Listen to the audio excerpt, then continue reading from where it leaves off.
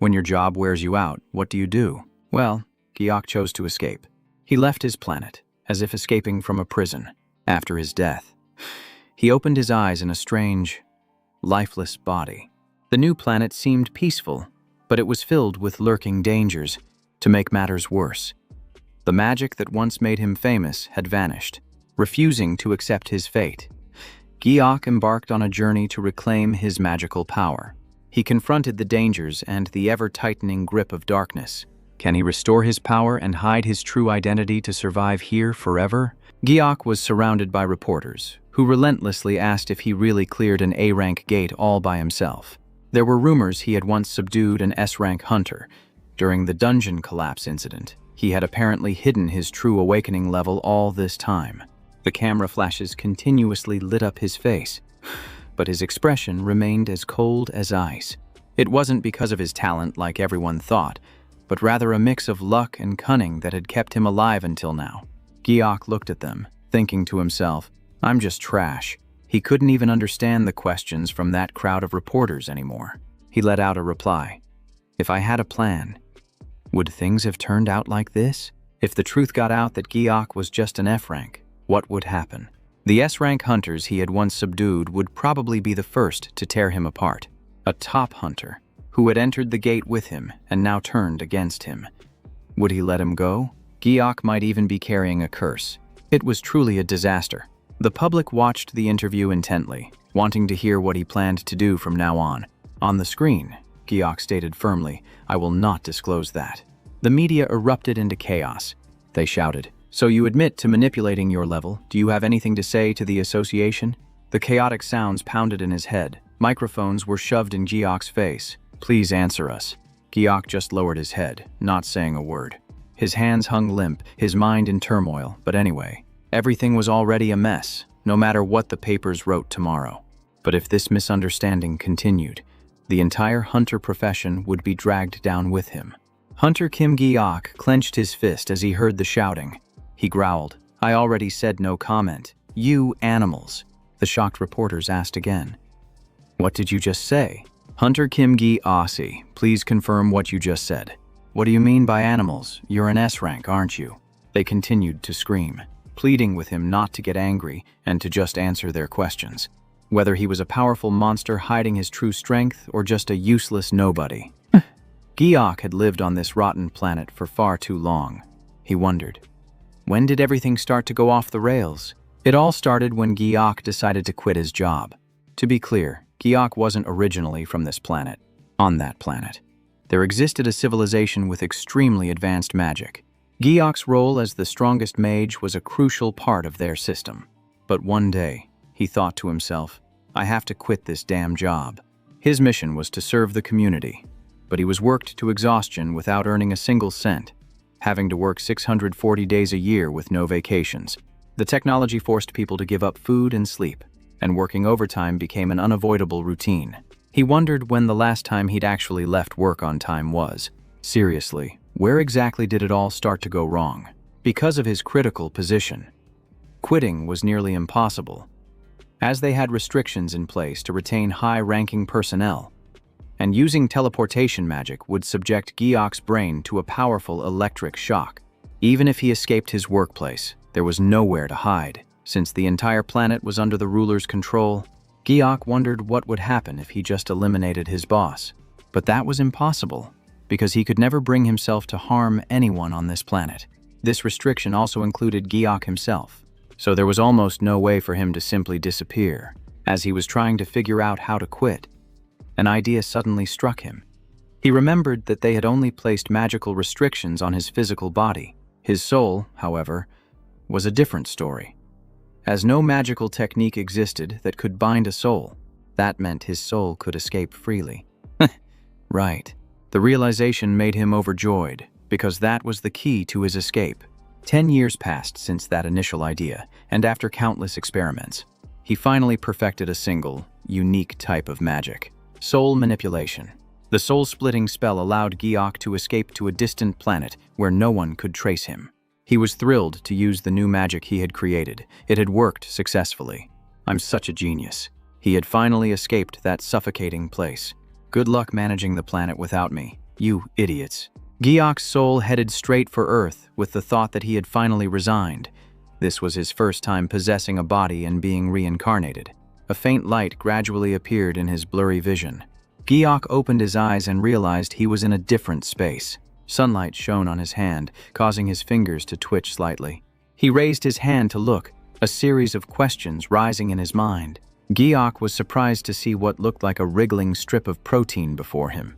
Fortunately, the soul of the previous owner had just recently departed. It seemed everything was going according to plan. Reincarnation was nothing to him. Huh. Hello? He grumbled that even the language change went off without a hitch. This body seems fine, but why is that all? According to his plan, he was supposed to inherit the memories so this body's parents wouldn't notice any difference. But why couldn't he remember anything at all? The memories were like scattered fragments lying all over the place. Giok clutched his head in frustration. What's this? A dull ache started in his stomach. He let out a furious cry. Damn it. Did something go wrong again? His body suddenly slowed down as if he were losing control. His strength drained away, bit by bit. His eyelids grew heavy, his energy completely depleted. Everything before his eyes blurred from exhaustion. Then he sank completely into a state of severe paralysis. Giok screamed, "Crap! This body is starving to death." He had set a few conditions before activating the magic.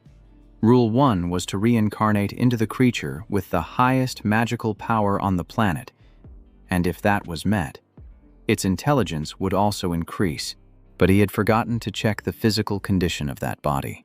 Giok lamented, thinking he could endure it even as a single-celled organism, but who knew the pain would feel like acid burning through his guts. After reincarnating, his magic was completely unusable. He needs time to get used to the magical energy of this new planet. To ease the pain, he had to find something to put in his stomach immediately. Suddenly, a light pierced through the window. The intense ray of light jolted his consciousness awake. The place he used to live was completely dark, a world where light rarely ever penetrated.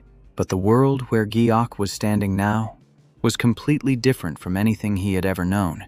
His eyes widened at the series of strange phenomena. Giok observed curiously, noticing the warm light and the dry air. His feet touched the ground, which felt hard and dry.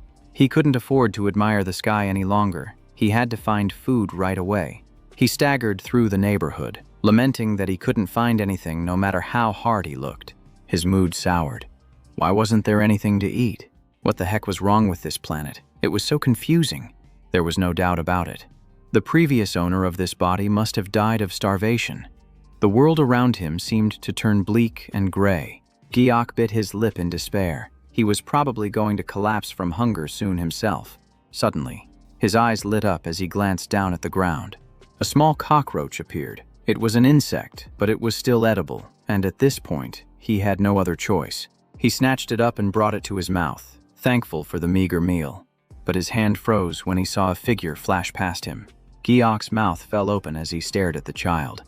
It was another person, not an adult, but a child, and what was that he was eating. He tossed the cockroach aside. Clearly, whatever that kid had was much more appetizing.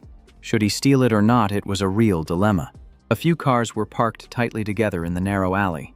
Driven by his overwhelming hunger, he unconsciously started following the child. Just then, the little boy seemed to notice something was off and froze. He didn't turn his head, but only glanced back slightly. The child's face turned pale at Giok's suspicious appearance. He bolted in a panic, and Giok chased after him, shouting, "Hey, wait up!" Giok scanned his surroundings, wondering what in the world that was. He spotted a flower that didn't look the least bit edible, but it was still a better option than fighting someone else for their food. Suddenly, a loud noise rang out, causing him to freeze in his tracks. Giok narrowed his eyes in annoyance. As he started walking, he thought to himself, "Was that a child's scream? I should probably go check it out." The little kid was trembling uncontrollably, screaming his lungs out. In front of him stood a giant, menacing bird. Its eyes were glowing brightly, and thick smoke poured from its beak. The bird opened its beak and roared, trying to intimidate the little boy. It opened its mouth wide, sending slobber flying everywhere. The monster pecked at the little boy's backpack and lifted it into the air. The terrified child wriggled free from the backpack's straps. He then fell hard to the ground, scraping his skin in the process. The beast kept advancing, its heavy footsteps echoing loudly. The child dodged to the side just as the bird smashed a nearby car to pieces with its beak. It didn't stop and kept chasing him, while the child screamed desperately for help. From a distance, Giok watched. It was a bird, but it was the size of a house. I was just taking a casual stroll, and I run into something like this. This planet really has some serious issues, he thought to himself. Well, at least this is pretty interesting. This body has memories, which means I should be able to eat bird meat. A wild beast that's big enough to be my prey. As a great mage, I could probably take it down with just a cough. Once I get used to the mana on this planet, conquering this world will be an absolute breeze. Giok cut his train of thought short as he sensed something strange. He saw a stream of blue mana flowing past the beast's location. What is that? That stream of light swept right past Giok's feet. A new flow of energy suddenly enveloped him. It was so powerful. It was mana. The sensation reached him down to a cellular level. That's right. This is the magic of Earth. Giok stood stunned for a few seconds, but he couldn't handle that amount of magical energy. It was just too overwhelming. If the other planet was a small bucket, then this place was nothing less than a real swimming pool. How could a jackpot of a place like this even exist? I've really hit it big. With this much mana, nothing is impossible. Just then, a child ran up to him begging, "Sir, please help me." Giok's face darkened when he heard the kid call him that. He was not amused. He slapped his forehead in frustration. Why would a kid put their trust in a total stranger like this? What if I weren't a great mage, but some other guy, Giok said. All right, I'll help you on one condition. That thing you're holding. The child's eyes widened as he asked, "What?" While the child was still confused, the bird monster closed in from behind them. The boy burst into tears, pleading, "I'll give it to you. Please just save me." Giok immediately stepped forward to shield the boy, turning to face the beast. Giok looked up at the monster with a cold, indifferent expression. He said curtly, "Now, step back." As the leader of the 1st Mage Division, he had once protected an entire planet. With a single gesture, he could strip it clean down to the bone. But when Giok tried to channel his magical power, absolutely nothing happened. His gaze froze, completely bewildered by what was happening. Giok scratched his head in confusion. What's going on? Am I just stressed out by this new environment? He let out a laugh of disbelief at his own predicament. Then, faint red streaks of light, like blood, began to flash. Giok changed his stance and tried to cast an explosion spell. He kept switching techniques, and when that didn't work, he tried water magic. Shadow summoning and even curses were completely useless. Giok stood there stunned. Even curses weren't effective. His hand trembled slightly. How did everything turn out like this?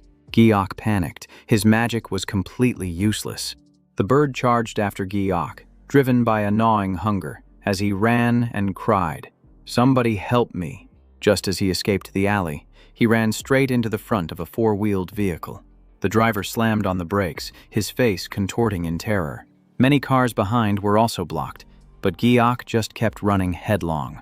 The driver stuck his head out and yelled, "You bastard! Are you crazy? You want to die?" Realizing the chaos he was causing, Giok thought quickly, "If it sees me, it'll follow. I have to change direction." The beast stomped its foot, shattering the concrete road into fragments. The BGN killer disregarded everything else. It was only pursuing Giok. It swooped down onto the road, sending cars big and small flying into the air. Giok was bewildered. Why am I the only one being chased so relentlessly? His legs were shaking from exhaustion. He panted heavily as sweat poured down his face, his body on the verge of collapsing from overexertion, not wanting to cause any more destruction to the city. He dodged to the side. This isn't working. I have to change my route. The BG Nercular continued to demolish public property like a frenzied predator. It stepped on a car to gain momentum, launching itself high off the ground. Then it shot straight into the sky at a terrifying speed. Giok grew more and more shocked by the series of insane sights. That giant thing is actually flying. As it began to fall, it extended its steel claws and long fangs. Giok felt death closing in again. This time, I'm definitely going to be eaten. Suddenly, the compressed orb of spiritual power at his hip throbbed with a sharp, searing pain. Giok thought in confusion, what in the world is wrong with this body? But a moment later, that didn't matter anymore. The bird was about to grab him. Just at that critical moment, Giok slipped and fell flat on his face, losing any chance of escape. Without a second thought, he tried to scramble back up. But it was too late. An invisible force suddenly appeared and slammed the giant bird into a wall, saving Giok's life. The impact was so immense that it was sent tumbling backward, demolishing dozens of houses, big and small. After that devastating blow, it crashed through everything in its path before plunging headfirst into the cold ground. The entire time, Giok could only cover his head, shut his eyes, and tremble uncontrollably. Only when the sounds began to fade did he dare to peek and see what had happened. Red feathers fluttered down from above, causing him to let out a soft, "Oh." Giok approached the bird's head, his heart filled with doubt. What was that? What just happened? Walking through the shattered rubble, he wondered to himself if it had just crashed into the wall on its own. Giok observed it and made a blunt remark. Does this thing even have a brain? An aggressive bird just flew straight into a wall and died. I'd love to ask a scholar how such a stupid species even manages to exist. As his mind wandered, his stomach growled, pulling him back to reality. This wasn't the time for philosophical questions. This thing is probably edible, right? Since it's a native creature, its amino acid structure is probably unusual. As he was daydreaming about food, a noise from behind startled Giok. Wu Jaeon stood frozen, staring at him like she was seeing a strange, unknown creature. Her face was so rigid that she couldn't even close her lips.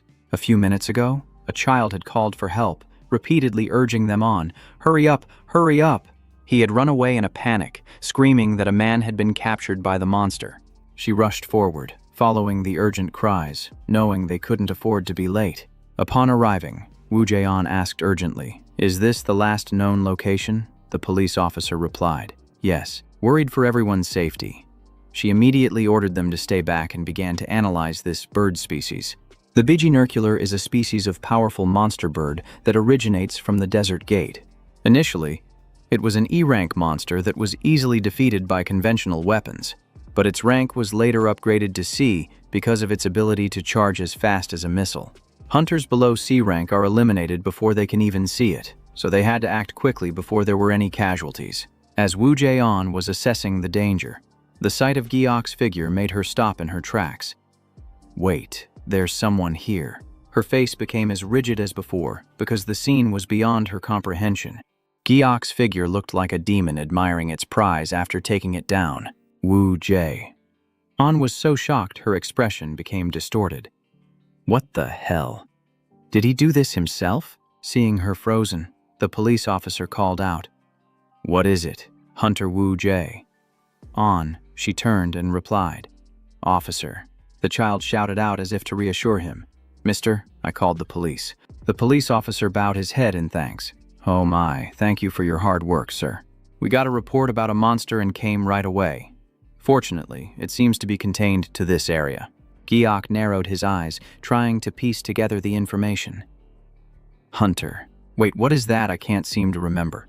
The officer thanked him again cheerfully. "Thanks for catching it from a distance." Wu Jae. An was still stunned. He caught it that quickly. This man must have really just stumbled upon the monster by accident. Wu Jaeon reconsidered, and it started to make sense. The Bijinocular's natural habitat inside the sandy gate causes people to sink, so on the hard terrain outside, it's easily disoriented. You could probably take one down just by adjusting its angle of attack, without even lifting a finger. But that would only be possible for someone with eyes sharp enough to track its movements. A closer look reveals it was defeated with a clean strike. If that's the case, the person who did this must be at least C rank. While she was analyzing the situation, Giok called out to the child. "Hey kid, wait up. Hey you haven't forgotten the promise between us. Have you?" The boy looked up at him with clear, bewildered eyes. He bit his lips sadly, then handed the egg to Giok. Giok took it and began chewing greedily to satisfy his hunger. The moment it touched his tongue, his eyes lit up as if he'd found heaven. "This is delicious. I've evolved to not need food for so many years, yet an egg this delicious actually exists in the world." Watching him eat so heartily in front of the child. Wu Jae. An paused with a strange look. Did you just take that kid's food? The boy swallowed his sadness and remained silent, not thinking about it any further. She walked over to greet him. Hello there. I'm from the Hunter Association. My name is Seong Woo John. Did you take care of that monster without a scratch? Without wiping his hands, Giok simply replied. Yeah. Woo Jae-on wasn't fazed by his behavior and just continued asking. I haven't seen you in this area before. Are you a freelance hunter? Can I see your hunter license? I have to file a report with the association. Giok kept his head down, eating the egg, while mumbling to himself, what's a hunter license? I guess I'll have to make something up. Thinking this, Giok scratched his head as sweat trickled down. Sorry, I don't have my hunter license with me. Woo Jae-on let out a small sigh, not pressing the issue. I see. In that case, I'll just look you up in the association's hunter registry. What's your name? He nearly froze because he didn't even know it himself. Well, Giok thought to himself. I'm screwed. I don't know this body's name. She saw him freeze up at every question and began to wonder if she should detain him. Woo Jae-on's voice grew sterner, as if trying to force an explanation out of him, but Giok remained silent. You are at least a registered hunter. Right. What about the awakening test? Don't tell me you used your awakened abilities out on a public street without being registered. Her words startled Giok, snapping him back to reality. That's illegal behavior, and you know that. Right. Giok's face went blank. Since he'd never been human before, he had no idea what she was talking about. He tried to think of a way out of this. Am I really going to get caught in such a stupid trap? After a moment's thought, Giok blurted out a plausible excuse. Of course not, I'm already registered. But I left my license at home. If you wait, I can go get it right now. With that, he turned and fled from the chaotic scene. Cold sweat drenched his back as he promised himself he would never go that way again. Arriving home, Giok frantically searched through everything. Let's see now. And then, he finally found what he was looking for. Here it is. Giok looked at the ID card and mumbled, Kimki Rieo, is this my new name? But he couldn't find a hunter's license anywhere, which meant this body had never been registered as a hunter. Giok's gaze fell on a nearby ashtray and a pack of cigarettes. Completely bewildered. What in the world was going on? He picked up the cigarette pack, trying to scan his memories to understand the situation. Then, Giok suddenly remembered something extremely important. That's right, cigarettes. He immediately understood the problem. The previous owner of this body was a heavy smoker. He crushed the cigarette pack in his hand, his face darkening. Damn it, this guy was a chain smoker. Smoking could be fatal for a mage because their body needs to combine internal and external mana to cast spells. At that moment, a question popped into his head. Which organ connects the internal and external mana? That organ is the respiratory system, specifically the lungs. Just thinking about it made Giok furious, so this was the reason he couldn't cast any magic. What the hell possessed him to destroy his own lungs in Anfauri, where everyone uses mana? This was unimaginable. It seemed like something only a primitive person would do. Who knew someone could be this foolish? Giok sighed and regulated his breathing, trying to calm himself down. Easy now. Now that's settled. What's next? It's my fault for getting carried away by the amount of mana and forgetting to check the new body's condition. He walked over to a mirror, thinking of a solution. There has to be a way to fix this. Right. I managed to escape from that place, so I can't give up over something as small as this. Either way, this is a new life. I'm definitely going to live it to the fullest. But before he could even settle down, the next crisis struck. A guard tilted his head in confusion and reprimanded him. Hey, why would a guy like you do something like that? In the middle of the commotion, he replied nonchalantly, I'm sorry. Perhaps Giok had underestimated Earth. Getting caught just a few hours after his arrival, Giok's body was so battered that it made anyone who saw him shudder. The investigation had already dragged on for 10 minutes. He clutched his stomach, his face as pale as a corpse's, drool dripping from his mouth. He was starving to death. He screamed internally. There's still so much to learn about Earth. But first, I have to deal with this empty stomach. Just then, it was as if the god of wind took pity on him and sent a gift. Wait, What's that smell? Before his eyes, a world visible only to Giok appeared. It was pork soup. Just a few minutes later, a steaming bowl of soup was brought to him. It really is pork soup. Giok looked at the soup, on the verge of tears, and scolded himself. I'm such an idiot. There was clearly food right here. He scooped up the first spoonful and put it in his mouth. And then, it was time for the verdict. The delicious flavor shot straight to his brain, making his eyes light up as if he had just reached enlightenment. After that, Giok started devouring the food as if he was afraid someone would snatch it away. This is so good. It's hot, but it's delicious. Damn it, my mouth just won't stop, and my hand keeps scooping more. Yeah, up to that point, things were still manageable. Up to that point. A moment later, he was stopped and accused of dining and dashing. It's not like the country is at war, so why would a kid like him do something like that? Giok waved his hands, trying to explain himself, when suddenly the police officer had a moment of recognition. I almost forgot, he exclaimed. Aren't you the hunter from the other day? After a brief scolding, the officer let him go. Don't do that again. Consider this a warning. Giok bowed his head in thanks. I'll pay for it. Can I go now? The officer pulled a card from his jacket and stopped him. Wait a minute. Take this before you leave. From what I've gathered, it seems you haven't registered as a hunter yet. You must have just awakened recently. You should stop by the Awakening Evaluation Center. Don't worry, it's completely free. Make sure you go. I'm actually pretty jealous. Giok held the paper, his mind a complete mess.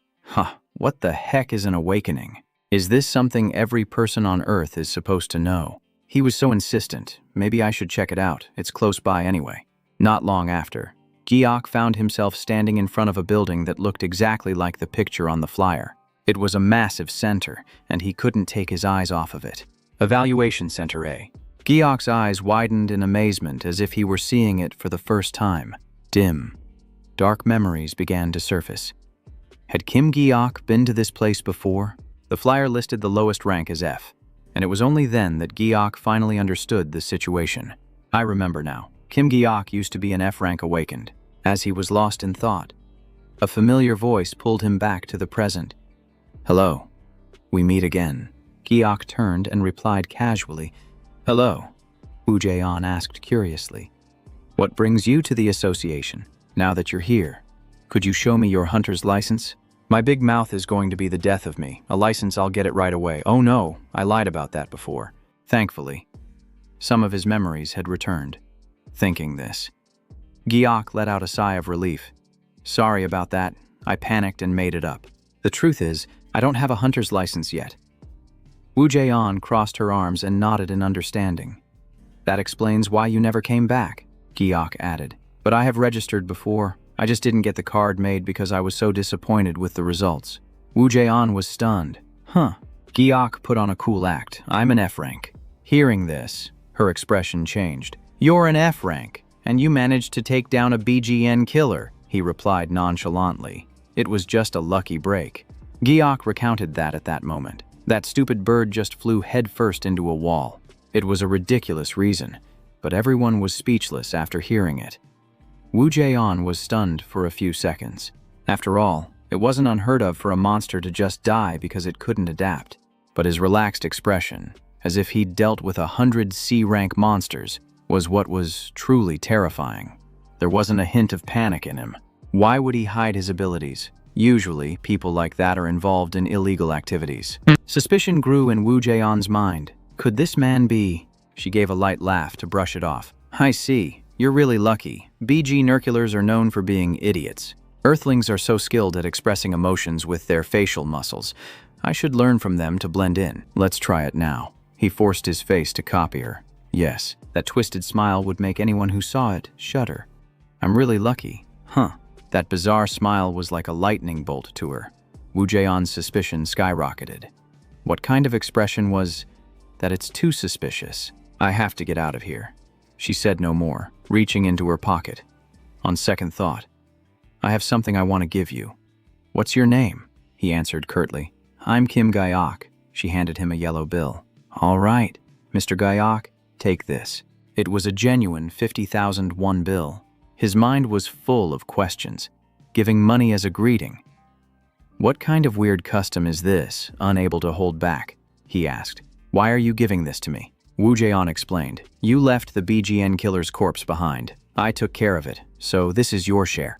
The only thing Jiok could think of was pork soup. Each bowl was 8,000 won, so this bill could buy a whole 6 bowls. He never thought that bird was worth anything. "Can you sell its feathers, Wu Jae?" An shook her head. "No, its body is too soft, so no one buys it. But lucky for you, it had a C-rank mana stone inside worth about 2 million won. Giok's eyes widened. "Wait a minute, 2 million won, so why is my share only 50,000? She hadn't originally planned to say anything, but seeing it was necessary, she decided to speak up. "The damage you caused while catching it. My superiors complained. The cost to repair the roads and bridges. You did a real number on them." Wu Jaeon threw cold water right in Giok's face. "Because I was the one who took responsibility for everything. If they hadn't run, we could have legalized that hunt." Her words stabbed Giok in the heart. "I'm sorry." Wu Jaeon was indifferent. Her lips moved slightly as if she wanted to say something, but then she turned away without another word. "It's fine. Have a good afternoon." He stared after her retreating figure for a long time without blinking. He unconsciously crumpled the bill in his hand. 2 million won. Huh. Back on my home world, that bird was no different from a maggot crawling on the street. 200,000 won for each one. That's 75 bowls of soup with rice. To survive, Giok needs money. He came to Earth to live a happy life. To enjoy it to the fullest, he needs to earn even more money. A look of pure joy appeared on his face. So then, Giok clutched the money tightly, unable to hide his joy. "I have to become a hunter." Honestly, before lunch today, his future looked incredibly bleak. This body was dirt poor, and eating a single bowl of soup would have used up all his remaining money. But things are different now. He knows that being a hunter can make him a lot of money. "Then I'll just hunt using magic, even though I can't quite use it yet. I need to find some monsters." Just as he was thinking that, someone shouted, "Hey, there's a gate over there." Giok immediately turned in the direction they were pointing. A gate. Passers-by gathered to watch. "This is my first time seeing a real gate. I didn't expect it to be so big." Below, 2 people stood guard, preventing anyone who wasn't a hunter from getting past. The gate. Terrifying images of monsters flashed through his mind. This is where hunters go to hunt. Gates are ranked based on their mana density. The higher the rank, the more dangerous it is inside. The mana this time is really strange. I heard there are monsters inside. I want to analyze it further, but with a crowd this big, it's hard to get any closer. As Giok felt conflicted, he detected a flow of mana. Are there any other gates nearby? He followed the stream of mana, breaking away from the crowd. What's this? This time the gate is deep in a deserted forest, and it's very close. A moment later, Aok placed his hand on a tree trunk near the entrance. He wiped his sweat and passed through the barricade. Grumbling. Another gate. This gate is so flashy. Earthlings really do have strange taste. He walked straight toward the restricted area. Why would they decorate it with grass and trees? A few minutes later, the official team in charge arrived on the scene. Yoon-sung reported as soon as he arrived. "Hello, manager. We're at the gate now." The person on the other end replied, "Yes." Yoon-sung. "Are there any civilians nearby?" Standing behind the barricade tape, he answered firmly. "It's fine. The area has been cordoned off." The manager sighed in frustration. "These mutation cases are such a pain." "How many have we had this month?" Yoon-seong assured him. "Don't worry, we'll investigate it immediately." After ending the call, he adjusted his equipment and got ready to move out. Yoon-seong put on his protective gear and told his friends, "Let's go." One of the group members exclaimed, "It stinks, like walking into a cave in the middle of summer." Yoon-sung looked at his manometer and said, "The density inside is D rank." The guy with glasses scratched his neck and said casually, "It's always like this, whenever something goes wrong. The gate's rank jumps by 2. He said this while looking around.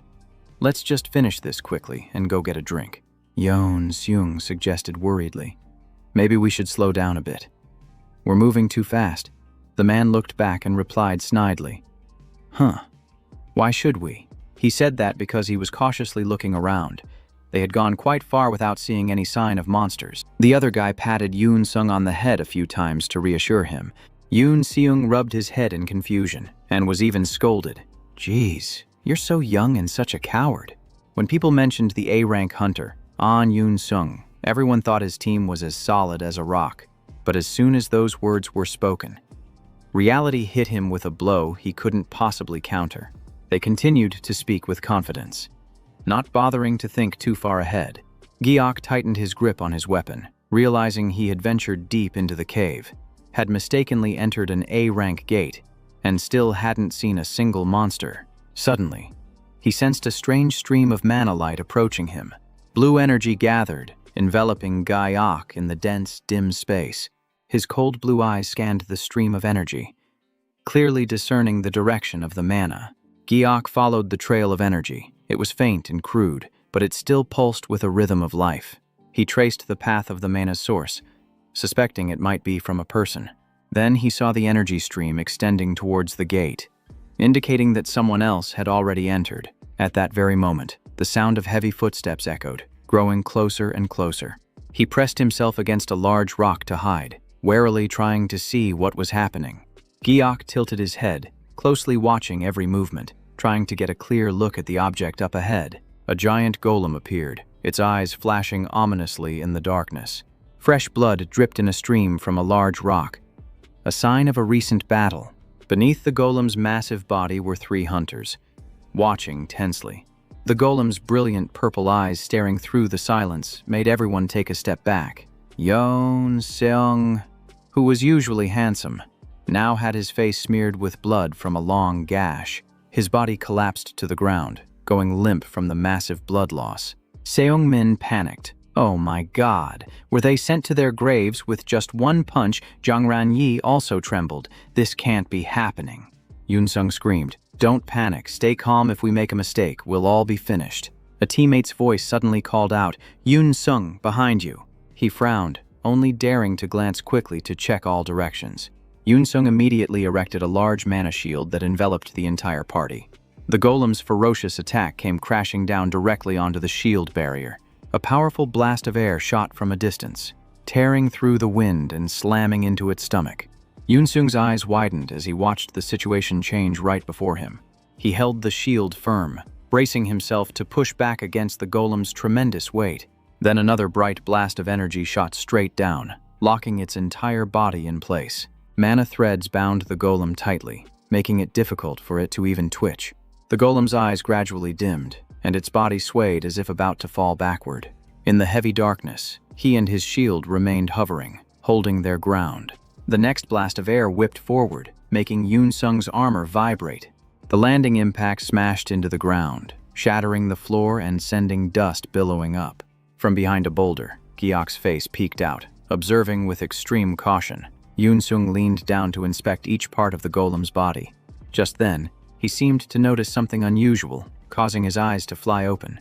Seung-min Yikmep remarked that it was just as expected of Yoon Seung, even on the defensive. An A rank is still an A rank. Jang Rani nodded. To think he could fight back against that giant. He said in a cold voice, "I will recover Cheon-min's body, let's head back." Suddenly, the golem's eyes blazed to life behind him, and a terrifying sound echoed out. His face tensed and his eyebrows furrowed, as if disaster was imminent. He spun around in a flash, channeling all his power behind him. No one expected the golem to grab him directly, lifting him into the air as his whole body trembled uncontrollably. The giant hand slammed him down onto a boulder, the force of the impact cracking the stone beneath. Yoon Sung couldn't withstand it, continuously spitting up blood due to the overwhelming power difference. It shook him violently in the air, making his head spin and feel dizzy. Then it suddenly flung him far away, as if throwing an object. Seung-min Kang and Jia-chan screamed in terror. Yoon Seung. Seung-min immediately rushed forward, striking directly at the giant figure. The surprise attack made the golem's body sway, causing it to lose its footing. Seung-min's purple eyes glowed as he sensed the approaching mana, and he immediately drew his sword. In the vast, empty space, his figure was small, yet he stood firm before the monster. He channeled his inner energy, pushing off the ground to leap up, unleashing an attack amidst a cloud of dust. He suddenly panicked when he saw the sword break in two in his hand, sweat beading on his forehead.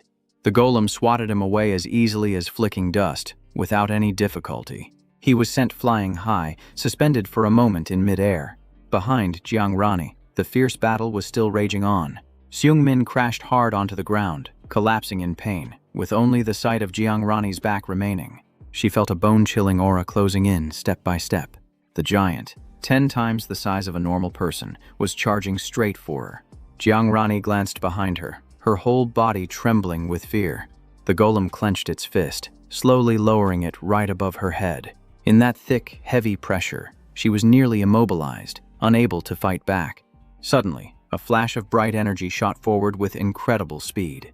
Yoon Sung raised a shield to block the golem's fist, using all of his remaining inner energy, but his condition was weakening. Blood dripped from his head, and his body trembled. She bit her lip, trembling as she heard a voice urge her. Use the binding spell now. If you don't restrain it, no one will leave this place alive. Yoon Sung screamed in pain. The entire team is going to be wiped out. His eyes now only begged for survival. What are you waiting for? Hurry up. Sweat streamed down Yoon Seung's face as he quickly scanned his surroundings. At that moment, he heard her running. The sound of her footsteps scraping against the ground was crystal clear. Yoon Sung was horrified. What? Where are you going? Jiang Rani gritted her teeth and ran, abandoning him amidst his choked screams. Are you just going to leave us? Yoon Seung's desperate cry rang out. What about Jaeon Min? This can't be happening. His face was pale, sweat soaking his forehead. Please, don't abandon me. The shield began to crack, and Yoon Sung desperately called after her. Don't run away. Just then, the golem's fist slammed into the ground and a thunderous explosion echoed. Yoon Seung's body was crushed, and blood sprayed into the air like rain, in the cold heart of the cave. His body lay motionless and alone. After the betrayal, what I felt wasn't anger, but emptiness. Thanks to the dungeon collapse phenomenon, I awakened as an A rank and received a ton of offers from major guilds. I formed a party, made allies, and cleared gates smoothly. I thought everything was finally on the right track. But in the end, it all came to this. My body lying motionless on the cold, hard ground.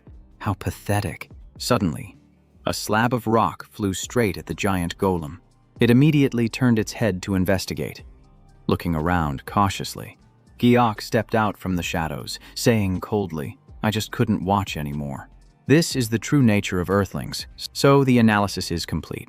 Seeing it up close like this, there's no room for doubt. However, this model is quite old, but that doesn't matter. It's interesting to meet you here. Golem A clay body with a mana core. Golems serve all sorts of roles in Anfari, from everyday heavy labor like hauling cargo, to assisting with the construction of various structures, and even combat. Anfari is a nation built by the hands of golems. Giok mused that even he was pursuing the art of golem warfare. He silently guessed that the monsters were scarce because this thing was guarding the place, and the gate seemed to have been taken over. Giok faced the gatekeeper, having already caught its attention anyway. There was no easy way to retreat now. He slowly pulled his hands from his pockets. It looked like a fight was about to break out. Even though I can't use magic, there are other ways. A giant arm shot out like a bolt of lightning. It tried to grab Giok, but he dodged it in an instant.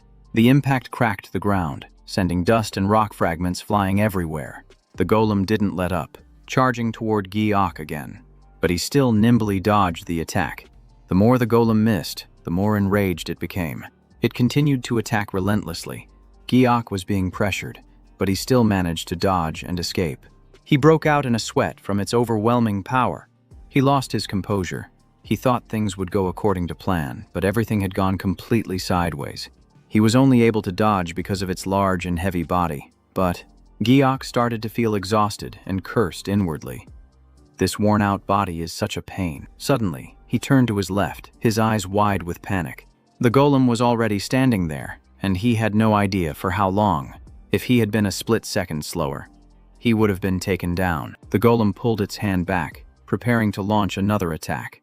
It immediately gathered more power than before. Giok quickly dodged the blow, but the monster didn't stop there. It swung its arm down again, sending Giok flying nearly 10 feet. He tumbled away before pushing himself up from the ground. The golem continued to charge, not giving him a single moment to rest. Giok was overjoyed when he saw its hand was stuck. This is great. Perfect timing. He stood up, ready to counterattack. Disabling the golem shouldn't be too difficult. The gem on the golem's hand wasn't for decoration. It was a mana sensor. Giok rushed towards it. All he needed to do was implant the emergency stop command. But only its master and creator would know the stop code. Nevertheless, Giok didn't hesitate and immediately cast his magic. For a crude golem like this one, the code should be easy to guess. His body began to glow, a blue light spreading all over him. The golem's eyes began to turn red as it started to stagger. It crashed heavily to the ground, shaking the entire area. Giok climbed onto its body. Since it was just an emergency stop command, it wasn't completely shut down yet. To shut it down completely, he had to remove the core from the middle of its back. He slowly walked towards the core located in the middle of the golem's back. Giok fixed his eyes on the core, the part that needed to be removed. He placed his hand on the protective stone plate and lifted it gently. Doing it bare-handed was a bit reckless, but he had no other choice as he removed it. A strange flash of light shone from within. Giok leaned in close to get a better look at the golem's core. Inside was an incredibly large, spherical energy mass. He mustered all his concentration to pull the core out. Giok severed almost all the connections linked to the core one by one. Finally, he forcefully pulled the energy sphere from its body. Only then did the golem officially shut down completely.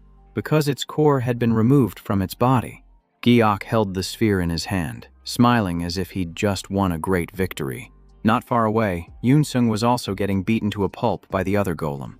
Yoon-sung's arm hung limply, touching the floor. His hand trembled weakly as he lay dying. He remembered his mother's words. Yoon-seung, I know you want to be a hunter, but do you have any idea how dangerous this job is? Back then, Yoon-sung had just laughed it off, saying, Don't worry, Mom, I might not look like much, but I'm an A-rank awakened being. But his mother was still not reassured, and it turned out she wasn't wrong. Before she could finish her sentence, he had interrupted her. Mom, Yoon-sung took her hand, reassuring her gently. He said, I'm a recognized hunter now, so you don't have to worry. I promise I'll show you what I can achieve on this path as a hunter.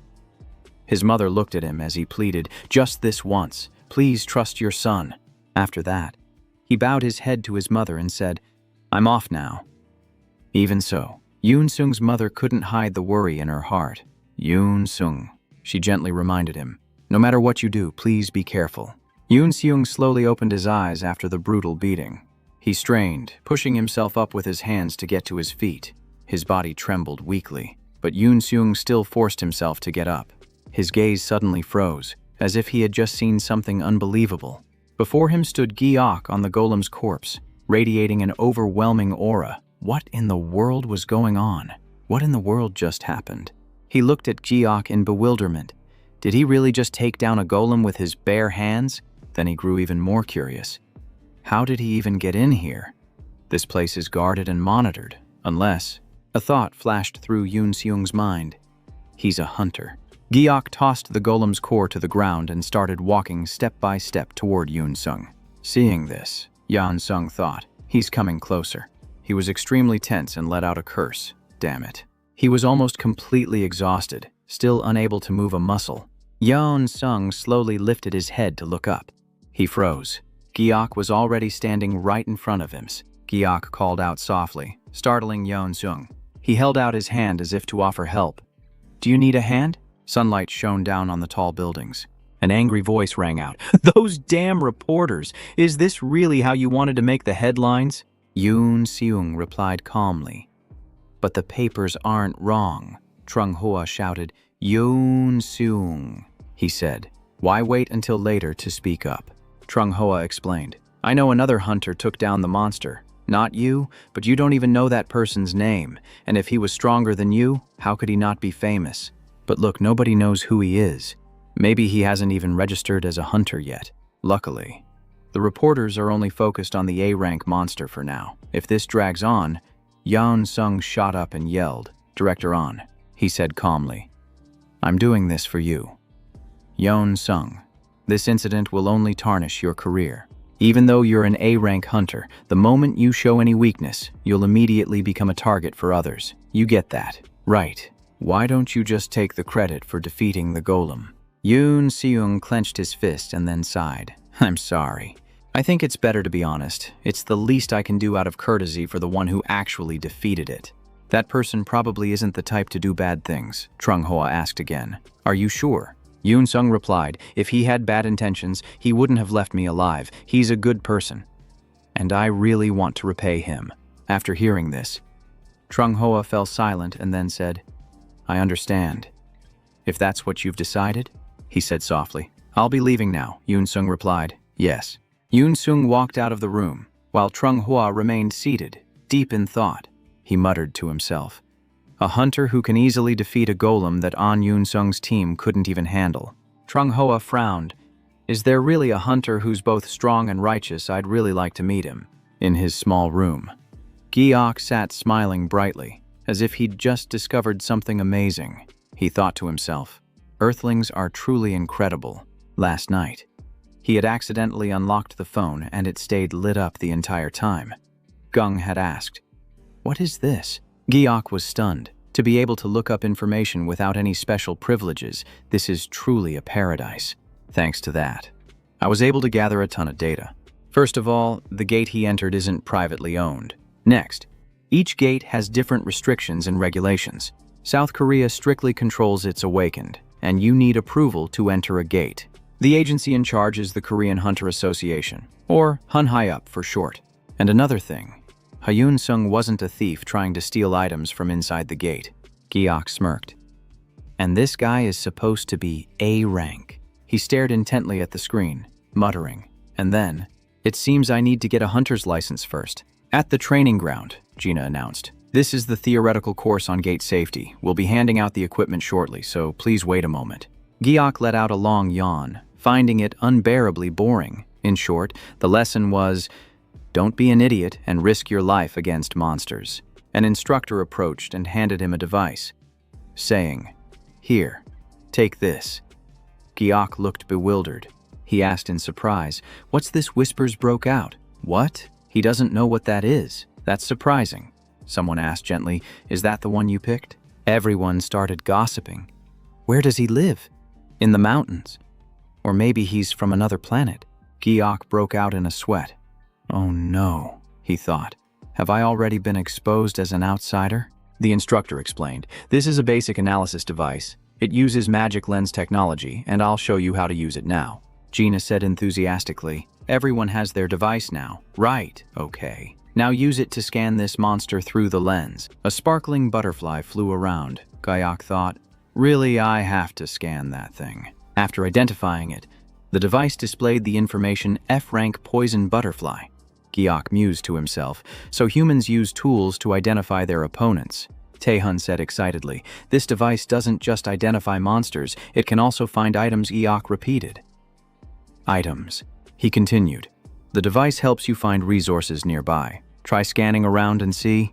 Giok pointed the device at Taehun, but the display showed no data. He thought, so it doesn't work on humans. He scanned a red bush, and information appeared.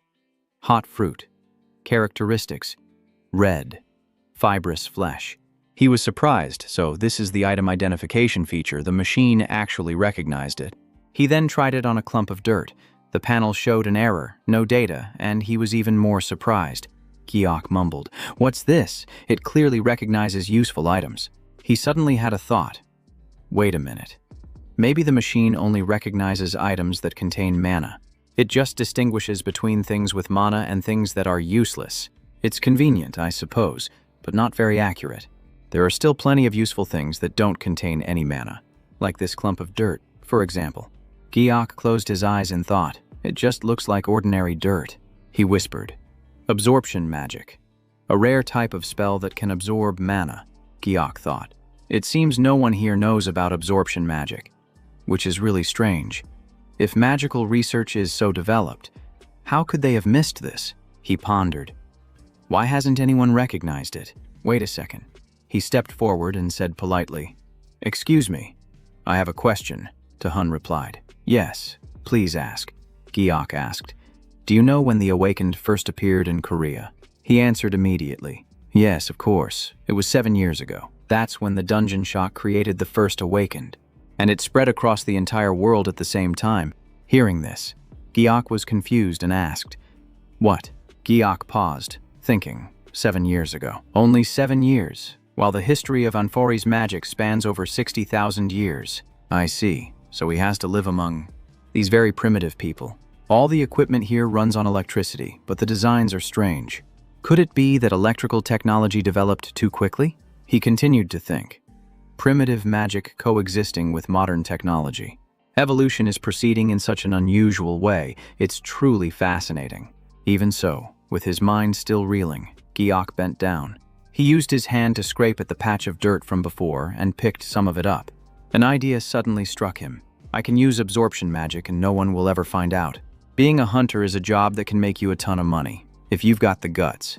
But compared to all the glamorous stories they spin, the life of a low-rank hunter is no different from hell.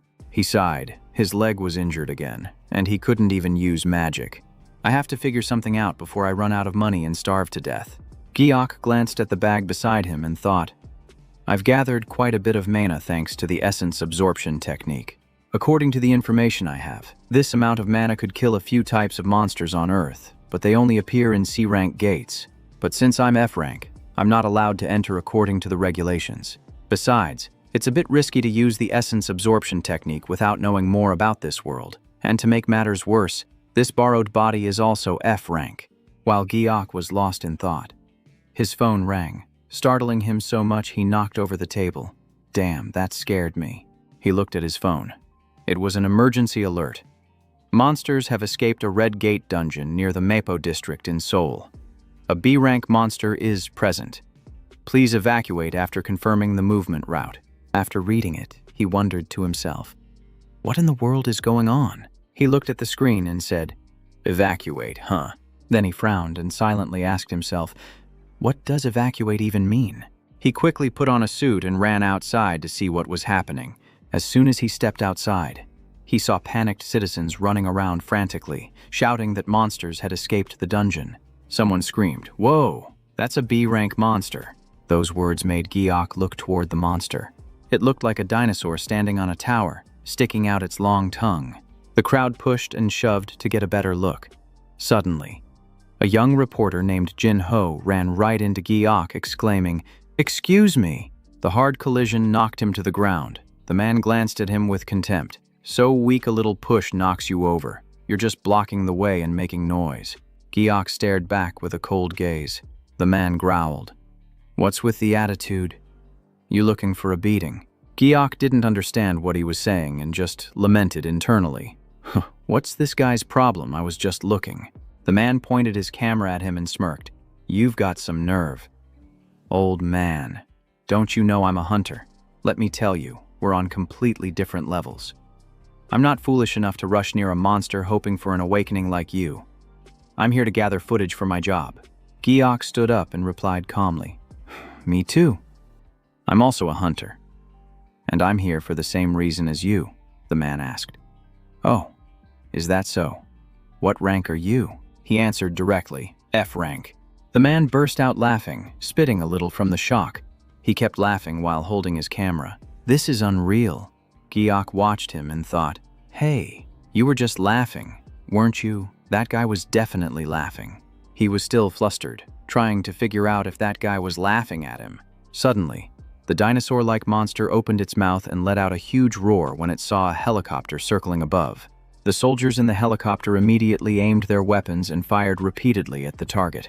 The bullets sparked in clusters as they ricocheted off its scales. The monster whipped its tail forcefully into one of the helicopters. The aircraft lost its balance and plummeted toward the ground. Then it exploded into a violent inferno. The remaining helicopter carrying the hunter team, including Yoon Seong, received orders to approach and provide support. The monster crawled down and slammed into the glass, causing the people inside to flee. It shot out its long tongue, wrapped it around 2 civilians, and yanked them from the tower. The 2 civilians screamed and cried in terror as they were dragged away. Its crimson eyes seemed to feed on everyone's fear. Hansu charged forward and swung his sword, slicing the monster's tongue in 2. It roared in pain as the two civilians escaped from the jaws of death. Yuan Sung saw the monster charging toward the civilians. He shouted a warning that the monster was about to rush the civilians. Hunter Yoon immediately drew her bow, charging her arrow with mana. She fired 2 flaming arrows into the monster's tail. The powerful, spinning arrows severed its tail completely. The monster, in agony, was forced to stop and then dove downward to find an escape route. It crawled while baring its teeth and growling, its eyes glowing red. Yeon Seung activated his lightning ability and dove down toward the monster. The impact forced its body to arch before it crashed to the ground. He launched his attack, a flash of blue energy reflecting his fierce determination. Taking advantage of the falling momentum, he raised his shield and closed in on the target. Then he gathered his strength and delivered another powerful blow to its body. His face showed intense concentration and an iron will. The monster groaned in agony after he landed an incredibly powerful strike. The force of the blow snapped its neck, finishing it off completely. Yoon Seung let out a sigh of relief as he stood before his victory. The crowd erupted in cheers. They got it. They really took it down. Those hunters are amazing, Jinho said. Look, they're coming over. I wonder if we can ask for a picture.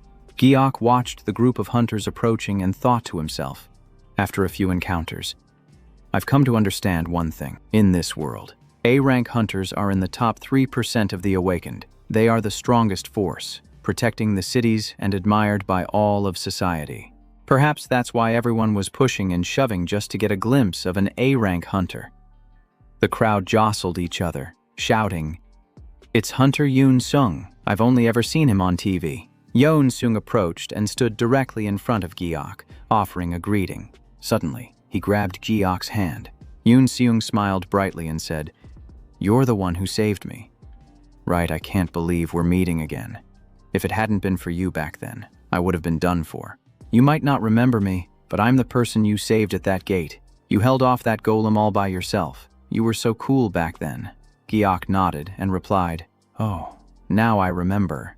The guy who had just been looking down on him was now flustered, thinking, no wonder he looked so familiar. Jinho overheard the entire conversation and turned to look at the guy, whose face had gone pale and was dripping with sweat. Yoon Seung then asked Giok, "Are you with this man?" Yoon Seung stared directly at him and said, "I saw you trying to scam people just now." Giok thought to himself, if it were me, I would have been wary of him too. The two of them stared at the man, leaving him stammering and speechless. Yoon Sung shifted his gaze, smiled brightly, and said, "Since we've run into each other, allow me to introduce myself. I'm Ha Yoon Sung. If you don't mind, could you tell me your name?" Giok replied, "Kim Ki Ryo." Yoon Sung smiled. "Ah, so your name is Kim Ki Ryo." Giok took the card, and Yoon Sung continued to ask, "Are you free right now?" He scratched his head with a laugh. "I'd like to talk with you for a little while." He was a little surprised. He lowered his voice and asked, "Do you really want to repay me?" Yoon Sung scratched his head and replied hesitantly, "Mr. Giok, I know you may not like this, but I don't see any other way. Ever since you disappeared, it's been weighing on me. After all, you saved my life." Giok rubbed his chin, remembering the time when all he could do was run from the police. There's nothing wrong with an A-rank hunter wanting to repay his debt, not wanting to disappoint him. Giok replied, "Actually, there is something." Hearing this, Yoon Seung's face lit up. "Really? Just leave it to me." A specific location was displayed on the map on his phone. He held up his phone and said calmly, "Could you enter this gate with me?" The sky was overcast, and the forest was withered and lifeless. Giok turned to him and asked, "You don't look so good these days." Yoon Sung hesitated. "It's nothing." "Really?" Giok led the way with Yoon Seung following behind. "Is that so? Let's speed up. Shall we?" he asked. Yoon Seung replied politely, "Yes." No matter how he thought about it, it was hard to believe. Yoon Seung was inwardly astonished that a hunter like Giok could be so humble. A few minutes earlier, he had said, "It's an honor to enter a gate with you. Are you here to collect materials?" Giok shook his head. "No, I'm here to hunt monsters." Yoon Sung was taken aback. "Is that right? Then this will be a great learning experience for me." Giok sighed. "I need to clear a few things up since someone's getting the wrong idea." Yoon Seung, not quite understanding, Yoon Sung just replied, "Yes." Giok held up his hunter's license, his voice calm. I'm an F-rank hunter, so you can just think of me as a porter, back in the present. Yoon-sung still looked doubtful, wondering to himself, is he really an F-rank, or was the evaluation wrong? Yoon-seung nodded as if to reassure himself. That's right. He had heard about this before. Mid to high-rank awakened beings are often forced to get involved in major dungeon incidents. So there are rumors that some people intentionally have their ranks lowered to avoid being monitored. Yoon-seung muttered. Could it be that Giok is also hiding his true awakened abilities? Giok looked down, his expression still calm, and whispered, Found them. Down in the chasm was a swarm of one-eyed monsters, which made him quietly exclaim, Inu Internet. Yoon-seung also looked down and said in surprise, those are flame spitters? He then frowned and asked, what kind of a name is flame spitter anyway? He explained that there was once a translation incident with the South Korean Analysis Department. That monster first appeared in Ohio, and because it's wreathed in fire, it was called a fire bat in the system, but a translation error turned the name into flame spitter. Giok was a little surprised by Yoon-seung's knowledge. Is that so? You certainly know a lot. The two of them fell silent and continued to look down below. Suddenly, the creatures rushed up and surrounded them, red flames flaring intensely around their bodies. The two stood in the middle as the flame spitters swirled around them like a vortex. Giok quickly reached into his bag, and Yoon-sung watched with curiosity. He asked quietly, Sir, I've been wondering, what's in that bag? Giok gazed into the distance and replied nonchalantly, Oh, just this stuff. The monsters let out a piercing screech and then dived down all at once. He tossed a handful of brown powder directly at the swarm of flame spitters. The powder made contact with their wings. The flame spitters immediately burst into flames, writhing in agony. Caught off guard, the entire swarm was coated in the dark powder and became completely engulfed in flames.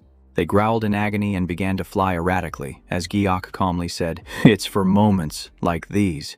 He watched them. Quite effective, he noted. Seeing this, Yoon-seung asked shyly, Sorry to ask in the middle of a hunt, but... As he tossed more powder, Giok replied, It's fine, go ahead and ask. He wondered why Giok only used items, since he could catch C-rank monsters with his bare hands. Giok sighed helplessly, wondering if the guy even bothered to read the license. What an idiot.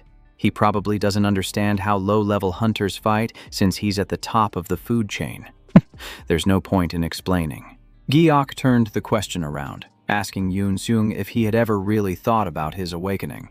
Being able to lift a 1-ton truck, creating enough water to flood an entire area. It sounds powerful, but it wasn't gained through effort.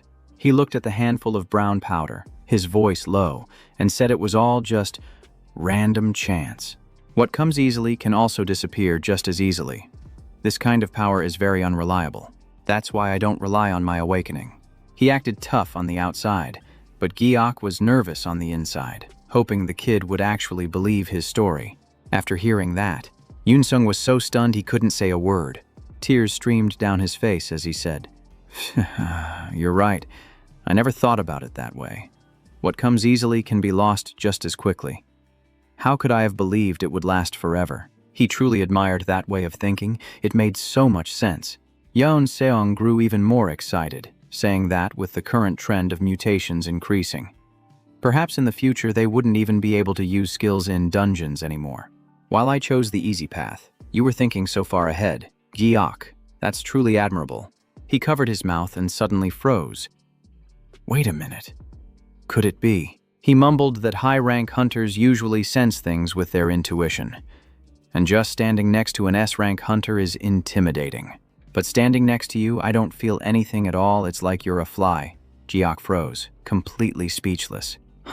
Did he just call the greatest mage? Anfauri, a fly. Yoon-sung's eyes lit up. If you're practicing controlling your power, does that mean you can control your mana too? I've never seen anyone do that before. Giok closed his eyes in defeat, thinking to himself that this guy was basically a caveman. So, the awakening rank is related to mana density. Whatever, I'll just go with that for now. It's probably not that far from the truth anyway. As they were leaving, he chirped, Hey, call me next time you go into a dungeon. Okay. Giok found it strange. Asking wasn't your debt already paid off. Yoon Seung scratched his head, explaining that he learned a lot from following Giok, but because of that, his team disbanded, and he's only been awakened for less than half a year. I lack experience, so it's dangerous to go alone. And as for forming a new team, well, you know how that goes. Giok thought for a moment. Perhaps the wound from his betrayal hadn't healed yet. After a moment of thought, he nodded, figuring he'd probably feel the same way in that situation. Giok replied, "If you want to help, I won't stop you. But if we run into danger, I can't guarantee I'll be able to save you. You'll have to look out for yourself. I'm very weak, so if we get into a fight, I'll definitely lose." As for the golem incident, his answer was a bit rushed, but hearing this, Yoon Sung's eyes sparkled as he marveled at how humble Giok was. "You think I'll get hurt if I let my guard down, by the way. How old are you?" Giok asked in surprise. "You want to know my age?" His eyes lit up as he replied, "Yes." Yoon Sung said, "I'm currently 22, but I got a second chance to graduate." He tilted his head, trying to remember. Wait a second. How old did Kim Giok say he was again? Yoon Seung suddenly remembered. "Oh, I almost forgot. We should exchange phone numbers." Giok took out his ID card and held it out. Yoon Sung looked at it in surprise. 24 years old. Yoon Sung's eyes widened. "You're only 2 years older than me." He quickly looked away. "So I'm 24 already," Yoon Sung stammered. "That's not what I meant. You just look really mature." Giok watched a group of college students walk by, realizing he had no memories of college himself. Giok scrolled through his phone. The contact list was filled with nothing but blank names. What kind of life had he even lived up until now? Giok's figure, standing silently, looked incredibly lonely. He seemed to fade into fragmented memories as the air grew cold and heavy. According to the news, the number of mutated gates was increasing rapidly across the globe, and the Hunter Association had yet to find the cause. Even high-ranking investigators couldn't explain the phenomenon, causing public fear to grow daily. Chang Ho ran a hand through his hair. His expression was calm, but his gaze was as sharp as a blade. Yesterday, he had received a call from Ha Yoon Sung. "Hey, you want to go check something out tomorrow? I've got priority passes for the new gate." Giok had replied coolly that he would go. Who could possibly refuse such a tempting offer? He was dying of curiosity. In South Korea, when a new gate appears, access is prohibited until an investigation team can verify it's safe. Today was the official opening day. Rumor had it that a strange plant could be found inside the gate. Giok thought it might be the key to restoring his mana. All he had to do was confirm there was a way to get to the plant, and then retreat. Looking down at the crowd below, Giok remarked on how packed it was, wondering if everyone planned on going inside. Someone in the crowd recognized Yoon Seung. He quickly replied, "They're mostly reporters and onlookers, but it's still more crowded than I expected." A supercar suddenly sped towards them like a whirlwind. The car caught Giok's attention, and he turned his head to follow it. In the blink of an eye, the supercar had already sped past them and was accelerating away. The car came to a stop, and a door swung open. A man with purple hair stepped out, and all eyes in the crowd immediately turned towards him. A murmur went through the crowd. "Kang Chang-ho. Why is he here?" Giok glanced over and asked Yoon Seung, "Who's that?" Yoon Seung's face went pale. "That's the S-rank hunter, Kang Chang-ho." Giok was confused. An S-rank. One of the top 3 hunters in South Korea. His gaze darkened as he seemed to be weighing something. He silently noted that the man's mana was stable, the mark of a rare genius on Earth. The man paused as if he felt a gaze directed at him. Chang-ho turned to face him, and the atmosphere immediately grew heavy. Giok kept a straight face. "His eyes are so strange," Yoon Seung whispered, covering his mouth. "I heard those are dragon's eyes, an extremely rare item." Seeing Chang-ho approach, Yoon Sung flinched slightly. Why is he coming this way? He stopped in front of them and asked, "What's your name?" Giok, annoyed, answered dismissively, "Excuse me." He repeated in a firm tone, "Your name." Giok's expression changed slightly, but he still answered, "Kim Giok." He continued in a dry voice, "Hunter rank." Yoon Sung stepped forward to intervene. "Greetings, Hunter Kang Chang-ho. This person is just helping me as a porter. If there's anything, he snapped. I'm not talking to you. Yeon Seung had no choice but to shrink back. As Gi-ok said in an arrogant tone, F rank. Chang-ho crossed his arms, his lip curling in contempt. Really? Is that right? Gi-ok remained calm, but a heavy feeling grew inside him. Could he see the hidden mana inside Kim Gi-gyu's body? Mana is simply an energy-generating organ. A refined respiratory system doesn't cause the total mana to decrease. A mage like Kang Chang-ho could read potential from the faintest signals. Gi-ok said coldly, If you doubt me, I can show you my hunter's license. The man let out a dry laugh. Someone who dares to look an S-rank in the eye and claim to be an F-rank hunter. His tone softened. Hunter Kim Gi-ok, if you would, Yoon Sung cut in. Gi-ok, it's time to go. I just want to take a look. Shouldn't we get going before we're late? He snapped. The plan for today is to explore this place. He grabbed his arm. Let's go, quickly. Gi-ok glanced back, his eyes filled with confusion. He was left behind in the crowd, standing silently alone. He immediately asked, You really don't know, Hunter Kang Chang. Ho, did you live abroad? Gi-ok averted his gaze. I was away for a while. Yoon Sung grumbled. I don't like to gossip, but he has a bad reputation. Gi-ok was skeptical. How so? He explained. He has a criminal record for assault. No one wants to enter a gate with an S-rank criminal, and he hasn't gotten any better recently. Gi-ok was curious. What else? Yoon Seung held up 3 fingers. I have a cousin, Choi Jin, who is a number 3 A rank. She entered a gate with Kang Chang-ho and was attacked by him. I heard he only targets strong people. Gi-ok covered his mouth and sighed to himself. So you pulled me away because you were afraid that S-rank psycho would cause trouble. What a thoughtful little mammal. After a moment of thought, Gi-ok said, All right, let's head back. We can check on that hidden plant species later. He was silent for a few seconds, his gaze calculating. Gi-ok lowered his voice. Hey Yoon Seung, you said earlier that Chang-ho's eyes were like a dragon's eye. Right. Does that mean it can be traded? Just like your shield. He rubbed his chin and answered confidently. Yes, the first time he had it. It was a small orb. He probably swallows it to use it. He asked again. Is there anything like dragon's lungs? Yoon Sung replied quickly. Let me check. After searching, he said. I can only find the transaction records. The lungs are a rare item that appeared late. Gi-ok leaned in and asked, Why are they so rare? How much do they cost? He continued searching. The lungs don't increase mana like the eyes or heart, and the liver can be used to make potions, so the lungs are useless. Ah, here it is. It's Chup, 2.6 billion won. Gi-ok nodded, not quite understanding. 2.6. Then he froze. Wait, what did you say? 2.6 billion. Yoon Seung was still excited. That's really cheap. You couldn't buy the other parts no matter how much you offered. Gi-ok teared up. I really shouldn't have asked. The taxi rolled down a deserted road. The scenery was breathtakingly silent. Gi-ok was looking at Kang Chang-ho's profile on his phone. He stared at the screen in silence. The more he read, the more dangerous he seemed. Letting this guy walk free is just insane. What if he wants to fight? Would I even survive?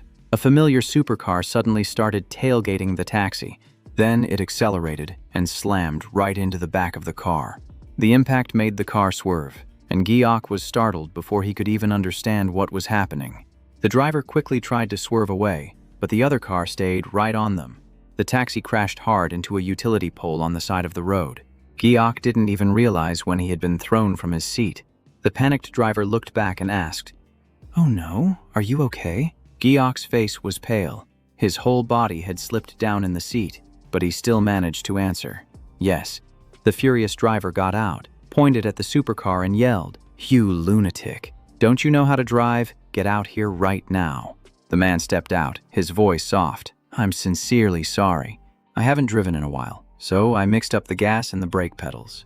Leaning against the car, Gi-ok suddenly called out his name, Kang Chang-ho. He held up his phone, his tone pleading. Hello, Kim Gi-ok, the F-rank hunter. Could I please get your contact information? Gi-ok's expression didn't change.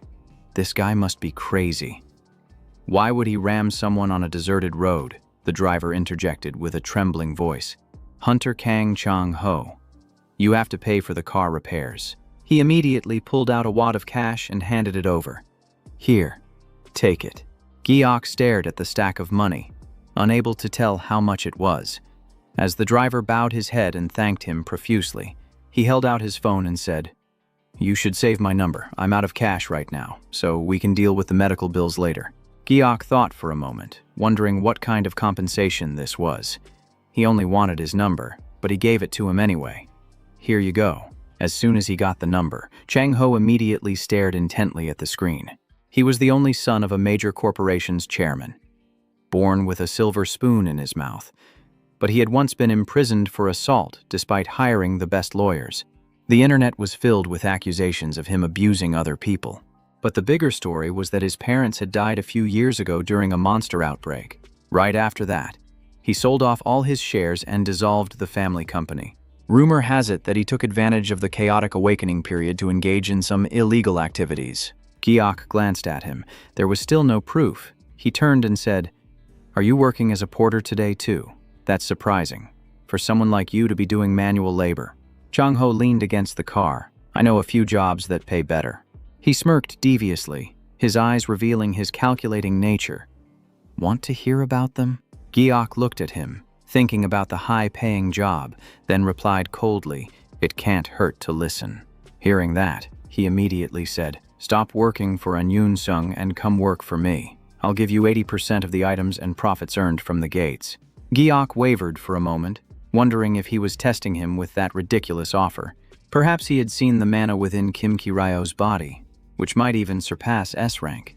"If I can harness this magic, I could dominate the entire planet." Giok crossed his arms, feigning indifference. "I'm not capable of entering an S-rank gate, so I'm not sure I can do the job for you." Chang Ho was stunned. S-rank. They wouldn't throw an F-rank hunter into a high-level gate. Giok looked at him. "You approached me after seeing my awakening potential." Chang Ho froze. "Awakening potential? What are you talking about? You're an F-rank.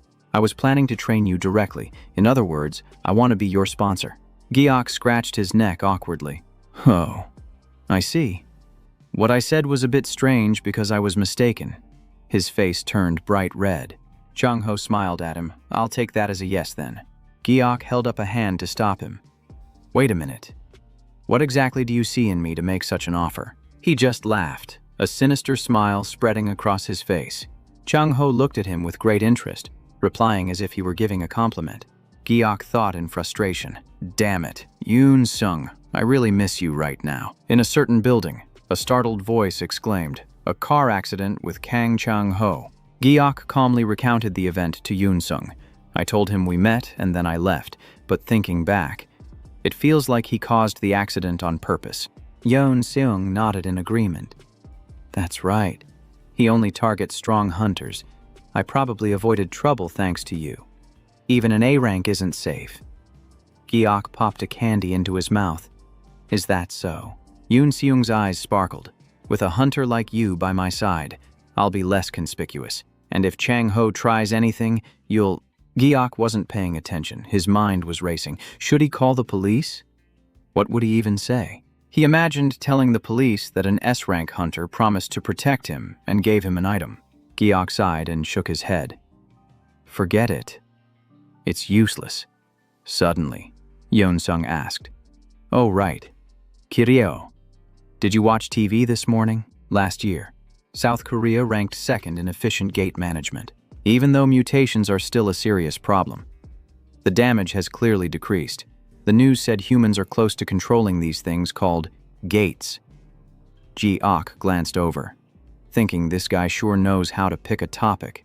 The concept of gates intrigued him. It was like a simulation of his own experiences. One day in 2017, a strange phenomenon occurred simultaneously. Gates and monsters, and also the awakened. Magic is drawn from the planet's core. Unlike Anfari, Earth is mostly rock, making it hard to generate more mana, but the gates act like wells, siphoning mana, and some people who came into contact with it awakened. However, our understanding of the gates is still very limited. The people of Earth don't extract mana from deep within. Inside the gates are only hostile monsters. They're not like Anfari's technology, or Earth's. He didn't know what they were. Yoon-sung called out repeatedly. Hey, hey, hey, are you okay? He heard him, as if snapping out of a trance. Huh, sorry, I spaced out for a moment. He asked curiously. What were you thinking about? Giok looked at him. I was imagining what I would do if I were the one who created the gates. Something about the situation in Korea feels off, the boy asked. What's off about it? Giok said calmly. Whatever their purpose is. The monsters inside the gate still want to kill us. The items are like cheese scattered on a mousetrap. But what if the mouse learns how to just take the cheese? They would probably be very angry. Yoon-sung seemed to have a realization. Now that you mention it, that's true. Suddenly, Giok froze. The energy beneath his feet started boiling like lava. He looked down, very slowly and calmly. Yoon-sung was a little worried. Hey, what's wrong? Giok immediately realized it. Damn it, it's mana. He screamed. On Yoon-sung. Yoon-sung panicked. What the hell is this? Hey. Giok was sucked into the stream of mana, cursing under his breath. Damn it. Wong also thought to himself, he's been sucked away. A moment later, Giok opened his eyes, looking dazed. He glanced around, his face filled with surprise. He stood in the middle of a narrow passage, with no one around. Giok looked around cautiously. Is this inside the gate? The worst thing would be to encounter a monster in a dead end. I have to get out of here right away. This body can't use magic. How am I supposed to survive? Giok suddenly noticed a strange object. He looked at the stone statue in front of him with suspicion and asked, Where is this? A stone tablet with characters engraved on it. Suddenly, a strange sound echoed, putting him on high alert. Giok jumped up, spotting a figure approaching. From the opposite direction, another person was also drawing near. Chang-ho's eyes widened. Huh. Kim Ki-ryo. Giok was also startled. Kang Chang-ho. Who is that person? How did it end up like this? Chang-ho smiled and greeted the newcomer. Oh, Jong Ha-seong. I thought you were in Singapore, the other man replied. I just got back today. Giok watched the scene, even more confused. These two aren't close at all, he asked cautiously. Do you two know each other? Both of them turned around in surprise. Chang-ho looked at him in surprise. Kim Ki-ryo? You don't know, Ha-seong. Giok sighed. I've only been on Earth for 2 weeks. How would I know? Seeing his expression, he teased Ha-seong. See, he really doesn't know you. You should work harder. I didn't know who you were at first either. You idiot. Giok broke out in a sweat. Who on earth is this guy? Chang-ho quickly introduced him. Jong Ha-seong, South Korea's #1 hunter. Giok was stunned. Oh crap, he's scarier than I thought. Chang-ho's voice continued steadily in his ear.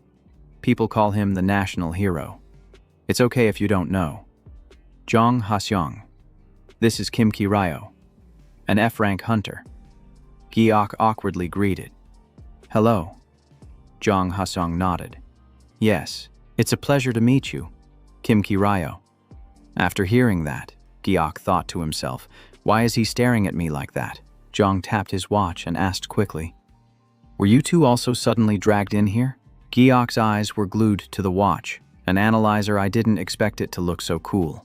Jong's voice rang out. That's right, this is definitely inside a gate. The screen displayed, unidentified gate, no information. He mumbled. An S rank? This is trouble. Giok wondered. What's an X rank? Chang-ho snapped, holding up his phone. We came in here completely unprepared. It'll be a pain if we don't get out quickly. Jong looked at the stone tablet and said, There's writing on it. The symbol of faith will be the key. This is an important clue for the gate. It seems the only way out is to go through this gate. He immediately placed his hand on the gate. Then, he pushed with all his might. Chang-ho calmly said it wouldn't budge. Jong turned to him and asked, Hunter Kang. Chang-ho. Give me a hand. He looked bewildered. Me. He was sweating as he looked at him. I can't open it with my strength alone. He sighed and waved his hand dismissively. I guess there's no other way. He stepped forward to help Jong Ha-seong. Jong glanced over, giving him a signal with his eyes. Chang-ho immediately responded with a look of his own. Jong gathered his strength and pushed hard against the door. Both of them put all their strength into opening the door. Chang-ho stared intently at the door. Without hesitation, he immediately launched a mana strike at the door. Giok watched them with wide, unblinking eyes. Among those who could wield mana, S-rank hunters were always special. They were an extremely rare group, possessing bizarre and superior abilities. And yet, these two couldn't even open a single door. Chang Ho panted with exhaustion. Just as I thought. We can't break it with brute force. Giok calmly turned around, as if he had figured something out. There's no other option but this. He also followed behind him, lost in thought. He looked skeptically at the statue of the lion with its mouth open, but its mouth is like a hole, big enough to fit an entire arm into. Hearing that, Jung Hasong fell silent, and Giok's expression grew heavy. It can't be. But if we don't open the door, we'll all be trapped here and run out of food. Giok froze when he saw Jung Hasong approach the statue. He calmly put his hand into the stone lion's mouth. The other two watched, waiting for the door to react. Finally, the door creaked open, and someone cried out, "It's open." Giok immediately looked at Haseong and asked, "Jung Haseong, is something wrong?" On his arm, 2 small holes were bleeding continuously. He held up his arm and admitted, "I've lost some blood." Giok was startled. "What did you just say?" Haesung quickly explained, "I was in shock. I tried to pull my hand out, but it wouldn't move, and at that moment I thought I might have to lose my arm." Chang Ho didn't seem to care, turning away to say, "Is that so? Anyway, the door's open now. Let's go." Giok's face grew darker as a bad feeling washed over him. "Is this going to be okay?" The 3 of them slowly stepped through the doorway. Chang Ho frowned in annoyance at the sight before him. Damn it, not again. Another lion statue appeared before them. Hasong rubbed his wound and immediately stepped forward. There was no time to hesitate. He once again placed his hand inside the lion's mouth. Then, clutching his bleeding arm, he pressed forward. "Let's go." A short while later, they came to a halt once more. Chang Ho stared in disbelief at yet another lion statue. Giok wiped the sweat from his brow. "So, all we have to do is put a hand in the statue's mouth to open the door. Is that really it?" Hasong turned to Chang Ho. "Hunter Kong Chang Ho, it's your turn to open this door," Chang Ho asked in surprise. "Huh, why me?" Hasong calmly replied. "The amount of blood it's taking has changed. The first one was fine, but the second one made me dizzy. In dungeons like this, the requirements tend to escalate. So we should take turns." Chang Ho stared at him intently. "Well, you've been doing a good job so far. Why don't you just see it through to the end?" Hasong shot him a cold glare. "Are you refusing to cooperate?" Chang Ho replied with a smirk. "Are you unaware of my rank as a hunter?" Hasong retorted in frustration. "I don't care. I'll say it again. Hunter Kang Chang Ho, you need to cooperate." Chang Ho put his hands on his hips, his voice laced with defiance. "And what if I refuse?" Giok broke into a cold sweat as he watched them. Are they really about to fight? He raised a hand to stop them, but Hasong continued his explanation. "If this pattern continues, and it becomes my turn again, I'll be completely drained of blood. Won't I?" Chang Ho shot back. "At the very least, I should get to choose when my turn is. That way, no one feels like they're being cheated. Don't you think so?" Giok flinched at being mentioned. He's dragging my name into this again. Damn it. Subgates have about a 60% survival rate. Even without monsters, they're still dangerous. This labyrinth requires a blood offering to proceed, and the opening is just large enough to fit a single arm. In other words, for us to pass, someone has to be the sacrifice. We're so screwed. Jung Hasong gave Chang Ho a dry smile. "Are you seriously trying to dump this on an F-rank hunter when there are 2 S-ranks right here? How ridiculous." Suddenly, he froze, as if he'd heard something. The strange sound immediately caught the attention of all 3 men. A monster slowly began to emerge. A massive wolf with razor-sharp claws growled as it approached them. Giok stammered in shock. What the hell is that? There isn't supposed to be anything in here." The grim wolf bared its sharp fangs. It lunged at Giok in a frenzy. Without a moment's hesitation, he raised his arm to block, preparing to take the hit head-on. Just then, Jung Hasong unleashed a blast of mana that shot straight toward the wolf. He finished it off with an incredibly powerful strike before it could even touch Giok. The mana flared brilliantly, illuminating the entire area. Giok stood there, stunned, staring at Hasong as a thought echoed in his mind. Is this the magic of a primordial mage? If that's the case, his power is incredible. Standing in the corner, Chang Ho sighed. To think he can still fight after being drained like that.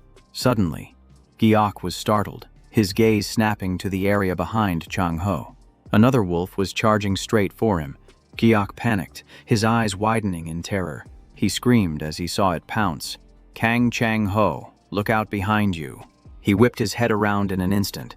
The wolf filled his vision. He ended it instantly, without a moment's hesitation. Giok thought in awe. He's terrifyingly strong. Chang-ho's skill is physical enhancement. Chang-ho clenched his fist and said, "It's weaker than I thought. Must be just a C rank." "Don't relax just yet," Jung Ha-seong replied coolly. "Look over there." More wolves began to emerge, phasing right through the walls. Their sharp claws and massive bodies came into view. The entire pack roared before charging toward the three of them. One after another, they lunged forward with aggressive glares.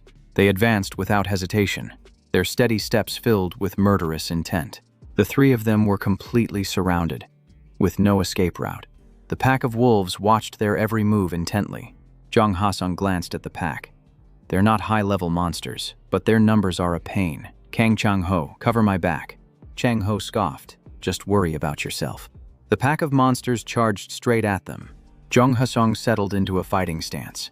His gaze sharpened as he prepared to launch the first attack. Chang-ho immediately raised his hands, preparing to confront the pack of wolves. Jung Ha-seong unleashed a continuous barrage of attacks without rest.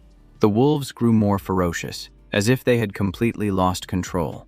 A cold glint appeared in Chang-ho's eyes as he observed the pack of monsters.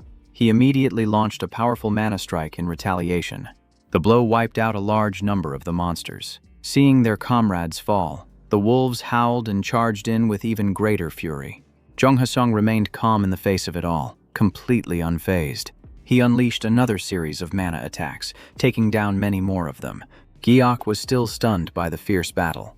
He marveled to himself, "Those two S-rank hunters are truly terrifying." As Jung Ha-seong fought, he thought, "There are more of them than I expected, and losing blood is draining my strength. At this rate, I won't be able to hold out for much longer." He stared intently at the haunting, open-mouthed lion statue.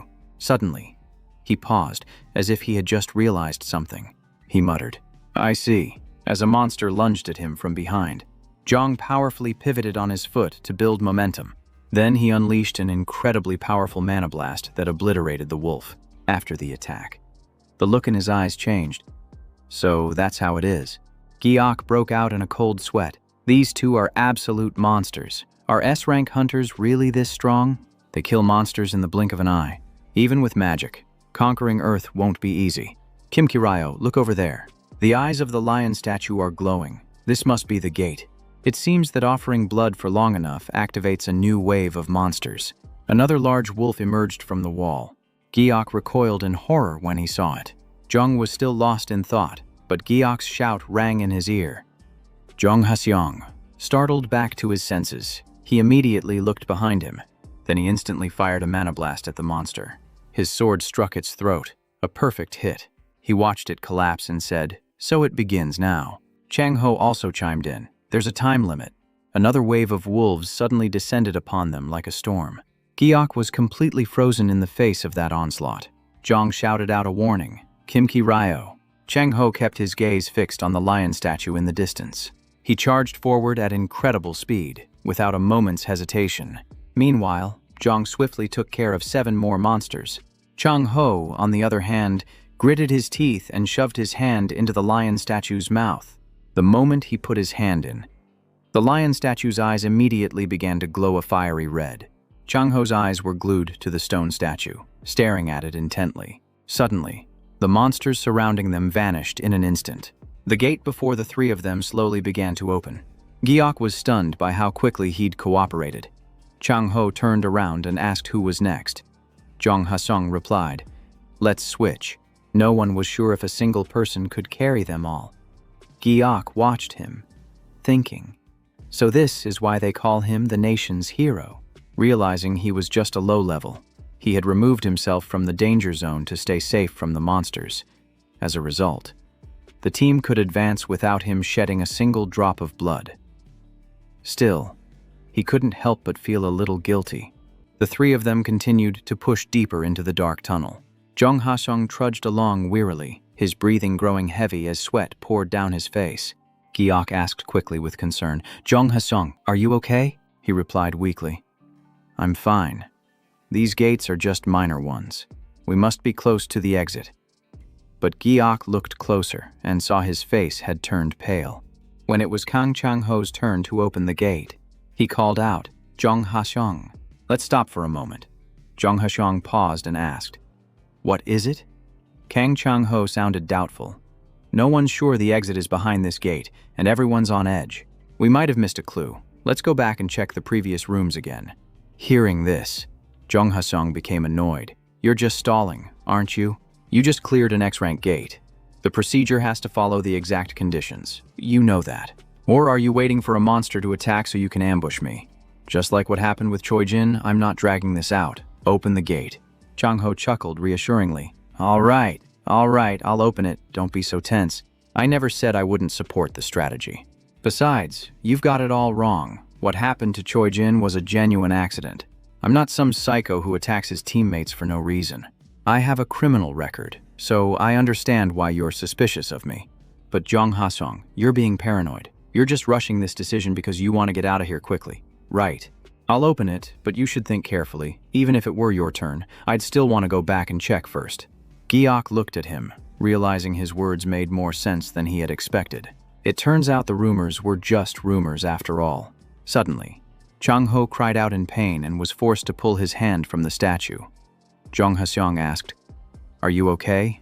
Kang Chang-ho, he replied calmly. Don't worry, I have a recovery potion. After I drink it, I can open a few more. Hearing that, Jong Ha-seong told him, Just push a little deeper. If the next room doesn't have an exit, we'll figure out another way.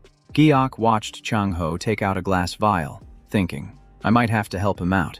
But then he froze when he saw what Chang-ho did next. Chang-ho suddenly raised the large vial and slammed it hard against the back of Jong Ha-seong's neck. The glass vial shattered, and Jong Ha-seong was stunned instantly. He collapsed to the ground, still unable to believe what had just happened. A chill ran down Giok's spine at Chang-ho's brutal act.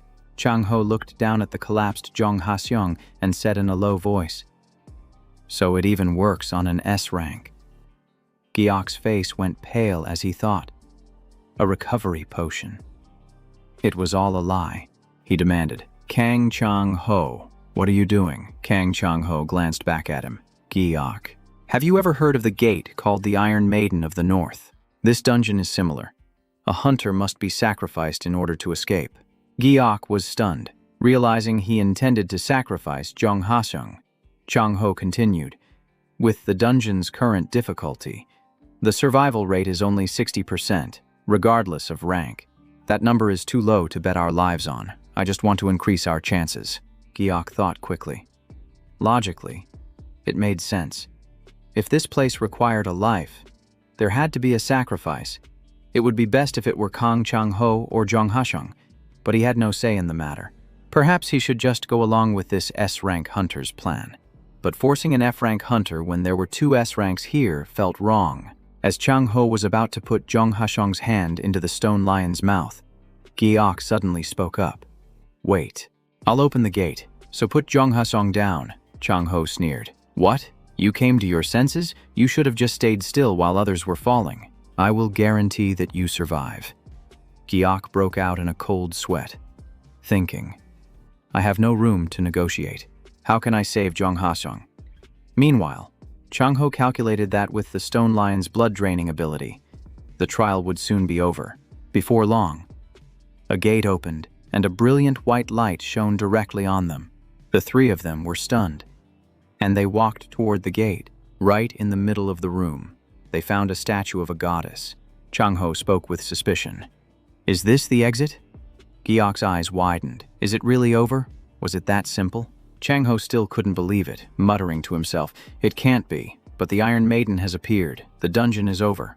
The stone statue of the goddess was holding a glowing object, and its light grew even brighter. Chang-ho chuckled, berating himself. I must have been going crazy. I was supposed to sacrifice a living tree, but I chose Jong Ha-seong instead. It'll be a pain if he wakes up and starts complaining.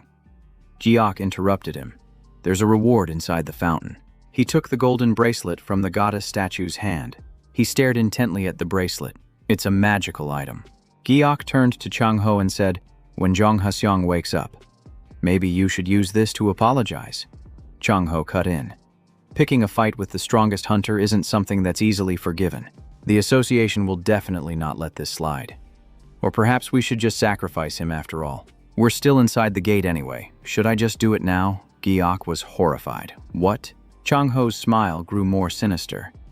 When the gate closes, the body will disappear too.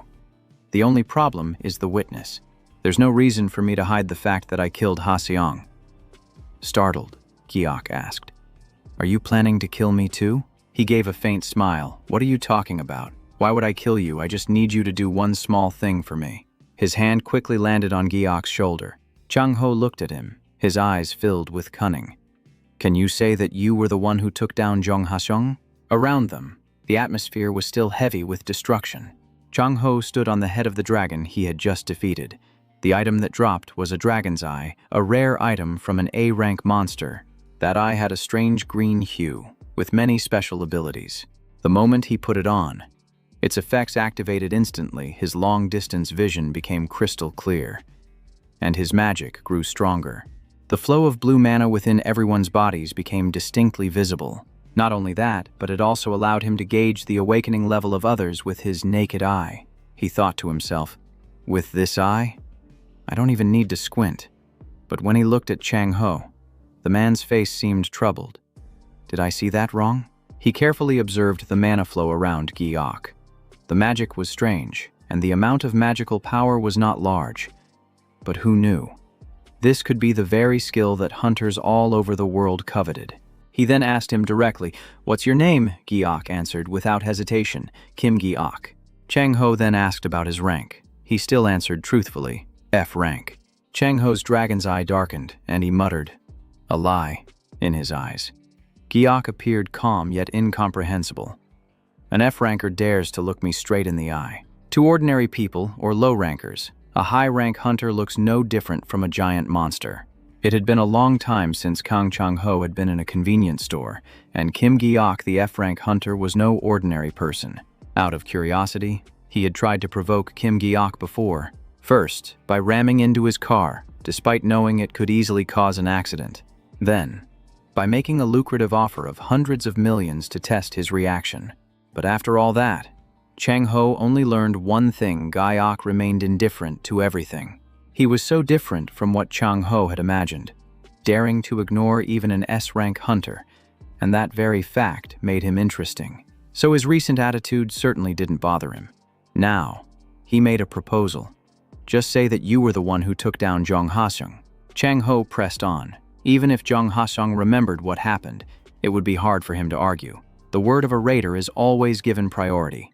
He gripped his shoulder tighter, emphasizing every word. "You only need to say one thing." Giok slowly looked down at his hand, trying to keep Jong Haseong calm amidst the tension. As soon as he finished speaking, Giok asked back, "And what if I refuse?"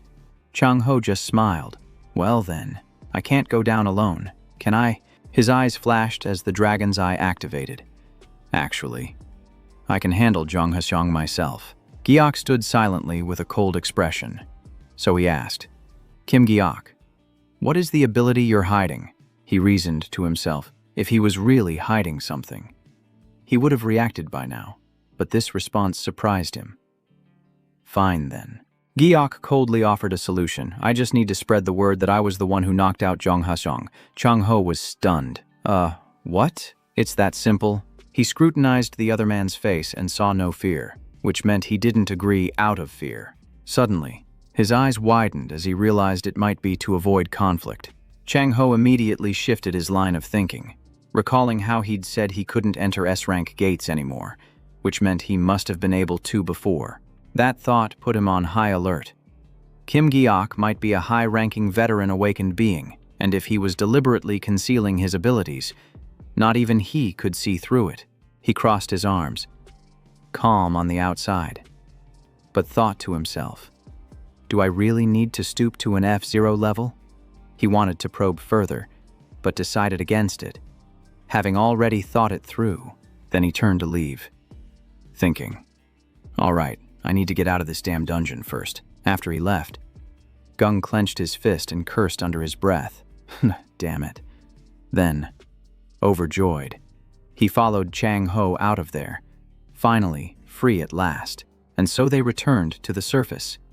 Emerging under the vast blue sky, they were finally out. But the first thing Giok saw was a massive crowd of reporters. Buzzing that the hunters had finally emerged from the third exit, he was bewildered, wondering why there were so many people. Before he could process anything, the reporters swarmed him like a storm, cameras flashing. They bombarded him with questions. Congratulations on surviving. What kind of gate was it? What were the monsters like? Did anyone else make it out alive? A reporter shoved a microphone toward Giok and asked, "How many hunters entered the gate with you?" The question made Giok freeze, catching him completely by surprise. Only then did he look around, realizing all the exits must have converged at this single point. But the reporters suddenly fell silent because of what happened next. Chang Ho and Jong Ha-sung appeared, two S-rank hunters emerging at the same time. A voice from the crowd cried out in astonishment. But wait, as expected, the crowd erupted in a single question. Why is Jong Ha-sung unconscious? Du Yang approached him, saying quickly, "Hunter Kang Chang Ho, we have a few questions for you." He asked in return, "Are you from the association?" She nodded and confirmed that she was. She got straight to the point. "We have many questions, but first of all, why is Jong Ha-sung unconscious?" Hearing this, he glanced away and said, "Oh, that." Du Yang asked skeptically, "Did he fall for some kind of trick inside the gate?" Chang Ho immediately denied it. No, there was a conflict over who should be sacrificed. Then he pointed at Giok and said, "So that guy is the one who knocked out Jong Ha-sung." Giok could only curse to himself. We just got out of the dungeon and he's already fabricating stories. But his words left Du Yang stunned. "What did you just say?" she demanded. "Be clear. How could South Korea's #1 hunter be taken down by someone I've never even heard of?" Giok silently nodded in approval. At least the person from the association knows how to think. At that moment, Du Yang demanded, "Stop lying, Kang Chang Ho, and tell the truth." Chang Ho's expression turned cold when he was doubted, and Du Yang pressed on. "Wasn't it you who did that to Jong Ha-sung?" Suddenly, he curled his lips into a sinister smile and said, "Hey." He shot a warning glance at Giok. "Why are you so quiet?" Not saying a single word, forced into a corner. Giok could only let out a weary sigh, realizing he had no other choice. He finally spoke up, drawing everyone's attention. "Well, you see," Giok coldly admitted, "I am the one who defeated Hunter Jong Ha-sung." As soon as those words left his mouth, Du Yang was struck completely speechless. As for the reporters all around them, some stood with their jaws agape, while others turned pale as if they had seen a ghost. While everyone was on edge, Chang Ho was smirking to himself, looking extremely satisfied. Giok quickly added, "I didn't hurt him. I just put him to sleep for a bit to make the raid go smoothly. I'll apologize to Jong Ha-sung myself when he wakes up." Young was utterly bewildered. "If it wasn't an S-rank hunter, then," Chang Ho stated firmly, "I already told you, it wasn't me." Suddenly, his words were cut short as his face contorted in pain, and sweat poured down relentlessly. The sight made Ju Young panic, and she cried out, "Kang Chang Ho." He gasped for breath, turning back to press her. "You didn't see her, Ju?" Young lowered her head as if at fault. "Do I look like someone who could do anything to Ha-sung?" Giok, standing nearby, observed closely. Kang Chang Ho had lost a lot of blood in there. He thought it wasn't serious, but it turns out he was just putting on a brave face. In the midst of the tense atmosphere, Song-in's voice cut through the gloom. "Wait a minute." In that case, cameras and questions immediately turned to Giok. "Did you really do that to Jong Ha-sung? You're the one who knocked him out. You took down an S-rank hunter." A barrage of microphones was pointed at Giok, everyone waiting for a confirmation. Giok's lips moved slightly, and he opened his mouth very slowly to answer. His face was like ice, and without a hint of hesitation, he said, "Yes, I did it."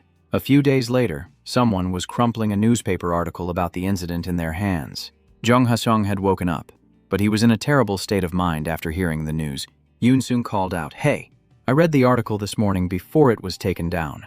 Is it true that you took down Jong Ha-sung?" Ye-och replied, "Oh, that." he thought to himself. So that's why he wanted to see me today? Giok said calmly. Yeah, you could say that. Yoon Sung was stunned. He asked Han, you were stuck at subgate 2. Are you okay? Han replied cheerfully. Thanks to you pushing me out in time, I'm fine. Before he could finish, Giok's phone suddenly started ringing. The phone rang incessantly. He said, hold on a second, I've got a call. Giok answered the phone. Hello? He thought to himself. Who is this? The person on the other end asked. Is this Hunter Kim Ki-ryeo's number? This is Jong Ha-seong. Hearing the name, Giok was startled. He quickly replied, Ah, yes, Yoon Sung. You go ahead and eat first. Giok remembered that he had left his number to apologize in person. But how should he apologize? Should he do a video call and bow? The person on the other end said, I have a few things I want to ask about yesterday. In a room somewhere, the person on the other end said, At the gate. Are you the one who knocked me unconscious? Giok started to feel suspicious. Something wasn't right. The voice on the phone continued. I passed out suddenly that day, so I don't remember anything at all. I suspect Kang Chang-ho did it, but I'm not sure yet. Giok started to understand, according to him. Jong Ha-seong remembered being hit from behind. The crucial part was what he saw when he turned around. Jong Ha-seong asked, Can you explain? That Giok grew worried, thinking, I'm screwed. An S-rank hunter is questioning me, and strange rumors are spreading non-stop. Should I tell him the truth? That Kang Chang-ho forced me to do it. But why would Jong Ha-seong believe me? Giok thought to himself. I only found this out after my own thorough investigation. The reason Ha-seong is called a national hero is because of the sheer number of gates he has cleared, he thought. In other words, this guy only cares about clearing gates, so would he even pay attention to an F-rank like me? Besides, could he even stand up to Chang-ho? Giok said, I'm sorry, Jong Ha-seong. I admit I was the one who knocked you out, leaving Jong Ha-seong stunned in shock. He continued, I was afraid you couldn't handle the situation. So I did what I had to. My plan was to risk my own life while you were unconscious. I have something to give you as an apology. It's a reward item from clearing the dungeon, he asked. Are you kidding me? Giok replied. What do you mean? Jong Ha-seong said. This was something you could have just talked about. But you think some small item can fix it? What you did was unforgivable. You took me down inside the gate, so your intentions were obvious. You planned to sacrifice me to escape. On top of that, Chang-ho knows you. You two were on the same side from the start, weren't you? Giok said. You've got it all wrong. Jong Ha-seong stood up wearily and then said, And as for you, are you really an F-rank hunter? He gripped his phone tightly, his face filled with frustration. Giok started to say there was something else, but he cut him off immediately. That's enough. Talking more is just a waste of time. Jong Ha-seong warned. From now on, I will be watching you, he replied. No. Giok continued to plead earnestly. Jong Ha-seong, please wait. Jong Ha-seong sighed. Sorry to keep you waiting, Majan said. It's no problem. Here's the information you requested. The S-rank hunter from the Ha-seong Guild returned in an unconscious state. She added, The guild handled it immediately, so all the news articles have been taken down. There were a lot of wild comments online, saying he was knocked out by another hunter and that the national hero had become a laughingstock. But Jong Ha-seong's skills are no joke. Mijan tried to stop him. You don't need to read all of this, Jong Ha-seong said softly, even if the articles are gone. The public already knows. The whole world has realized that S-rank hunters aren't invincible. People are starting to worry, she said. In my opinion, Kang Chang-ho is the one behind all this. I've investigated him, and just as you said, he is indeed registered as an F-rank hunter. He replied, That's what I thought too. But something is wrong. If Kang Chang-ho were really just an F-rank, he wouldn't have left me alive. Why would he need to force an F-rank to confess he could just kill him and be done with it? Jong Ha-seong thought. But there was something more important. Kim Ki-ryeo's eyes looked at me as if he was picturing my demise. That gaze wasn't like looking at a person, but at a worthless object, so cold it was unsettling. Since my awakening, no one has made me this uncomfortable, he muttered, just as I thought. There's a high chance his rank was faked. Report it to the association immediately. Mijan panicked. This can't be happening, Jong Ha-seong said. I will request a re-evaluation of Kim Ki-ryeo's awakening rank. Skills are the special abilities of the awakened. Every person gains one skill upon their awakening. However, magic on this planet is still bound by many limitations. Mages can only use the type of magic they received upon awakening. For example, in Hasyong's case, no matter how much she trains, she can't learn other types of magic. If they want to use more, they must pay a price to acquire skill stones. But I'm different. I am a reincarnated soul who truly understands magic. In theory, I can use any skill as long as I meet the conditions. I really am a genius, he thought arrogantly. Giok understood clearly that he couldn't show off right now. The recent incident had already attracted the attention of an S-rank hunter. So I secretly researched and finally figured out how to use magical artifacts for enhancement. My body is weak, so my mana doesn't circulate properly, but since I can still breathe, I can control a little bit of it to activate the artifacts. But as for the materials to craft these magical artifacts, he thought of the Korean magic tower, so they're the ones guarding that gate. A voice called out, "Hey!" Lee Yoon stepped out and asked, "You were here yesterday and now you're back again. You need an appointment to get in, so don't block the door," Giok replied. "But I do have an appointment today." He sneered. "An appointment? That's hilarious." An F-rank like you, Giok thought to himself. F-ranks are people too, you know. Lee Yoon scoffed. "You just got kicked out and you're still claiming to have an appointment. Stop making things up and get lost. This guy is really unbearable," Giok thought. A voice called out, "Sir," causing both Giok and Lee Yoon to whip their heads around. Yoon Sung ran up, panting. "I'm sorry I'm late. The company had an urgent matter. They said it would be quick." Giok replied, "It's fine. I was the one who asked you to come." "I didn't know who else to ask," Yoon Sung said. "It's no problem at all. I was free anyway." Lee Yoon was surprised. "Hunter Yoon Sung, I've been following your career." "Hunter An Yoon Sung, I heard you were the one who discovered the recent dungeon break. I'm a huge fan." Yoon Sung gave an embarrassed laugh. He asked, "So what brings you here?" Yoon Sung replied, "I've already reported to the guild. I need to meet with a representative from the magic tower," Lee Yoon said. "Is that so? I'm not sure if the tower master is in," Yoon Sung replied. "She's the one who scheduled the appointment with me." Lee Yoon immediately invited him in. "You can bring your friend along." 2. After that, they all walked into the building, Lee Yoon said. "About your friend. According to regulations, S-rank hunters are not allowed inside for security reasons. Please understand," Giok thought. "They sure are polite in front of an A-rank hunter." Walking deeper inside, he mumbled, "So this is the place. The Korean magic tower." Giok knew it well. It was a major guild that managed many hunters and profited from their activities. "I'm here today to see the person in charge," Yoon Sung said. "I am An Yoon Sung, an A-rank hunter from the Nell Sisters Guild. I sent a letter yesterday." The receptionist said, "You've come to the right place. The representative's office is on the top floor. The elevator is over there. Just press the 60th floor to get there." Giok whispered, "Are we just going like this, with no one to guide us?" She stepped forward without hesitation, replying, "Let's just give it a try." The elevator chimed, indicating it was ascending to the 60th floor. He stopped short, exclaiming in surprise, "The 60th floor." Yoon Sung was also startled, and Giok frowned as he called out, "Yoon Sung." Before them was the image of a girl sitting on a sofa. And Giok said, "Something's not right here. I'm sure I pressed the 60th floor. So why did it stop on the 2nd floor? Is the elevator broken?" Yoon Sung gave a strained laugh. "I forgot to tell you. It seems this is some kind of test," Giok repeated. "A test?" Yoon Sung whispered. "I heard the owner of this building, the guild master, has a strange hobby, which is understandable. There are only 3 S-rank hunters in all of South Korea, so meeting her is extremely difficult. The staff acts as if they fully expect visitors. But once you arrive, you're trapped in a maze of their creation."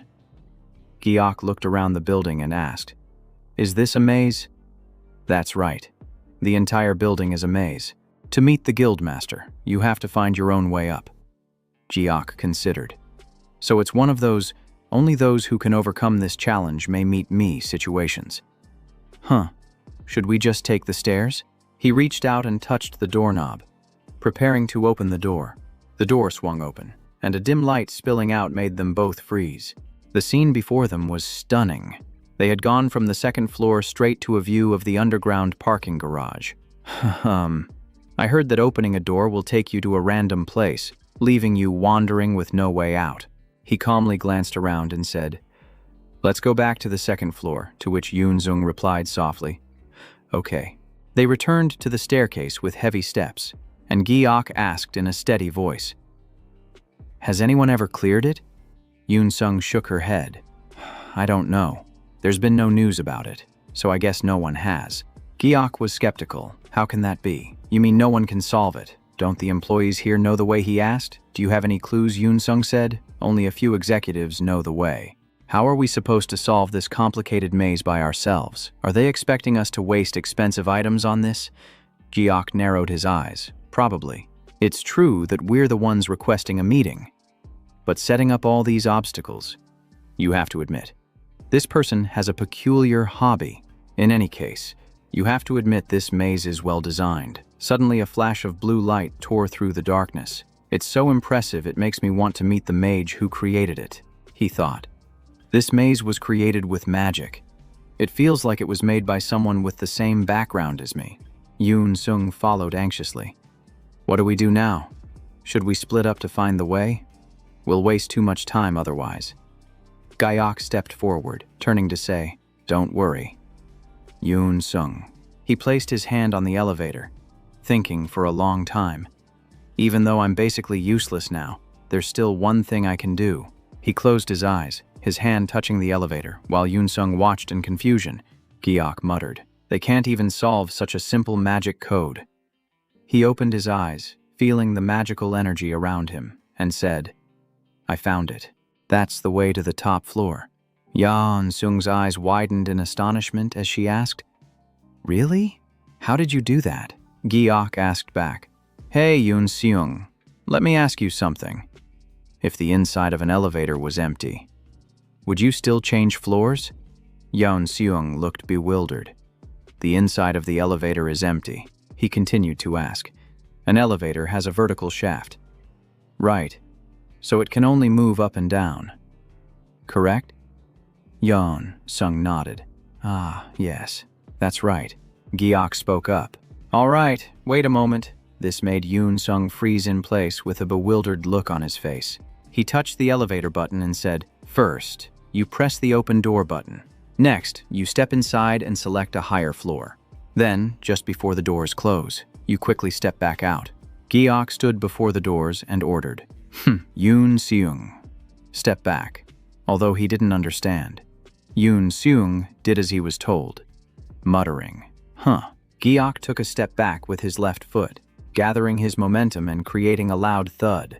He unleashed a powerful kick against the door, startling Yoon-sung, who exclaimed, "What are you doing?" The door was completely shattered by the force of the kick. Yoon-sung jumped back in shock, his eyes wide with disbelief. Gi-ok's expression was as cold as ice, showing not a hint of hesitation.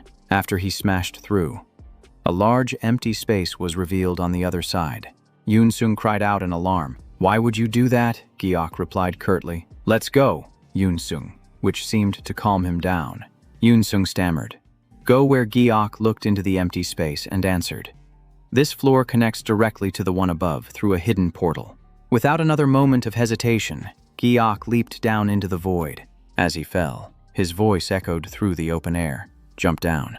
Yoon-sung stood at the edge and called out after him, "Hey, Gi-ok." He landed on the floor of another level, enveloped in a current of magical energy. Yoon-sung jumped down after him, landing a bit unsteadily on his feet. "I've jumped into way more dangerous pits and dungeons before, so why do I still feel scared now?" He turned his head toward the source of a strange sound. A woman's voice rang out from a chair in the room. "You two have passed." The chair swiveled around, revealing a young woman with a bright smile who said, "You two are the best ones yet to solve my maze. I really didn't think you two would manage to find the emergency exit. I'm truly impressed." The young woman shot up from her seat and slammed her hands on the table. "But the game has only just begun. From this point forward, your opponent will be me, Esther of the Magic Tower." She put her hands on her hips and said loudly, "Please, take a seat, Hunter An Yoon-sung."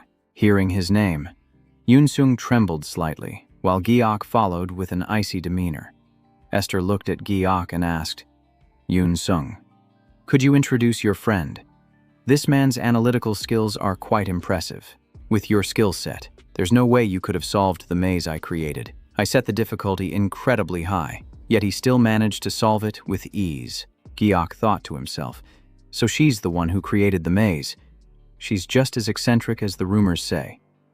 He looked at Esther and said in a low voice, "I'm Kim Giok. I can introduce myself." Esther sat down across from them with a bright smile. "I like talented people. Kim Giok, I hope we can become good friends in the future, since both of your skills are quite rare." Yoon Seung glanced at Giok, noticing he was also wondering what it meant that they both had rare skills. Esther explained that the analysis skill is very rare among the awakened, making him a special case. Yoon Seung leaned in and whispered that Esther is a hunter with the curse attribute, which is extremely rare. Giok was surprised. A curse attribute. He recalled reading news about this company. Esther was someone who used debuffs like weaken and slow to hunt monsters. It was still the early days of the mana wave, so users of complex magic were extremely rare. Most of the awakened, like those in Hasyang or Kangchang-ho, used simple elemental magic, like fire, for combat.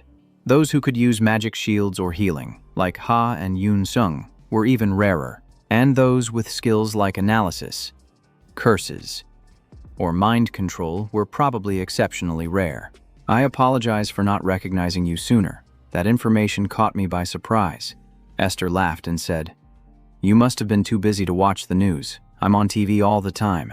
With such an impressive analysis skill, you must get a lot of job offers. But let's pause our chat here for now. Ha, Yoon Seung. You said you wanted to discuss something related to a gate in the Magic Tower, correct?" Yoon Seung was startled. "Ha, yes." Yoon Seung turned to Giok. "Actually, it's not me." "But," Giok stated coldly, "I want to request permission to enter the gate." "Yoon Seung just helped me schedule this meeting. I'm a low-rank awakened, so I was sure I'd be rejected," Esther asked. "What rank?" Giok presented his profession card, and Esther looked surprised. "Oh, an FA rank. That's normal for someone with an analysis skill. Your rank is even below the standard." Giok replied confidently. Then, "Do you find it strange that I was able to solve the maze?" Esther's tone became serious. "So what do you want to enter the gate for if you're planning to take resources? I won't help you. The resources produced by the tree are barely enough for my own use," Giok immediately said. "I will avoid the area with the tree," Esther asked. "You're not after the fruit." "Even so, it's difficult for me to let you into the gate." Giok was disappointed, but Esther spoke up. "What's more, awakened Giok is from another guild. Since you came with An Yoon Seung, you must be with the Nell sisters. Right. Maintaining exclusive rights to the gate costs a lot of money. I can't use my guild's efforts to help someone from another place. But if you really want to enter, just have a representative from your guild come and talk." Giok was annoyed. She meant they had to send someone important, not just some lackey. Esther warned him sternly. "I'm not kidding. Relay my message to the right person. Getting in isn't hard, you just have to pay," Giok thought. "This is a low-level dungeon. What's so valuable in it that she's acting so high and mighty she doesn't even know about the other valuable resources there?" He gave a faint smile. "Hunter Esther, I'm sorry, but I don't belong to any guild." Esther was stunned. "Huh." Yoon Seung jumped up and shouted, "Ha! That's right, Giok isn't part of any team. He's a solo hunter." Giok calmly continued, "You called me an analysis specialist, but I've never done that kind of work. The only person I know in the industry is Yoon Seung, which touched his friend. Helping me won't benefit any guild. This is just a personal request." Esther sat across from him, momentarily unable to react. He hesitated. "Should I just say it?" Then he spoke up. "I don't intend to ask for free entry." "Huh," Esther cut him off. "Wait a minute. So right now," Esther flashed a sinister smile, her voice echoing with hidden meaning. "This is interesting." She shot up from her seat, slamming her hands on the table, her smile sending a chill down his spine. "What is with this woman?" Esther smirked, her eyes cold as a purple aura swirled around her, full of menace. Giok was confused. Why did she suddenly lick her lips? I hadn't even mentioned the part she was most eager to hear. Esther leaned forward with a smug smile, radiating confidence. She shouted, "Why didn't you just say that from the start?" Giok answered painfully, "Yes." Esther made her offer. "Come to the Magic Tower right now. and I'll hire you on the spot if you agree. Getting into the gate won't be a problem. I'll even put you in charge of it." Giok was surprised. Is she serious? Yoon-sung commented that large guilds always have an abundant supply of magic stones and weapons. People with appraisal skills are highly valued, Giok remembered. That's right. They can't even determine purity with the naked eye. To avoid getting ripped off when trading magic stones, they have no choice but to hire an appraiser. Esther held up 5 fingers and declared, "You'll get a 500 million signing bonus." Giok frowned. "What did you just say?" Esther shot back. "What? Is that too little? Did the Nell sisters offer you a better price? They even managed to recruit An Yoon-sung, so why are they trying to poach our people?" Yoon-sung quickly tried to calm her down. Giok thought to himself, 500 million. He wondered how many bowls of soup he could buy with that kind of money. Esther clarified. "At the Korean Magic Tower, we already have plenty of skilled appraisers, so the workload won't be too heavy." Giok asked again. "Are you really offering me 500 million to be an appraiser?" She beamed, welcoming him eagerly. Of course, even Wung was surprised by her offer. Giok thought, "I can just sit at a desk sorting items for money without any risk." "I should just agree," Esther added. "And you only have to work 4 days a week." He was stunned. "Huh," she explained. "In the appraisal department, you'd work 4 days a week on a flexible schedule." It suddenly dawned on Giok.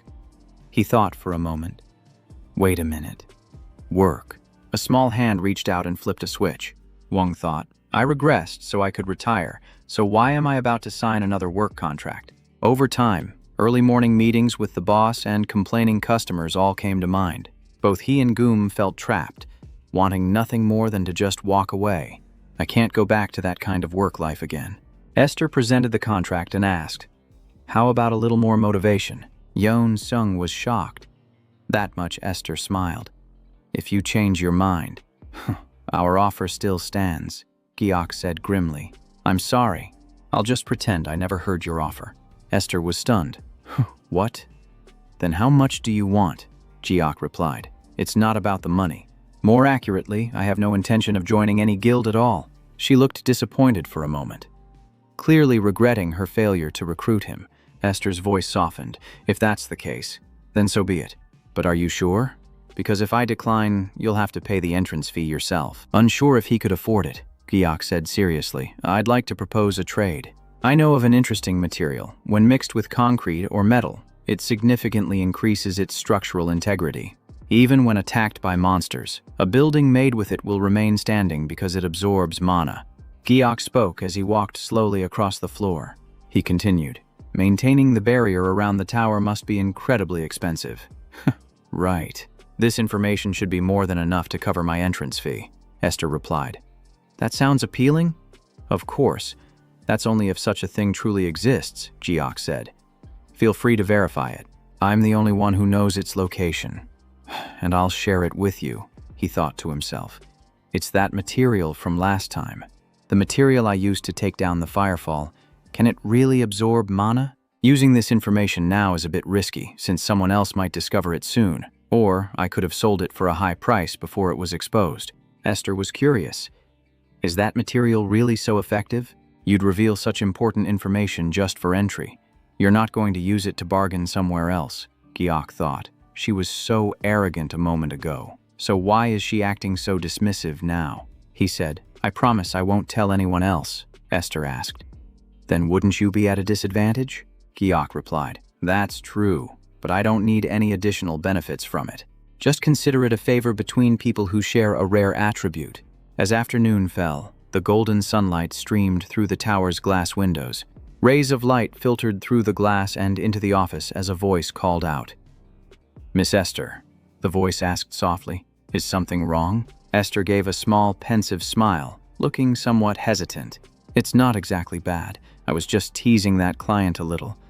Haji's eyes widened. You didn't go and curse them again, did you? What did you do?" "You promised you wouldn't do that again," Esther said nonchalantly. "Whatever. It's fun. It's not like I did anything too extreme. The worst that could happen is they'd stub their toe on a cabinet." She asked in return, "So what was it this time?" Esther replied calmly. "I made them sing for 30 seconds. Haji let out a sigh. "That's it. That's pretty tame, but it didn't look like they were singing. Did it? Esther nodded. They weren't. She gently placed her cup on the table, murmuring, "That's right." She suddenly had a realization and said slowly, "Just now, when I activated my skill, could it be that they were singing without any conscious control over it?" Geok's piercing eyes flashed in her mind, and Esther muttered, "Why am I thinking about him again?" She was bewildered by the way he kept staring at her so intensely. Geok's cold and imposing aura was still fresh in her memory. "He looks truly terrifying," Esther thought. It's clear he knew everything from the very beginning. An awakener who can block a curse that even affects S-rankers. What in the world is he? Then a voice called out. "Ms. Esther," Minjun rushed to report. "The material from before really can absorb mana," Esther asked. "Is that true? He was so willing to hand that over? He must be trying to impress me." "How unsettling," Esther thought. She commanded, "Bring me Hunter Kimki Ryo's file." Haji replied, "Yes, ma'am, I understand." Esther stated, "I need to find out just who this man really is." At the same time, on the way back, Geok was retching non-stop. A worried Yoon Sung asked, "Are you all right?" Geok made a mental note to himself.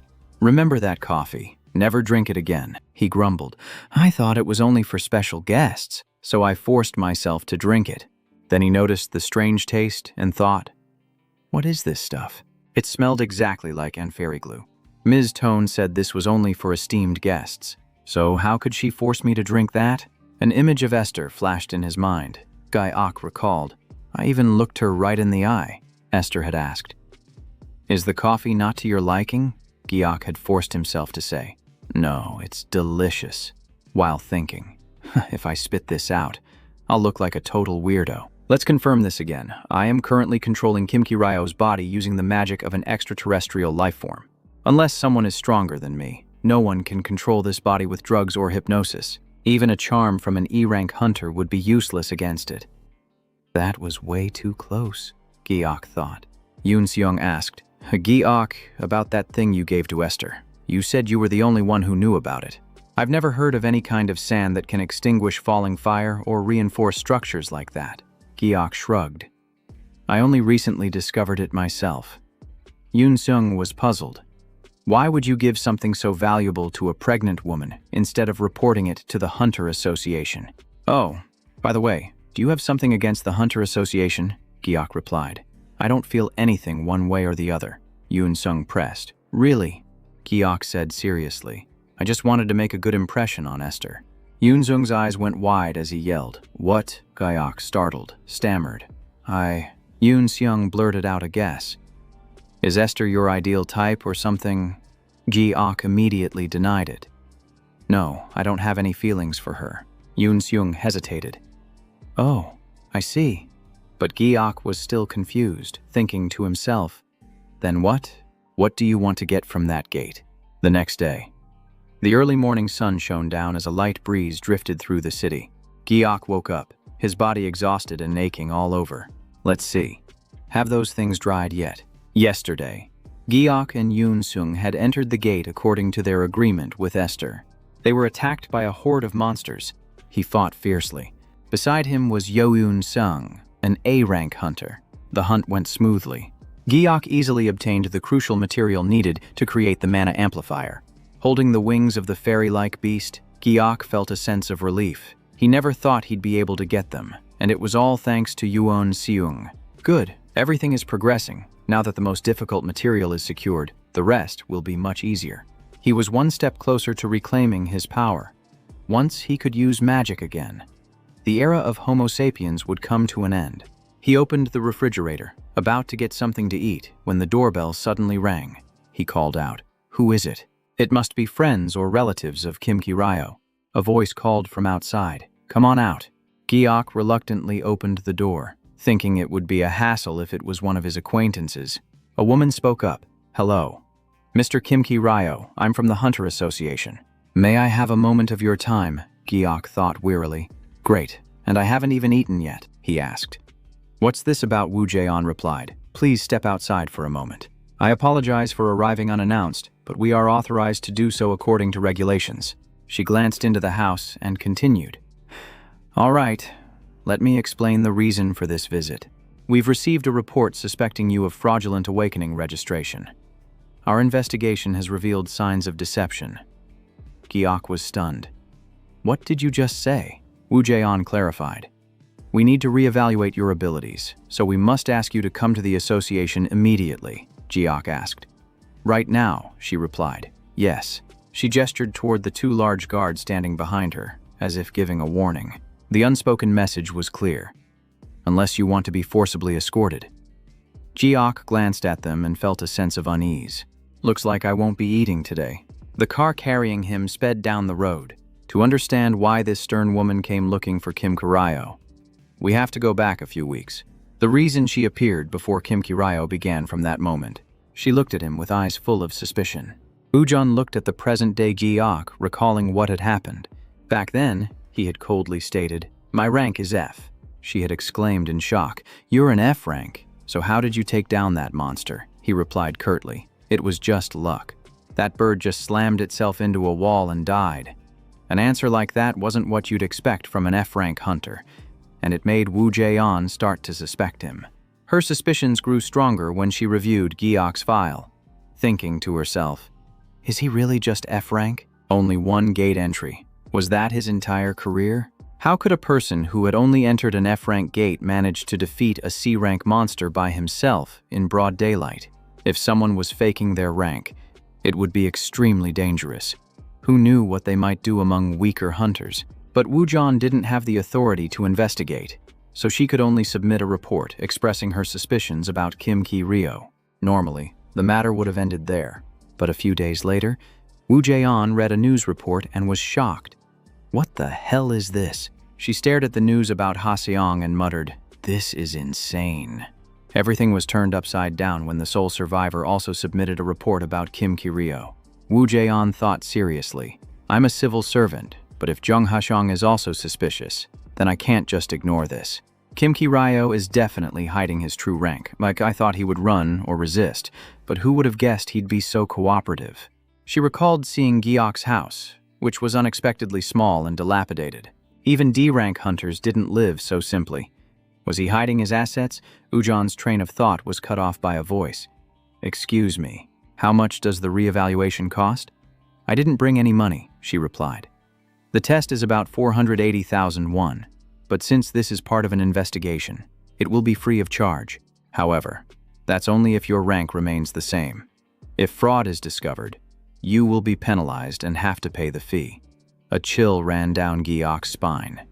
Am I in trouble? After hearing Wu Jian's explanation, he glanced around to survey the area. The room was spacious, with a few people sitting in front of the ability assessment counters. Giok frowned as he looked at the testing device. This method makes no sense. How can someone with a lung condition get an accurate power reading? Giok felt a wave of relief. He was completely at ease, especially since he was a heavy smoker with ruined lungs. So what was there to worry about? You think that piece of junk machine can find anything? Ujan cut off his train of thought by calling out, Mr. Kim Ki-ryo. Mr. Kim Ki-ryo. Please come this way, a staff member said. This evaluation will use our newest state-of-the-art equipment. He panicked. State-of-the-art equipment. The staff member, Lion, explained that the old method wasn't accurate for people with lung conditions. You must have received the re-evaluation notice from last year. Correct, Giok was stunned. They figured it out and even upgraded the system. Wu Jian said sarcastically, Mr. Kim Ki-ryo, you've had plenty of opportunities to come forward and correct your rank. He frantically backed away.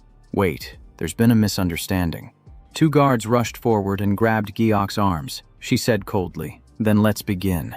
You've probably seen the news about the penalties for filing a false report, haven't you? He was forced into the measurement device, unable to resist. Oh, no. Without keeping Giok waiting, Ujan said, the results are in. If your stats are higher than the rank change threshold, Kim Ki-ryo, you'll be flagged as a fraud. You've probably seen on the news what happens to people convicted of false reporting. Right. He was terrified. I didn't know anything. I just reported my information as it was before. Giok was extremely worried. Who would have thought they had such an advanced machine? Would the enormous amount of mana, once hidden by his lungs, now be exposed? I'll have to explain that I'm an otherworldly being who possessed Kim Ki-ryo, but his lungs are shot from smoking. The lungs are the real problem. He froze when he remembered the testing fee was 480,000 won. Won Jae-on started reading the results. Awakening value of 14. F rank. No signs of fraud. She looked bewildered. What? There's no evidence, she added. The value increased by about 2 compared to last year, which isn't a concerning level of growth. He was stunned. So it did increase. Giok asked Won Jae-on. Will this stat continue to increase? She replied. No, it usually only increases to this point and then stops. The innate awakening value cannot change on its own. Her answer was devastating. Does this body really only have F-rank mana? I failed at magic because my mana pool was empty from the start. It wasn't that the equipment was broken, it was my lungs. Giok suddenly remembered something important. At that time, I walked right down that path, but the golem didn't see me. It only attacked An Yun-sung's group. Even though I shouted loudly, it still ignored me. Giok shuddered. Could it be that it didn't even recognize him as an intruder? The cruel truth hit him, and Giok's chest felt heavy as Won Jae-on called out his name worriedly. Kim Ki-ryo. He fell into shock, his eyes staring blankly into the distance. I have to accept it. My reincarnation magic has been a complete failure, and now I will live as the weakest mage on the planet. The sun was setting, staining the sky red.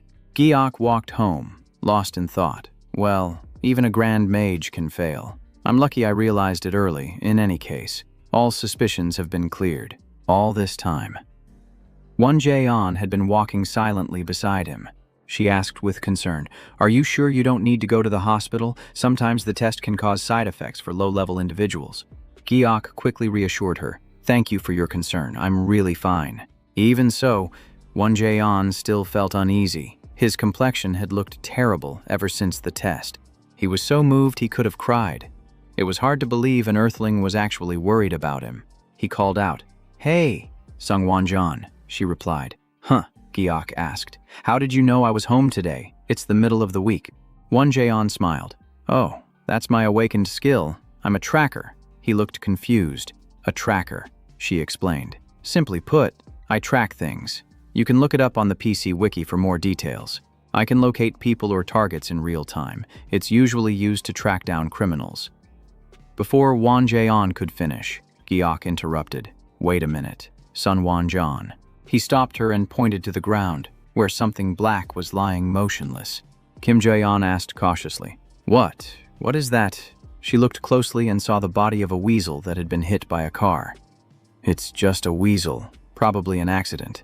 Giok sat beside her with his eyes fixed on the weasel as she continued.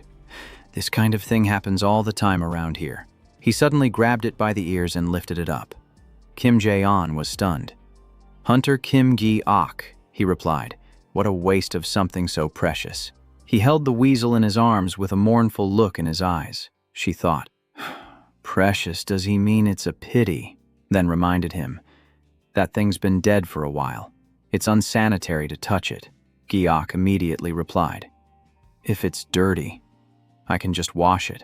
He stood up and said coolly, "That's Mr. Woo Jae-on's car. I'm heading in." She quickly replied, "Oh, okay."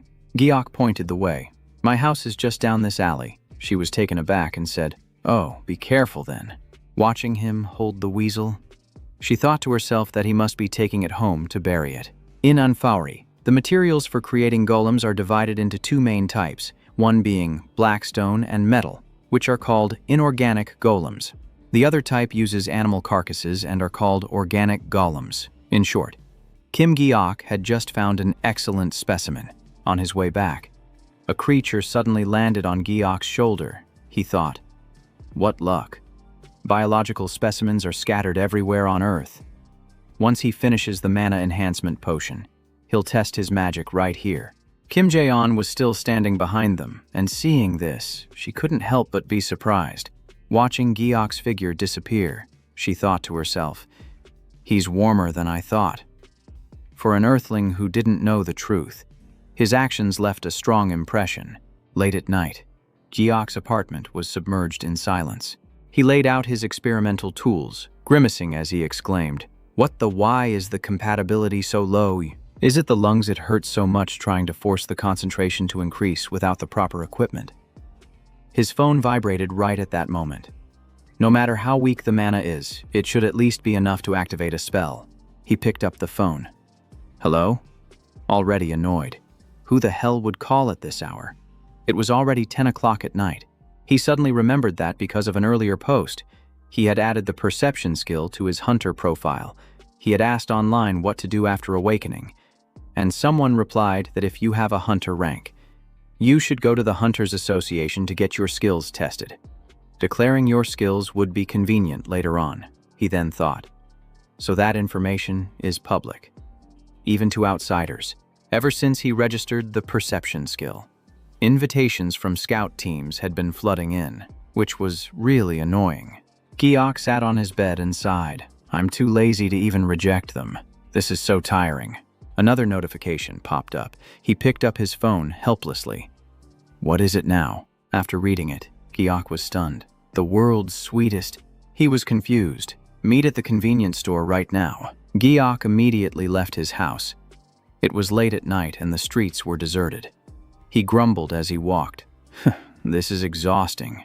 But he heard they had prepared something for him, so it would be weird to refuse.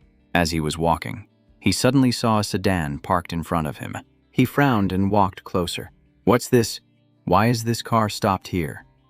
The person inside the car didn't say anything, just sat there silently. Then the door burst open, and several people stepped out. He panicked.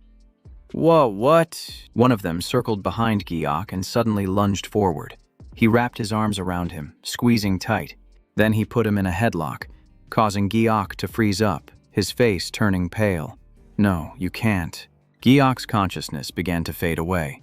His vision blurred, and all he could see was a large, hazy figure. His head throbbed with pain. Giok thought hazily, I could have handled a magic attack, but I'm helpless against a physical one. Wait, how long was I out? His hands were tied behind his back. Where am I? His eyes were tightly blindfolded. Giok despaired. This world. This is insane, a voice rang out. Is the one we captured that F-rank guy? He immediately listened in as they continued. Yeah, we got him right as he was leaving the gold shop. Giok wondered. Did they get the wrong guy, or do they have a grudge against Kim Ki-ryo? The two men continued their conversation, mentioning how lucky they were to meet the deadline and confirming that he was, in fact, an F-rank. One of them mentioned that they had a D-rank team test him with a surprise attack, and he couldn't even move. The man ordered a thorough check for broken bones, telling them to fix any they found immediately, but the other guy just growled. Hey, I'm no amateur. Suddenly, one of the men panicked. The boss is here, another voice replied. Yes, I am. Giok shivered as he realized someone else had entered the room. One of the goons rushed to greet the arrival and ordered, Bow! This is our VIP client. The entire group bowed their heads in unison. Greetings, sir, the man continued. Our VIP client will inspect the merchandise himself later, so get it ready. Two of the men immediately obeyed. Giok froze when he heard the word merchandise. The VIP client's name was Kang Chang-ho. He let out a menacing laugh. Hold on a second. Chang-ho looked directly at the bound Giok and said, So the kid's awake. Is he? Giok heard footsteps approaching him, his mind reeling. What? How does he know? The man bent down and removed Giok's blindfold. He tossed the piece of cloth aside and said, Hello there. It's been a while. Hunter Kim Giok, seeing who it was. Giok blurted out, Kang Chang-ho, why are you here?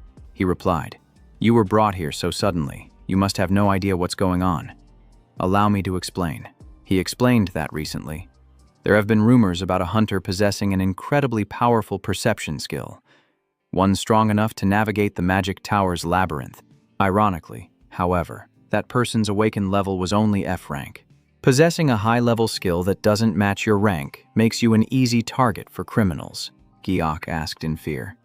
So, what are you people going to do to me? Chang-ho laughed. We're going to sell you. Of course. Plenty of people out there want to hide their true strength. To do that, You'd need a private appraiser, and you know the fees aren't cheap, so it's less expensive to just break the law. Right, Giok asked. He replied, it's not even comparable, especially when you factor in the maintenance fees. Giok thought. So that means are being held by an awakened trafficking organization. Chang-ho added that low rankers have weak minds and are easily exploited. The lackeys were discussing among themselves, saying they were used to the work here, and that enslaved awakened are less likely to betray them. Giok could only think, what kind of VIP treatment is this? As Chang-ho turned to leave, he called out, Mr. Kang Chang-ho, could you help me with something? He replied, why should I help? I'm just a customer. My business is different. I was just passing through. Well then, see you later. F. Rank Kim Giok. He was left speechless, thinking, hey, wait. A moment later, a voice rang out. The new goods have arrived. Take the F-ranker upstairs. Two men approached, saying in unison, yes, sir. Fear filled his eyes. He thought in a panic, I shouldn't have been reincarnated in a place like this. They led him to another room. They opened the door and shoved him hard, causing him to fall into a pitch-black room. The two men in full-face helmets whispered, he's not blindfolded. So what, he'll pass out anyway.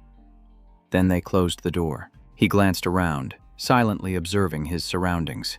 Giok sat leaning against the wall, thinking that being moved didn't mean he was going to be sold immediately, so why was he left alone in here? Suddenly, he smelled a strange fragrance. Wait a minute. On a shelf in the corner of the room, something was emitting a scent that was sweet, like flowers, Giok noted to himself. He looked closer and saw that it was a type of magical artifact. It seemed to be a sleep-inducing artifact, with a scent strong enough to make even a B-ranker fall asleep. But for a great archmage like him, it was meaningless. He tried to pull out his shoelace. This was no time for delay. He had to get out of here. Giok brought the shoelace to his mouth and bit down on it firmly. He held one end of the lace with his foot and held the other end in his mouth.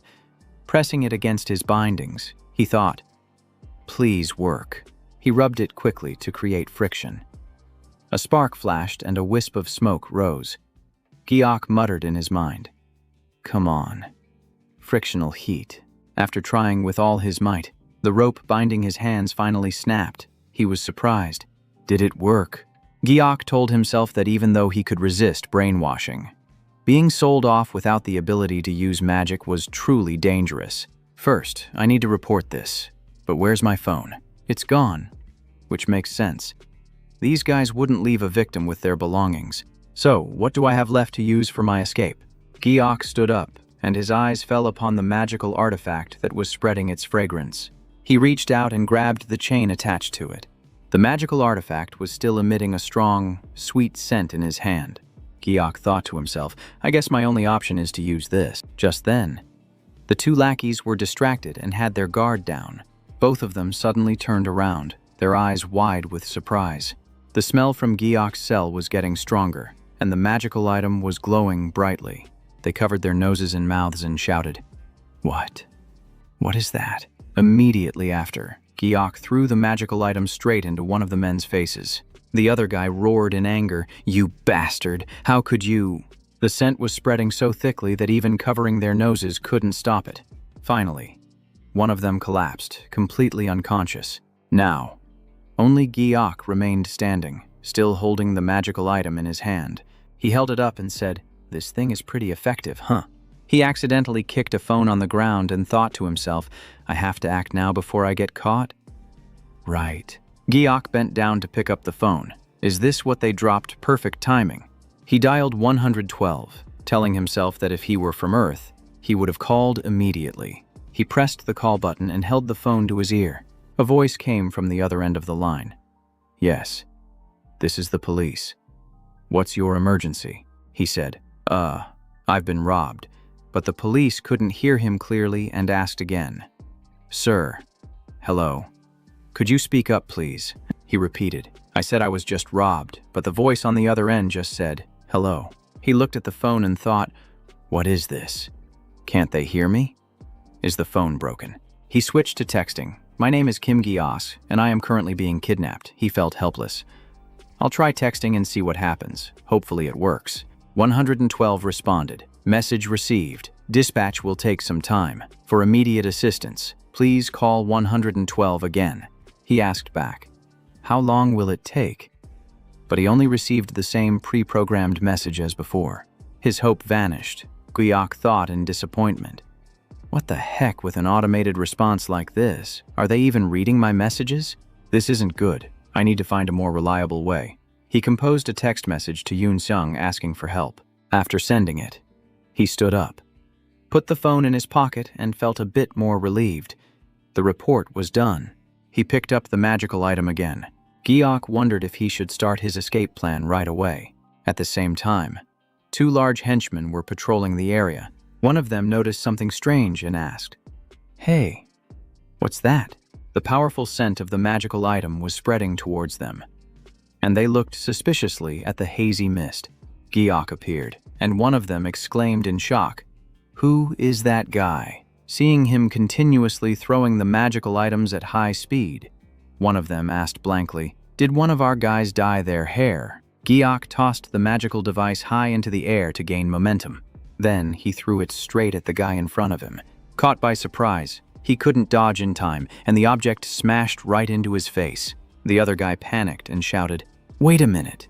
Could you be the awakened we just captured?" Just as he realized it, Guyok was already charging forward, magical device in hand. That guy's eyes widened as blood sprayed from his nose. And then he collapsed, unconscious. Guyok said, "You morons can't do anything right," he thought. "To escape, I need to find a way out, but I don't know the layout of this place. And the windows are all sealed shut." Suddenly, he sensed something and stopped short. Guyok turned his head, and in front of him was a spatial door radiating immense power. The amount of mana is so large that even I can see it. It's a gate. There was no mistaking it. There was a gate right outside the building, the very thing hunters are always searching for. Usually, gates like that only appear in forests, mountains, or empty lots. If I use that as my escape route, I might have a chance. Just then, a group of people appeared behind him. Someone's voice rang out. "What's going on? Did that F-ranker escape?" Guyok immediately bolted down the stairs, thinking as he ran, "I have to get downstairs to escape." But just as he set foot on the stairs, a sharp pain suddenly shot through his knee, causing him to stagger and collapse. He panicked. "Damn it, I haven't even run a few steps and my leg is already giving out." Behind him, one of the men spotted him. There he is. The whole group immediately charged forward, shouting, "An F-ranker thinks he can escape, grab him now." But when they saw him holding the magical device, the whole group froze. "Wait a minute. That thing," they shouted. "Everyone, hold your breath."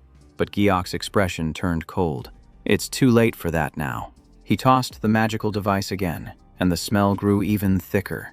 The goons covered their noses and mouths, but it was useless. They started coughing violently. "It's so hard to breathe." Guyok threw the magical device up one more time, but this time, one of the men managed to catch it. He gripped it tightly and growled in fury. "You damn F-ranker." He immediately dashed towards Guyok. Then he slammed him hard against the wall, his hand pressing against his throat. Guyok's entire body trembled as the man said, "You're merchandise for sale, so I'm not supposed to touch you. But today is your unlucky day." Before he could finish his sentence, Guyok grabbed his hand. Then he brought his knee up, kicking the guy straight in the chin. The man staggered and fell backward, knocked unconscious. Completely exhausted, Guyok slumped to the floor, gasping for breath. By this point, all the henchmen had collapsed from the scent of the magic item, and he panted, "I'm dead tired." He picked up the magic item and looked at it in surprise. My mana is draining way too fast, damn it. I had to fight on the run. And now I'm being tracked. Turning his head, Guyok saw another dimensional gate radiating magical energy. And he thought, "It's not going to be easy from here on out." It's an exit, that's right. The gate over there is fluctuating. He braced himself against the wall, forcing himself up and walking towards it, thinking, a gate this large must lead outside. He touched the door and discovered it was unlocked. Just then, one of the henchmen yelled, "Director, an awakened being escaped from the upper floor." Guyok opened the door. only to be shocked to find the boss and Chang Ho standing inside talking. They all stared at him, stunned. The two men behind the boss went pale as the boss said in confusion, "What the? How did he get like this?" He yelled at his subordinates. "What kind of management is this? Letting him escape?" The henchmen bowed their heads in unison. "We're sorry, sir." While Giok thought to himself, "I'm in trouble," he glanced over at Chang Ho, who was smiling, and thought, "The gate is inside the building, and I ran right into Chang Ho. I'm screwed. If he had been outside, I would have sensed his magical power and escaped already." A henchman stepped forward and shouted, "Hey, you F-rank! How did you take care of the guys upstairs?" The guy next to him stared, wide-eyed. "He took them all down alone, you bastard." "So they think the report calling me an F-rank was a lie meant to deceive them," Giok thought. "I get it now. They had no idea he used a scent to manipulate the guards. If he could have just lured Chang Ho away, he would have been able to escape. It would be so much better if he wasn't here." The boss pulled his hat down in embarrassment, sighed, and said to Chang Ho, "My apologies, Mr. Kong, for such a mess to break out right after our important transaction." He continued, "I know this is sudden, but could you lend me a hand?"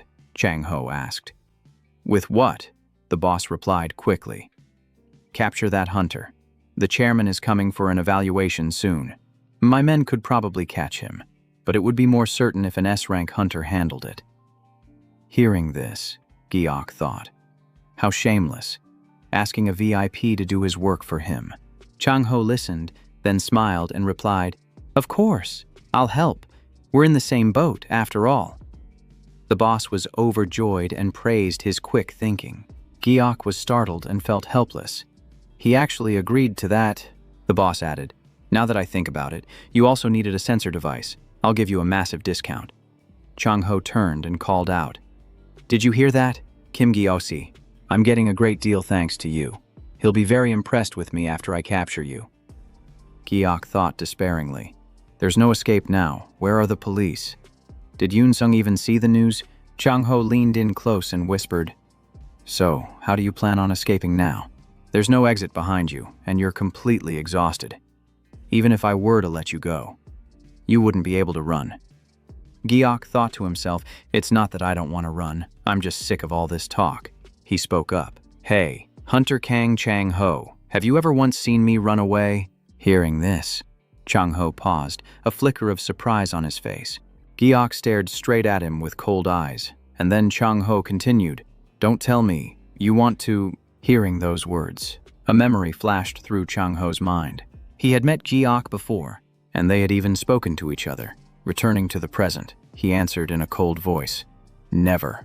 Giok's expression turned to stone as Chang Ho added, "Not even a single time." Chang Ho stepped closer and asked, "So you're saying you don't plan on running this time? Then let's put that to the test right here." "Ah, no, there's no need for us to fight." As soon as he heard that, Giok raised both hands and replied, "I surrender." Chang Ho thought to himself. "Surrender," he said. "You took down all the guards to get in here, and now you're talking about surrender." Giok thought resentfully. "I didn't fight anyone. He probably thinks everyone is just like him." Chang Ho spoke again. "You really expect me to believe you?" Giok narrowed his eyes, thinking, "He's right. If our roles were reversed, I wouldn't trust someone who had already escaped from me once." Suddenly, a streak of magical energy flashed past Giok's face. He thought, "What's he planning now?" He whipped his head around, his thoughts racing. What was that? Just then, someone stepped out from a spatial gate and called out, "Hey, boss!" He was a foreigner, with a tall and powerful build. Seeing him emerge from the portal, Giok thought, "Is that a teleportation gate?" "No, that's not a gate. It's a magical conduit, a spatial movement skill." The boss approached him. "Right on the dot at 12 o'clock. Punctuality is your defining trait." The foreigner laughed. "Well, Koreans are known for keeping their promises." Chang Ho also stepped forward, interjecting, "Aha, so this is the transporter," the boss replied. "A rare type of mage, one who can teleport people." Chang Ho's eyes widened. "Whoa, I can't believe I'm seeing one with my own eyes." The boss made the introduction. "This is S-rank hunter Kang Chang-ho," the foreigner replied. "Of course, the top hunter in the business." Giok heard a noise and thought, "Maybe I should try to escape right now." A streak of magical energy flared up behind Chang-ho as the foreigner said, "It's an honor to meet you. Hunter Kang Chang-ho." Turns out, he was secretly activating his powers. While the foreigner was still mid-sentence, Chang-ho suddenly struck, aiming right for his head. The man was thrown backward, his head slamming into the wall behind him. Giok was completely stunned by the scene, unable to understand what was happening. The boss yelled in a panic, What's going on? Hunter Kang Chang-ho?" That guy crashed headfirst into the wall, dying on the spot. Chang-ho turned and glared at the boss, who cried out, "What the hell is going on?" he said coldly. Dealing with someone like that costs time and money, and if you're careless, someone with a teleportation skill will just get away. I didn't really care at first if you guys were smuggling or using illegal gates, but someone with the ability to open a spatial passage is a different story. Hearing this, Giok's mind was in turmoil. What is going on? Chang-ho's eyes flashed as his aura flared. He advanced on the boss and said, "But I'm very interested." The boss trembled as two of his henchmen rushed forward to block the way. Chang-ho said, "But dragging someone with teleportation abilities out of my territory, that's a completely different matter." He instantly appeared behind one of the men. The color drained from the henchman's face as he yelled, "Boss, get to the portal now." Chang-ho landed an incredibly powerful punch on him. The man flew backwards, landing a good distance away from Giok. Giok thought, he's truly unbeatable. Reaching S-rank is no easy feat. At first, the ranks only went from A to F. But then, overwhelmingly powerful hunters started to appear, and a new, off-the-charts rank was created. It was the only level that could measure power that exceeded the standard scale. That was S rank. The other henchman was taken down as well, landing right in front of Giok. He stood frozen, thinking, he's truly an apex predator. Now, only the boss remained in the room. He leaned against the wall, his face pale and his entire body trembling uncontrollably. He stammered, "Please, spare me. I'm begging you." Chang-ho stepped forward, his expression darkening. He said, "And you're asking me for mercy in a situation like this?" His eyes filled with contempt as he continued, "Spare your life." The boss looked up, and his face grew even paler when he saw the murderous intent in Chang-ho's eyes. He finished the man off without a moment of hesitation. A scream echoed through the room, and Giok could only look away. Helpless, sweat broke out on his skin as he thought, "You really should never cross Kang Chang-ho." Just then, the sound of police sirens blared, startling them both. As many as 5 police cars were parked right in front of the building. They were both surprised, exclaiming in unison, "The police?" Chang-ho turned to him and asked, "Did you call them?" Giok thought for a second. "Ah, yes, I did." Why the surprise? Chang-ho stood there, completely stunned. He spoke up. "Let's get one thing straight. Don't lump me in with this scum. I was just stopping them from smuggling fake awakeners out of the country." Giok cut in. "That's a job for the police," Chang-ho scoffed. "You wouldn't be saying that if you knew how slow they are. Finding this place should have taken a few days, but it took much longer. Ever since public servants started switching careers to become hunters, a manpower shortage has been unavoidable, but they arrived much faster than I expected this time. I suppose it's thanks to the assistance of Hunter Kim Giok." He clapped Giok on the shoulder, adding, "I'm curious, but it's getting late, so I won't ask." Giok exclaimed in surprise, "Are you thanking me?" Then he thought, "Wait a second." Giok thought, "That guy's gone. It'll be a pain if I stay here." So he yelled out, "Kang Chang-ho, wait up, Kang Chang-ho, hey you brat." But he paid no mind and just kept walking. So Giok shouted helplessly, "Damn it. For that S-rank hunter to just disappear in a situation like this. Things are definitely going to get worse from here." Just then, a squad of police officers burst in. One ran forward while the others aimed their guns and shouted, "Hands up, police!" They immediately subdued him, cuffed his hands, and warned, "Use your abilities again and you'll be dealt with." "What about the victims? What did you do to them?" Giok panicked. I'm the one who reported it." but they ignored his words, yelling, "Don't move, you're under arrest according to the Awakened Criminals Act." And Giok thought bitterly, these guys have some nerve. Why are they treating a harmless alien like me this way? Suddenly, a voice called out from behind, "Wait a minute."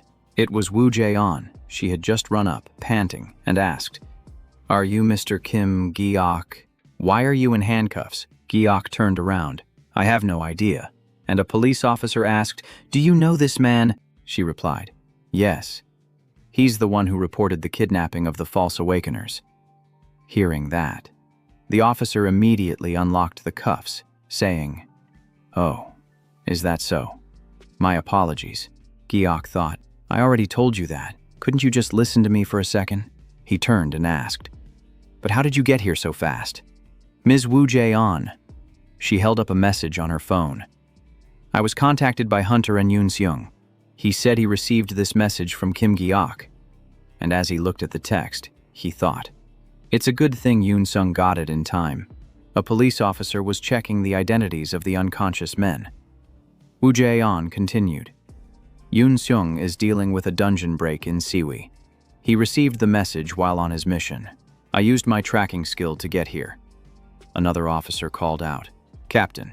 He handed over an ID card and reported, "This whole group is involved in an illegal human trafficking ring."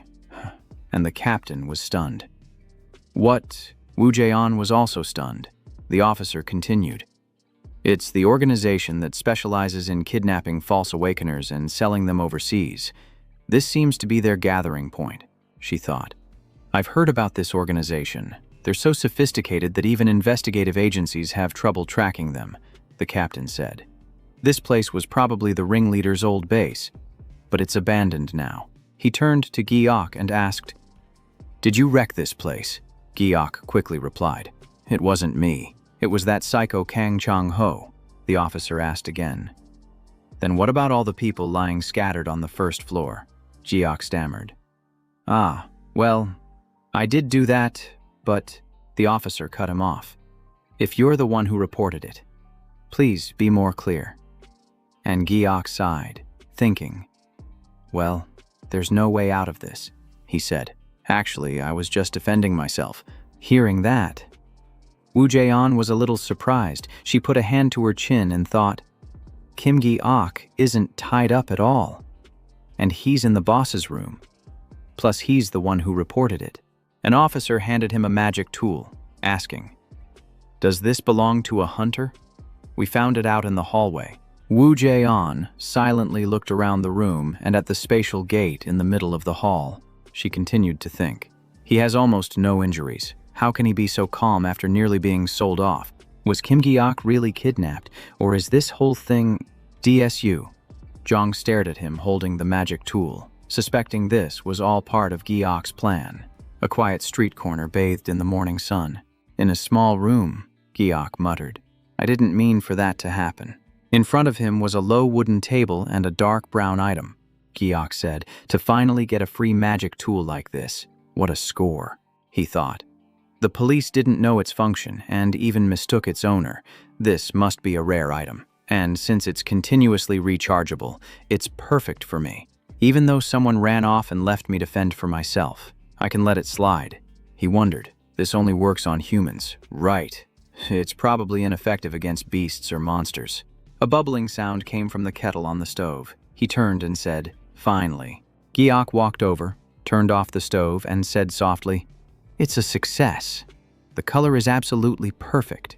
Giok thought to himself, to be able to create this in such a remote place with shoddy ingredients. I truly am a rare magical genius.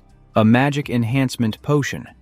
Drinking it allows the user to temporarily surpass the minimum magic threshold needed to activate a spell and maintain it for a short time.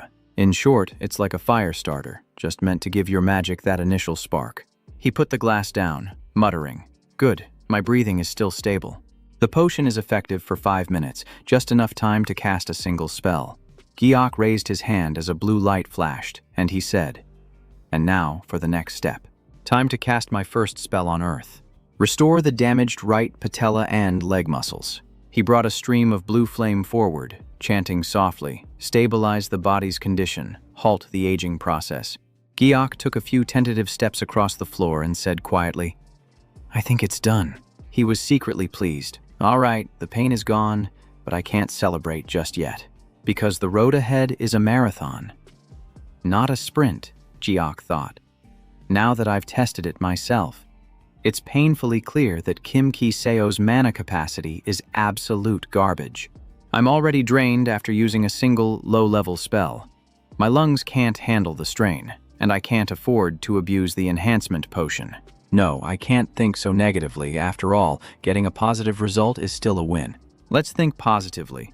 First, I need to prepare a meal for today." A sudden knock echoed from the door. He walked towards it, calling out, "Who's there?" As he walked quietly, he wondered, could it be Woo Jae-on again? Giok opened the door, asking, "Who is it?" A voice from outside replied, "Are you the student?" Jincha spoke. "It's about the fire extinguisher. So you are home. I was just about to call you." Giok hesitated. This person is the owner of this room, a relationship that this body still clearly remembers. He managed to reply, "Hello?" And the man said, "I'm sorry for showing up so unexpectedly." The man asked, "Are you having a tough time this month?" Confused, he replied, "Yes, I am."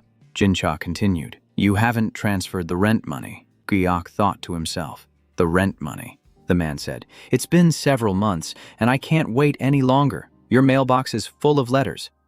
And the management fee hasn't been paid either." He was flustered. His mouth went dry. "Well, about that." Giok's face turned pale and his mind went blank. Just how many months overdue was it all? The man's voice softened. "Son, I keep getting calls because of this. Please pay it soon." "I can only wait until the end of the month," he asked back. "I'm sorry." "How much is the rent?" The man replied, "It's 450,000 a month, so for 3 months. That's 1,350,000. Giok was startled and blurted out, "What?" 1,350,000 won. The man said, "If you can't pay by the end of the month, then you'll have to move out. I'm counting on you." Giok bowed his head and replied, "I understand." Giok went back inside, his hand tightening on the door, his heart heavy. "I'm screwed. If I can't pay, I'll be kicked out, and Kim Ki-seo's bank balance is only 3,351. He sighed. "If the deadline is the end of the month, then I have exactly 14 days. And with the bills and rent, it's a total of 2 million won." Giok muttered, "Isn't there some way to make money? Or maybe I hid some money somewhere and forgot about it." A small glimmer of hope sparked within him. He rushed to the phone, whispering, "That's right. I still have that one option, even though I really don't want to use it, but I just have to get back the money that was hidden away." The phone started to ring, and he said, "Hello. Is this Kang Chang-ho?"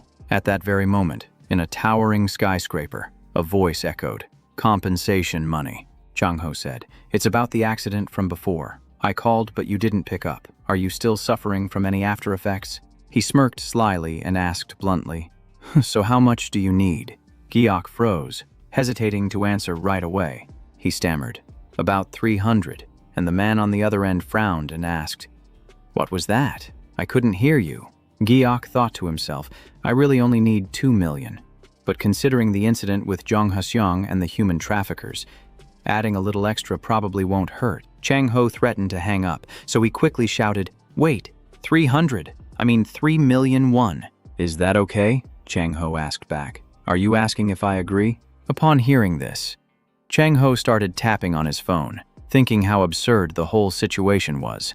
A notification confirming the transfer appeared, and he said coldly, "I've sent it." Giok was completely stunned. He never imagined that such a large sum of money could be sent so easily. But after paying off the house debt and the bills, there was almost nothing left. And life is about more than just surviving. Is there any way to make more money? What can a weak mage like me even do? Just then, a call came in, and Giok saw that it was from An Yoon Seung. He thought to himself that he'd forgotten to thank him. Maybe he was worried, and that's why he called first. With that in mind, Giok reached out to answer the phone, but he suddenly stopped. An A-rank hunter can make 100 million just by clearing a gate. Later, at a small diner, Giok spoke up. "I only survived that day because you contacted Mr. Woo Jae-on for me. I was planning to treat you to a meal to thank you." Yoon-sung smiled and said, "A cup of coffee is more than enough." He nodded. "All right then," Yoon-sung replied cheerfully. "I'll really enjoy it." Hyung. Giok felt uneasy, thinking, "I'd rather have a meal. The smell of coffee makes me nauseous." The staff member asked. "Are you ready to order?" Giok replied. "I'll have the house specialty." "A vanilla latte," Yoon-sung said. "I'll take an iced Americano." He added quietly, "Please hold the coffee, and anything else that smells like it." The staff member was stunned and stammered in response. "Yes, sir, I'll do my absolute best." Giok shuddered slightly. "Did I just reveal that I'm an alien?" Yoon-seung said. "I was really surprised to hear that you had been captured." "I'm sorry, I should have come in person," Giok said softly. "I already heard. You were dealing with a dungeon break at the time." He nodded. "To be honest, the situation was really bad back then. So I had to ask Mr. Woo Jae-on for help." Giok replied, "It's all right.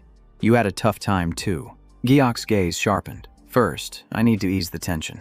"But hey, Yoon-sung, have you only been handling dungeon breaks lately?" Yoon-sung was startled. "Huh." Giok's voice turned serious. "How long has it been since you've entered a gate?" "Since that time you went with me." He started to sweat and stammered. "Well, about that." Giok didn't let up, his eyes as sharp as a knife. "You're still afraid of entering A-rank gates, aren't you?" Yoon-seung stammered nervously, admitting that was indeed the case. Coming back is still too hard for him, he thought, just as I expected. Images immediately flooded his mind. The unexpected encounter with a high-level monster, the moment he was betrayed by his own teammates, the fear of death breathing down his neck. How could a 25-year-old student endure such a shock? Giok spoke gently. "But Yoon-sung, no matter what, you can't just follow an E-rank hunter like me forever. It's time for you to form your own party or prepare to become a solo hunter. Do you understand what I'm saying?" Yoon-sung, still confused, frowned and replied, "Yes." He looks so dejected, Giok thought. "Does he think I'm trying to abandon him?" He then continued. "That's why I've given it some thought. Yoon-sung, if you don't mind, I want to train you myself. What do you think?" Surprised, Yoon-sung exclaimed. "Really? I'll teach you how to use your skills and control your mana."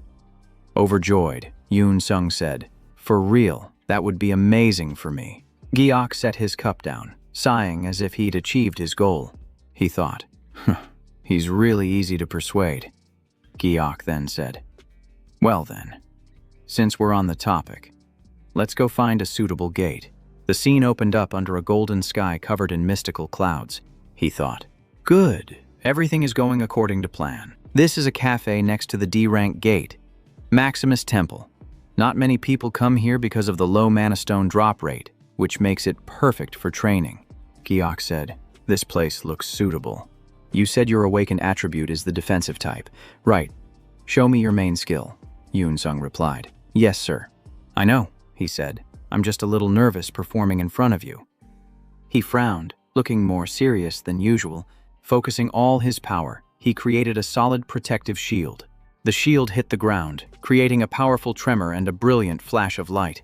Protective shield, an active skill that creates a mana shield. The more mana consumed, the larger its size. After using the skill, Yoon-sung asked, "So, what do you think?" Giok thought for a moment, then said, "First, I want to ask you something." His voice turned serious. "Why can you only block what's in front of you?" Yoon-sung answered. "Why can I only block the front? Because that's how the skill has always worked. It's been like that ever since I awakened." Giok realized something and said, "I see," he thought. "This is just like..." Watching him was like seeing a monkey try to use a knife for the first time. Giok muttered that he was so hard to teach, feeling completely lost on where to even begin. Giok explained, "Yoon-sung, this skill isn't just for blocking the front, it has to completely surround you." To which he replied, "Yes, don't just make a flat shield, you need to form a dome that covers you, like a glass dome." Yoon-sung asked, "Like a glass dome?" He focused again, trying to create the dome-shaped shield just as he was told. But Yoon-sung said, "Sir, I can make it bigger, but I can't seem to change its shape." Giok thought to himself, "Good grief, he's so dense it's giving me a headache." He walked over and said encouragingly, "Let's try that one more time. Imagine your chest is the center and extend your mana in a circle, Like a crystal ball. Yoon Sung replied, "You mean round like this?" He sighed, saying, "I'm not doing a very good job." Giok patted his shoulder and said, "Stop messing around and focus." With a serious expression, he reminded him, "Don't lose the image you're holding in your mind." Yoon Seong's eyes filled with determination as he replied, "Yes." Sir Giok immediately corrected his posture. "Keep your back straight and breathe steadily." And he instantly obeyed. "Yes," he continued. No, that's not how you should project your mana." Yoon Sung apologized. "I'm sorry." Giok sighed. This process was truly exhausting for both of them. But after 20 minutes of Spartan-style training, Giok finally breathed a sigh of relief. The fruits of his labor had finally manifested. Yoon Sung exclaimed, I did it, sir. This is what you meant, right, but I can't move at all while doing it." Suddenly, the dome shield shattered, sending fragments flying everywhere. He laughed awkwardly, saying, "It broke." Giok calmly replied, "That's okay, just be persistent, and it will work out." He thought that if Yoon Sung could master this, he would be able to create a perfect shield with no blind spots. Yoon Seung said, "Thank you for teaching me, sir." "I never realized this skill could be used this way," Giok replied. "Skills also depend on your mindset. Mana is heavily influenced by the wielder's mind, which is why those with confidence or even a bit of arrogance often become skilled mages." Yoon Seung called out, "Sir." "Giok." "Sir," he called out. What Giok answered. He asked seriously, "What is the next training exercise?" Giok replied, "All right then." His voice softened. "This time, we're going to do some practical application. Skills only truly develop when used in real combat against monsters." Yoon Seung's brow furrowed the moment he saw the sentinel. He attacked it with all his might. He formed the dome shield to block the attack from the sentinel. The force of the blow was so strong that Yoon Seung had to dig in his heels to stand his ground. He reached his hand forward, his eyes filled with fierce determination as he retaliated. He used his protective shield to strike the sentinel's body, but it was ineffective. He frowned.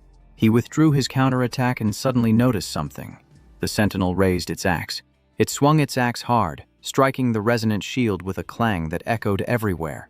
Yoon Seung glanced over, as if he had spotted an opportunity to counter. He turned to face the axe. He planted his feet firmly on the ground, then stepped back to build momentum for his next attack. Yoon Seung swung his arm, generating immense power. The fiery battle began as he shot forward like an arrow. As the fight reached its climax, he unleashed a powerful blow to end it. Giok watched from the sidelines, praising him. "Nice. Very nice. That's an A rank for you. Truly overwhelming power." He gave a slight smile and said, "Well then, let's take it slow for now." Giok saw the scattered diamonds and muttered, "I guess I should get started too."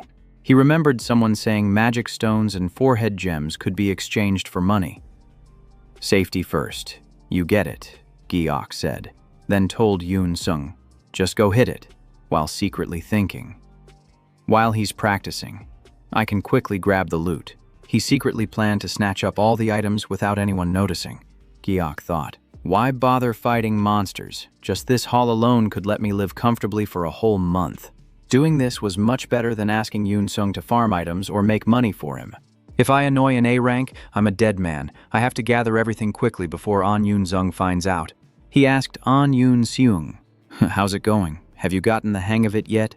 Giok narrowed his eyes, annoyed that Yoon Seung's reaction was not what he expected and didn't suit his plans. Giok was flustered. A thought flashed through his mind, causing him to freeze with an unusually slow reaction. Could it be? Did he realize I was secretly taking his stuff? The thought made Giok's heart skip a beat. A-rank hunter An Yoon Sung, a man who had never known the feeling of fear in his entire life. During his school days, he had no trusted mentor, nor did he feel any excitement watching the achievements of athletes on TV. He simply thought, good for them for being skilled. It was just a fleeting, empty feeling that quickly vanished. But today, An Yoon Sung finally felt a true sense of awe. Yoon Sung couldn't understand it. His mind reeled with the question, as the whole situation was just too absurd. How could he figure out a skill's hidden application after just one look, and then guide him on it as naturally as breathing? He had never even heard of a skill that could read the flaws of another skill. Besides, Ji Ryong isn't an analyst type. I saw with my own eyes that he's a combat-oriented hunter. That sensory skill must be something he learned from an off-the-shelf item. A sensory skill like that could hardly reach a special level. So what power allowed him to be so accurate? Giok spoke softly, asking, "And Jun-sung, what's wrong?" He stepped closer and asked directly, "Do you understand now?" Yoon-sung mumbled, "Sir, that's the thing." Her words caught in her throat. She found it hard to speak, feeling a little ashamed. Using such a useless skill in front of someone as skilled as him, how pathetic must I look, Yoon-sung said. "I tried, but I couldn't do it. I'm sorry. You spent time guiding me, and I'll practice hard to get it right as soon as possible." "Sir." Giok wasn't angry or discouraged. He remained calm and called out gently, "Yoon-sung, don't rush. If you can't do it today, we'll practice again next time. There's no need to hurry as if you have to return to battle immediately," she replied. "But," he said, "I'll teach you again tomorrow. Or the day after, or for many days to come. I'm an F-rank hunter, so I have plenty of time." Yoon-sung unconsciously called out, "Appa." She thought about how he was passing on his valuable experience, and even telling a little white lie to ease her pressure. "I felt this from the very first time we met. He's so respectable. I want to repay him in any way I can." Yoon-sung asked, "Sir, is there anything you want me to do for you?" Giok was a bit flustered, not understanding what she meant, and replied with a, "Huh." She continued to ask, "Is there something you need from me?" He stammered. "What would I need from you?" "No, absolutely not," Yoon-sung thought. "Just as I guessed, he never asks for anything." My question was so silly it made him awkward. He isn't tempted like those other pragmatic people out there. I thought I could repay him somehow when I become an A-rank hunter, but I can't even thank him properly. Yoon-sung said, "I understand. I'll listen to you today. Stop and not overexert myself." She cheerfully said goodbye. "Well, I'll be going first, sir." Yoon-sung thought, "I have to focus and train seriously. I will definitely be able to help him in the future." Giok stood still without a word, as if he still hadn't processed what just happened. She thought, "Does he really not want anything from me? Or is that his way of telling me to try harder on my own?" He glanced over at Yoon-sung, a flicker of annoyance and mockery in his eyes. He glanced at the diamonds scattered on the ground, thinking that, to an A-rank hunter, they were probably just a small gift. In their eyes, this stuff is probably no different from a cheap 10-won coin. If things keep up like this, even a C-rank or B-rank gate will be enough to get excited about. Just selling the items I picked up today would be enough to pay a whole month's rent. A flash of light appeared behind Giok, and the space fell into an eerie silence. Woo Jae-on appeared, her face scowling as she walked over holding something in her hand. Giok froze, wondering who that person was. She spoke up. "Hello, Hunter An Yoon-sung. You're late. It's just a D-rank gate. Today, I have something I need to discuss with Hunter An Yoon-sung." Woo Jae-on moved closer and stated clearly, "Hunter Kim Ji Ryong, you are F-rank." Her voice was stern and unhappy as she asked why he was here. "Hunter Kim Ji Ryong, you were once suspected of fraudulent leveling and were even re-evaluated, weren't you?" Woo Jae-on frowned. "You were just cleared of suspicion. Now you're caught entering a gate illegally, one that doesn't match your rank," Giok thought. "This is a real problem." Yoon-seung was about to speak. "Hunter Woo Jae-on, actually." But Giok cut in. "I'm here under a porter contract for Yoon-seung." Woo Jae-on growled. "Rummaging through bags is your job. You call that an explanation?" "Hunter An Yoon-seung, you too. If you keep entering gates illegally like this, you'll be in big trouble." He was about to argue, but Giok interrupted. "Wait. Miss Woo Jae-on, illegal. According to the association's regulations, porters are not forbidden from entering gates," she replied. "But that's an insult to real porters. This rule wasn't made for people trying to find loopholes. Why don't you understand? An attitude like this will only make others more suspicious. F-rank hunters are usually very wary of danger and follow the rules strictly, so being this careless about ranks only raises more suspicion. Please cooperate with the association." He was forced to nod. "Yes, I understand," Giok thought. "There's no other way out of this now. Because they were lenient, I got careless for a while, but that awakened being is B rank, strong enough to tear a lion apart with her bare hands. Intentionally causing a scene now would only bring more trouble. Wu Jian said, "Hunter An Yon Seong, please come with me. We need to discuss the changes in the area after the dungeon break incident." Yan Seong nodded. Yes, Giok thought. Even an A-rank hunter like Yoon Sung can't resist her. I definitely can't use this method to make money anymore. He accepted it. Well, there's nothing I can do. I saw this coming, so I've already prepared another plan. Wu Jian continued to stare at Giok, her eyes filled with suspicion. The next day, a new item message appeared on his phone, accompanied by a voice saying, Giok said, "I've been checking hunter information every morning lately. It seems this item's analysis is complete." "The Twin Guardian Amulets," he said. All this time, nobody knew anything, but it turns out this bracelet first appeared in an X-rank dungeon, Giok thought. I kept it hoping Zhang Hasong would contact me again. Maybe it's time to let it go, he said in surprise. Really? I've just been holding on to this weapon like a treasure, but it looks like I finally have a reason to use it today. All right, let's begin, because today's experiment is going to be a little dangerous. Right after that, Giok stepped onto the lush green grass. He was bewildered, surprised, and wondered just where this place was. Then, Giok stared straight ahead as if he had discovered something. A black hole, shimmering with a bright blue border, he said. Found it. It's the lowest level gate, an F-rank gate. There are two types of gates, blue and red. This is a blue one, where no final boss appears. In a wide area, small monsters spawn continuously, and the gate closes on its own once you defeat enough of them, Giok said. I'll be hunting here today, since this gate allows free entry and exit. It's perfect for training. Wu Jian's warning has completely blocked my easy money-making route. High above, the sun burned brightly in a deep blue sky dotted with clouds. The brilliant light forced Giok to squint. He stood in the middle of a green field that stretched all the way to the horizon. Not far away, a herd of goats was leisurely grazing on the grass. The cries of the mountain goats rang out, sounding like a discordant melody. In Giok's hand was a strange-looking blue potion. What a unique sound. Giok opened the vial's cap, and a faint smoke drifted out. It looked harmless, but in reality, it contained the essence of an incredibly dangerous monster. He tilted his head back and drank it all, and the solution began to take effect. Giok felt a wave of change spreading throughout his body. Something was awakening. His body began to glow as a torrent of mana poured out of him. The mana erupting from Giok was so powerful it was impossible to ignore. The herd of mountain goats startled and looked towards him. Giok said, "Oh, so you finally noticed. But it's too late. You mountain goats, my casting speed." A giant fireball was created, shooting forward with incredible speed. Giok growled confidently, turned to ash. The fireball shot straight towards one of the goats in the herd. Flames erupted violently in midair, but in the blink of an eye, the flames died out, the heat dissipating before it could even spread. It left only a tiny scorch mark right in the middle of the goat's forehead. Though small, it was enough to make the monster go berserk. It took a deep breath, preparing to launch a counterattack. Its entire body shot forward like an arrow released from a bow. Its eyes glowed red, its teeth were clenched, and its face was filled with killing intent. Giok panicked and screamed in terror. He ran for his life. I knew it. With F-rank mana, this was inevitable. After running for a bit, Giok looked back to check if he had escaped, but he had underestimated this goat's stamina.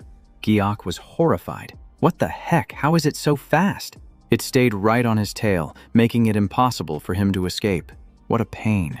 Giok sprinted with all his might towards the gate. He was almost there. He finally reached it, completely exhausted, his heart pounding. Could this be it? The goat was still chasing him frantically, roaring with its mouth wide open, just as he was about to be caught. Giok slipped through the gate in the nick of time. Did I almost die in there? He stood there gasping for breath. Having just escaped the terrifying chase, Giok breathed a sigh of relief. Thank goodness it didn't follow him through the gate. Kim Ki-ryo's mana is in worse shape than I thought. His stamina is terrible too. I'm already out of breath after just a short run. Just then, a voice called out from behind Giok. Huh? Hey man, is that you? It's been a while. Giok scratched his head, wondering. Who is this guy? He asked cautiously. Who are you? The other person laughed. it really has been a while. Are you still working as a hunter? You don't remember me. Do you remember your first time entering a gate for the certification test? I was the team leader back then. Giok frowned. An acquaintance of Kim Ki-ryo. A faint memory surfaced. If this guy knew the old Kim Ki-ryo, I can't afford to say the wrong thing, he continued. Now that I think about it, you're Sung-hun. Right back, Sung-hun. Giok corrected him. Close. I'm Kim Ki-ryo. Gi-hyun suddenly remembered. Ah, that's right, Ki-ryo Hyung. Hey, remember getting chased by that monster back then? It was just an F-rank monster, and you even tripped and begged for your life. Giok was annoyed. This guy talks way too much. He asked again. So, what are you doing here? Don't tell me you're hunting alone. Giok answered vaguely. I was just doing a quick hunt. Gi-hyun sighed. There you go again. Did you forget you promised to drop the formalities with me? Giok was startled. Crap. Did I really promise that? Giok hesitated. Sorry. I've been a bit forgetful lately. All right, I'll drop the formalities. Gi-hyun. The other man smiled brightly. Yeah, he thought to himself. Even though this is a bit annoying, I can't back out yet. The failed soul possession left my memories incomplete. This guy might be the key, Gi-hyun suggested. Since we ran into each other, why don't we just go together? Giok was surprised. Form a party right now. He explained that going alone is pretty tough, and his team was short-handed. Jae-hyun pointed behind him, asking, Do you see that group over there? Not far away, 3 men were standing together. He continued, They're the people I'm working with. The one holding the axe is the leader. A D rank, Giok observed and thought. He definitely looks like the strongest one in the group. Gi-hyun asked, So if you're in, we can head into the gate now. Giok refused. Sorry, I've already used up all my mana, so it'd be hard to hunt right now. Giok thought to himself. I actually already drank my mana recovery potion for today. The man just smiled and said, Oh, is that right? That's okay. I wasn't going to ask you to hunt anyway. Giok was surprised. Huh, Gi-hyun replied. The person who bailed on us today was our porter. The whole party was worried about who would carry the backpacks. So, would you be willing to help us out as a temporary porter? I'll pay you handsomely. Giok's eyes widened in surprise. He was offering great pay. He began to consider the offer. If all he had to do was carry their gear, it seemed like a good opportunity to see how a hunter party works. A monster with a sharp horn charged directly at the party, looking like it wanted to devour them all. Its heavy breathing reverberated throughout the area, and its snorts were deafening. A magic cube was raised high as a warning that the trap was sprung. Manhwa shouted, From now on, aim for its weak spot. Don't charge head on. Just then, the monster ground its teeth in a frenzy as if eyeing a tasty meal. Giok yelled, Everyone, wait! A loud boom erupted as the beast used its strength to launch its massive body upwards. Din Kwang charged forward with terrifying speed. Giok saw a dozen magic cubes shatter. This was the moment. His teammates in the back also got into a ready stance to respond. Dust billowed up from the ground as a tangled web of vines shot upwards. The monster was caught by the neck in the vines, thrashing and roaring without end. It thrashed wildly amidst the vines when suddenly a piercing sound erupted, sending dust flying everywhere. After its struggle against the vines, the creature was exhausted and collapsed to the ground. The hunter decisively swung his axe, cleaving straight into the beast's abdomen. On the sidelines, Giok relaxed, wearing his glasses and munching on popcorn as he watched the show. The monster's breaths grew fainter and fainter. Long Mat Trang watched with a tremble as his teammates ran over, cheering. All right, we succeeded. Everyone worked hard. Giok reflected on what just happened. This party's coordination was seamless. The front line would lure the target, the mage in the rear would immobilize it, and then they'd land a critical hit to finish it off. A simple yet incredibly stable fighting style, looking just like a prehistoric hunter chasing down a mammoth. With this kind of power, it's almost enough to clear out the weak F-rank monsters. Just then, Wonho's steady voice rang out. All right, let's close the gate now. He walked over to Giok, smiling as he thanked him. I only survived thanks to you. I can't believe that irresponsible guy just left me to deal with the one who messed everything up. Anyway, I'm really impressed with you. If you hadn't kept things under control, the situation would have been total chaos. Actually, I was planning to thank you even more since you know Hae-hyun, but, well, this was really fun.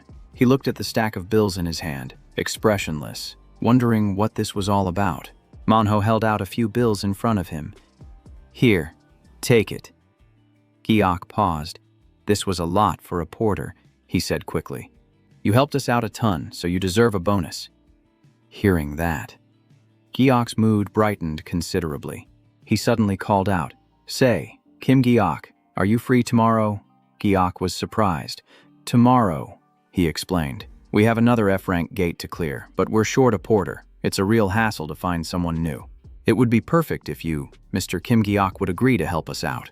A glowing golden bracelet on Manhwa's wrist caught Gi-ok's eye.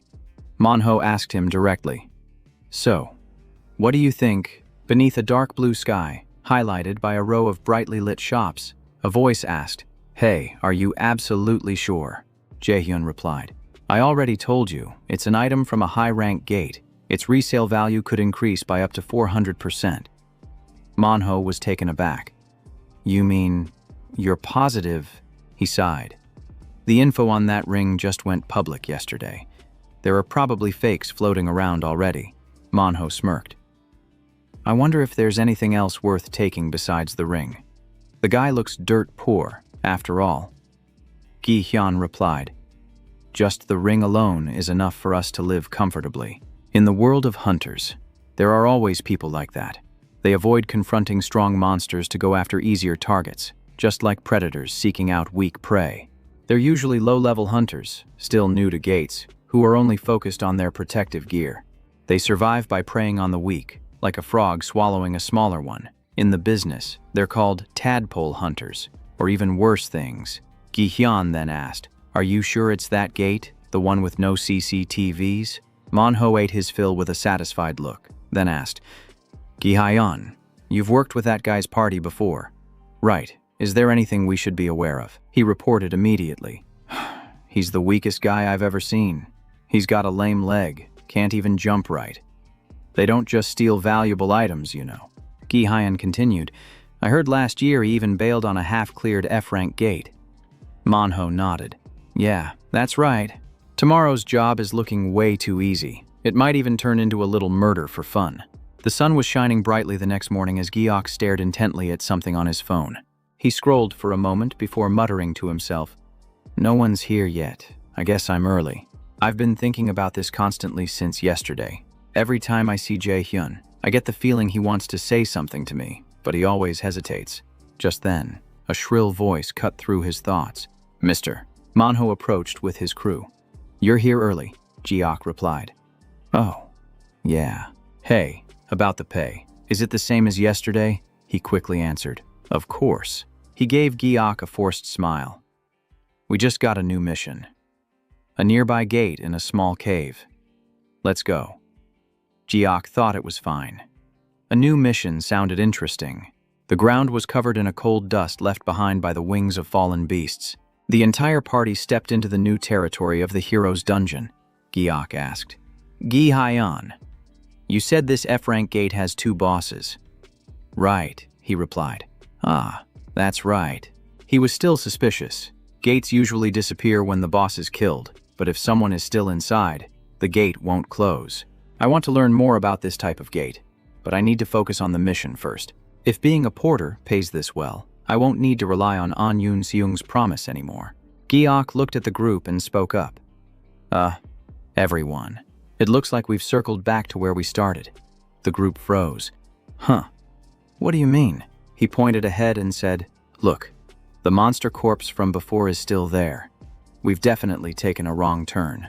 Does anyone here have a navigation skill? As soon as Gi-ok finished speaking, 2 of the others exchanged a calculating glance. Veins bulged on his hand as he gripped a bottle. Gi-ok glanced around. No one. Well then? Taking advantage of his distraction, Manhwa swung the bottle hard against the back of his head, shattering the glass. Gi-ok dropped to his knees, clutching his bleeding head. The man feigned concern. Don't worry too much. Kim Gi-ok. Just rest for a bit and you'll be fine. Don't worry about a thing. Blood soaked his hands. Giok was bewildered. Hunters attacking other hunters.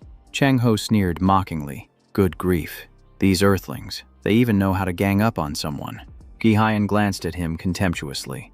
What a surprise. He can take a hit better than I thought. He chuckled faintly. If I were the one hitting him, even an F-rank monster would be down in 5 seconds. Giok, his face covered in blood, yelled, What the hell are you guys doing? This pathetic magic is supposed to take me down. My magic resistance is nearly perfect. I'm not unconscious because I can take a punch, but because this smell is disgusting. Bokjun leaned in and whispered to Manhwa. Hey boss, it's definitely been more than 5 seconds. The words he just said echoed in his ears, making Giok freeze. Something wasn't right. He gripped the scorching stone floor. The smell in the air was unusual. Then he sprang up and started running. The group yelled in alarm. Hey, what the? He's running away. Get him? Don't let him escape. Giok bolted out of that disgusting place. Seeing this, Manhwa immediately pointed and shouted, Grab him! He's getting away. Another guy was still stunned. I thought he couldn't even run. As Giok ran, he thought, I need to ditch this damn backpack to speed up. First, he had to get out of here, but unexpectedly, a vine came flying right at him. The vine wrapped tightly around Giok's leg, yanking him back. He lost his balance and fell forward, his head spinning. What kind of vine was this? Kim Jae-hyun had used a spell to capture him, unable to hide his surprise. How miraculous. You were so weak last year. How did you get so fast? Giok, now hanging upside down, pleaded. Is that really what you're worried about? Please, let me down. Manhwa stared at him, stunned. What the hell is this guy? It's taking forever to deal with him. His lackeys also shook their heads, saying they'd searched him and only found a cheap-looking bracelet. Manhwa ordered, Put him on the ground and let's see. Watch out for any more tricks. Jaehyun roughly released his spell, and Giok's entire body slammed onto the ground, causing him to cry out in pain. He clutched his head and groaned, his face contorted in agony. Oh my God. Before he could even recover, Giok heard a cold command. Listen carefully. Manhwa pointed his scythe at him threateningly. Try to run again, and I'll knock all your teeth out before I finish you. Giok tried to stay calm. Ah, I get it. You could have just said so nicely.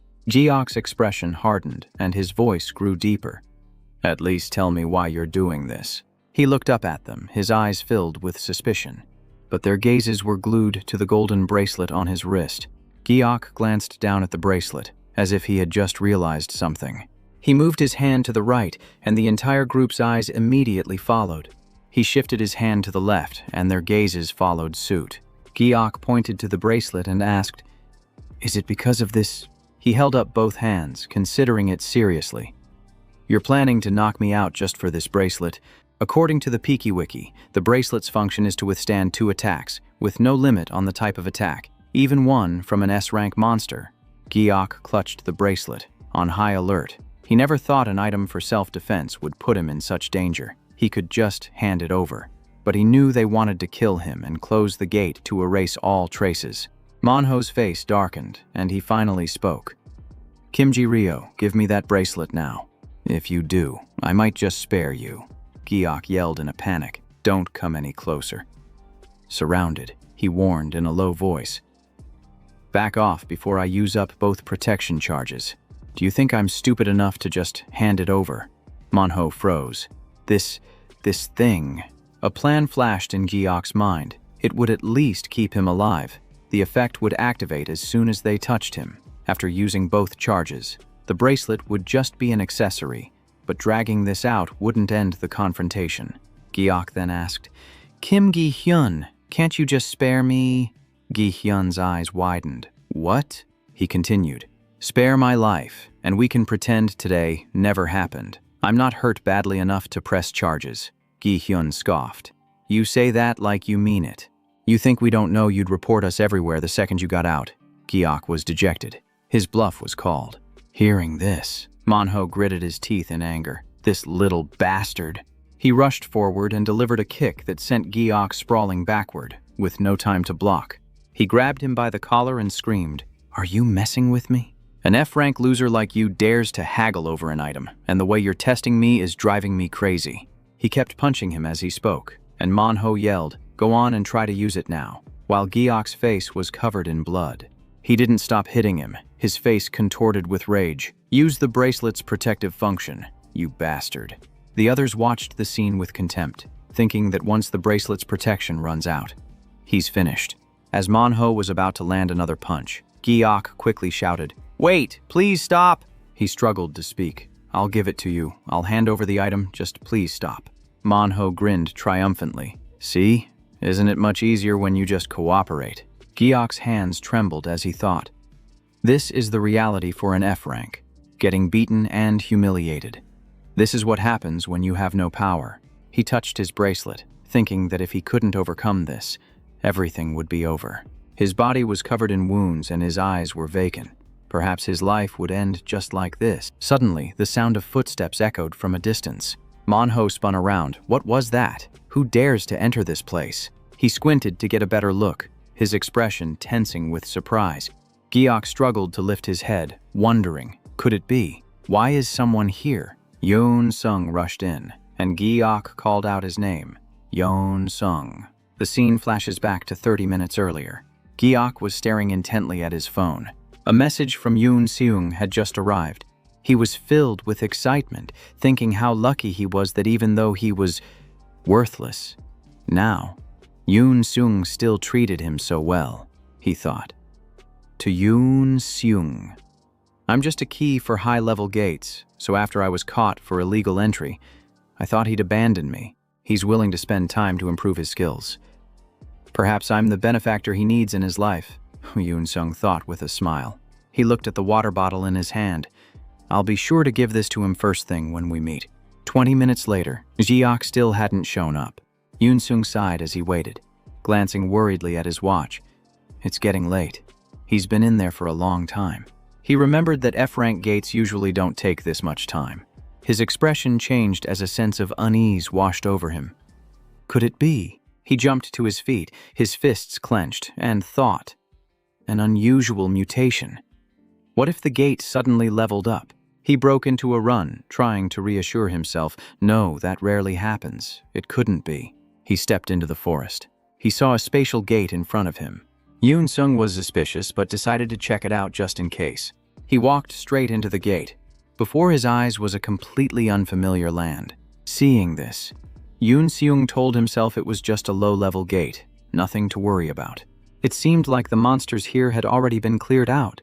As he walked, he searched, wondering where Giok was. Suddenly, his expression changed. That sound was... He immediately dashed toward the sound, silently calling out Giok's name. Yoon Sung rushed forward, a shield materializing in his hand.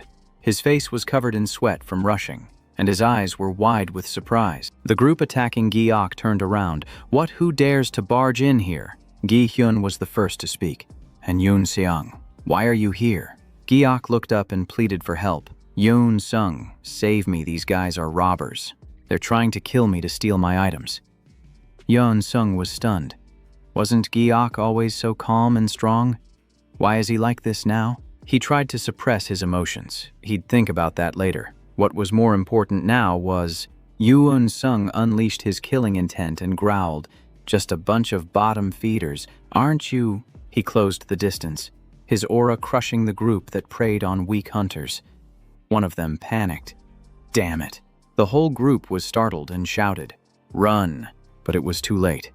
Yoon Sung grabbed the head of a nearby man. He threw him away like a piece of trash. Unbelievable. Low-rankers like them daring to pull such dirty tricks. He turned to the others. Dealing with this trash didn't require any thought. Seeing his overwhelming presence, the entire group turned and fled in chaos. Yoon Sung immediately gave chase. The only thing he needed to think about now was... He swung his fist at the nearest man. All he had to do was control his strength. Immediately after, he slammed the man's face into the ground. He then turned in another direction. He raised his shield to block, and one of the men ran straight into it. Face first. His hand reached out, his eyes as cold as ice. Yoon Sung grabbed the collar of a guy who was trying to run away. He threw him hard, sending the man flying to the ground. The man lay crumpled, his face bruised and contorted in pain. Yoon Sung planted his foot on the man's shoulder and looked down, speaking in a cold voice. "This bunch is pathetic. D2 rank losing to an F rank, and you still let them walk all over you." A voice called out, catching his attention. Giok, covered in injuries, walked over and said, "Thank you. I'm alive because of you." Yoon Sung replied worriedly. "Sir." He ran up to him and asked, "Are you okay?" "Your wounds." Giok gave a weak smile.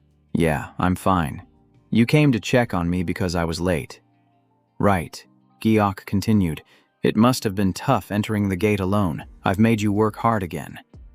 Yoon Seong was shocked to hear this. He suddenly remembered how he used to be terrified just by the sounds from within a gate. But today, he didn't hesitate at all, purely because he was afraid something had happened to him. Yoon Seung looked at Giok with suspicion, wondering, could this all have been his plan? At that moment, the two started talking. Giok said, "First, we need to get out of this stone gate." Yoon Seung glanced around and then added, "As soon as we're out, I'm reporting this immediately." Giok nodded. "Yes." Yoon Seung looked around, thinking to himself, how did I not realize this sooner? As they walked, Yoon Seung slowly started to put the pieces together. Giok had been attacked by other hunters, yet he remained so calm, as if everything was going according to plan. The more he thought, the more confused he became. He mumbled, "Am I being too suspicious? He has no reason to do this." Suddenly, Giok called his name. Giok continued, "If I were a high rank awakened, I would have definitely formed a team with you." Hearing this, Yoon Sung froze and turned around. Giok went on, "Being strong is good, but having the courage to save someone is what's truly valuable. Hunters like you are rare. You're an excellent awakened, and I hope you realize that." Those words caused an indescribable wave of emotion to swell in Yoon Seung's heart. He was moved to tears, Giok's words striking a deep chord within him. "If I were a high rank, I would have teamed up with you." He remembered that the reason he had been stuck in place for so long was because of that one failure in the past. He had blamed himself for not being able to protect anyone and for failing to fit in with his new teammates. But now, he had just saved Giok and taken down the enemies. It was a clear, decisive act. Yoon Sung looked at Giok and smiled, thinking, maybe he intentionally recreated that past situation, just so I could experience the feeling of victory. He began to imagine that everything had been part of Giok's plan, from calling him to the gate to arranging for those low-rank awakened to be there. Seeing Giok's injured face, he thought, even those wounds, he probably inflicted them on himself to make it look real. I can't believe someone would go to such lengths for another person. Yoon Sung blurted out, "Sir, can I ask you something? Why are you always looking out for me?" Hearing this, Giok turned to him in surprise. "Looking out for you," Yoon Sung replied. "Yes. You've taught me so many things and even helped me train." Giok looked up and said calmly, "You're a good person. That's reason enough." Those words made Yoon Sung smile, deeply moved, as they both walked towards the gate. A thought echoed in Yoon Sung's mind. He really is my big brother. Outside, Giok looked at him and said, "We finally made it out. Yoon Sung, can you file the report for me?" He nodded. "Ah, yes," Giok added. "Sorry, but let's postpone practice until tomorrow. I'm heading home first." Yoon Sung was startled. "Huh, aren't you going to the hospital? I can call a healer I know to help." Giok waved his hand dismissively.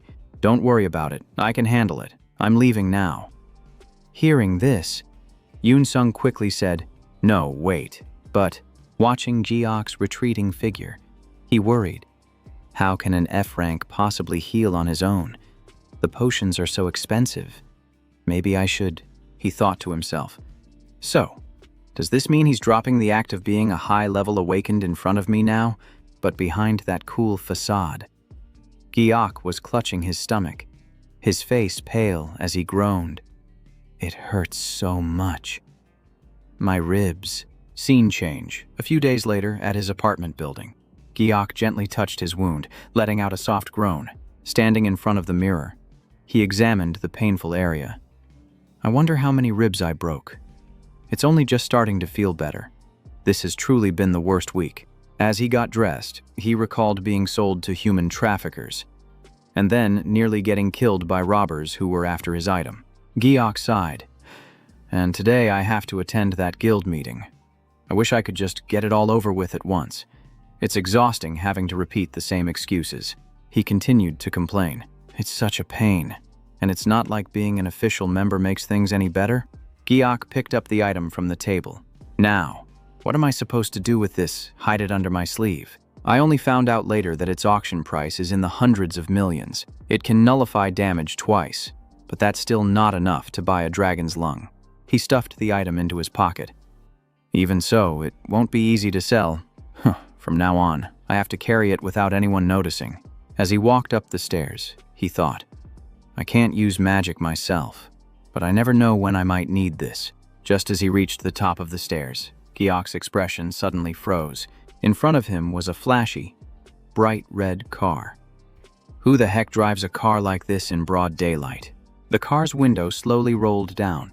The moment he saw who was inside, Giok was utterly shocked. The person inside the red car was none other than Chang-ho. He glanced over at Giok and flashed a twisted, unsettling smile. Upon seeing Chang-ho, Giok cursed in annoyance. Such a pain. I should have just avoided him.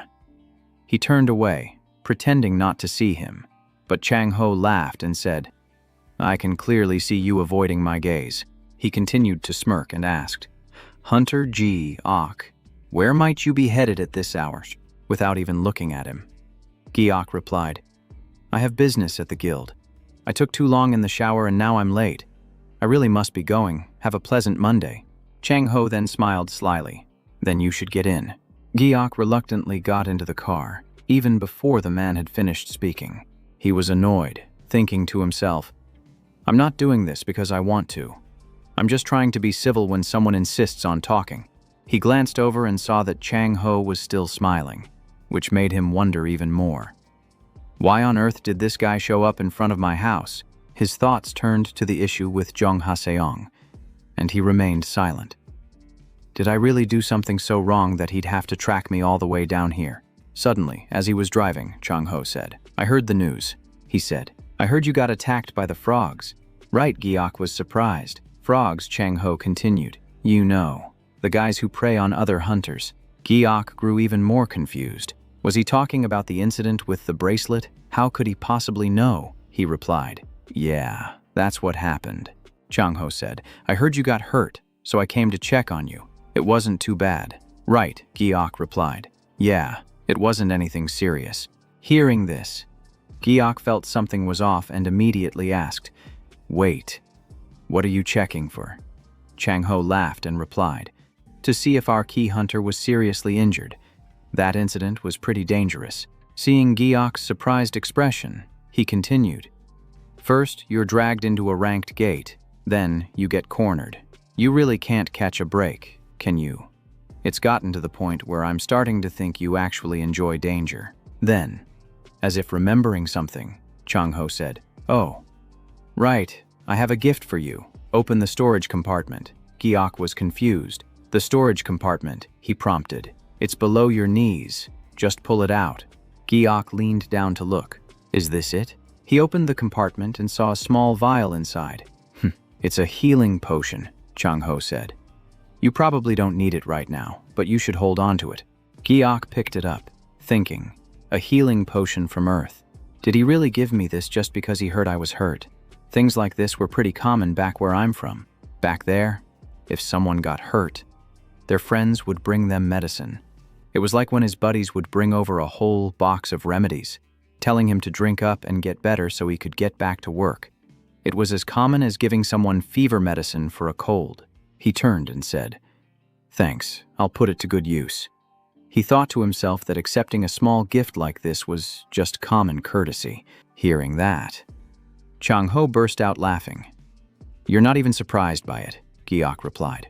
Oh, I'm surprised. I'm surprised that someone like you is suddenly doing something nice.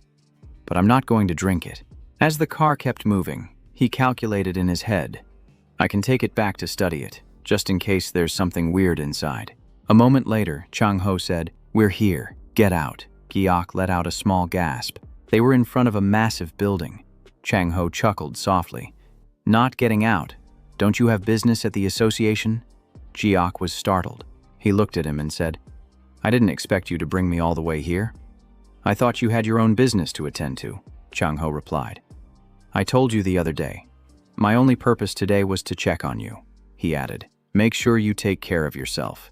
Don't do anything reckless and get yourself killed." "Thanks," Giok whispered as he unbuckled his seatbelt. "Thank you." Suddenly, Giok called out, "Hey, Chang-ho!" He hummed in response. Giok looked into the car and asked, "Why are you so concerned about me?" He briefly thought to himself, "You said before that you'd kill me if I didn't tell you the truth." Chang-ho grinned, showing his teeth. "I take a special interest in cultivating talented hunters in South Korea," he said with a look of amusement. "And you happen to be one of the promising ones? That's why I don't want to harm a key hunter unless it's absolutely necessary." Understand, Giok was still confused. "Do you mean you want me to keep what happened with Jong Ha-song a secret?" Chang-ho glanced at him. "All right, get going. I heard you were late because you took a long shower. See you around." He sped off. Giok watched him leave, thinking, cultivating talent. His suspicion grew, concerned about a hunter enough to take down a kidnapping ring, and even delivering a potion himself. After a moment of thought, he labeled him. He must be one of those fervent patriot types. He turned and headed inside. He wanted to believe that was all it was, but something still felt off. But then he considered the darker possibility. An awakened being who would kill his own kind to achieve his goals could hardly be considered a righteous person. He walked deeper into the association building. But the thing that troubled him the most right now was, Giok stared at the potion, wondering why Chang-ho would even care about a weakling like him. He closed his eyes and thought about it. The answer would probably reveal itself when he least expected it. Suddenly, his eyes shot open. A sense of unease washed over him. Could it be? He immediately pulled up an article with a shocking headline about crimes targeting the awakened. It couldn't be because of this. Could it? He thought.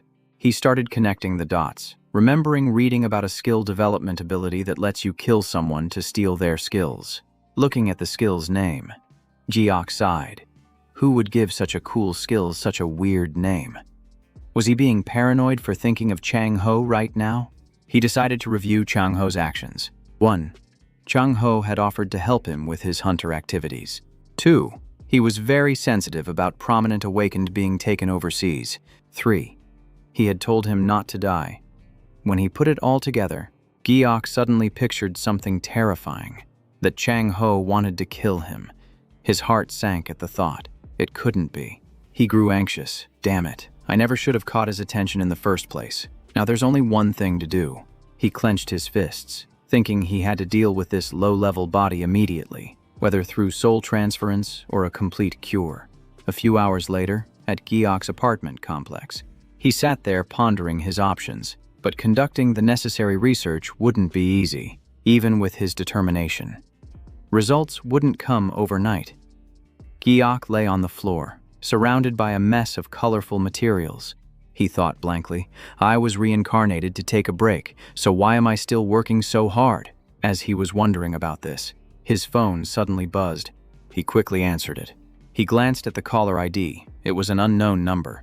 Giok answered the call. Hello, but the other end was silent. He sat up straight and asked, Hello? Who is this? Then a voice came from the other end. Is this Hunter Giok? He was taken aback. It was Woo Jae-on. As she walked, she asked, I'm sorry to bother you, but could you meet with me tomorrow? The scene shifts to the next morning in the bustling city. Her voice rang out, Sorry for calling you so suddenly. The two of them sat together on some steps. I thought it would be better to meet in person, she said. Giok replied. I see. You don't have to apologize. He thought to himself that contact from the association usually meant trouble, but not wanting to cause a fuss. He decided to hear her out. She looked at him seriously and said, We need your analytical skills, Hunter G. Os. Could you help us for about 2 weeks? She asked. He asked in return. Are you planning an item appraisal? Woo Jae-on explained. No, it's a case I'm working on with the police. The criminal left traces inside a gate, but no one has been able to decipher them. She added that they've already brought in government experts, but none of them could handle it. The major cases are all snatched up by corporations or the association, and the remaining talent isn't up to the task. Giok asked bluntly, "So you want me to investigate that gate? Is that it?" She nodded. "Yes, because you've cleared the labyrinth of the magic tower before. Besides, you're the only expert I know who isn't affiliated with any organization," Giok thought to himself. It really is hard to get by as a freelancer. Wu Jaeon continued, "I'm sincerely sorry, but we can't offer a high payment. Our budget was cut, so it's almost like volunteer work," he asked back. "Volunteer work." She fumbled for words. "I know this is an unreasonable request, but please, I'm asking for your help. I've helped hunters before." "Ah, that's not what I meant." Giok remained silent, observing Wu Jaeon's expression.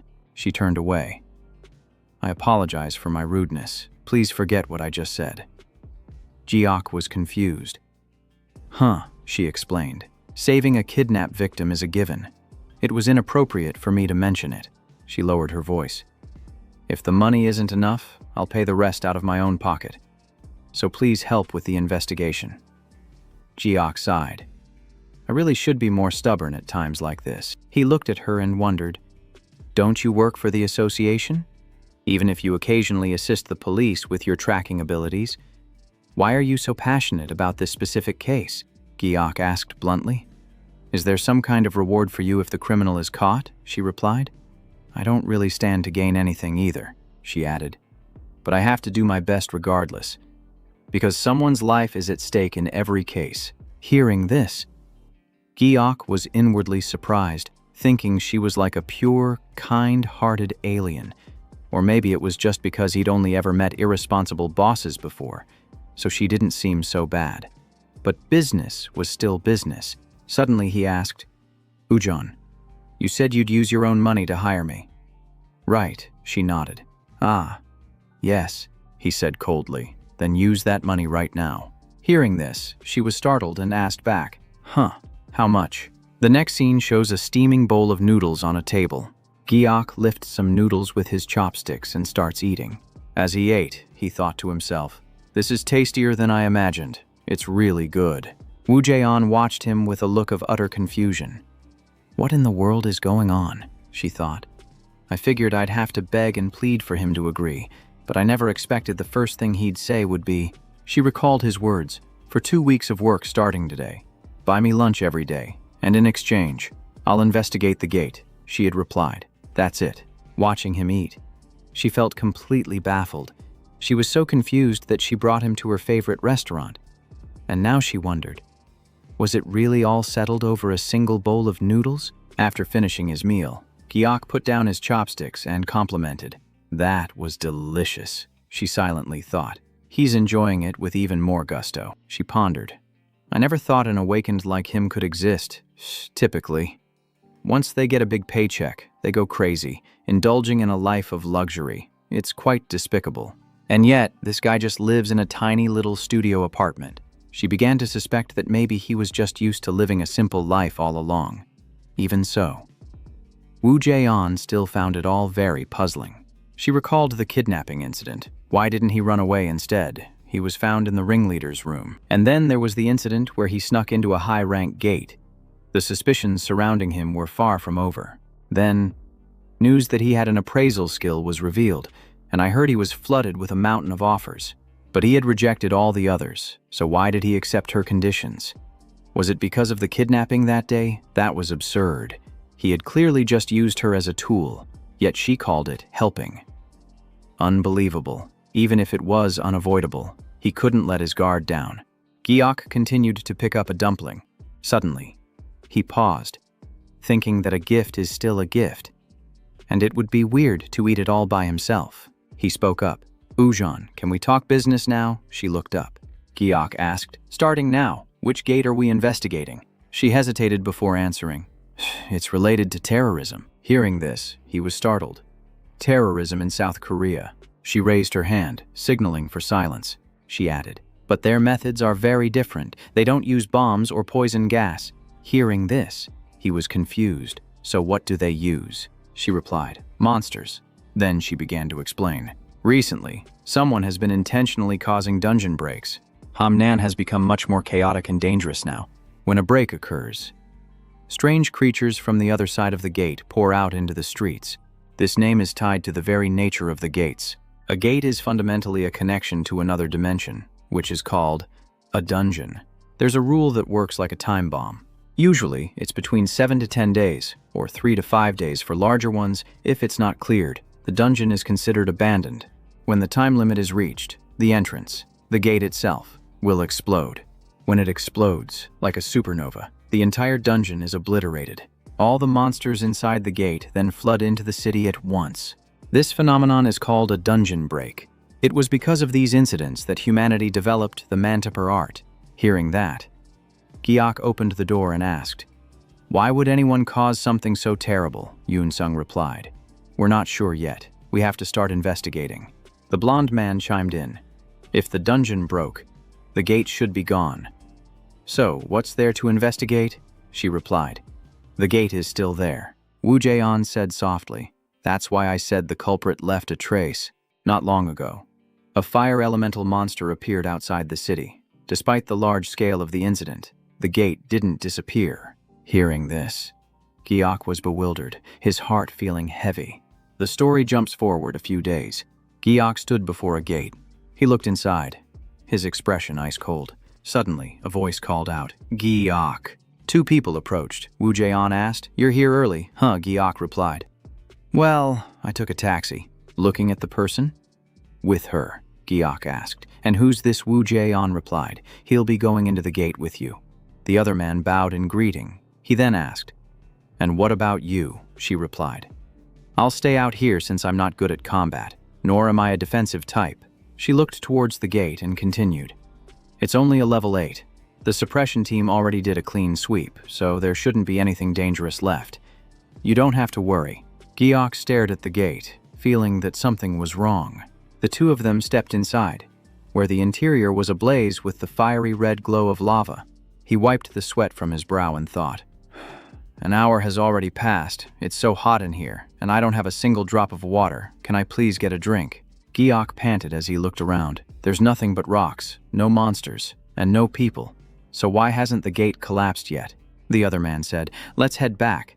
"I think we've seen everything." Giok nodded. "Yeah, let's go." They left the gate. But the trip wasn't a waste. Because of it, they discovered something strange. The moment they stepped out, Woo Jae-on turned to look at them. Both men were drenched in sweat. She said, "So you're back." She walked closer and asked, "Did you find anything?" Giok replied, "Water first, please." He grabbed the water bottle and chugged it down. She asked again, "Was there anything out of the ordinary inside?" Once he had caught his breath, Giok said, "Let's start with the bad news. It's going to be very difficult to identify the culprit." Hearing that, Woo Jae-on was startled and asked, "Huh, why is that?" Giok continued, "There are absolutely no traces left behind. The inside is completely clean, as if no one ever interfered with it." He pointed and said, "But we did find one strange thing. This gate itself. It's as if someone somehow forced it open."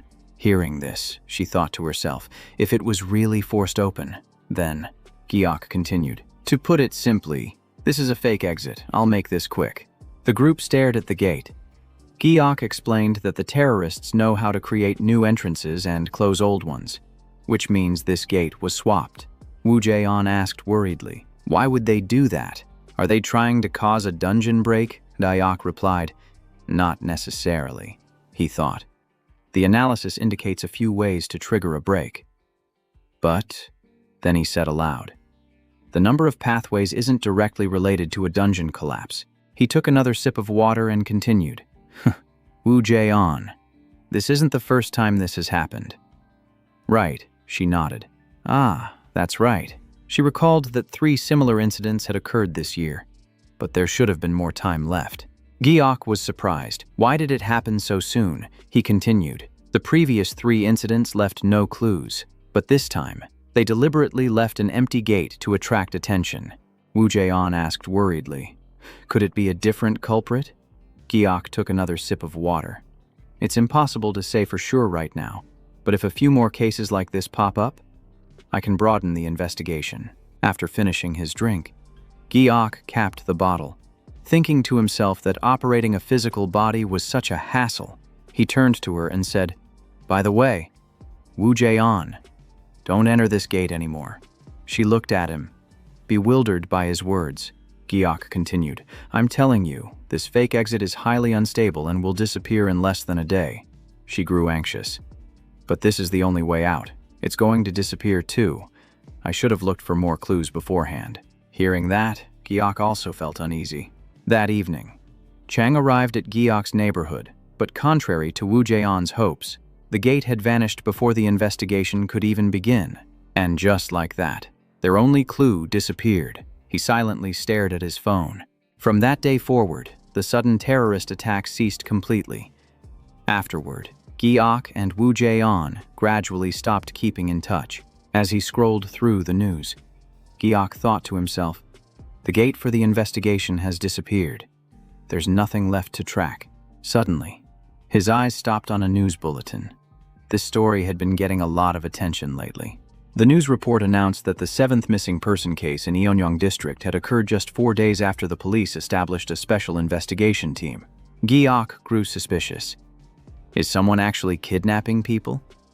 Still, all the victims are ordinary people, not the awakened. Why would they be the targets? Just then, his phone rang. It was Wu Jaeon, whom he hadn't heard from in a long time. Giok quickly answered, wondering if this was a lead on the collapsed dungeon case. He said, "Hello," Giok speaking. After hearing what she had to say, he was left stunned and confused. She had told him to get to Yeonyang district immediately. Moonlight spilled over the mountainside, illuminating the desolate and quiet landscape. In the forest, a group of people grumbled as they walked. "We got called out here, and for that promised job, too." Following behind Wu Jaeon, Giok said, "If we're just looking for a missing person, your ability should be more than enough. I'm not sure how I can help. It feels like they're just rotating people." She replied, "I've already tried searching before I activated my ability." At that moment, Wu Jaeon activated her skill and said, "The location is a little strange. I couldn't find any trace the last 2 times, but I'm getting a response this time." She stopped in her tracks and said, "The current location is underground." Giok froze. "Underground," she continued. "I'm sensing it at an unusual depth." "So, they might have been buried?" he asked again. "Are you saying the victim is buried underground?" She replied, "It's not as simple as a buried body. My skill works even if the target is already dead, but I couldn't locate them at all the last 2 times. There's definitely some kind of interference at play. The missing person could be the target, but this feels more like a trap." Giok let out a breath. "I see," she added. "That's why I also called for Kim Ki-ryo?" Giok felt a surge of annoyance. "Was I called here to be a trap detector?" She glanced back at him. "Well, this isn't really a job for a sensor type, but it's always safer to have more hunters along," he said. "What do you mean, hunters? This place looks more like a gold mine." She looked at him in surprise. Giok started walking ahead. She watched him go and asked, "What was that you said?" He replied, "It's nothing." He thought to himself that arguing about it would be pointless. As he walked on, Giok said, "I get the situation. Let's continue the search." She simply nodded in response. They began to spread out and search the forest. Footprints pressed into the damp ground. Suddenly, she shouted, "Everyone!" Giok stopped and turned around. Her eyes glowed blue as she said, "This is the place." The entire group was stunned. She stood in the middle of the clearing and said, "Right beneath our feet. Someone is missing. There's no more movement." The people behind them hesitated. "Could this be the clue we've been looking for?" The 4 of them gathered to discuss, none of them noticing that someone was lurking behind them. She called for more people and put up caution tape. A man walked over after hearing the story and asked, "So the missing person is down there?" She replied, "Yes, Captain." He nodded. "Understood." He gave the order, "Start digging and check it out immediately." Then he continued with the assignments. Team 1, spread out and search the area. Yujan looked over at Giok and said, "Hunter Giok, let's check the surroundings together." he asked. "But haven't we already found the person?" she replied with a serious face. "But I told you this could be a trap. There could be traps or something dangerous around here." Giok looked at her and thought, even though he didn't see any clear signs. He still replied, "I understand."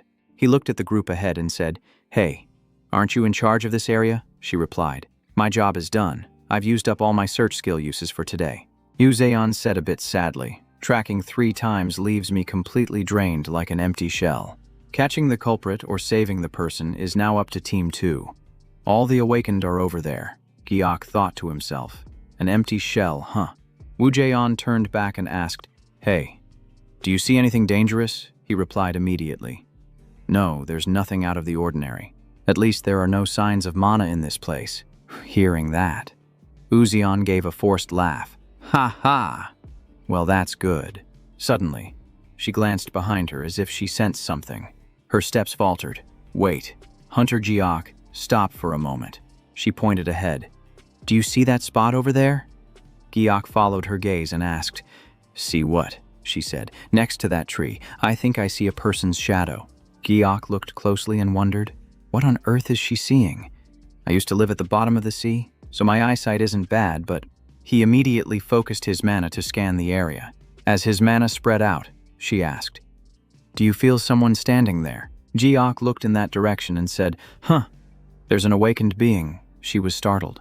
"An awakened being? Are you sure?" Giok replied, "Yes, I'm sure. Although the mana source is weak, I can feel it clearly." Uzion immediately turned and said worriedly, "Got it. The situation is unclear. You stay here. I'll call Team 2. Giok looked at the tree trunk. The person behind it moved slightly, right in the spot she had pointed out. He vaguely saw the man's face. A mountain climber, Giok wondered. Who is he? Is he connected to the case? His mana is around E rank, but he observed. What is he holding? That person was grinding his teeth in anger. Wu Jeon immediately called out to the captain, pointing directly in that direction. "Captain, over there." A thin stream of energy, like lightning, shot out from the man's mouth. Right after that, he suddenly powered up, and Giok clearly felt a surge of mana. He stared straight at Giok, startling him. "Wait, hold on a second." He turned back around and saw the man's hand gathering an immense amount of mana. Could his target be? As Wu Jeon was running over, she heard Giok call out to her, "Hunter, Wu Jeon." Giok held out his hand in warning, "Get back now, Ra." But the man had already cast his skill, and a strange circle appeared beneath the 4 of them. Giok immediately dashed forward. They stood in the middle of the circle, frozen as they looked at one another. A vortex formed right where they stood, spinning continuously. Ujon struggled to keep her balance against the swirling mana. Giok rushed to her side. "Don't panic, Ujon," she asked. "Why not?" he thought to himself. "Because we're about to fall." A deep pit opened up right beneath their feet, and the entire group plunged straight down. They were pulled forcefully into the pit. Everyone was panicking, except for Giok. With a loud splash, the group landed in a lake and immediately surfaced, gasping for air. Wu Jeon flailed in the water, crying for help. A subordinate called out to her in a panic, while Giok just floated on his back, muttering to himself, "Ouch, that hurt. I nearly scraped my back." He looked up at the dark portal above them and wondered, "Now where in the world are we?" The scenery was completely unfamiliar. They were in a strange land, surrounded by a clear lake. As Giok floated on his back, he wondered, were we dragged into another dungeon? His current swimming style was just like the aquatic alien species from his past life. A voice called out, "Hunter Ujon." Giok turned his head toward the sound. The other young man had pulled Wu Jeon ashore and was shaking her gently, calling out with concern, "Hunter, Wu Jeon, wake up." She coughed violently a few times, making him sigh in relief. Thank goodness. Then he turned to Giok and asked, "Team Leader Kang, what happened? Did we get sucked into a gate?" Giok replied, "It seems so." He looked up, but the gate above them had already closed shut. Giok was suddenly reminded of the dungeon gate collapse incident. Could it have been him again? He looked up again. Now, everything about the case in Yunyang was starting to make sense. Assessing the situation, Giok deduced who was here. Woo Jae-on, a D-rank police officer, and himself. 3 people in total. The team leader hadn't made it in. He was about to explore the area, thinking, "I've been discovered, and my thoughts are a mess. I need to understand the situation first." Just then, 2 people approached them. "Hey, are those hunters over there?" The whole group turned to look. The police officer cried out, "Oh my gosh, are you the missing high school students?" The moment they saw them, the 2 little kids burst into tears and ran over. "That's right, we're alive." The little boy hugged the police officer tightly and sobbed, "Sir, please get us out of here." The little girl was also teary-eyed. "You're here to save us." "Right, aren't you?" The officer tried to reassure them, telling them to calm down. He held up his phone. "We need to understand the situation first." The 2 children explained that 6 people had been brought in here initially, but now, only the 2 of us are left. Hearing this, the police officer froze, completely shocked. He suddenly realized this was the Istanbul Winter Gate, a B-rank dungeon. Looking at the gate's rank, he grew worried. A B-rank. Giok nodded. "That's pretty high," Ujon thought.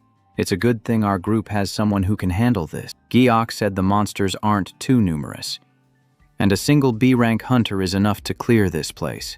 The officer asked again. "Really?" He turned to Ujon. "Try scouting around. Maybe you'll find an exit." But she just sat there, trembling uncontrollably. Giok looked down at her and asked, "Ujon, what's wrong?" Just then, she spoke up. Let me get out of here." She was trembling, repeating over and over, "I can't be in here anymore. Hurry, get me out of here."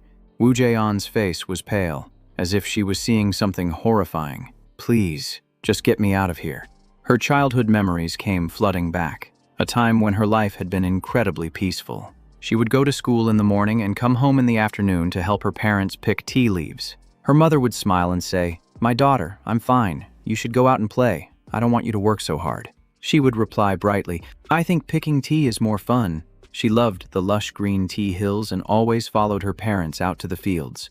A gust of wind picked up, blowing the small hat right off her head. Then, on a day that seemed no different from any other, a flash of red appeared, shattering their quiet life. A monster charged forward as a dungeon gate opened, and it shot out in front of Ujon in an instant. The mother and daughter froze, trembling as they stared at the gruesome creature. Everyone around them was frozen stiff, unable to move a muscle. The monster shrieked and lunged forward, baring its sharp fangs. Her mother screamed, "Ujon!" A hand grabbed the little girl by the shoulder of her shirt. Her mother threw her daughter forcefully behind her. Then, the creature sank its teeth directly into her mother's body. Faced with such a horrifying scene, the little girl was speechless. "Mom." Her mother's blood stained the ground red, and every single moment of it remained seared in her heart. Her father rushed over in a panic, shouting, "No," before charging towards the monster. The monster leaped up, snatched her mother in its jaws, and then vanished. Her father managed to reach out and grab onto the monster's claw. Uzeon let out a horrified scream.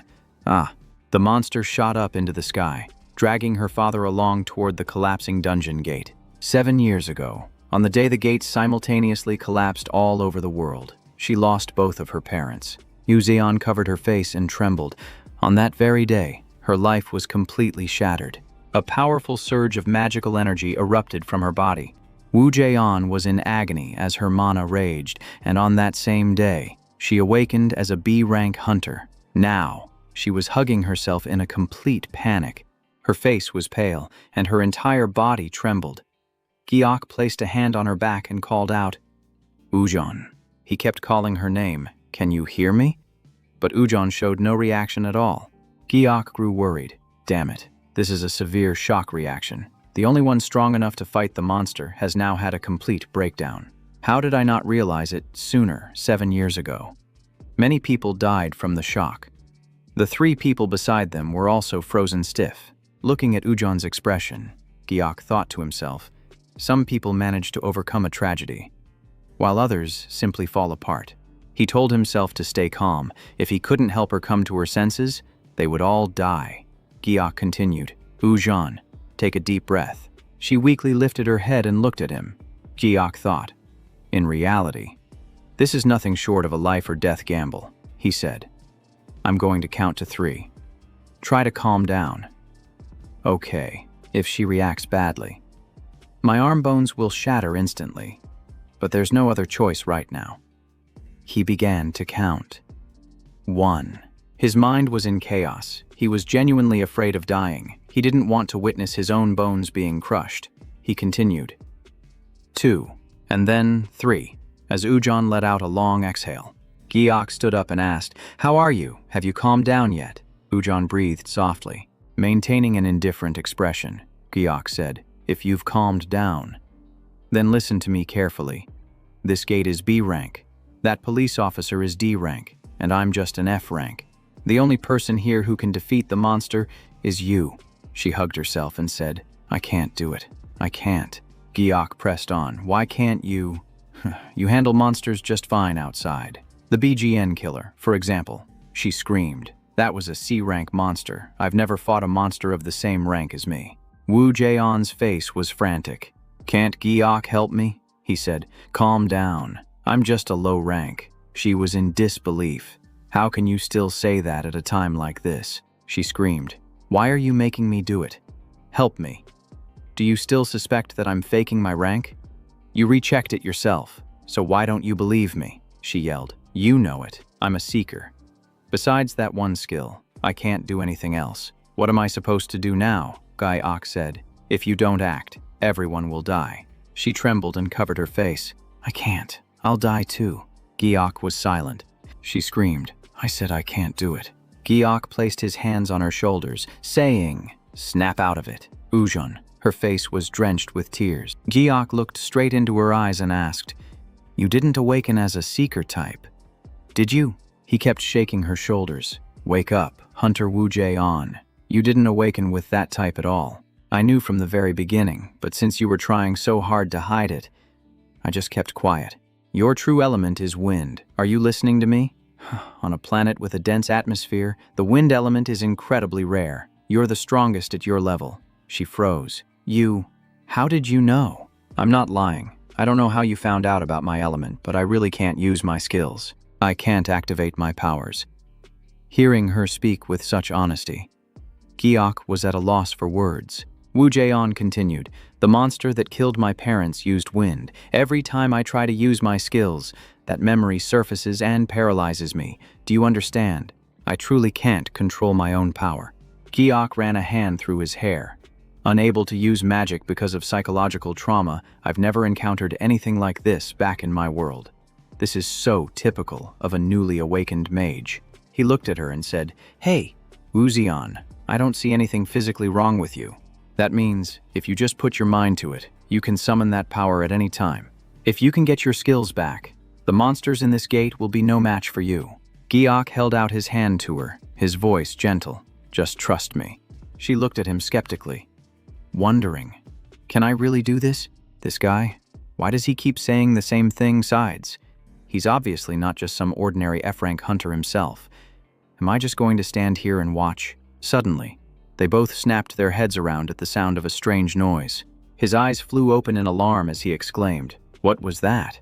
Giok's voice dropped to an icy tone as he commanded, "Get back." Bugo materialized in a flash of blood red and dark purple light, revealing long horns, pointed ears, and a jaw full of razor-sharp teeth. Sweat poured down Giok's face as he stammered, "We're so dead." He whipped around and screamed, "You Zeon, run." I said run. Now this is insane. For survivors like us, running is the only option. Even if you could fly out of here, you'd still have to run. Just go. Giok's eyes darted around as he noticed something strange. But why is it ignoring the one who's standing completely still? And it's coming after me instead.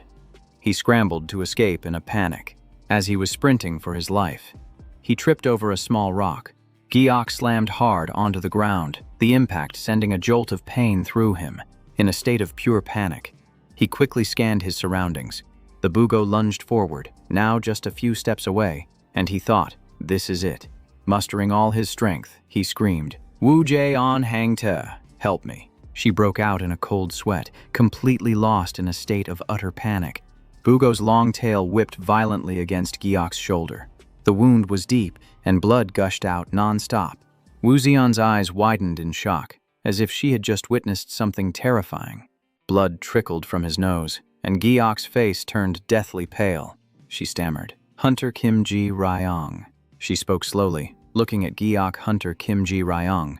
All Wu Jian could do was gasp for air, wondering what in the world was happening. Could it be that he wasn't faking his rank? Was he truly an F-rank hunter? What now? What am I supposed to do if this keeps up? The monster will snatch Kim Ji Ryong and fly away with him. Then it'll finish him off somewhere else. Just like last time, an old memory resurfaced in Wu Jian's mind. Bugo bared its teeth in a wicked grin, revealing its gleaming sharp fangs. She screamed in a panic, "No, you don't!" Instantly, she unleashed a blast of light from her awakened power. The gem on her glowed, radiating a powerful aura as she shouted, "Stop right there!" The surge of energy shot straight toward Giok and Bugo. The blast struck Bugo's face, contorting it in excruciating pain. The force was so immense it tore the monster's body to shreds. Suddenly, her eyes shot wide open, as if she was seeing something horrifying right in front of her. Giok's entire body was suspended in a dense vortex of mana.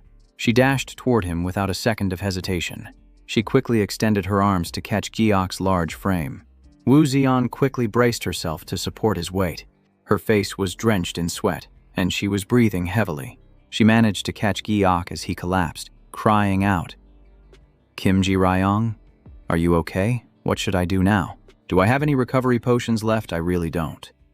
Just then, his weak voice called out to her, "Miss Wu Jian, did you just use your skill?" Her expression froze for a moment in disbelief. Giok, his face covered in blood, looked up at her and said, "I told you, you could do it." Bathed in the light shining from behind them, Giok whispered weakly, "Thanks to you, I survived." Overwhelmed with emotion, her eyes welled up with tears. She never thought she'd be able to save someone one day. A panicked shout rang out. "Hunter, are you okay?" He replied, "Officer, do you have a first aid kit?" Bok Jae-sun answered, "No, I don't." He fumbled, hey," but was stopped. "Whoa, don't touch my head." As the man supported his body, Giok spoke softly, "I'm fine. But first, everyone please step back a bit. I need to take off my shirt to check the wound and use a recovery potion." She was surprised. "You have a potion. Can you do it yourself?" Giok replied to Bok Jae-sun, "Yes, I just need a moment. In the meantime, gather the injured. The monsters might still be around. Please be quiet." Wu Jian thought, how can he be so calm with his body full of holes like that? Or maybe the pain is so bad he's gone numb. The air was thick with tension, as everyone huddled together in a corner. Wu Jian soothed a whining student. "Don't cry now." The student's voice trembled with fear. "I want to go home." At that moment, behind a rock, Giok was trembling uncontrollably. "I almost started my third life." He panted, exhausted. First, this tail. He gripped the section of the tail that had pierced through his shoulder. Blood dripped onto the ground, sending a chill down his spine. He quickly pulled it out, and the tail fell to the ground. With trembling hands, he picked up the potion vial. Good thing I prepared the magic enhancement beforehand. Giok tilted his head back and drank the potion, blood still spilling from his mouth. Then he immediately used recovery energy to close up the hole. Each step of the recovery process brought bone-deep pain.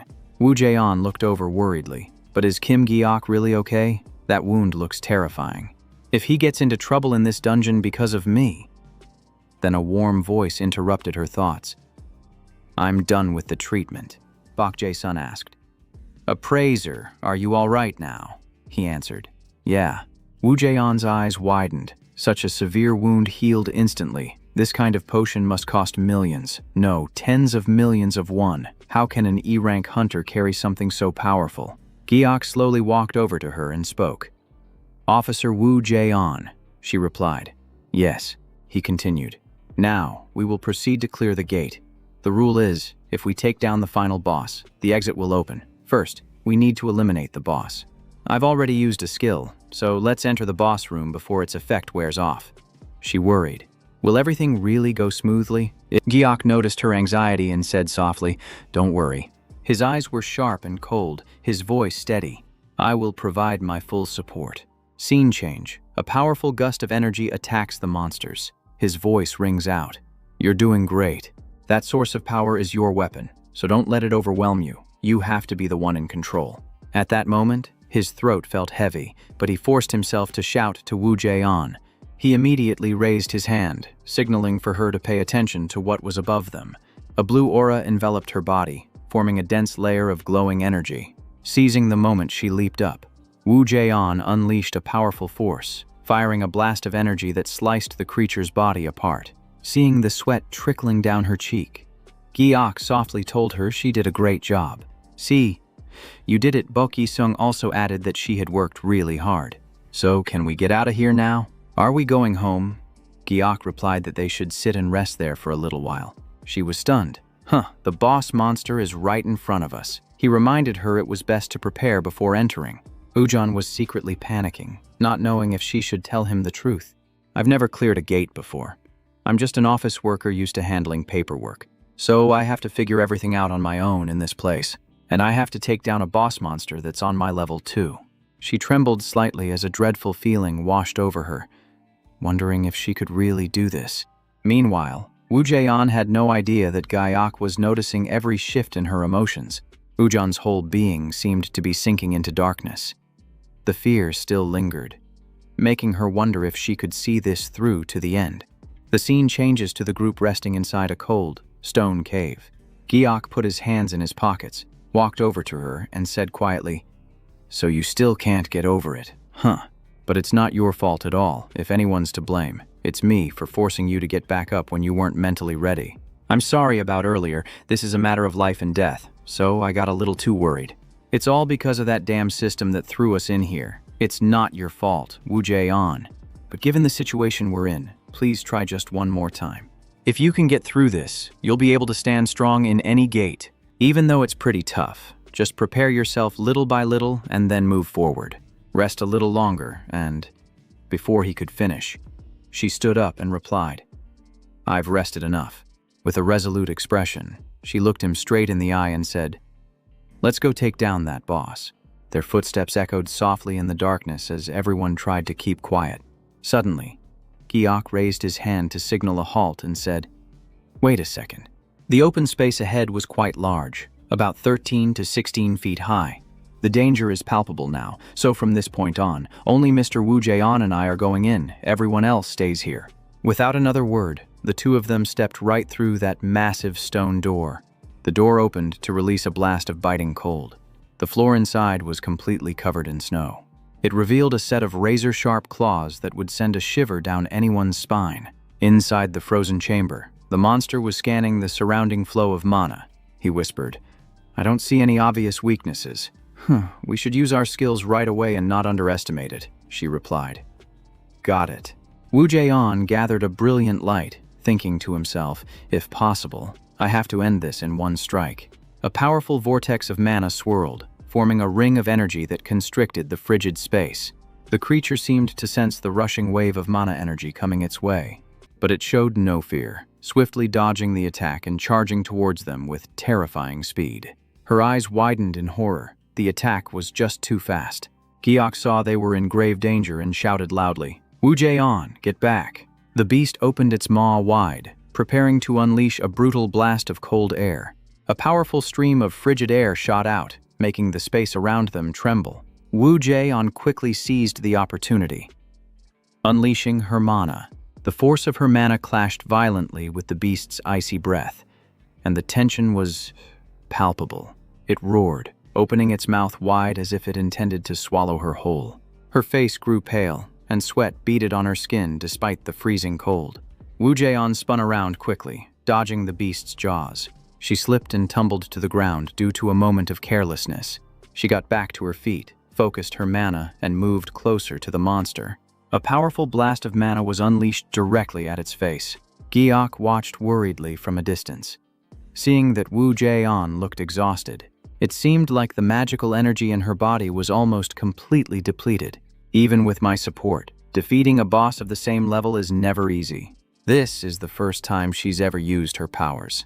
He watched the fragments fall to the ground, thinking the most fortunate thing was It looked like the monster would collapse even before Hunter Wu Jae-on did. Giok was anxious. He could clearly see that Wu Jae-on's body was reaching its limit. He saw her body growing weaker and her mana was nearly gone. Even with help, taking down a boss of the same level isn't easy. This is the first time she's ever used her abilities. He watched the fragments fall to the ground. The luckiest part was that it seemed the monster would collapse before Hunter Wu Jae-on. The frigid air and the mana she wielded during the fight were incredibly intense. Wu Jae-on struggled to unleash her most powerful burst of mana. At that very moment, she had a sudden realization. The monster's roar grew closer. Wu Jae-on quickly used her energy to shield herself amidst the blast of cold air. Then she unleashed her mana straight in the direction it was running. As expected, the mana severed the beast's giant foot. It roared in agony as red blood sprayed everywhere. After regenerating, it grew a long tail and attacked with it, but it missed, slamming into the ground instead. Her mana was gradually depleting, but Yu Xian tried to hold on.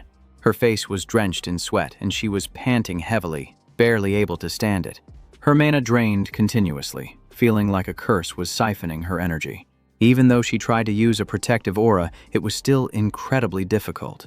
She realized her body was completely drained of mana. She had reached her limit. Yu Xian decisively unleashed all her remaining energy, determined to end this. She released a powerful vortex of mana at a terrifying speed. The blast shot straight into the beast's distorted face. The impact sent it flying backward, its body staggering out of control. In the silent void, its shriek was deafening, but it quickly regained its balance and charged at her with renewed fury. Wu Jae-on was trying to gather her scarce mana. Please, just... She slashed out with a wave of mana that cut through the monster's flesh. The monster roared, charging furiously toward Yu Xian. Her forehead was covered in sweat, and she gritted her teeth in tension. That's enough. The swirling stream of mana relentlessly crashed into its massive body. Her face showed extreme resentment. Go meet your maker. But at that very moment, her vision blurred into a hazy white. The hand unleashing mana began to weaken, and she looked closer. Mana. All around her now was only coldness and resentment. Yu Xian watched in horror as the monster's jaws closed in. Giok suddenly rushed in, accelerating towards her. He created a golden mana shield to block the pressure. As he counterattacked, he yelled, "What are you doing? Get a grip." She grabbed his hand in confusion. "But my mana," he replied. "Gather what's left.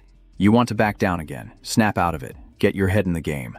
Do you want to stand by and watch everyone die with your own two eyes?" Wu Jae-on's eyes welled with tears as she clearly sensed the imminent danger. Memories flooded back of a life-or-death battle that once took place in a vast desert. That vicious monster had once snatched away the person closest to her. Back then, all she could do was cover her face and cry, choked with helplessness. Tears streamed relentlessly down Wu Jae-on's face as she resented herself for not being able to save every single person. She remembered the times she sat around joking and having warm conversations with her friends. Those images spurred her heart to rise up and fight back. Wu Jae-on gathered every last bit of her remaining mana and unleashed it into the air. That stream of power sliced the beast's body into pieces. The color of blood splattered across the entire space. Its ferocious head was severed, a chilling sight to behold. She gasped for breath, each ragged pant a sign of her complete exhaustion. Only then did Wu Jae-on look up and whisper, "All right, I actually did it."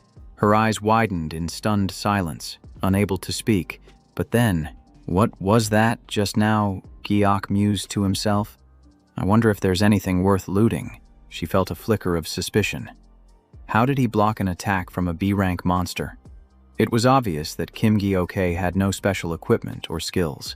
He said, "You worked hard, Wu Jae-on," and she replied, "Yes." After a moment of silence, Giok spoke up. "The boss has been defeated." Just then, Jason's group rushed over breathlessly. "That was amazing, Hunter. We're truly impressed." Everyone was completely exhausted, so she simply bowed her head and offered her sincere thanks. Haedung pointed into the distance with a gentle voice. "Look over there." The whole group cheered with joy. "The gate. It's open. It's the exit. We're alive. We can finally go home." He turned to Wu Jae-on. "Let's head back now," and she replied, "Okay." Wu Jae-on watched Giok's retreating figure as a suspicion began to grow in her mind. What if I'm right about him? Her intuition confirmed it. That's right, there's no mistake. It was the enormous difference in their mana density. This meant that he could take a direct hit from a B-rank monster without a scratch, which implied he possesses an immense amount of mana. Giok turned back with a puzzled look. What are you just standing there for? Hurry up and let's get out of here. Wu Jaeon looked at him for a moment, then mustered all her courage and said, Are you really crazy? The words made him freeze. Giok quickly concealed his mana source and replied, Mist swirled between the police cars and the crowd in front of the forest. He took the protective talisman off his arm, letting out a sigh of relief. Giok was silently glad he still had the twin life-saving bracelet. It could only be used 2 times, so he was always very careful with it. If that last attack had hit me head-on, I would have been toast instantly. If I show this bracelet, I might get targeted by thieves, so I have to hide it well. Just then, Wu Jaeon's voice rang out. Hey, Hunter Kim Ji okay? He replied. Yes. Giok noticed her voice sounded strange, and he couldn't understand why she seemed so upset. Wu Jaeon marched straight toward him, her steps filled with anger. She thought, I just want to grab you by the collar and drag you away. You're a hunter who couldn't even touch the boss, yet you pretended to be hurt just so I would overcome my trauma and activate my skill. I can guess some of your reasons for doing that, but I'm not going to thank you for it. Aren't you actually crazy? He just glanced at her and remained silent. She growled. Why on earth did you have to go that far? Giok said. What are you talking about? I should be the one thanking you, so why would you, Miss Seong Wu Jaeon, be thanking me? He said in a warm voice. Miss Seong Wu Jaeon, you're the one who saved us. Thanks to you, everyone survived. His bright face gave a slight wink as he said, Thank you, truly.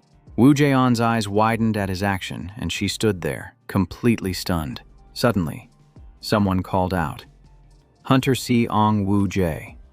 On. And she immediately turned around. Haidong smiled brightly. I almost forgot to greet you, Hunter. Thank you so much. Her mother added, You're the savior who rescued my daughter. Thank you so much. It's as if you saved our entire family. Wu Jaeon smiled and waved her hand dismissively. Oh, it's nothing, really. I just did what I had to do. The corners of her eyes suddenly drooped. Her heart filled with anxiety. The whole time inside the gate, I was only thinking of myself. This is the first time I've ever closed a gate. And now I'm being thanked like this. Hunter Kim Giok, why would he risk so much for me? He had nothing to gain from it. Wu Jaeon glanced awkwardly at Giok, feeling as if he wanted to thank her even more. She saw Giok staring blankly into the forest. Ujon wondered, what on earth is he thinking about? Just then, Giok slowly stood up, looking tired and drained of energy. His eyes still couldn't hide his anxiety. I can leave now. Right. Although it was a bit of a struggle. The criminal has been caught, and the missing person is safe, so my job here is done. The police can handle the rest, and besides, the 2-week deadline I promised Wu Jaeon is almost up. I just gave a slight smile as a thank you for the rescue. It was just a smile. I don't know if I'm expressing my emotions correctly. I really wish I could get an expert's opinion. Just then, Wu Jaeon realized someone was watching her from behind and tilted her head. The atmosphere between the two of them suddenly became awkward amidst the warm scenery. I have no idea who taught him, but Giok's current smile was the kind that gives you the goosebumps. My God, that smile made her heart tremble, and she broke out into a cold sweat. She immediately turned and walked away, leaving a bewildered Giok wondering what had just happened. What was that? Why did she look so shocked? Does my face really look that weird? I thought I had practiced my cold expression perfectly. One day, my emotional expressions will be so perfect I could fool the entire world. At that moment, Wu Jaeon glanced back at his sturdy silhouette walking through the sunlight. A few days later, gentle sunlight shone on the cafe's thatched roof, making it look incredibly peaceful. Wu Jaeon, dressed neatly in her work clothes, was quietly sipping a cup of coffee. Suddenly, a voice called out, shattering the silence. Hunter Wu Jaeon. Yoon-sung approached and greeted her shyly. Hello. The weather is beautiful today, she replied. Hello to you. Hunter on Yoon-sung. Is an iced Americano okay? He nodded and replied, Yes, thank you. Yoon-seung asked directly, Why did you call me here? You don't usually schedule meetings on the weekend, she replied. I just wanted to ask you a few things. Wu Jaeon got straight to the point. Hunter on Yoon-sung. I'd like to ask you something. Are you close with Hunter Kim G.J.Ok? The question made him choke on his coffee. He became flustered. I haven't even said anything yet. That's a strange reaction. He then stammered. No. I was just startled to hear Ji-ok's name so suddenly. She took a sip of her coffee and said, I know you two were close before all this, Yoon-sung asked in return. Oh. Is this about that kidnapping incident? She replied. Not exactly. I didn't think much of it at the time. But when I saw an A-rank hunter and an F-rank hunter coming out of a gate together, something felt wrong. So, I'm asking, Hunter An Yoon Seung, since when have you known Hunter Kim Ji-oi? He replied. Why the sudden question? Is this related to the association? Woo Jae-on could tell he was clearly on guard. No, this has nothing to do with the association, so don't worry. To be perfectly honest, I suspect Kim Ji-ok might be a criminal. He froze. What? Why would you think that? She continued. If by any chance you're being used by a malicious awakened being to cause trouble, I will help you. Yoon-sung reacted harshly. That's ridiculous, Gi-ok. A criminal? No way. She cut him off. Someone who's hiding his awakening stats. That statement stunned Yoon-seung, and sweat poured down his face. Woo Jae-on continued, explaining that misrepresenting one's rank is a serious violation. Even a single rank up means a different salary, yet he registered lower, which is hard to understand. If there isn't some other motive, that action is just bizarre, he replied. Well, you're not wrong. She added that the entire association knows he's an upright and hard-working person. That's precisely why his closeness to someone like that strikes me as odd. Perhaps there's a reason for the incorrect rank registration. Or maybe he's so strong that even A-rankers have to be wary of him. I'm just worried you're being used, and he also felt that she seemed to know something already, if that's the case. Could it be that Gi-ok's true stats have already been exposed? Woo Jae-on crossed her arms, observing his expression. Come to think of it, the two of them were involved in that gate incident in Yoon District. He clutched his head in turmoil. I get it. He must have been forced to reveal his true power to protect everyone. If that incident exposed his true identity. What can I do just then? Woo Jae-on spoke up. Let me say this first. I'm not planning on arresting you or Kim Gi-ok right now. I just want to confirm the truth. He thought it would be best to clear up all the misunderstandings about Gi-ok right here and now. Maybe it would even help him. Yoon-seung spoke up boldly. In that case, I'll tell you about Gi-ok. But first, he needed to be sure. Can you keep everything I'm about to say strictly confidential? She smiled slightly. Of course, I promise. His face showed a hint of tension, his heart still uneasy. Mustering all his courage, he said, I met him on a summer day. You know about the irregular gate incident that wiped out my team? Right, she nodded. I do. It was a major accident. He explained clearly. The company forbade us from telling the truth, but the reason I survived is because of him. Hearing that, Woo Jae-on froze. He suddenly stood up and slammed his hand on the table. I still remember that moment vividly. Back then, my entire team was nearly wiped out, and then Gi-ok suddenly appeared. But as he was passionately recounting the story, Yoon-sung abruptly stopped, and the atmosphere suddenly became awkward. He said, You're still bothered by the forced awakening incident, aren't you? I'm sure he had his reasons. Can you please put that aside for a moment? Woo Jae-on immediately asked, What reasons? He replied, I haven't asked him directly, but maybe he's like Jung Ha-sung. You remember that interview, don't you? His S-rank magic power once caused many civilians to lose consciousness. He's probably suppressing his power so it doesn't affect those around him. Anyway, what I'm trying to say is that Kim Gi-ok isn't a criminal. If he were hiding his rank for some evil scheme, there would have been bloodshed or money involved, but there has been nothing of the sort.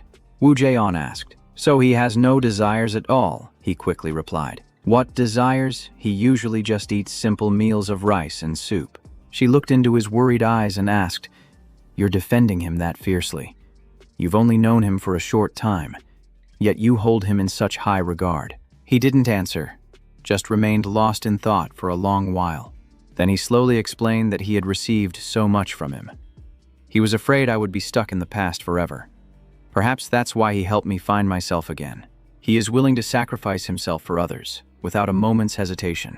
Woo Jae-on was surprised. Sacrifice.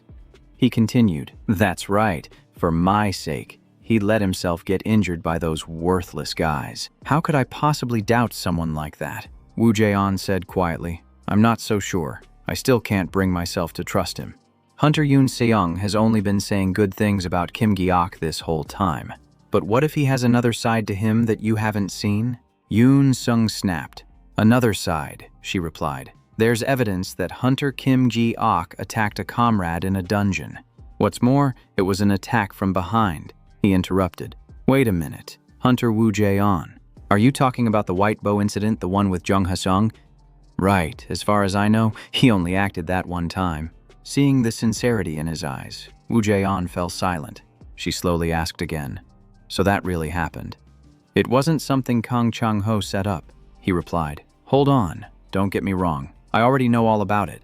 It's not like he just fought with Hunter Ha-sung. After we got out of the labyrinth, he and I had a meal together, and he told me the whole story. Back then, Gi-ok told Ha-seong, 'It's true that I knocked you out, and I'm sincerely sorry.' Ha-seong." Yoon Sung recounted his words. "I saw you were overexerting yourself, so I had to stop you. After you passed out, I intended to take your place as the sacrifice." He stood up, affirming, "That's everything he told me." "In other words, he was forced to do it to save Jung Ha-seong?" she asked again. "So, being forced to do it means he deliberately knocked someone unconscious." Yoon Sung's eyes lit up as he quickly replied, "Yes, he wanted to be the sacrifice in Ha-seong's place. Everyone else was trying to avoid it, but not him. He even apologized for it afterward." "Isn't that just incredible?" she suddenly thought. "Wait a minute, that doesn't seem to be the main point here. An F-rank hunter managed to defeat the strongest hunter in Korea. He's obviously hiding his true rank, but even our advanced equipment couldn't detect it. I'm at a loss myself. In any case, I've heard it all, and the explanation is completely reasonable." He smiled and replied. "Really?" She nodded. "That's right. Now we don't need to treat Kim Ji-ryuk as a criminal anymore," Yoon Sung said. "Yeah? You're right." Wu Jaeon smiled, thinking to herself. "To be honest, I was only a bit hesitant because I didn't think he was a bad person either. Although it's a little late to be saying this now. As a member of the association, I don't think hiding his power is a bad thing. In fact, it's quite fortunate," Yoon Sung asked. "Fortunate," she explained. "If Kim Ji-ryuk's true rank was revealed, the guilds wouldn't just stand by idly." He nodded. "Right. The current balance of power is already far too fragile.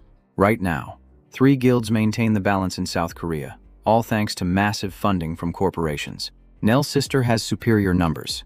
It's under the leadership of a powerful S-rank hunter, Esther, where the strong awakened gather, founded the Korean Magic Tower. And then there's an organization with few high-ranking members but deep political connections, which is the Hunter Association. Wu Jaeon believes that among these powers, the association still has a voice because the S-rank hunters haven't taken any sides. But if a 4th S-rank hunter were to appear and side with one of the factions, the balance of power would immediately collapse. At that point, the association would lose all control, and the current peace would be shattered. Wu Jaeon said it's best for Kim Ji-ryuk to keep pretending to be an F-rank and remain neutral. That's the association's perspective, because they need to maintain that balance. Yeon Seung gave a slight smile, seemingly satisfied with that answer. She slowly said, "If that's the case, then there's nothing to worry about." Gi-ryuk has no intention of joining any guild. He wasn't even interested in the offer from the tower last time. She was surprised and asked, "Is that so?" Turning down a contract from a top-tier guild. Now that's certainly a surprise. Then again, it makes sense. Since he's considered an F-rank, no one's fighting to recruit him, so I guess we can rest easy for now. The scene changes to a wide shot of the Korean Magic Tower. In the waiting lobby, a sweet voice rang out. "Thank you for your time today," Byung-ji continued. "I'm the manager in charge of hunter recruitment for the Korean Magic Tower." Gi-ok looked at the steaming cup of hot coffee on the table and replied, "Ah, yes. You seem a bit uncomfortable. And you look pale." "Are you all right?" he mumbled to himself. "Are the people in this tower so deprived of coffee that they're getting possessed? I just finished a mission recently." Byung-ji gave a strained laugh and cut to the chase. "You must be tired, so I'll get straight to the point. You've probably already guessed. but this is a recruitment offer. The signing bonus will be... He interrupted. Wait a minute. We're not at the recruitment stage yet.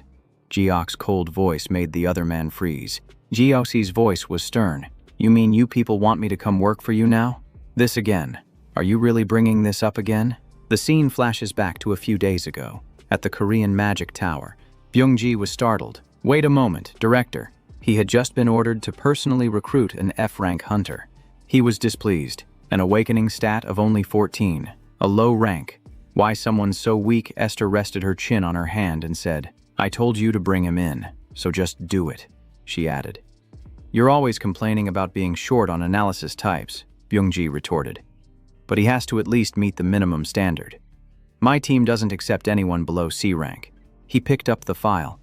An awakened like this will run out of mana after using just a few skills. And what's with this ridiculous signing bonus? He was still frowning and said, Come on, tell me. This guy isn't your typical sandbagger, and I need some information to negotiate. She closed her eyes, trying to compose herself. Esther said evasively, Many awakeners don't like to reveal their abilities.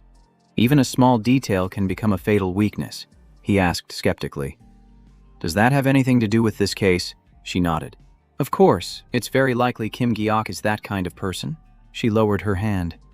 You don't need the details. Just remember that he's not a normal sandbagger. And prying too deep will only bring you trouble. Esther slammed her hand on the table and stood up. I've already drafted a temporary contract. If you think we need to offer more money, just say the word. Her gaze was firm as she said, I'm even willing to sign a blank check for him. Byung-ji was stunned. What are you saying, that Hunter is really worth that much? She crossed her arms. His worth, I'm not sure yet. All I know is that he doesn't even have money for food. He yelled, What? He spoke in a rush. So you're not even sure if he's valuable. Yet you're still planning to recruit an F-rank guy that's way too reckless. It's basically a gamble. Esther closed her eyes and sighed. Ugh, you're being so loud. At Byung-ji's attempt to dissuade her, she fell silent, lost in her own thoughts. His worth. Huh. Well, he did clear the dungeon I set up faster than anyone else, and without any equipment at that. He also easily broke my S-rank curse, whatever his true identity is. He's definitely no ordinary person. If I can get him on our side, everything will change. Even if he turns out to be a villain, figuring that out before anyone else is a win in itself. Her flashback ended, and Esther glared at him. What are you still standing there for? She ordered. Stop standing around like an idiot and contact Hunter Kim Gi-ok. He nodded helplessly. I get it. You're not going to give me a straight answer, are you? As he turned to leave. He thought to himself, treating a sandbagger like this is too strange. Could his registration be a front for his real abilities? Byung-ji picked up his clipboard. Well, whatever. My job is to scout him out. And all scouting really requires is money. He glanced at the file. Kim Kai-ryo, Hunter, back in the present. Gi-ok was staring intently at Byung-ji. So you're saying I have to come work for your company? Byung-ji trembled, swallowing nervously in fear. He managed to say, We're aware that you've rejected our previous offers. He explained, We were about to give up, but we decided to try contacting you one last time. Byung-ji slowly reached into his coat. Our last offer was a bit rushed, so the terms might not have been attractive enough for you. He placed a contract on the table. I've brought a revised version with me today. He tried to remain calm. Of course, there's still room for negotiation. Gi-ok rubbed his chin thoughtfully. Is that so? He looked at the contract. For someone who's suppressing their level, this amount of money is certainly way above the norm. But this isn't enough. I chose reincarnation to win my freedom. Why would I go back to a corporate slave life now? I refuse. Having made up his mind. He looked up. That's enough. I'm not interested. Byung-ji was taken aback. He stammered. A rejection. So decisive. Please wait a moment. Hunter, he asked worriedly. Have you already signed with another guild? Gi-ok looked away and replied.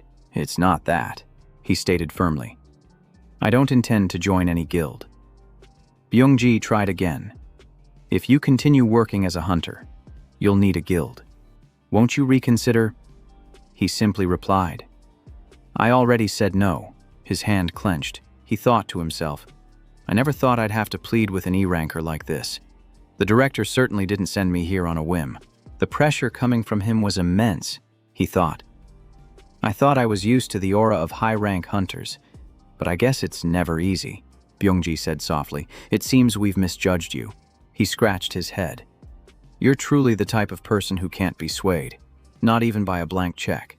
He gave a forced smile, but his gaze remained locked on Gi-ok. Byung-ji was stunned. Not even a blank check could move him. It was clear he was opposed to being swayed by money. But in reality, Gi-ok was feeling incredibly anxious on the inside. He sighed. A person like him can't just be an E-ranker. I have no choice. He tucked the contract back into his jacket. I understand that signing a formal contract might feel too pressuring. As he bent down to put the papers away in his briefcase, he said, "Let's just act like this offer was never made." Which took Gi-ok by surprise. Byung-ji continued, "What I'm about to propose is something completely different. Perhaps you'd find a temporary request easier to consider." He took out another file. "We recently acquired a piece of equipment from a gate, but we're having difficulty analyzing it and are looking for help." Gi-ok was surprised. Just one item. Gi-oki's resolve wavered. He thought to himself, that sounds reasonable. Analyzing a single item should be quick enough. He hesitated, thinking, I've never received a formal appraisal request before. Can I really do this? Byung-ji continued. And this is the compensation the Magic Tower is offering for this task. He took the document and read it intently, then fell silent as he weighed his options. Byung-ji tried to persuade him further. The amount may not mean much to you, but as for the procedure, Gi-ok cut him off. All right. Before Byung-ji could process it, he just said, "Oh yes." Gi-ok pointed to the paper. "I sign here, right." Byung-ji handed him a pen. "Ah, yes, here you go." He thought to himself. He pretended to be so indifferent, but it looks like he felt a little guilty for turning me down, he mused. I didn't expect him to have a soft side after all. Gi-ok looked up and asked, "Where do I need to be, and at what time?" 2 days later, sunlight streamed down on the towering building. As soon as Byung-ji stepped inside, he was greeted by the usual morning bustle. A young woman greeted him. "Good morning, Section Chief." He nodded back.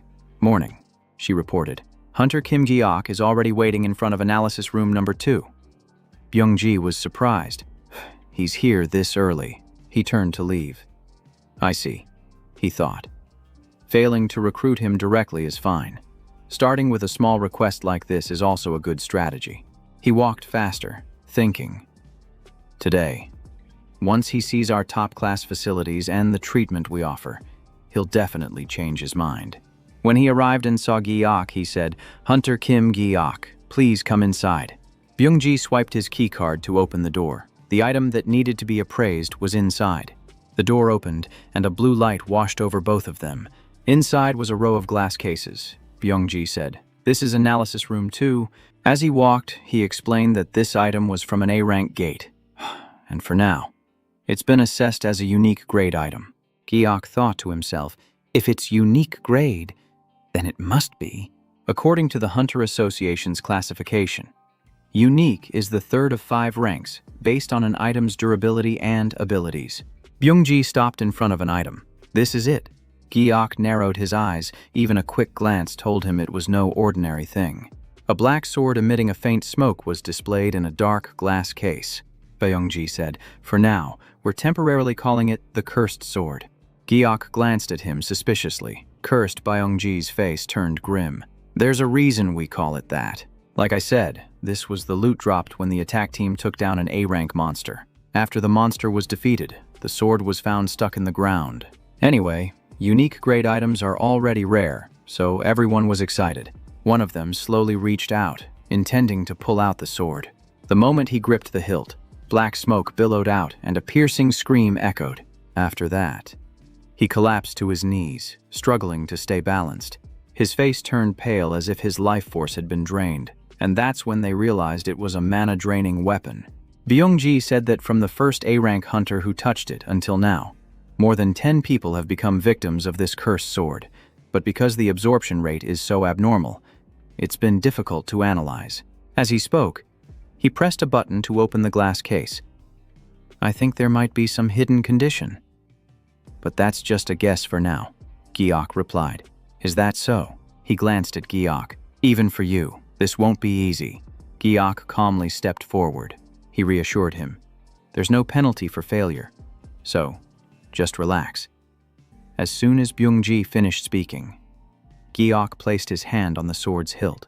He lifted the sword as easily as a normal item. It's a lot lighter than I thought. Byung-ji stared, stunned, at Giok's hand. He broke into a sweat. Hunter. You're not supposed to just grab that, Giok replied. Oh. Was I supposed to appraise it from a distance? Byung-ji clearly remembered warning him how dangerous it was, yet he still dared to pick it up immediately. He looked at him in astonishment. How is he completely fine? Even the guild's elite collapsed just by touching it. He was shocked. Can he really withstand that insane level of mana drain? Byung-ji's face went pale. Just what kind of person did the director recruit for the guild? Giok examined it and then turned to him. To be honest, from what I can see, looking at Byung-ji's face, he wondered to himself, what's wrong? Is he mad about what I said? He lightly touched the tip of the sword. But this is just a basic magical item. It sucks mana like a vampire in exchange for power. Light shone on the gem of the sword. However, it has a safety mechanism that automatically stops the drain when mana drops to a minimum level. The stronger the hunter, the larger their mana pool, and the greater the shock and pain from the drain. He secretly wiped his eyes. It seems an F rank's mana is just enough to sustain life, so I wasn't affected. The tower couldn't properly appraise it since no one here is below C rank. Damn it, why are my eyes suddenly tearing up? Byung-ji approached with concern. Hunter, are you okay? He replied, yes, I'm fine. Giok lifted the sword, startling him. The appraisal result is very clear. This blade only gets stronger by draining more mana. He was confused, so how do you use it? Even an A-rank hunter would collapse immediately. He answered simply, you just endure the pain. Byung-ji was shocked, but Giok continued, as long as you don't let it drain more than necessary. The two looked at each other in silence. One was bewildered, and the other couldn't understand why. Giok lowered his hand as a thought flashed through his mind. Could it be that people here can't endure that level of pain? Hearing that, Byung-ji froze. He exclaimed, you mean the pain from the mana drain is something you just have to endure? He nodded. That's right. His eyes widened. That's exactly the kind of thoughtless thing a genius would say. His fists clenched, and on top of that, he had to ask if people here couldn't do it. Those words cut like a knife. Giok looked at him as if to scold him. Is this all the so-called Pillar of Korea amounts to, Byung-ji? Weakly retorted. Well, isn't it? Byung-ji felt indignant. The Magic Tower is a top-tier guild. After all, he quickly corrected himself. This sword was originally intended for the rookies on the reserve team. He gave a forced laugh. There are a lot of new people over there. Ha ha, Giok replied. So it's hard to find someone who can withstand it. The issue is control, not the amount of mana. He spun the sword and said, among the people I know, maybe Kang Chang-ho, he could probably use it. To be honest, I don't really know that many people. Giok placed the sword in the cabinet. Byung-ji stammered. Kang Chang-ho. He gave a soft hum of agreement. Byung-ji's mind raced to a conclusion. Do you mean only an S rank could wield it? That must mean you're on that level. 2. He thought for a moment and shuddered. What a terrifying person. The more he thought about it, the more a chill ran down his spine. The fact that he couldn't sense any mana from him was even more frightening. He had no idea what method Giok used to appear like an ordinary person. Giok suddenly turned back, making him jump. Manager Byung-ji. He looked puzzled. Is something wrong? Byung-ji stammered. Well, it's just that... The door suddenly opened, causing both of them to turn around. Giok wondered. What's going on? Esther walked in with her arms spread wide. What's going on? Byung-ji bowed. Director. She beamed. What's this? You're greeting me so enthusiastically today. She walked in. I heard Giok was here, so I stopped by. Is everything going well? Giok's expression fell. Yes. We just finished, he thought to himself. What is Esther doing here? Esther leaned in. Is that so? What were the results? He was startled. Damn it. I need to calm down. Giok tried to stay calm, knowing that one more wrong move would be the end of him. He scratched his neck. On second thought, it wasn't all that dangerous. She spoke up. Oh, so you're saying there are no hidden risks? She immediately grabbed the sword's hilt. To Byung-ji's utter astonishment, I thought it was something terrible, so I didn't dare touch it until now. As Esther lightly swung the sword in her hand, he thought to himself that it had a sturdier grip than he expected. A level 5 item for sure. Its mana drain resistance is excellent. He glanced over at the trembling Byung-ji. Was he afraid she'd accidentally hit him with the sword? He turned to her. Hunter Esther, could I borrow the sword for a moment? I want to perform one final check. She nodded. Okay, Esther asked. Giok, do you like that sword? Flustered, he replied. Yes. She smiled. No one at Gyo really needs it right now. If you like it, I can just give it to you. He looked at the sword, thinking that, honestly, this magical artifact wasn't something he coveted. An F rank like him probably wasn't a good fit, and accepting a favor from a curse mage felt awkward. He refused. I think this item is a bit out of my league. Esther sighed. Are you saying you think you're too weak for it? Giok frowned. Is this the typical passive-aggressive jab people from Earth use? It'd be best to just smile and handle this smoothly. But the incident with Sang-gu still makes me hesitant. But he had no idea that, in her eyes, he was incredibly strong. Seeing his silence, she let out a huff. Giok took a step forward. All right, I understand. She looked him straight in the eye. So then, about Hunter Kim Ji-seo. Suddenly, a chime interrupted them. He pulled out his phone. This is... A red notification popped up, an emergency message. Esther also turned her attention to a sound coming from her own device. She answered the call. Yes, this is Esther. Yes, I'm listening. After hearing the message, she paused for a moment. Esther looked up, a cold aura emanating from her. An A-rank red gate just opened, she said as she started to walk. This world just refuses to give me a moment's peace. Giok found it odd. Why would they call Esther directly for an A-rank gate? She replied. Because this time, 2 gates have appeared simultaneously. He narrowed his eyes. 2 A-rank gates at the same time. He stared at his phone. It was true. There were 2 alerts. She interjected. By the way, I'm sorry. Esther smiled brightly. I was planning to ask you for coffee today, but it looks like I'm busy now. Giok replied calmly. It's no problem, really. She turned to Byung-ji. Oh, right. Call 2 people from the analysis team for me. We'll probably have a lot of spoils this time. He nodded. Yes. At that moment, Giok spoke up. Please wait a moment, he offered. If it's not a bother, may I come along? I can help sort the mana stones. She tilted her head. Are you kidding? But I guess it's fine. What do you plan on doing at the scene? Though, Giok replied, I want to observe how you fight firsthand. I've been curious about your S-rank curse for a long time. He thought to himself, since I've never seen curse magic on Earth, now is a good chance to scout a potential talent. He asked, Esther, with such an immense amount of mana, you must be very strong. Right. Esther was silent, and Byung-ji's face went pale. He stammered, Hunter. To say that is... But she cut him off. Let's just do it. She held out her hand with a wicked look on her face. Ride with us. Okay. Giok nodded and said, thank you. He felt a swell of pride in his head. He had definitely scored some points. It turns out compliments are the most effective tactic with curse-type users. He put his hands on his hips smugly, thinking he must maintain a good relationship with that dangerous S-rank mage in the future. She was silent, standing still without saying a single word. Esther glanced over, thinking, Kim Giok, that guy dares to use this trick to manipulate people. The 3 of them walked to the car. What's this? He wants to see my S-rank cursing ability. This is the guy who dared to nullify my skill last time, and now he's saying this. She got into the car and slammed the door, startling the driver. A guy who can barely move his own joints wants to tag along with me into battle. She crossed her arms and ordered. The association has blocked the road. Just go.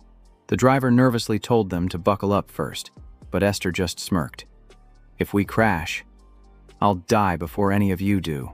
Byung-ji put his case down. To treat an S-rank like that, he must be extremely confident in his abilities. You can just tell he's getting a kick out of it. The car shot forward like an arrow. But hang on. Esther narrowed her eyes. Why provoke me like that out of the blue unless... She remembered his emotionless face. If he thinks he can get a rise out of me with a cheap taunt and start a curse-off, he shouldn't expect me to go easy on him this time. She found it interesting. Was that supposed to be a warning? The thought made her burst out laughing.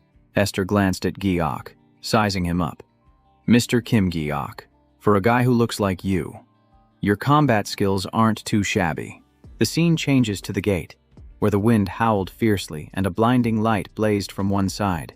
People were ushering civilians away. The road has been blocked. Please turn around. Do not advance any further. Esther set foot on the ground. We're here. Representative. Its size is truly massive. She leaned against the car, looking at the sky and sighing. I know. 2 red gates were hanging suspended in the air. She asked if the civilians had all been evacuated. And a subordinate reported that they had. Hearing the response, she rubbed her hands together. All right. Esther strode forward confidently, curse power gathering in the palm of her hand. Let's go. Giok also stepped out, letting out an impressed, oh. This is a red gate sound, completely different from a blue gate. If left alone, they're prone to erupting. I've heard that monsters pour out for only a few minutes before completely disappearing. Looking at the blazing red gate, he wondered, Sue, what is that sound? He guessed the sound was coming from the horde of monsters behind the gate. Esther commanded, listen up. If you want to finish this shift early, stay in one spot from this moment on. It's your guild's turn to work, everyone shouted in unison. Roger.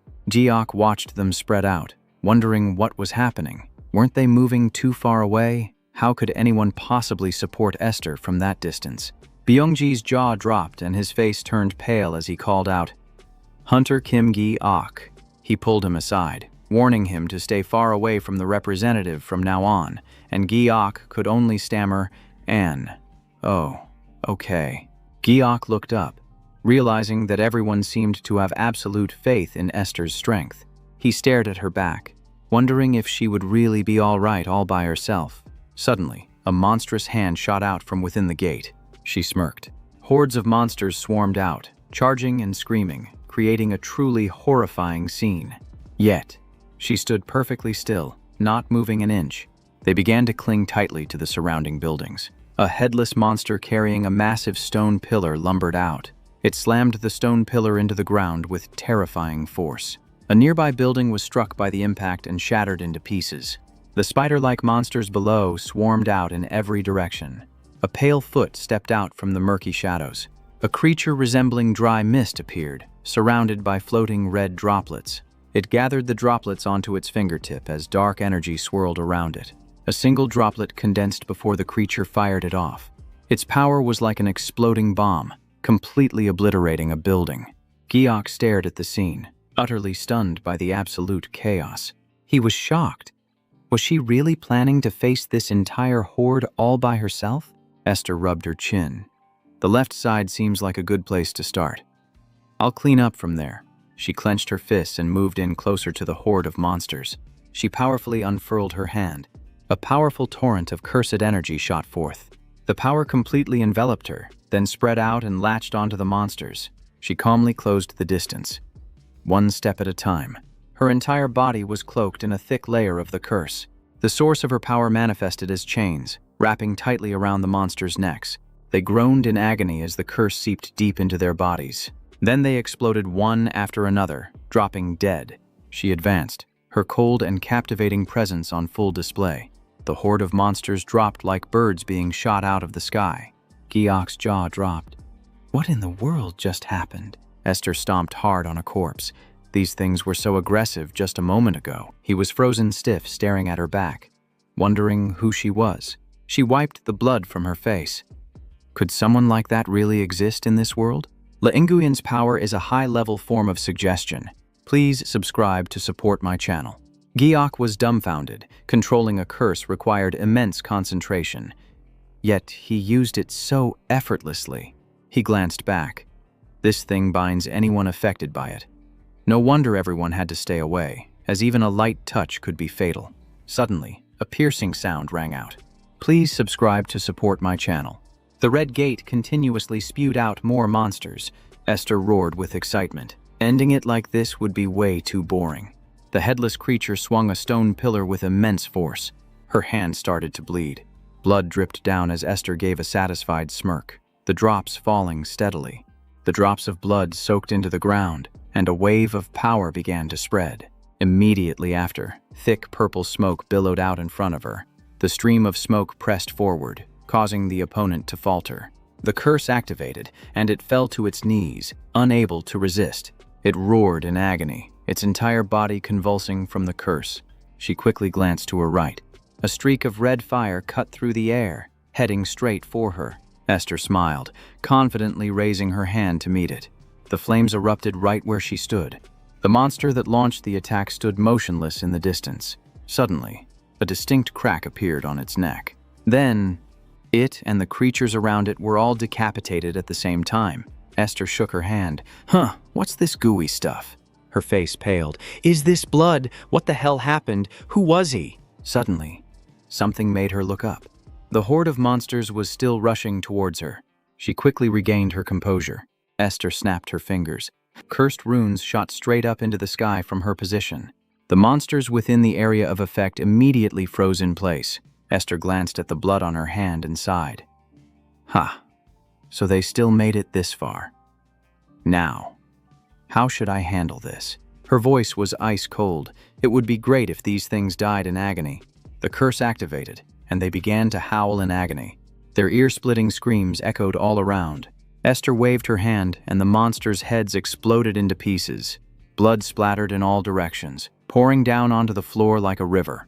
Gyok's face turned pale. So this is the true power of an S-ranker. Last time, they were just protecting me. He looked up and let out a shocked gasp. The gate opened, and 2 gigantic feet emerged. From the other side of the portal, 2 more feet appeared. A creature's head emerged, its blazing red eyes glowing intensely. Esther calmly placed her hands on her hips. So this is the boss of this gate. She smirked, so that's the reason it couldn't come out earlier. Its foot landed right on her curse circle. It stopped dead in its tracks, trembling. Gyok looked up, his breath catching in his throat. Just a few seconds later, it collapsed, completely drained of its strength. He was stunned. Wasn't that thing supposed to be incredibly powerful? With her hands on her hips, Esther scoffed. And they call that a boss? Suddenly, a massive shadow fell over her, making her flinch. Another boss was stepping out from inside the gate. His face went rigid. What? Another one? And it's not a living creature. She watched in silence, confirming that it was impossible to curse an inanimate object. He analyzed that even against that metal boss. Esther's curse was completely ineffective. Gyok wondered, what in the world is she going to do now? The monster immediately thrust its tentacle down, but she quickly dodged to the side. Esther leaped back as dirt and dust flew everywhere. The boss's leg slammed down right where she had been. A loud crash echoed as a thick cloud of dust billowed up. From within the dust cloud, she launched herself into the air. She spun around once in midair. Her tornado kick completely blew away the boss's mechanical leg. It faltered, its entire body frozen as if it were petrified. Esther used it as a stepping stone and then charged forward. She launched herself straight at the boss's head. A flash of light appeared as tentacles shot towards her. Esther deftly weaved her body, cleanly avoiding every single tentacle. She used the momentum to propel herself higher into the air. Its eye glowed a brilliant red. Then, that light gradually faded. An explosion erupted from its eye, the result of Esther's kick. She twisted around in midair, her aura cold and imposing. The boss's head was knocked aside by the force of that kick. It crashed to the ground, and Esther landed right after it. The crowd roared in approval, just as expected of the great Esther, taking down 2 A-rank monsters in the blink of an eye. Gyok was exasperated, so if she can't use magic, she just smashes them with brute force. An S-rank physique is just plain unfair. Esther stretched her shoulders, gave a slight smile, and walked off as if it were nothing. A shout startled Gyok. Hey you, what do you think you're doing? A guard approached, demanding he clear the area immediately, but the man just yelled back, No, my car is over there, that's all. Someone grabbed him firmly. This is a dangerous area, you have to leave now, the man yelled back angrily. Hey, Why are you manhandling a civilian? The man was stubborn. I'm just trying to get my car. If something happens to it, are you going to pay for it? The monsters are almost gone anyway. Giok sighed. This is bad. The curse has spread beyond its controllable range. Someone collapsed. If an unawakened person gets hit by S-rank magic, a scream rang out, making Esther turn her head. I told them to get back. Even an awakened one couldn't stop it. This is not a good idea, she thought to herself. Civilians, huh? Then waved her hand to give the order. Magic Tower, cancel the skill. From now on, tighten the outer perimeter. They all shouted in unison, Yes, ma'am! Giok was confused when he heard it. What? Why would she cancel the skill in a situation like this? Just as the thought crossed his mind. The monster's eyes flew wide open. Seeing that look in its eyes, he flinched and stumbled back, his face turning pale. Giok screamed, Esther, look out! She slowly looked up. The boss's foot came crashing down toward her. The stomp made the ground explode. Esther leaped out of range in the nick of time. She spun around and circled behind it. Focusing her strength into her right leg, she delivered a powerful kick straight to the boss's joint. Its leg buckled completely, causing it to lose its balance and topple over. She seized the opening and rushed in close to its leg. Clenching her fist, she landed another powerful blow. The pain shot straight to its brain, and it let out a furious roar. Enraged, the boss swung the tentacles on its back wildly. The tentacles lunged forward, relentlessly attacking Esther's position.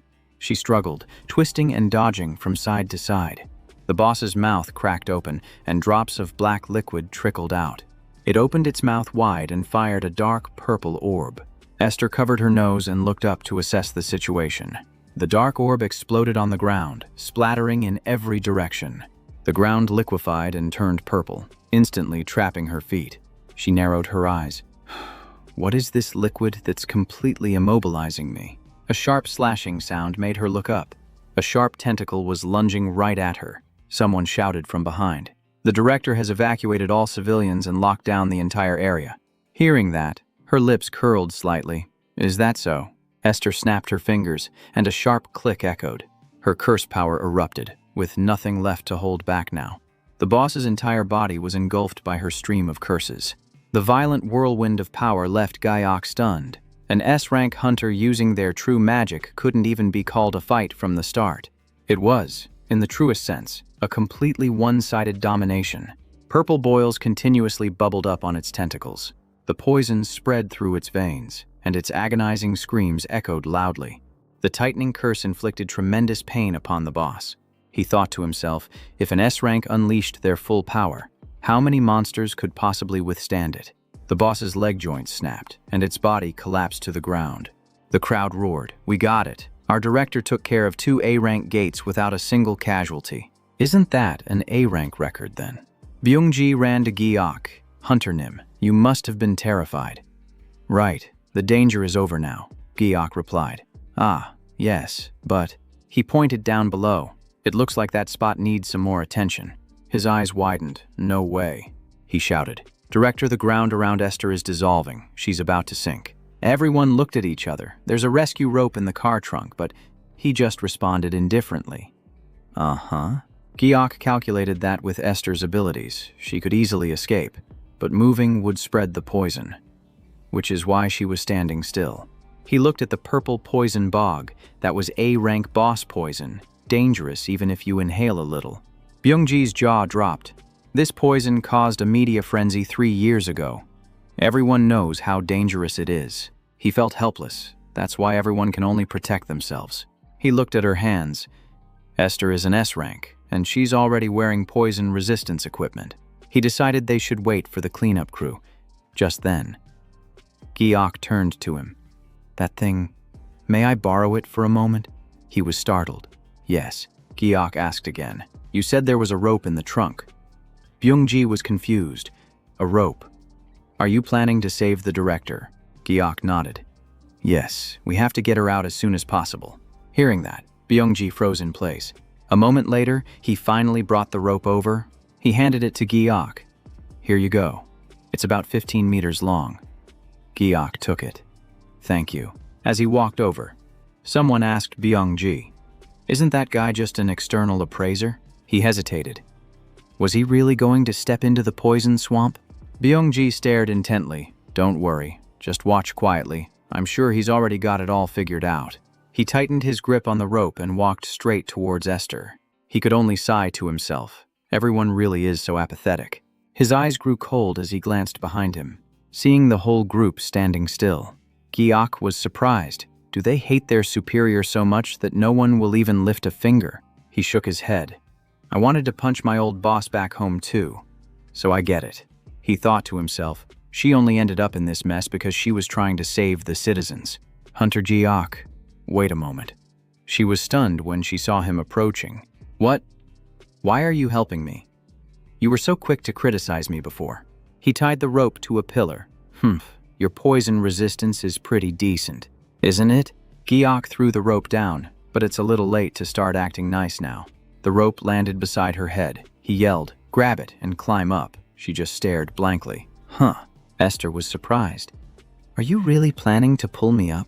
She leaned over to grab the rope. He thought, she can obviously pull herself up. So what's with the act? He grew suspicious. Can't she move her hands? Esther waved him off. No, it's nothing. I'm coming right up. She muttered to herself. What kind of person saves someone while being so cold about it? She mused that as an S-rank hunter who gets flattered all day, he's probably met so many fake people that it's made him this way. But in reality, Giok was just standing still because he wasn't strong enough to pull her up. She found him strange, yet interesting. While he was thinking, is this woman not being fake at all? A moment later, Esther was back on solid ground. She climbed out, brushing off the poison that was clinging to her body. Suddenly, Giok called out, wait a second. Startled, she turned back to look at him. He reached out and took a lock of her hair.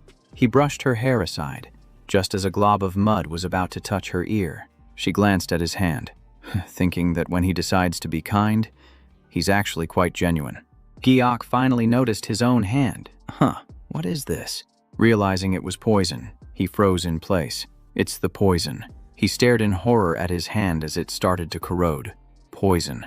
He quickly analyzed that it was probably within his resistance level. But if I had fallen into the swamp, you should have warned me I could have died.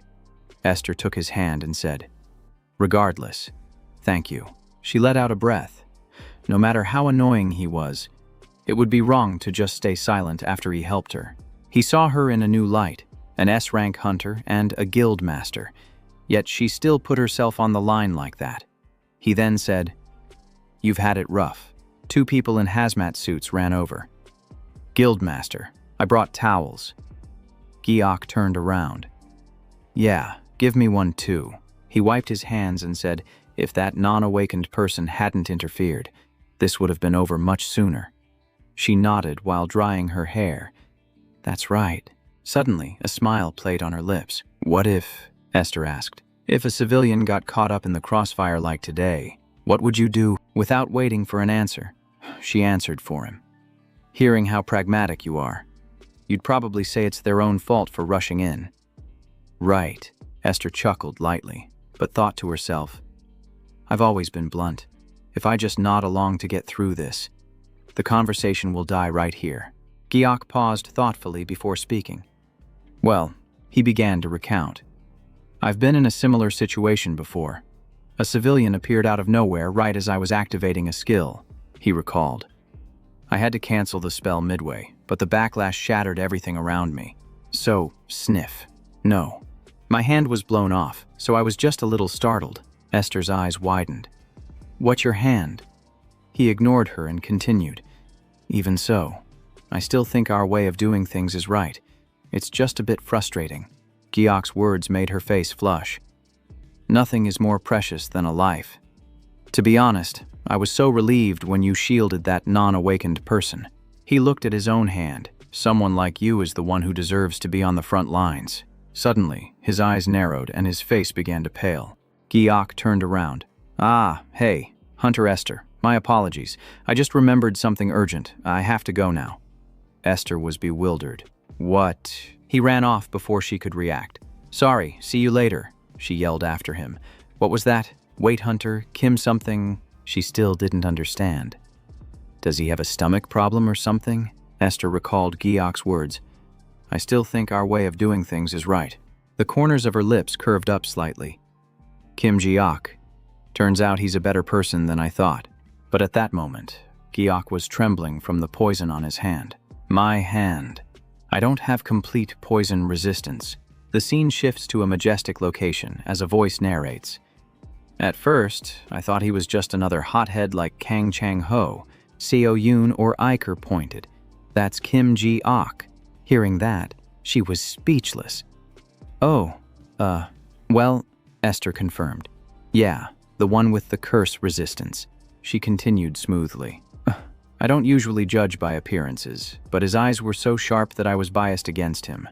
It was only after talking to him that I realized he's better than I thought. Seo Yoon was surprised. Really?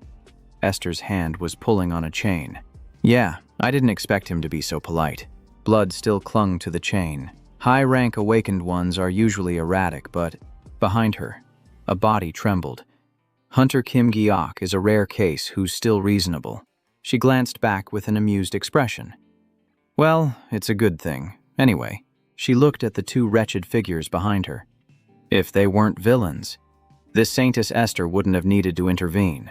They both stepped through the gate. Esther sighed. This case was a real hassle. She turned back, her hands in her pockets, realizing she still needed to film the scene outside for video evidence. She opened her camera. Man, when are we going to get body cams that actually work in dungeons? Esther tightened the chains, channeling the curse. All right, time to end this. She counted down. 1, 2. Seo Yoon took 3 steps back as she smiled faintly. Say cheese. The two guys screamed in agony, and after they collapsed, she chirped. Okay, all done. Esther released the chains. Oh, right. Do you know what Hunter Kim Ji-ok said earlier? He said someone like me belongs at the very top. She sounded pleased. I can't believe he thinks the same way I do. He's strong, but doesn't suck up to S ranks. Seo Yoon remained silent. Esther scrolled through her phone. I don't know if it's arrogance or just his nature, but I really like it. How can I get him on our side? Seo Yoon hoisted one of the guys up. You look like you want to hold his hand already, Esther replied. I'd love to. She turned her head. There was a report today. They say Hunter Kim Ji-ok has perfectly mastered that cursed sword. Seo Yoon was surprised. Really? Esther added. He's far exceeded expectations. If a monster like him is on our side, those hopeless fools and even the world rankers will be crushed. She sighed. Ha. But thinking about it, it's a real dilemma. Seo Yoon asked. What dilemma? Esther rested her chin on her hand. That man has no interest in money. If he were a game character, I could at least raise his affinity. Seo Yoon said. Spoken like a true former game addict. Comparing everything to a game, she replied. So what, I've quit gaming now? I'm too busy to even log in. She tapped on the video she just posted, and the view count just kept climbing. Esther's fingers moved continuously. It's so frustrating. It's been years since the dungeon shock, and there's still no prison that can hold high-level awakened. Seo Yoon listened quietly. Actually, An excited expression appeared on Esther's face. I just want all those who prey on the weak to be wiped from existence. CCTV, forensic technology, multi-layered analysis. Science had advanced so much. It was an era where criminals should have had a hard time existing. But then, one day, a brilliant red light appeared. The things called gates descended upon this world. Blood-red rifts opened in the sky, and everything began to change.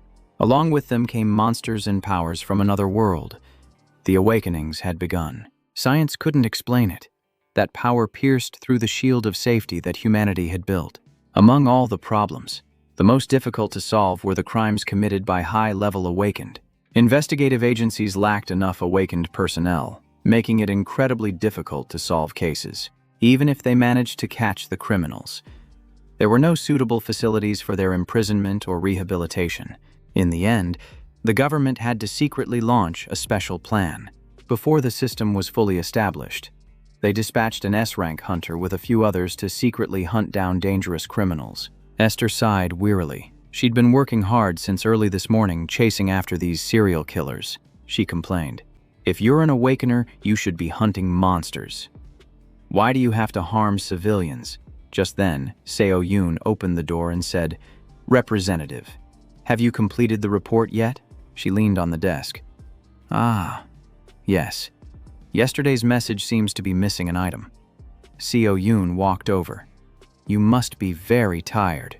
Esther rested her chin on her hand. No matter how tired I am, I can't let the public image of fake awakeners get any worse, or all the advertisements will be cut. Seo Yoon looked at her tablet. That's what she says out loud? She thought to herself. She's so sincere, completely different from others. Her sense of justice is incredibly strong. Esther asked, hasn't the article about yesterday's case been published yet? Is there anything else new? Seo Yoon operated her tablet and replied, there's news about a few robberies today, but they're probably not serious enough for you to intervene. She took the tablet. Is that so? Let's have a look. She was slightly surprised. An invisible person? A foot stepped forward. She wondered, is it another crime committed by a fake awakener? The person walked through the crowd. The news reported that based on the stolen items, the police suspect the culprit might be a male awakener. Shopping Center A suffered heavy losses and has installed manna detection devices. Giok watched while eating his noodles. The small business owners were in an uproar, not knowing how to deal with the situation. The news program invited an expert to the studio for a more in-depth discussion. Hello. Professor Kim. Yes. Hello. The host asked what he thought about this invisibility case. Professor Kim replied, he is extremely sophisticated, leaving no traces behind. Even his manna and fingerprints were completely erased. The host asked further, what kind of technology is needed to catch an invisible person? The professor said. Many people are counting on analysis-type awakeners, but it's not actually that easy. An analysis skill needs to locate the target to be effective. Just as the host was about to ask another question, Giok turned off the video, so he's saying that even hiring an appraiser is useless. Giok rubbed his stomach and said, I'm full now. I should have ordered the large bowl to really enjoy it. Suddenly, his phone rang. It was a message from Yoon Seung saying he was almost there, right in front of the shop. Giok was surprised. Is it that time already? He thought he had to delete the message immediately. Last night, the appraisal fee for the cursed sword was transferred from the Korean Magic Tower. It was just an appraisal for a cheap item, but he got a whole 10 million won. He decided to use that money right away. He knew exactly what he was going to spend it on. Suddenly, a voice called out. Brother. From a distance, Yoon Sung was kneeling and crying. Did I make you wait? I deserve to die. No, I just got here myself. After comforting him, Giok asked, is the place far? He replied, no sir, it's right ahead. Giok saw their destination. Ah, that building. Yes. From basement level B2 to the 5th floor is the Hunter Market. It's that magnificent white building. The two of them talked as they walked. The auction house is across the street. Ah, I see. Giok thought to himself, after the terrorist gate incident and all the hardships, I've realized one thing. For an F rank like me, the most important thing right now is magic items. Today, Yoon Sung took me shopping, and while I was lost in thought, he said, this is the first time I've ever met someone who's never been to the Hunter Market. He asked, you haven't been back in Korea for long, have you? Yeah. So I'm still trying to get used to the time difference. The two of them walked right into the market. Looking around, Giok thought to himself, could it be that Kim Ji Ryo has never been to a Hunter Market? His memories were a complete blank. And I don't know if it's a hunch or what, but Yoon Sung has been getting friendlier and friendlier lately. Honestly, taking me shopping must be a bother, but Yoon Sung was like a kid running to the drink stand. Look, lemonade. Wait here, I'll get it. Giok could only give a soft, okay. To me, though, a moment like this was truly precious. He glanced in another direction as Yoon Sung walked away. His gaze landed on an escalator. Giok stepped closer. He stared intently at the sign right in front of him. The sign said that a hunter card was required to go to the 2nd floor. Just then, Yoon Sung came back with the drinks. Here you go. Oh, thanks, Giok said. It looks like you need a hunter card for the 2nd floor and up, he replied. Yeah, that's where they start selling official weapons. The 1st floor is just low-value monster byproducts. Should we head up now? The two of them started heading up to the 2nd floor. It was pretty serious up here. Giok looked around, silently surprised. He admired an item. There are so many strange things. How does that one work? The scholar in him was dying to come out. He pressed his face against the glass. If I had the money, I'd buy one of each to study. With that thought, he gave up on the idea. He had to choose items that were essential for survival. This is an ice bomb, a bomb that freezes your opponent. Giok looked at the ice bomb with interest. Something like this. For example, he took a sip of the cool lemonade. Just as Yoon-sung turned back to ask him something, Giok did a massive spit take. Whoa, are you seeing this price? The reason was the price tag. For a single-use ice bomb to be this expensive, it was a complete rip-off. He then thought about the break mamba, which inflicts poison when it hits. Then there was the shield capsule, which creates a defensive barrier when broken. And the item in front of him, the sun's eye, which used intense light and sound to blind or paralyze the enemy. Giok shook his head. How could I afford any of this? Yoon-sung asked. Are you thinking of leaving? If you haven't seen an item you like, we could try the VIP floor. Just then, the spherical glass door opened and their voices drifted out. The VIP floor, yes, I have access to it. Yoon-seung added that they also have exclusive items for VIP customers up there. The VIP floor of the Hunter Market was just as crowded as the others. Giok browsed the items while Yoon-sung carefully observed his reactions. He only let out a sigh when he saw the array of weapons on display. In front of him was a high-grade mana recovery potion. He thought, this is considered a VIP item. It restores so little mana for such a high price. With that thought, Giok turned away. Magical artifacts on Earth were truly beyond his imagination. Yoon-sung then asked, even the mana potion isn't to your liking. He continued, even the members of my guild have to grit their teeth and pay a fortune to use that. It wasn't that Giok was being picky, he just couldn't afford a single thing. Giok sat down on a chair. Let's just rest for a bit. Yes, sir.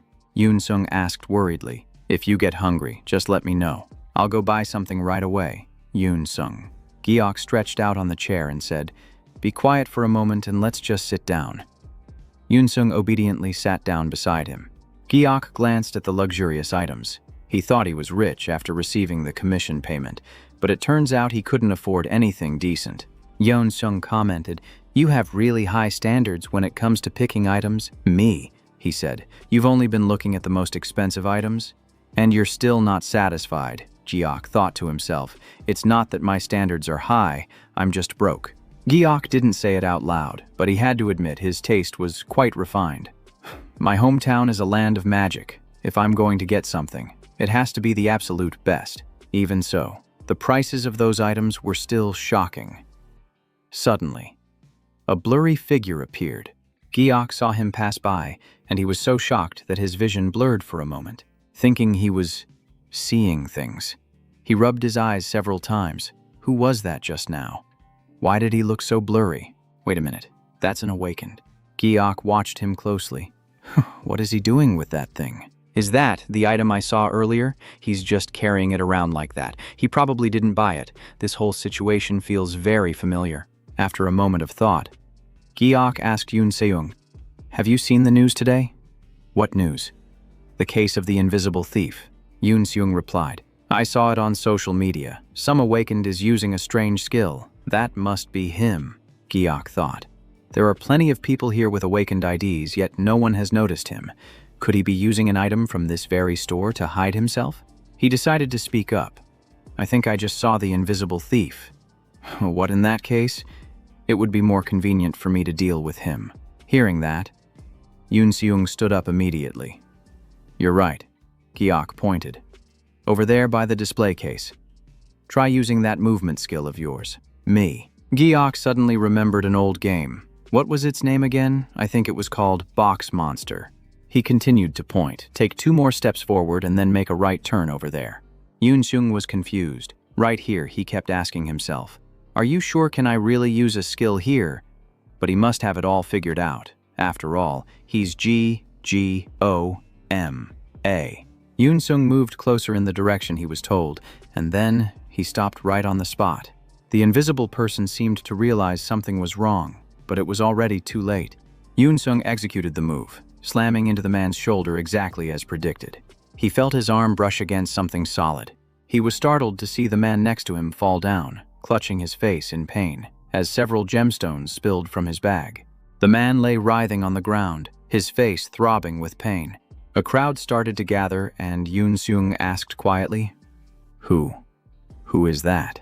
Someone screamed. Thief, and the man on the ground flinched.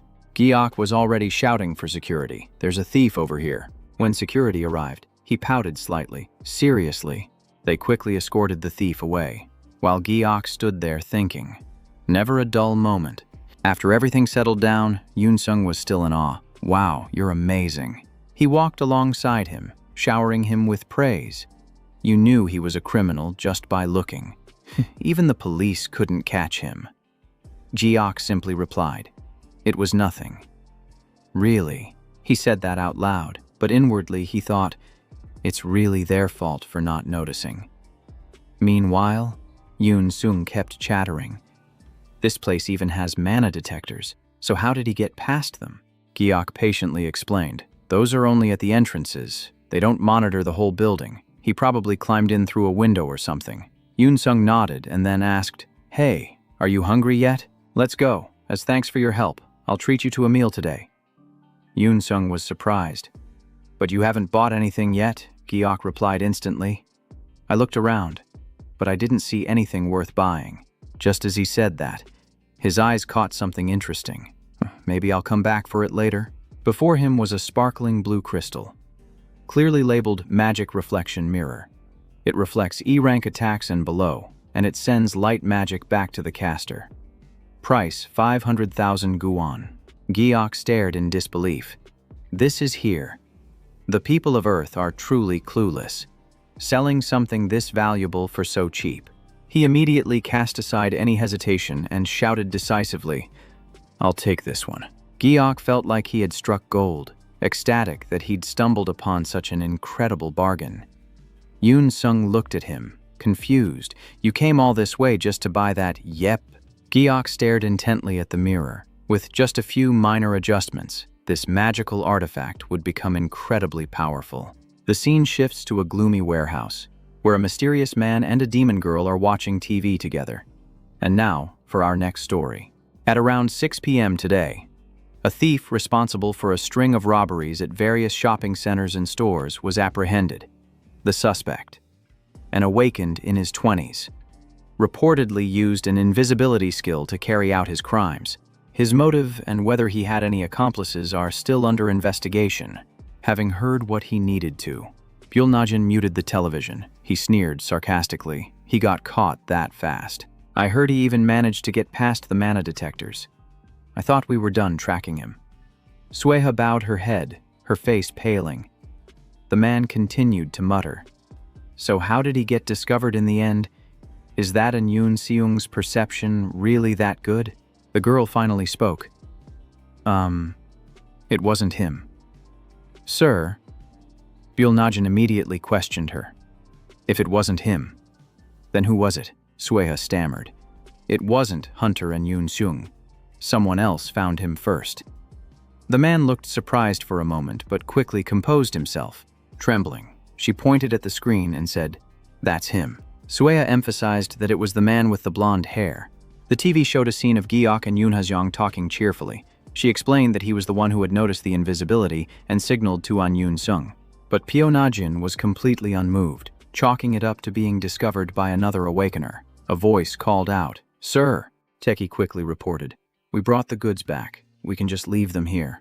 He continued his orders. "Take off all the wrapping. We're handing it over to our black market middleman immediately. And one more thing. I'll be checking them one by one later. If any of the equipment is scratched." "You're a dead man," Teki quickly replied. "Yes, I understand, sir." Every word from Byul-najin made Sueha tremble.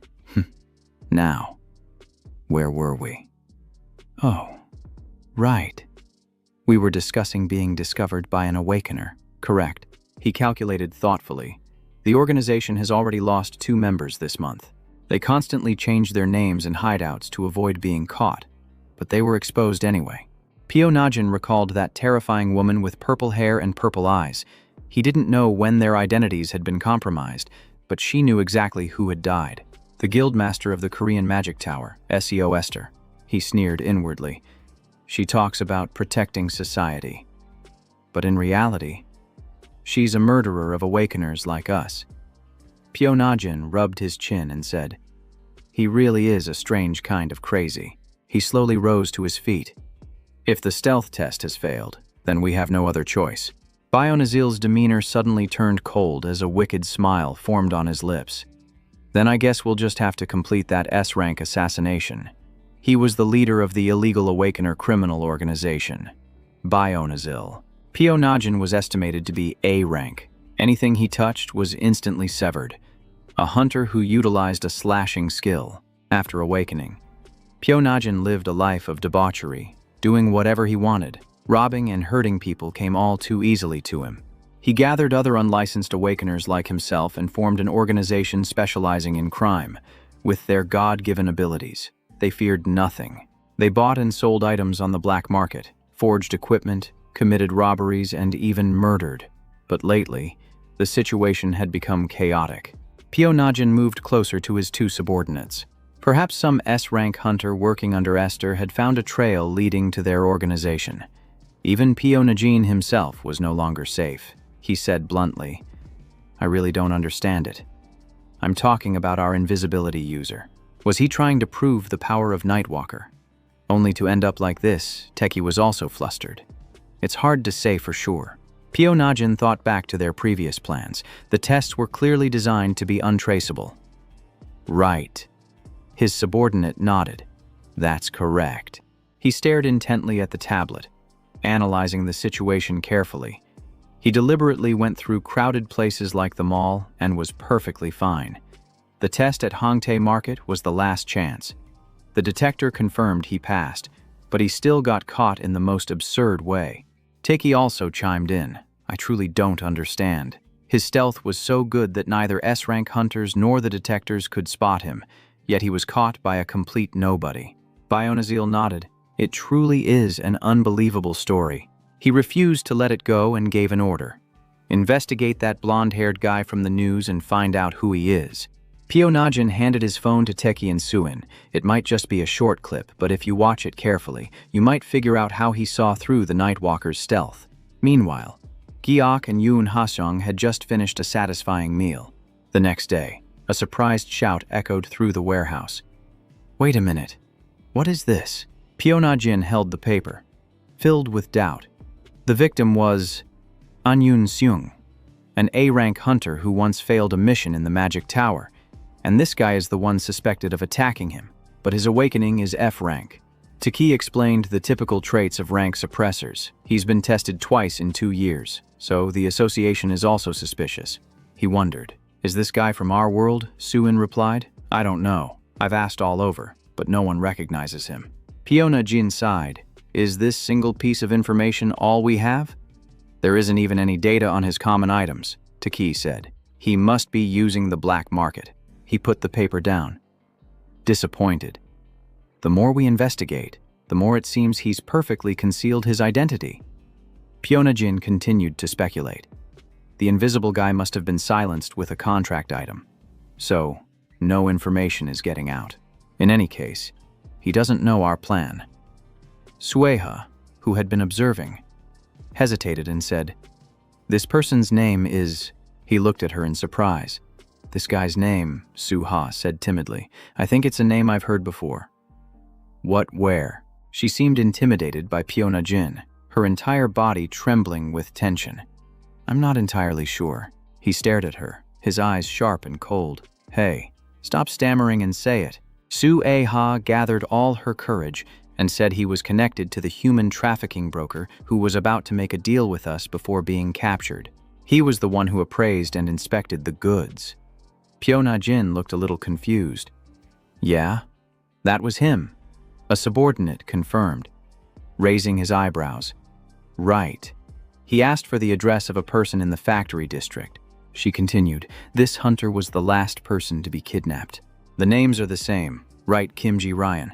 Pyo-na-jin was stunned when he heard that name. He recalled the incident, killing the organization's transporter, moving the old boss's corpse somewhere else. The rumors said it was the work of Kang Chang-ho. According to the rumors, there was also an outsider at the scene. Pyo-na-jin clutched his head in anger.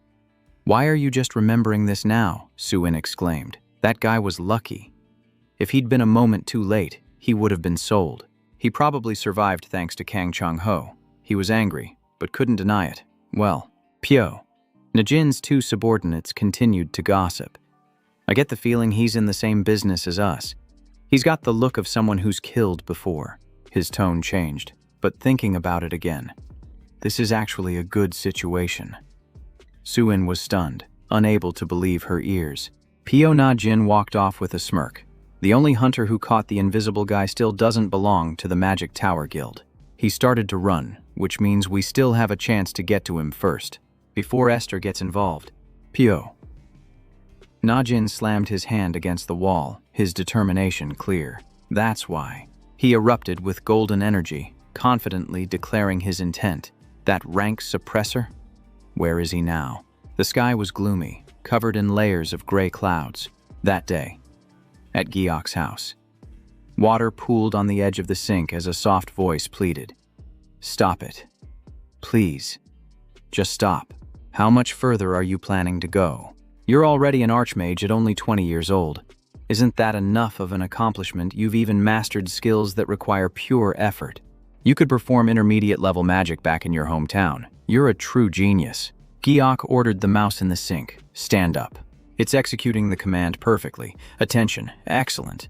He carefully jotted down his notes. Experiment number 110, corpse manipulation, can be considered a success, though there are still many things that need to be verified. I'll have to try controlling larger mammals and cross-referencing the results with birds or insects. The ultimate goal is to control humans, but finding a fresh specimen is much harder. The last weasel corpse degraded too quickly. I need a larger, fresher specimen. Then, a new idea sparked in Gyeok's mind. He watched the mouse collapse. It was the same as before. The duration of the magic is still far too short. The deep forest was shrouded in a frustrating darkness. Gyeok, wearing gloves, buried the animal carcass in the same spot as the last weasel. He thought to himself that even experimental subjects deserve proper burial rites. Giving them a decent resting place was the ethical thing to do. I need to find a suitable specimen. Should I start searching on the nearest mountain? In this country, there are mountains everywhere you look. If I wasn't tangled up in this mess, I'd probably be enjoying the beautiful scenery. Just then, a presence like an invisible hand swept over him. Gyeok was startled. This feeling, I've experienced this before. Gyeok stared wide-eyed at the figure in front of him. What the hell is going on? A tense expression appeared on his face as he began to speak. Well then. Lanjia's face paled as she pressed him. What in the world are you doing? Junti seemed amused. Oh, so you can actually see it. Gyeok was at a loss for words. Damn it. Am I supposed to just pretend I can't see anything and let this slide? He snapped his fingers, reminding him, you should relax your expression a bit.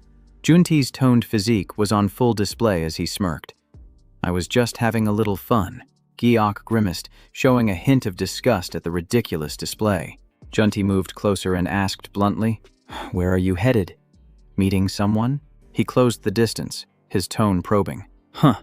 Is it Kim Ji-ryo?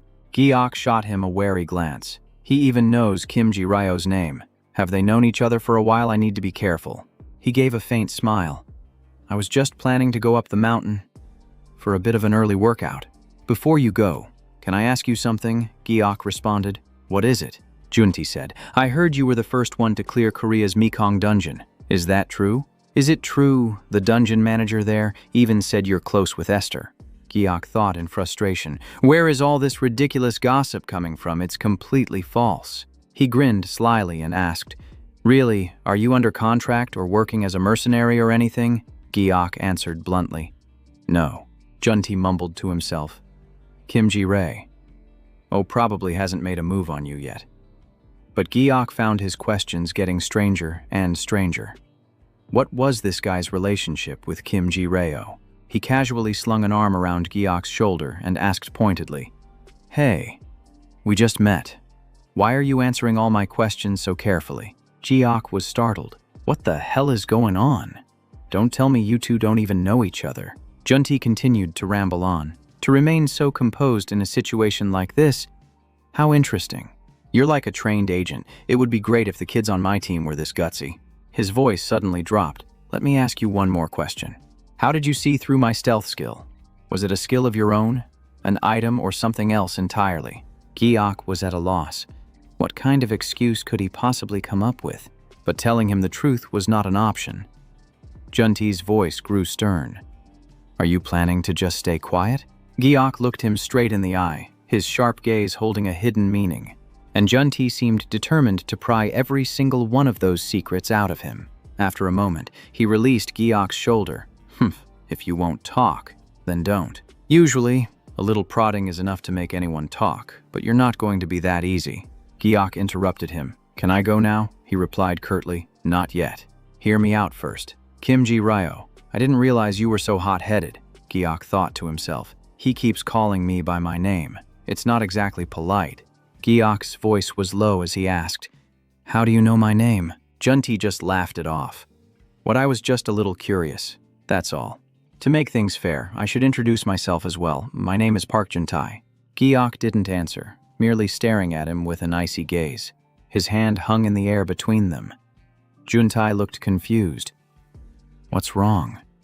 You're not going to shake. Don't tell me. You can see something else. Can you? Giok broke out in a cold sweat. Oh my God. He wasn't a light mage like he'd thought. The magic gathering in his hand, it was definitely the power to slice through anything infused with light.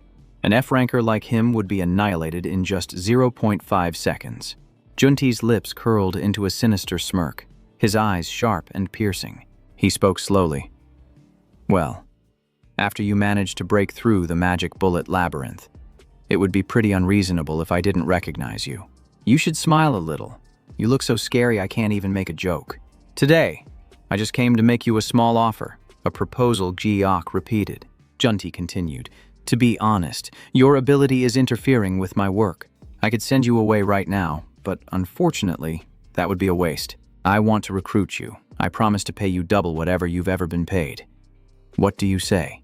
Giok thought this was the kind of offer he was just throwing out there. A take-it-or-leave-it deal. And he even chose a secluded place like this to have this conversation. This guy plans on sending me straight to hell if I refuse, Junti asked. Not interested. You... Giok kept his eyes fixed on the man's calloused hands. He figured the man had no intention of waiting long for an answer.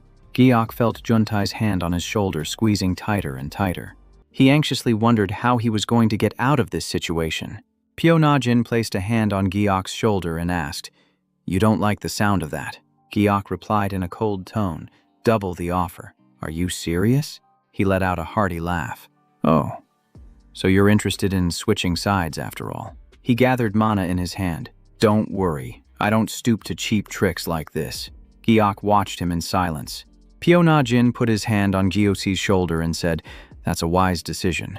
Come on over to my side. I guarantee it will be interesting. It looks like I'm out of immediate danger for now, Giok thought to himself. His hand gripped Giok's shoulder tightly. Let's head over to the hideout to continue our conversation, shall we? Giok froze, not fully understanding what was happening. His expression turned cold. There are still plenty of things we need to discuss, aren't there? Giok screamed internally. Are you insane? Even a kid knows not to follow a stranger. He looked at Pyo-na-jin, thinking that following him would only lead to bigger problems. If he got captured by an F-rank mage, escaping would be difficult. He couldn't let himself be dragged away. Giok forcefully shoved his hand off. His face darkened. What's this? Are you actually going to refuse me? Let me be clear, no one can save you now. Pyo-na-jin added, I've already wiped all the camera footage. The cameras in this area are jammed too. They're completely inoperable. Giok tensed up, nervously scanning his surroundings. They all turned their heads and stared intently at him. Pyo-na-jin continued, You never really considered joining my side, did you? That's not true, Giok replied. His face darkened. Not true. Now that you've shown your true colors, this is the only option I have left.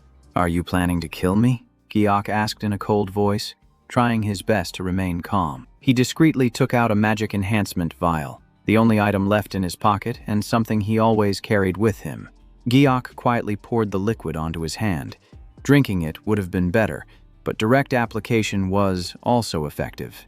Pyo-na-jin was still smiling. There's really no other way. No one in my organization has a brainwashing skill, you see. He began to roll up his sleeves. Even if I dragged you along with me, it would be useless. He didn't notice that Giok's eyes were beginning to glow as his mana activated. He continued, so instead of letting you choose, I'll just make the decision for you. In the distance, the wind began to pick up. He suddenly sensed something was off and looked up. A strong wind sent leaves scattering everywhere. The birds perched on the branches began to shriek wildly. Their eyes were glowing intensely. A murder of crows suddenly burst into the sky. Black dragon feathers began to rain down all over the forest. What the hell is this? Piona Jin thought in a panic. Terrified, he turned to Giok and asked, "What kind of trick are you pulling?" Giok's eyes glinted in the night as feathers flew around, painting a grim scene around him. The sound of flapping wings filled the air, accompanied by a horrifying screech. Piona Jin turned back, stunned, and looked up, muttering, "What the hell is this?"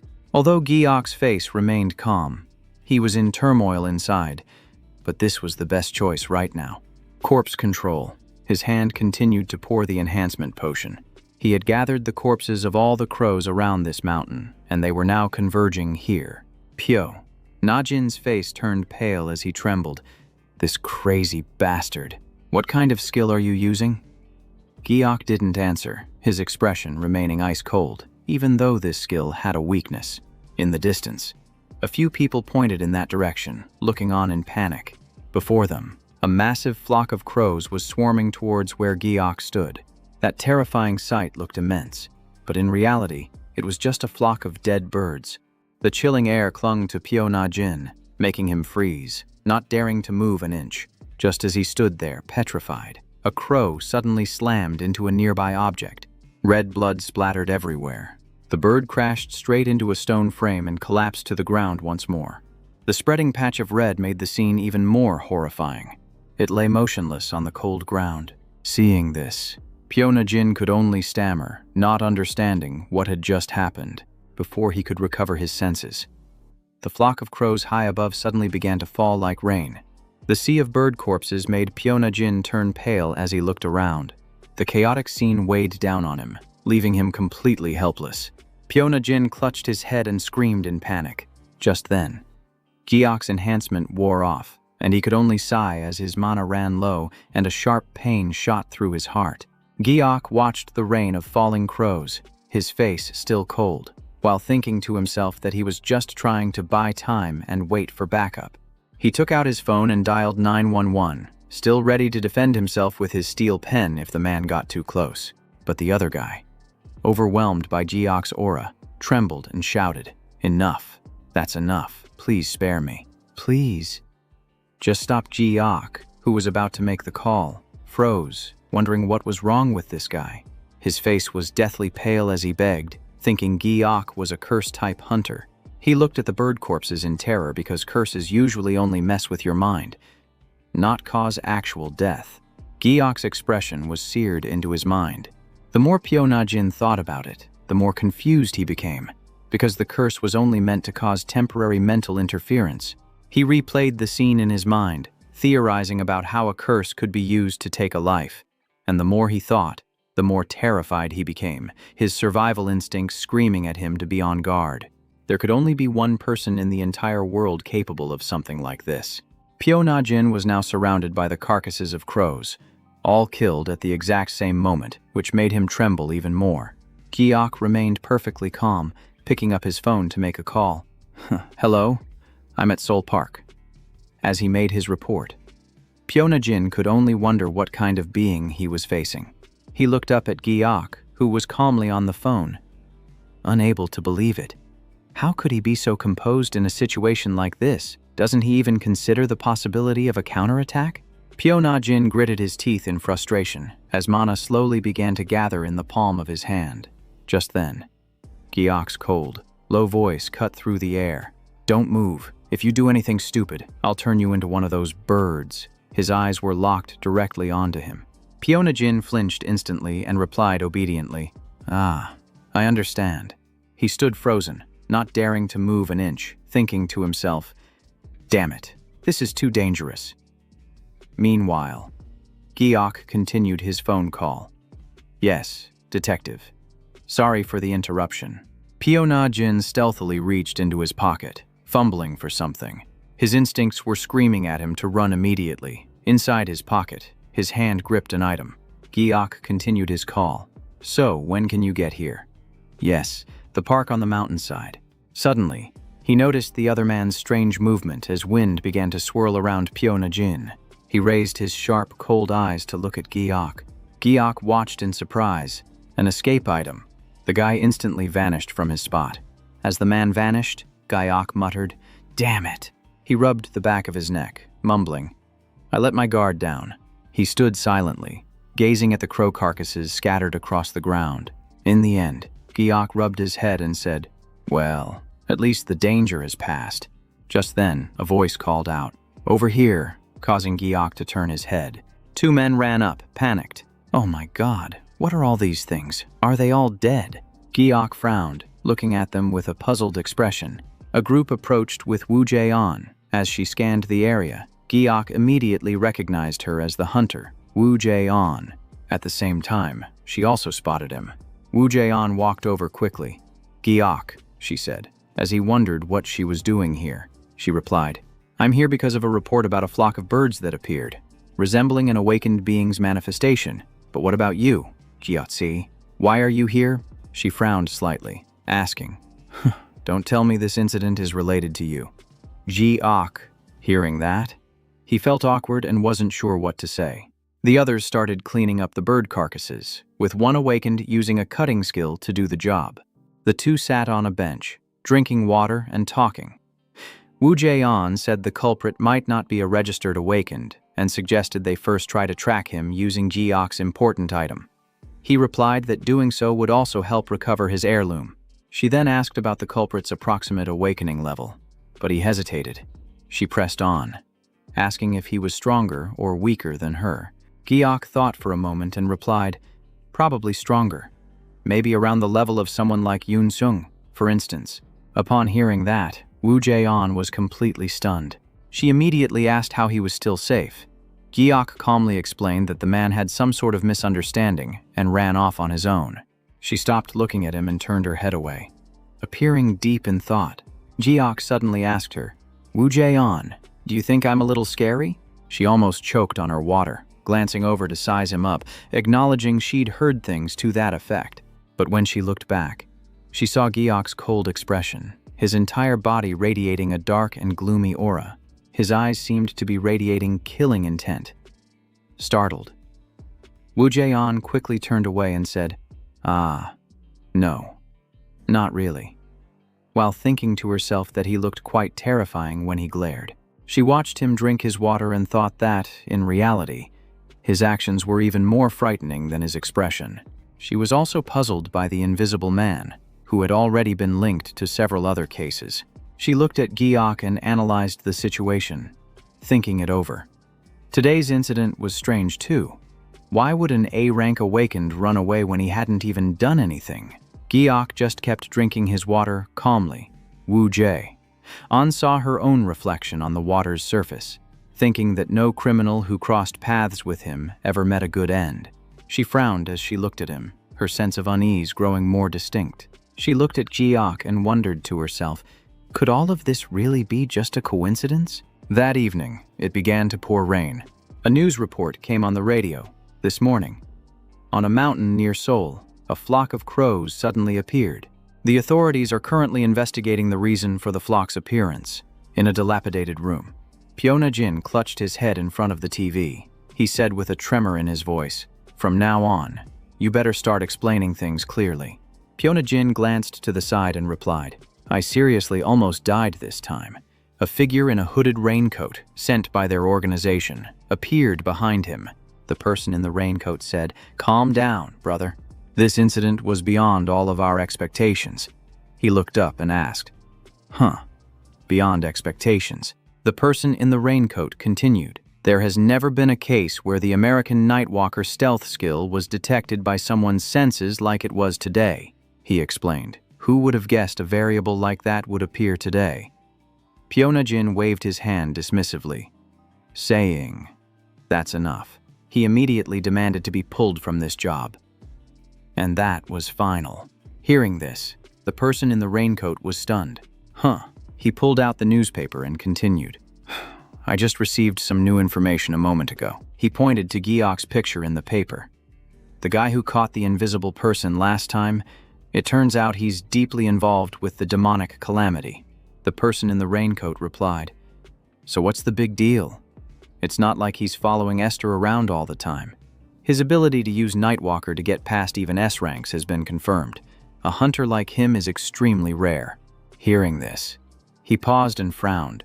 The person in the raincoat picked up the newspaper and said, Or, she asked directly, or we could just take care of this guy first. Pyo Na Jin immediately objected. No way that guy is the same type as Esther, he said. If we run into a worst-case scenario, their powers might even be on the same level. Recalling the sight of crows blanketing the sky yesterday, he said, I've already verified it with my own eyes. The person in the raincoat finally spoke up. Ah, so he's the type who conceals his awakening stats. Just like me. Right, the other person continued. Even so, a report like this makes things quite difficult for me. She stepped forward and said, You will assassinate an S rank. The cult of Nachat will provide the necessary items and funds for it. She moved closer to Pyo Na Jin, her voice low. Isn't this our agreement? The cult of Nachat is a religious organization in disguise, surviving on money exploited from its followers. They use their vast financial resources to connect with criminals, and their sole obsession is a single mission. The other person pulled down her raincoat's hood and said, Assassinate an S rank. A beautiful face and silver hair were revealed. We've already prepared everything necessary. Your stealth skill alone is enough to kill Esther. Hearing this, he swallowed hard. Pyo Na Jin shot up in anger, saying, You people should have prepared proper skill stones from the very beginning. He moved in close, his eyes wide with fury. You damn scoundrels from a phony cult. His opponent simply smiled and said, Provoking me is useless. If you can't kill an S rank, you will lose all of our support. Hearing that, he sighed in contempt. This witch, if it weren't for the money, I would have dealt with you already, the girl said. If Esther is too difficult to handle, just pick any other S rank. Just get it done quickly. Then turned away. Pyo Na Jin asked, So as long as it's an S rank, anyone will do, she replied. That's right. Lord Nachat is watching, so have faith and act. You will surely overcome this trial. He listened, annoyed. Lord Nachat. She pulled her hood back up and said, This is your last chance. If you fail, the Patriarch will cut off all support. I'm sure you don't want that to happen. He could only sigh. Pyo Na Jin thought, Of course I don't. How could I walk away when this damn cult is pouring in so much money? The girl added, In that case, I have some information that might be useful to you. She smiled and said, Currently, Jung Haseong is on his way back to Seoul. The man in question was now standing there, looking out the glass window. Let's go back to a time before a great storm covered the city. When a monster rose from the water's surface, Nam Se-ja was stunned by the dungeon, and the people around him trembled, completely frozen in place. At that moment, the world seemed to have turned into a living hell. Monsters impervious to human weaponry appeared everywhere, and no matter how much firepower the nation unleashed, it was all useless. The awakened began to appear, but even they weren't strong enough to restore the world to its former state. A colossal monster swung its tentacle directly at a ship. Just then, a figure shot forward. A young man sliced clean through the monster. And just like that, miraculously, South Korea's very first S-Class Awakened had appeared. The battle raged on, a fierce confrontation between one man and one monster. His overwhelming power completely eclipsed that of any A-rank ability user and below. The man charged forward without a hint of hesitation, his eyes brimming with powerful mana. His feats surpassed all known limits, a radiant figure shining brightly in the dark night. Finally, the monster was defeated in a thunderous explosion. A battle that seemed utterly hopeless was turned around in the blink of an eye. The night rain continued to pour as the monster's corpse floated on the surface of the water, huddled under their umbrellas. The citizens watched the young man who had just saved the city of Busan from total annihilation. The figure of the man standing beside the monster's corpse was a truly heroic sight. He looked out at them, marking the beginning of the legend of the hero, Jung Ha-seong. After his appearance, South Korean society began to stabilize. On the rooftop of a luxury building, a sleek car came to a stop. On the very day the hero returned to Seoul, the driver glanced at the young man in the back and said, "Sir Jung Ha-seong." "We've arrived," to which he replied, "Yes, thank you for your hard work." The driver hesitated for a moment, as if wanting to say something more, causing him to turn and look. The driver pointed out that a large crowd had gathered outside, asking if he was sure he would be all right, as both sides of the road were packed with fans holding banners.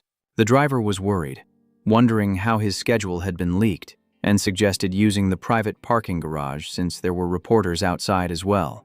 Ha-seong simply opened the door, stepped out and said, "I'll be fine." The moment they saw someone exit the car, all eyes in the crowd immediately turned to him. When they saw it was Ha-seong, they erupted in cheers. "Ha-seong, please look over here. It's the S-Class Hunter who broke the record for the fastest gate clear." The cheers were endless, hailing him as the greatest awakened, the most handsome man, and the undisputed #1 favorite. Ha-seong smiled as he looked at everyone, fully aware of his absolute standing in society. Suddenly, a young man clutching some documents ran up to him and said, "Sir Ha-seong, my apologies." He explained, "We tried to arrange your arrival discreetly, but it seems the information was leaked. I'll take you inside right now." As they entered the building, where it was much quieter, the man chuckled and said, "You're really famous, sir." Ha-seong replied, "Not at all." Ha-seong then asked, "So, has there been any trouble in Seoul lately?" The man replied, "Just a few minor incidents, but they've all been taken care of thanks to Miss Esther's help." Hearing this, Ha-seong said, "That's good to hear." As they reached the elevator, Ha-seong suddenly spoke up. He turned and asked, "I just remembered. What happened with that suspected sandbagger?" The man was visibly startled for a moment. Ha-seong continued, "I reported a hunter who I suspected of rank fraud." He pressed on. "Are the results in yet?" The man answered awkwardly. About the re-evaluation, well," he stammered, as if he was trying to hide something. "Finally," he answered, "there were no abnormalities." Just then, the elevator doors opened. Ha-seong asked in surprise, "What did you just say?" He asked again. "Is that really true?" The other man replied while flipping through his notes. "Yes, he was tested with the latest equipment, and there were no abnormalities. That person is indeed an F rank." Hearing this, Ha-seong was stunned. As he stepped into the elevator, Ha-seong still couldn't believe it, wondering if Gyeok was truly an F rank or if the test results were flawed. He then asked, "Who was in charge of the re-evaluation?" The man hesitated before replying. As for the person in charge," he turned and handed a file to Ha-seong, saying, "It was this person, sir." Ha-seong took the file and opened it to look at the information inside. The line clearly stated that the name of the examiner was Se-ong-woo Jae-on. He told himself that even though a hint of frustration lingered in his chest, he would set it aside for now. Because at a moment like this, diving into one more dungeon might actually be the better choice. He remembered her. It would be difficult for her to make a mistake on a test like this, and she definitely wasn't the type to accept a bribe to fake the results. Ha-seong then asked, "What about the list of gates that are about to fracture?" The man replied, "I've already prepared it, sir. You just need to flip to the next page." The man wondered aloud, "You've only just returned, and you already want to schedule your work." Ha-seong gave a slight laugh. "Ha, that's right." Ha-seong looked at the map and asked, "Can I start with the closest gate?" Under a clear blue sky, right beneath an overpass, a figure materialized. Ha-seong was now standing before the entrance to a dungeon. He thought to himself, Gyeok is an F rank. That's why he decided to meet him in person to confirm his suspicions, thinking that Gyeok might have somehow cheated the test. With that thought, he stepped straight through the gate, thinking that if he could get an address from the association, he could just go and find him directly. Just then, Ha-seong bumped into someone. He quickly apologized, thinking the figure looked quite familiar. The other person replied politely, "It's all right." Hearing that voice, Ha-seong was instantly startled. Gyeok also realized something and turned to Ha-seong, saying, "It's you." He then asked, "What are you doing here?" Gyeok's expression was still dazed. Flashback to 10 minutes earlier. Inside the B-rank blue gate, dungeon number 11. Gyeok looked up, thinking, The reason I re-entered the gate is simple. I can't stop my research. He remembered how the incident with the crow the other day proved he could control animals. So the next step was to try it on monsters. If he could control monster corpses, it would be a true gold mine. Giok's heart swelled with pride as he imagined controlling a large monster. But clean corpses were rarer than those of rats or birds. Usually, monster corpses were completely stripped of anything valuable, leaving them torn to shreds. As Giok walked, he observed that even though it was a B-rank gate, the monsters here didn't have any particularly valuable parts. He quickened his pace, thinking, if that's the case, then aren't these the perfect specimens I need? But right after, Giok turned and ran in a panic. After all, it was absurd for an F-rank like him to hunt on his own. He decided it would be enough to just collect the monster corpses left behind by the previous team. Giok looked ahead and mumbled, "This is the perfect plan I've laid out." Just as he was about to move forward, he heard a noise up ahead and whispered, "What was that?" He looked around. Puzzled, there were no corpses, and even the traces of battle had vanished. At that very moment, the sound of rushing footsteps approached. A monster chicken appeared nearby. Giok quickly hid, thinking, I can't believe this place turned out like this. He was confused. Do so few people enter this gate? Giok crouched down, realizing it was one of the gate's monsters. He got up and continued on, thinking, catching one myself is just a fantasy. I prepared a few tools when I went shopping last time. Giok thought of Yoon Sung. I can't rely on him forever. He'd probably be really moved if he heard this. Besides, it seemed like no one on Earth used the ability to control corpses. He decided to head towards the exit. If Yoon Sung became suspicious of his actions, he would be done for. And right at that moment, Giok stepped out of the gate. Their shoulders bumped, and Hashong spoke up. Sorry about that. Giok reflexively replied, Oh, it's nothing. Then he immediately recognized the other person. The identity of Hunter Jung Hashong became clear in Giok's mind. Upon seeing him, he immediately asked, What are you doing here? In the next moment, his opponent unsheathed his sword in a flash. Haesung pointed the blade straight at Giok. He stepped closer and questioned him. This is a B-rank gate, isn't it? Giok instinctively backed away. His face grew serious as he said, Didn't you say you were an F-rank? Giok froze. He immediately came to a conclusion. This is clearly a case of rank fraud. What the hell is the association doing? Giok looked at the blade near his neck and cursed under his breath. Damn it. Hashong kept pressing him. Did you come in here to hunt B-rank monsters? Giok hurriedly explained. You've misunderstood. I just came in by accident. I was about to leave right away. Hearing that excuse, Hashong said irritably. An accident. I waited for 10 minutes before I came in.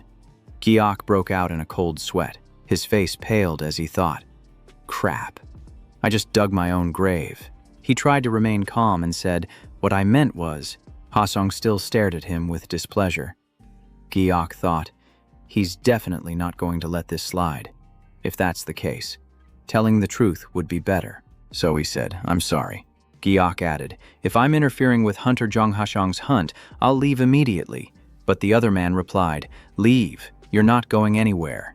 The two began to argue. Giok said, Then what do you want me to do? Stand here forever. Hashong snapped back. What did you just say? Meanwhile, Pyona Jin had snuck into the gate using his stealth skill. He quickly said, Wait, the sword. The sword. Hunter Hashong, at least lower your sword so we can talk. But he still said grimly, Why do you keep trying to dodge the question? Pyo. Najin reached the entrance and was startled. He looked over and thought, What the? He froze at the sight before him. How many people am I seeing right now? He was confused. He had clearly seen Hashong enter alone, so why was Giok here? Across from him, Giok was still frozen in place with the blade pressed right against his neck. Terrified, Pyona Jin ran back outside. He slumped to the ground and muttered, I'm going to lose my mind. He bit his lip in frustration. Again. Why is he always standing right next to the hunter we're targeting? He suddenly realized, with that F-rank guy here, assassinating Hashong is impossible, because he's not affected by my stealth. He ran his hands through his hair in frustration. Damn it, but I can't run away again. He remembered what that person said. If Esther is too difficult, any other S rank will do. Handle it quickly. This is your last chance. Her terrifying face flashed in his mind again. He trembled, clutching his head and reminding himself. Last chance. Pyo-na-jin pulled out his backpack thinking, that's right, I can't just back out like this. For an unranked person like me, the money they promised is an absolute must-have. He rummaged through his backpack, his hands trembling slightly, but he had no other choice but to use the item they gave him. He looked at the item in his hand, a molecular destructor that would dissolve a designated target upon attachment. He decided to take it and move towards the gate. This kind of bomb was typically used for destroying enemy equipment. He clenched his fist, thinking, this is a special item. They said if I use it at the right moment, it'll be more powerful than normal. Right. He immediately threw the bomb at the gate. The bomb struck the gate, creating a crack on its surface. The gate started to open, transforming into a black hole. A massive explosion erupted as the gate started to break apart. He watched the scene unfold, his whole body tense and trembling. The other side of the gate began to fracture violently. It distorted into a black hole, sucking in all the surrounding air. Then, the gate completely shattered, causing a huge explosion that swept everything away. This was a dungeon break. The gate was gone from its spot on the ground. Everything had completely disappeared. Baionazan watched in horror. Impossible. Was the exit gate actually destroyed by a bomb? Giok, who was nearby, suddenly looked in that direction. He stared at the spot where the gate had just disappeared, wondering. Where did the exit go? Haesung said with annoyance. Stop messing around. Hunter Giok, is this another one of your tricks? Giok, still panicked, replied, why would I do something like that? I've been sticking with you this entire time. Haesung continued to eye him with suspicion, while Giok wondered. Can a gate just close by itself? Is something like this even possible? Giok tried to calm down and think it through. For a gate to break, either the monster count has to exceed its threshold, or the boss must be defeated. He looked around, but nothing like that had occurred. This gate didn't even have a boss, and the regular monsters just kept respawning. So what's with this series of glitches? Haesung suddenly whipped his head around to look behind them. Wait a second. In the distance, the sound of a monster's footsteps echoed, rapidly approaching them. Giok's face went pale as Haesung asked, what is that sound? The rumbling grew louder and closer, causing the ground, stones, and leaves to start shaking. Giok raised his head to see what was coming. In the distance, a herd of horned monsters was charging toward them. What are those? Why are they so huge? He was stunned. They don't look like they belong in this dungeon. Haesung also saw them and said, the system window popped up. This is a Minotauros, the boss of the Labyrinth of Labyrinthos. Haesung was startled by the notification. The boss of the Labyrinth of Labyrinthos, Giok, was even more astonished. The monster horde was closing in fast. He instantly realized the truth. The bosses were leading the entire horde this way. Haesung looked ahead and said, it seems this gate just established a new boss. Hearing that, Giok trembled. Haesung continued, because the gate was broken before a boss was established. All the regular monsters were randomly transformed into boss-level magical beasts. Giok broke out in a cold sweat. He didn't understand everything, but he knew this was serious. He rubbed his neck nervously. At least he was stuck with an S-rank hunter. He asked, Hunter Haesung, where should I hide? He added hesitantly. I can't fight. I'll just get in the way. If you just show me a place, I'll hide immediately. Haesung replied, annoyed. What are you talking about? I have no intention of protecting you. Giok was stunned. What? Haesung continued. Kim Giok, you're on your own. He looked at the monsters ahead and said, a hunter this weak can't even handle this. Giok panicked, wondering why the guy was suddenly so angry. Looking at the charging horde, how could a mere F-rank possibly survive this situation on his own? Giok quickly said, isn't this about being ambushed last time I wasn't the culprit? Haesung replied, you mean Kang Chang Ho? That's what I figured, and I don't care, Giok said. If that's the case, why are you taking it out on me? Haesung glanced at him and said, because your attitude is disappointing. He turned away, saying, you registered as an F-rank but casually entered a B-rank gate. enjoying the benefits of being a hunter while shirking the responsibilities. Hearing this, he froze. Giok tried to say, "Hunter Haseong, but he wouldn't listen, turning away and saying, "Just seeing hunters like you pisses me off." He tried to explain. "No, what I mean is," but Haseong cut him off. "Even if it's a duty, you'd only be mobilized during a dungeon break. While you were doing that, how many people have come here?" Giok couldn't take it anymore and cursed. "Hey, damn it, don't cut me off. It's true, I'm an F rank, and I only have the analysis skill. Meanwhile," Haseong sighed in exasperation. Immediately after, he opened his eyes and stared straight ahead. On the other side, a monster was charging straight for them. Haseong activated his skill and got into a stance, waiting for it. He focused his mana, channeling it all into his sword. A single, sharp slash swept through the approaching horde of monsters. Giok watched, stunned, as a monster collapsed right at his feet. Haseong said in a cold voice, "I get it now, F-rank hunter Kim Giok," he said sarcastically. "So, with that great analysis skill of yours, you should be able to manage on your own." Giok was bewildered. "What do you mean?" Right after that, Haseong turned his back and dashed straight into the forest. Giok watched helplessly. "Hunter, Haseong," he cried inwardly. That guy just abandoned him without a second thought. Giok swallowed his anger, thinking, "From now on, I'm going to dislike all of your social media pages." Outwardly, he could only remain silent. The wind howled past his ears as the rumbling sound of the monster horde continued to draw closer. He turned around at the sound, looking into the distance. He saw a whole horde of monsters rushing over. They must have sensed the S-rank hunter who had just disappeared. Giok turned around in a panic. "Oh crap, I'm so dead." He started running for his life again as the monsters behind him growled. I really should have just clung to Yoon-sung's leg and followed him. The sound of footsteps closed in right behind him. Giok ran frantically. The monster was right on his tail. He screamed internally, "If I stop, it's all over." On the horn of one of the monsters, mana began to gather. It launched the attack toward him. Giok stumbled and fell in terror. Just a graze, and I'm toast. He gasped for breath and kept running. His stamina was almost gone. I have to find an exit or make one myself. Suddenly, Haseong appeared and slashed right through the monster. Flames erupted, incinerating the horde of monsters behind him, which startled him. "Haseong." He stood stunned, staring at the scene. That guy, he didn't just burn the entire monster horde to a crisp, he also torched a huge section of the forest. Giok backed away in horror. That level of destructive power was just insane. The fire continued to spread violently, burning up all the remaining monsters. Seeing this, Giok grew even more anxious. How come the exit hasn't appeared even after killing so many? We must have to wipe them all out. Just then, he sensed something and was startled. A monster behind him slammed its fist down right where he had been standing. He hastily dodged to the side. Giok's face went pale with fear. "This is bad. I have to get closer to Haseong to have any chance of survival."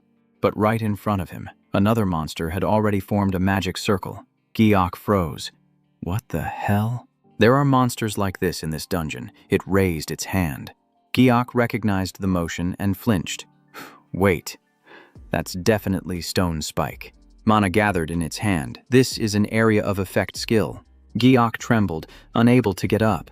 If that thing hits me, I'm definitely dead. I'm so screwed.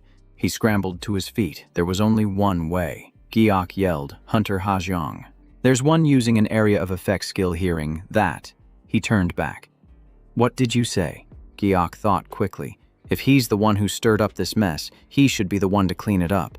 He shouted, "Stop it over there." The monster slammed its fist into the ground, causing it to shatter. The earth and rocks beneath their feet erupted, flying everywhere. Seeing the scene, Haseong gritted his teeth and muttered, "Damn it." He was instantly engulfed in flames as he dodged the attack, swinging his sword down with immense force. A single, sharp strike cleaved straight through its target. Flames erupted violently, completely consuming the area. The horde of monsters was instantly incinerated, reduced to nothing but ash. Only light wisps of ash were left, drifting through the air.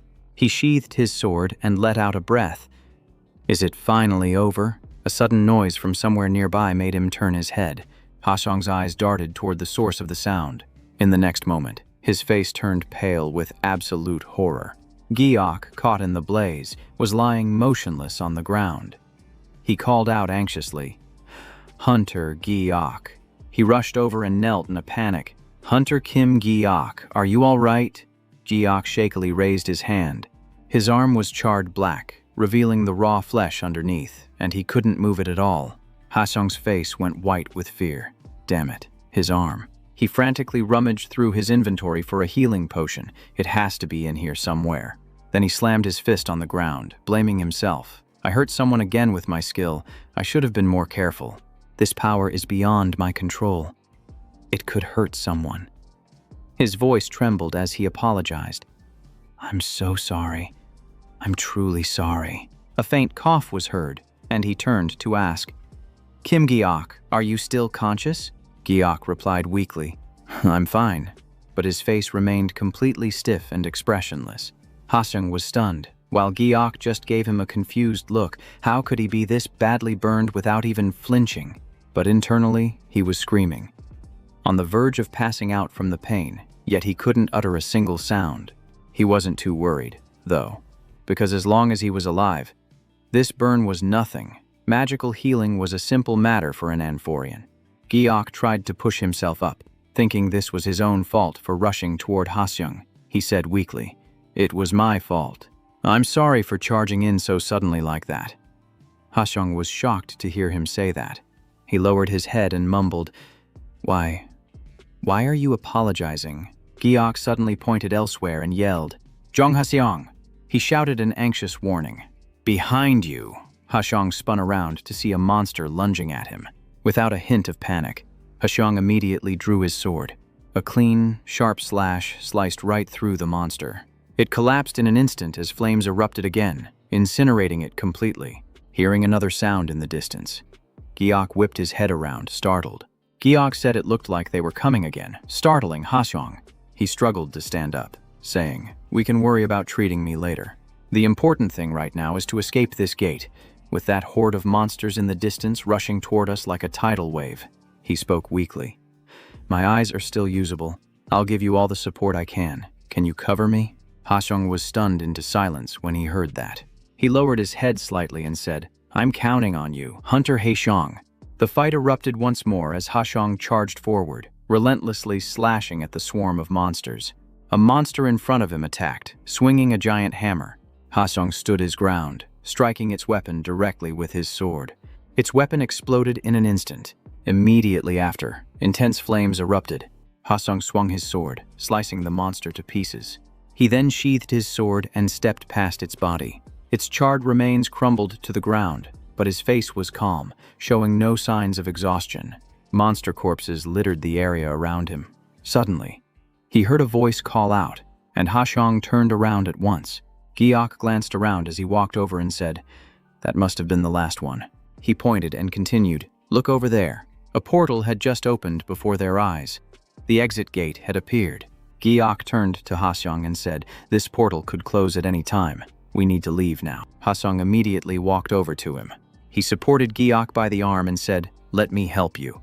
The two of them headed toward the portal together. Once outside, the air was fresh again, free from the stench of monster blood. Giok gently pushed Xiong away and said, "Thank you for everything, Hunter Xiong."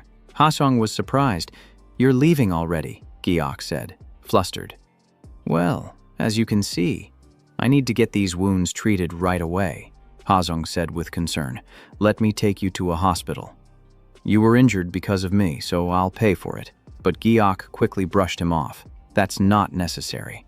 Giok turned away, saying, "It's nothing I can't handle myself. A simple recovery potion will do the trick." Xiong looked down, still feeling guilty and unable to meet his gaze. Before Xiong could say anything, Giok had already turned to leave. "Well, I'll be on my way then." And he just stood there and watched, completely speechless. Xiong was filled with conflict. Could it be that Hunter Giok truly had no power at all? Watching his staggering figure, Xiong muttered, "I really thought you were a skilled hunter in disguise. If I'd known, I would have protected you from the beginning." He watched in silence as his guilt grew stronger. What was he supposed to do with this feeling? A few days later at the Korean Hunter Association, a voice called out, "My goodness, you've been through a lot." The man placed a cup of tea on the table and said, "The gate disappeared without any warning. You must have been scared. We'll conduct a full investigation, so try not to worry too much." Ha-sung. But he remained silent, his mind still stuck on the events of that day. The man across from him found this confusing and looked up at him. Finally, the man asked, "Is there something else you're not telling me?" Ha-sung replied. "Huh," the man said. "You don't look well." Ha-sung hesitated before explaining. "Actually, inside that gate, an E-rank hunter got caught in my skill and was badly injured." The man was startled to hear this. "What? An E-rank hunter was injured?" He hurriedly asked. "How did you handle it? Did you give him first aid, offer support, or cover his medical bills?" Ha-sung replied. "He refused my help. I offered to go to the hospital with him, but he refused." The man was astonished. "So you just let him leave by himself? Did he demand any compensation?" Ha-sung felt even more guilty as he spoke. "No, he didn't." Hearing this, the man fell silent, deep in thought. Then he said in a serious tone, "For now, don't worry about anything else. We need to prioritize the injured party." Ha-sung nodded. "Yes."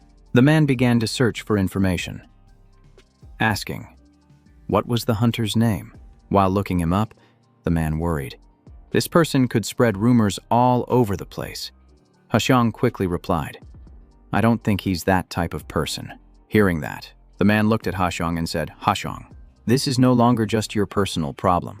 He explained, "This kind of thing can easily be twisted to slander an S-rank hunter, especially with society on edge from all the recent crimes. News like this is a huge headache." His voice dropped to a warning tone. "With any other hunter it might be fine, but if the nation's hero, Ha-sung, gets into trouble, the public will lose sleep from anxiety." Hearing this, Ha-sung grew alarmed, finally understanding the true weight of his position. The man continued, "First, we'll summon him to the association and handle this as discreetly as possible. As long as he keeps his mouth shut, this will all go away quietly." Ha-sung understood. Bowing his head, he said, "Right. We can't let this situation get any bigger." At that moment, the system displayed a new notification. A short while later, Gi-ok walked into the office. He flipped through the pages of the agreement. Then, under the tense gazes of the two men, he spoke. "Right now." Gi-ok looked at them with a blank, annoyed expression and asked, "Are you guys kidding me?" His question made the two men across from him freeze. The man asked nervously if there was something he wasn't happy with. Gi-ok stared at the settlement agreement, his expression as cold as ice. Ha-sung tensed up as well, and the man continued, "Please be direct. Ha-sung wants to properly compensate you for your burn." The more the man spoke, the more worried he became, wondering if the money wasn't enough. But Gi-ok cut him off, saying it wasn't about that. He said bluntly, "A man has to have some integrity. I'm alive thanks to Jung Ha-sung, so there's no need to talk about compensation." He held out his hand and added, "The burn is already healed anyway." The man still tried to persuade him, saying they should at least cover his medical bills or offer compensation for his trouble. But Gi-ok interrupted again, saying it wasn't necessary. Hearing this, Ha-sung froze, completely bewildered. He immediately suggested another option. "So, if not money, what about something else?" Gi-ok was confused. "Something else," Ha-sung said. "For example, a pass to the guild's rare collection dungeon." Hearing this, the man immediately chimed in. "Gi-ok, you once said you entered a B-rank gate just out of curiosity, didn't you?" The man added. "Or we could dispatch a professional escort team so you can safely survey high-rank gates, or send a party of hunters to help you farm gates more safely." Gi-ok maintained his expressionless face, but inwardly he was just confused, wondering what was wrong with these people. He started to speculate. Why are they suddenly so desperate to get me into a dungeon? Especially when I entered the gate and got hurt all on my own. He glanced over at Ha-sung. This guy was always cold as stone, but now his attitude had completely changed, which was also suspicious. He unconsciously recalled his past experiences. In his opinion, people from Earth were never this kind without a reason. Then he remembered the hiker he had met, and then the guy with the tattoo. and now the very people trying to give him money were acting so bizarrely. Giok's expression shifted as he put his guard up completely against these humans. He formed a new hypothesis. Could it be? He imagined a more terrifying scenario. Were they planning to lure him to a secluded place and get rid of him? The thought almost brought tears to his eyes. At that thought, he abruptly stood up and said, "If you'll excuse me, I'll be leaving now." Seeing this, Hajong immediately stood up and said, "Wait a minute. Hunter Kim Giok." Giok looked at him and continued, "I've been telling you this whole time." Giok said with a cold expression, "I don't need money, and I don't need to enter any dungeons." Hasong still tried to convince him, "Then at least let us assign someone to protect you, so you don't get injured again." His voice rang out in a steady tone, "Jong Haseong. It's normal for people to get hurt or make mistakes." Hearing this, Hashong flinched as if struck by a guilty conscience. He looked directly at Haseong. "You're treating this minor issue so seriously. It's very strange." Haseong stood frozen, as Giok's words seemed to pierce right through him. After Giok left, the man spoke up. "I'm not sure what I said wrong to make him so suspicious." He looked over at Haseong and continued, "In any case, don't worry." The entire conversation was recorded. Haseong remained silent. The man's steady voice echoed in his ear. "He's smart. Isn't he? Anyone else in this situation would have made a scene and demanded money." Haseong sighed softly. That much was true. He recalled Giok's expression back then. He didn't take the money. He didn't take the dungeon. He refused everything. So what was it that made him so angry? He remembered what Giok had said. "For such a small thing. You're worrying way too much. It looks really weird." Haseong closed his eyes and thought. That sentence echoing over and over. The man standing beside him watched, completely confused. He remained lost in thought, pondering his own strangeness. That night, in another part of the city, the streetlights began to glow. Inside a restaurant, the aroma of food filled the air as an inquisitive voice rang out. Giok sat across from Yoon-sung and asked, "Yeah, I wanted to get some advice from you." The other man was surprised. "You're asking me?" Yoon-sung immediately perked up. "What is it? If I can help, I'll tell you everything." Giok hesitated. "Well, it's like this," he said in a calm voice. "For some reason, it looks like Haseong is about to have me eliminated." Yoon-sung froze and then panicked. "What eliminated?" Giok continued. "Just hear me out. I'm not sure if he'll actually kill me. I want to resolve this peacefully." The other guy panicked even more. "Haseong wants to kill you." His head was spinning. Then he noticed the grilling meat. "Does this need to be flipped? What is happening? What are you talking about? How can you discuss this while we're eating?" Giok remained calm. "I'm asking because you're also a high-ranking hunter. Do you know anything about Haseong?" His friend was flustered. "You're asking so suddenly." "Not just any hunter, but Jong Haseong." Yeoch wondered. "What's the big deal about Jong Haseong?" Yoon-seung looked away and said, "He's always been a cold and dry person, kinda like you. He doesn't usually get into personal arguments. Yoon-sung would even watch him from a distance sometimes. The only time he ever gets a little heated is when he's talking about clearing gates." He continued, "I can't imagine Haseong getting angry enough to kill someone. Besides, you're not the type to make such bitter enemies." He asked, "Is it possible you misunderstood hearing that?" Giok replied, "Yeah, that could be it." He flipped the meat and thought, "Maybe I read too much into Haseong's offer," he said. "I think you're right." Giok looked up and passed a piece of meat to Yoon-seung. "The top-ranked hunter doesn't have time to worry about an F-rank hunter like me." The other guy happily accepted it and said, "But this situation is putting pressure on Haseong." Giok was confused when he heard that. "Pressure?" Yoon-seung replied. "It's about what happened after the big Yui Miel incident." He began to explain. "After that incident, the other side is definitely wary of you." Yoon-seung said while eating, "Conflict between hunters is normal because people can hide their true abilities." He mumbled through a mouthful of food. "He's hiding something." When your opponent thinks that, conflict is hard to avoid. Giok slowly began to understand. He recalled that moment, thinking back. That assassin probably misunderstood. He started a fight and then ran away. "I must be overthinking things." Giok began to tremble slightly. He picked up his phone to look at it. Yoon-sung asked, "What is it?" "A text," he replied. "Yeah." Giok looked at the screen and said, Hold on a second. I need to reply. Yoon-sung obediently went back to eating, his eyes sparkling as he watched him.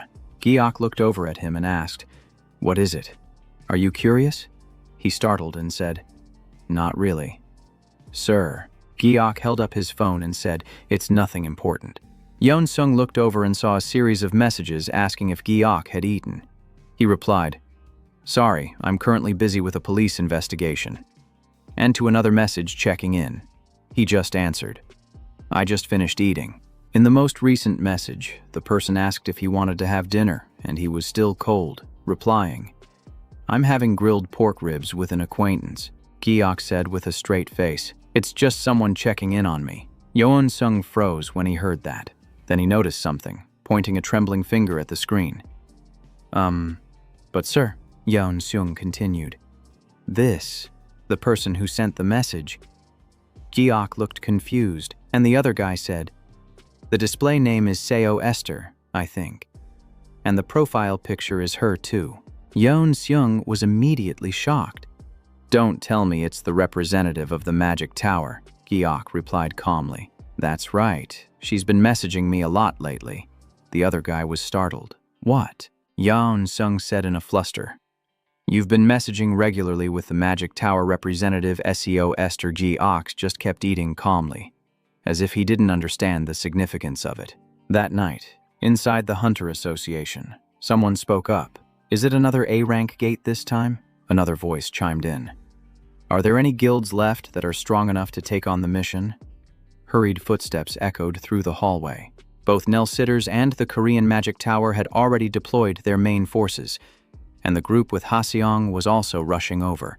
He looked at his phone and said, "So there's no one left besides that hunter." Elsewhere, vials of purple liquid were scattered across the ground. An A-rank gate. Ha-seong, covered in blood, answered his phone and replied, "Understood, I'm on my way." He got into the car, still stained with blood, and said, "Drive." The driver was shocked. "What? You just cleared a gate and you're going again?" As he drove, the man said, "You've been awake for 40 hours straight. You should at least change your clothes first." Ha-seong replied curtly, "I'm fine." Ha-seong lowered his head and said, "Blood's just going to splatter all over in the same boring way anyway?" He looked up, his gaze sharp and cold. Under the red evening light, a red brick building appeared in a deserted alley. The scene shifts to the laboratory where Giok is experimenting. The liquid stabilizes. And he smiles, saying, "Good. Perfect." He looked at his notes, mumbling, "Thanks to this experiment, I now have a clear understanding of pain resistance. Because completely eliminating the sensation of pain can cause problems. Only when the pain exceeds a certain threshold will it be nullified," he said. "My body is gradually returning to its former state." Giok suddenly remembered a burning memory from his past. He said, "I don't want to endure that burning sensation ever again." He knelt on one knee, his voice growing softer. "There's no need to retain that kind of data." Suddenly, a brilliant red light illuminated the room. He squinted, raising a hand to shield his eyes from the blinding light. The entire room began to shake violently. The test tubes clattered, shattering across the tabletop. Giok glanced around, startled, and asked, "What?" The ground shook violently. He stumbled, grabbing the wall for support as he asked, "What's going on?" Looking outside, he saw people frantically evacuating. This place isn't safe. He rushed out of the room, his mind filled with questions. What is happening? As he ran to the door, a look of utter confusion crossed his face. What the hell is this? The sky was covered in an eerie red glow. The surrounding buildings were in ruins, he thought. Was this building just blown away? He looked up at the sky, his face full of questions. In the air, hordes of monsters flew by. Could it be a dungeon break? Giok evacuated with everyone else. As he ran, he thought, recovery, protection circle, sleeping incense, reflection mirror. I think I brought enough magic tools. He pulled out his phone and searched through his contacts. But the screen was blank. Is there no signal? Someone shouted. Can anyone make a call? I can't reach my family, he thought. Is the network jammed because everyone is calling at once? Giok heard screams. Run! The monsters swooped down, and the people screamed in terror. Monsters. One of them used its tail to snatch a man from the crowd. The man struggled and cried for help. "Help me. Get away. Someone call the awakened." Giok ran for his life. Damn it. As he ran, he thought, but where do I run to now? The crowd surged toward the train station. Giok wondered, are they using the station as a shelter? 2 station employees blocked the way. "Don't push. It's dangerous inside," the people yelled back. "Let us in." "Are you just going to leave us here to die?" Giok backed away. "It looks like there's no way to get in. I'll get trampled to death by the crowd before the monsters even get me." He decided it was better to fall back by himself. Giok scanned the area, carefully observing the terrain. He analyzed the flow of mana, looking for a place the monsters wouldn't be able to detect. As he was moving, a surge of mana shot past, making him freeze in his tracks. He looked in the direction the mana had come from. It felt familiar. Giok immediately ran after it. If I'm not mistaken, this is... The monsters were defeated one after another. Their corpses lay scattered at the feet of a single man. Jong Ha-sung was exhausted from destroying so many monsters. That's definitely him, Jong Ha-sung. Giok watched from the shadows.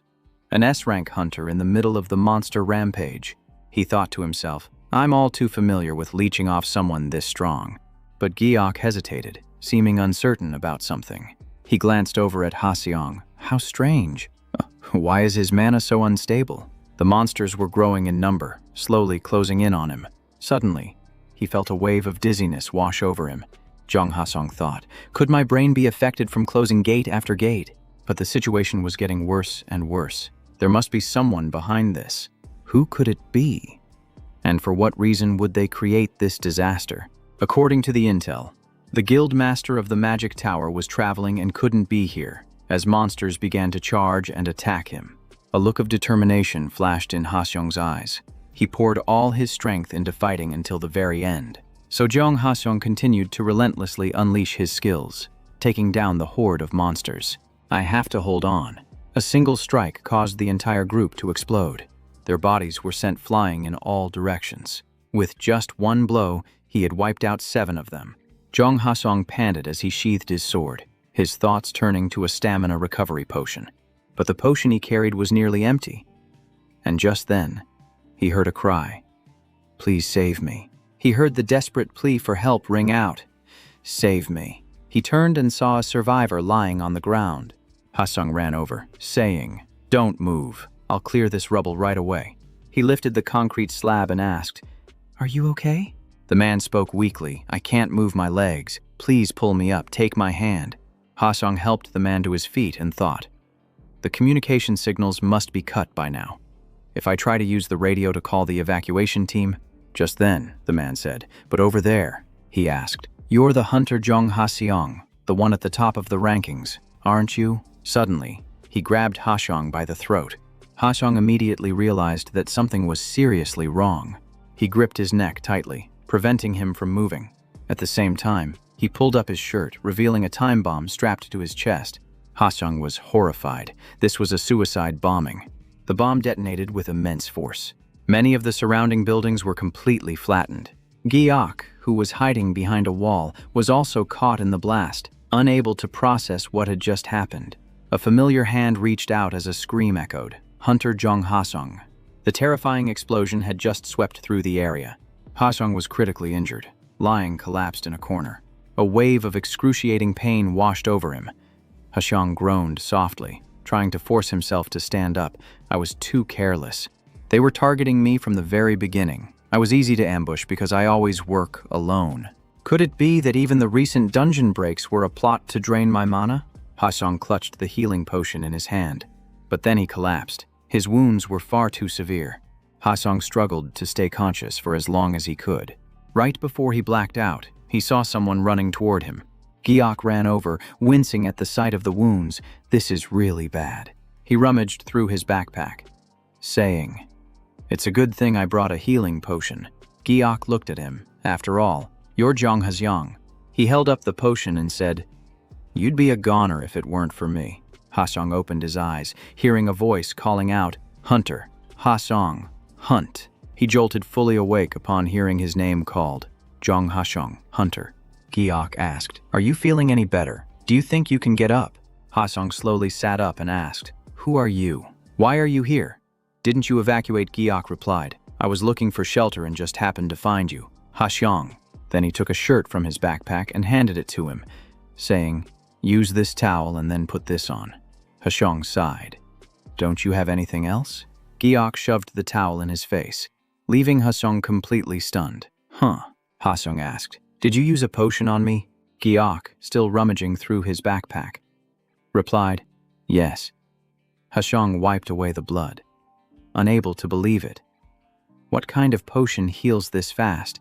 He said he would repay him, asking how much it was worth, but Giok simply replied, I don't know. It was a gift to me too. I have no idea what it costs. Now, Haxiong's wounds were healed, and he had changed into fresh clothes.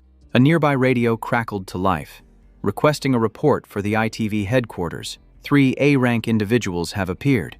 Haxiong picked up the radio and confirmed. 3 A-rank individuals at the ETV headquarters. He replied, This is Zhang Haxiong. I'm on my way. Giok was startled. What did that madman just say? He panicked. Wait a minute. Hunter Zhang Haxiong, where do you think you're going? You shouldn't be moving right now. He continued. Your lungs were severely torn by the explosion. You only survived because you received immediate treatment. You need absolute rest right now. Your lungs just finished regenerating. Using mana now will leave permanent after effects. Haxiong immediately replied. I appreciate the advice, but in this situation, there's no other choice, Giok thought. Is he really planning to use magic in that condition? Don't you know how important the lungs are for a mage? Giok kept trying to stop him. Doing this could cause permanent injury. Haxiong raised his sword and said decisively, I accept that. Giok fell silent, helpless. What a stubborn fool, he said. Kim Giok, there are people on the brink of death right now. If I'm late, more innocent people will fall, Giok replied. So what? Haxiong whipped around. What did you just say? Giok said. So what if they do? It's not your fault. Haxiong gritted his teeth. You call that a reason? Giok said bluntly. It's their problem.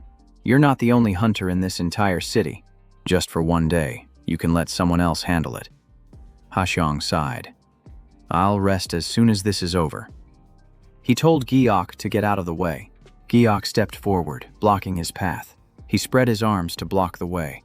I can't let you pass. Haxiong stood his ground. Stop this. I'm grateful to you, but now you're interfering with my mission. Giok thought to himself. Talking to him is like talking to a brick wall. This is beyond some heroic impulse. He knows full well how severe his injuries are.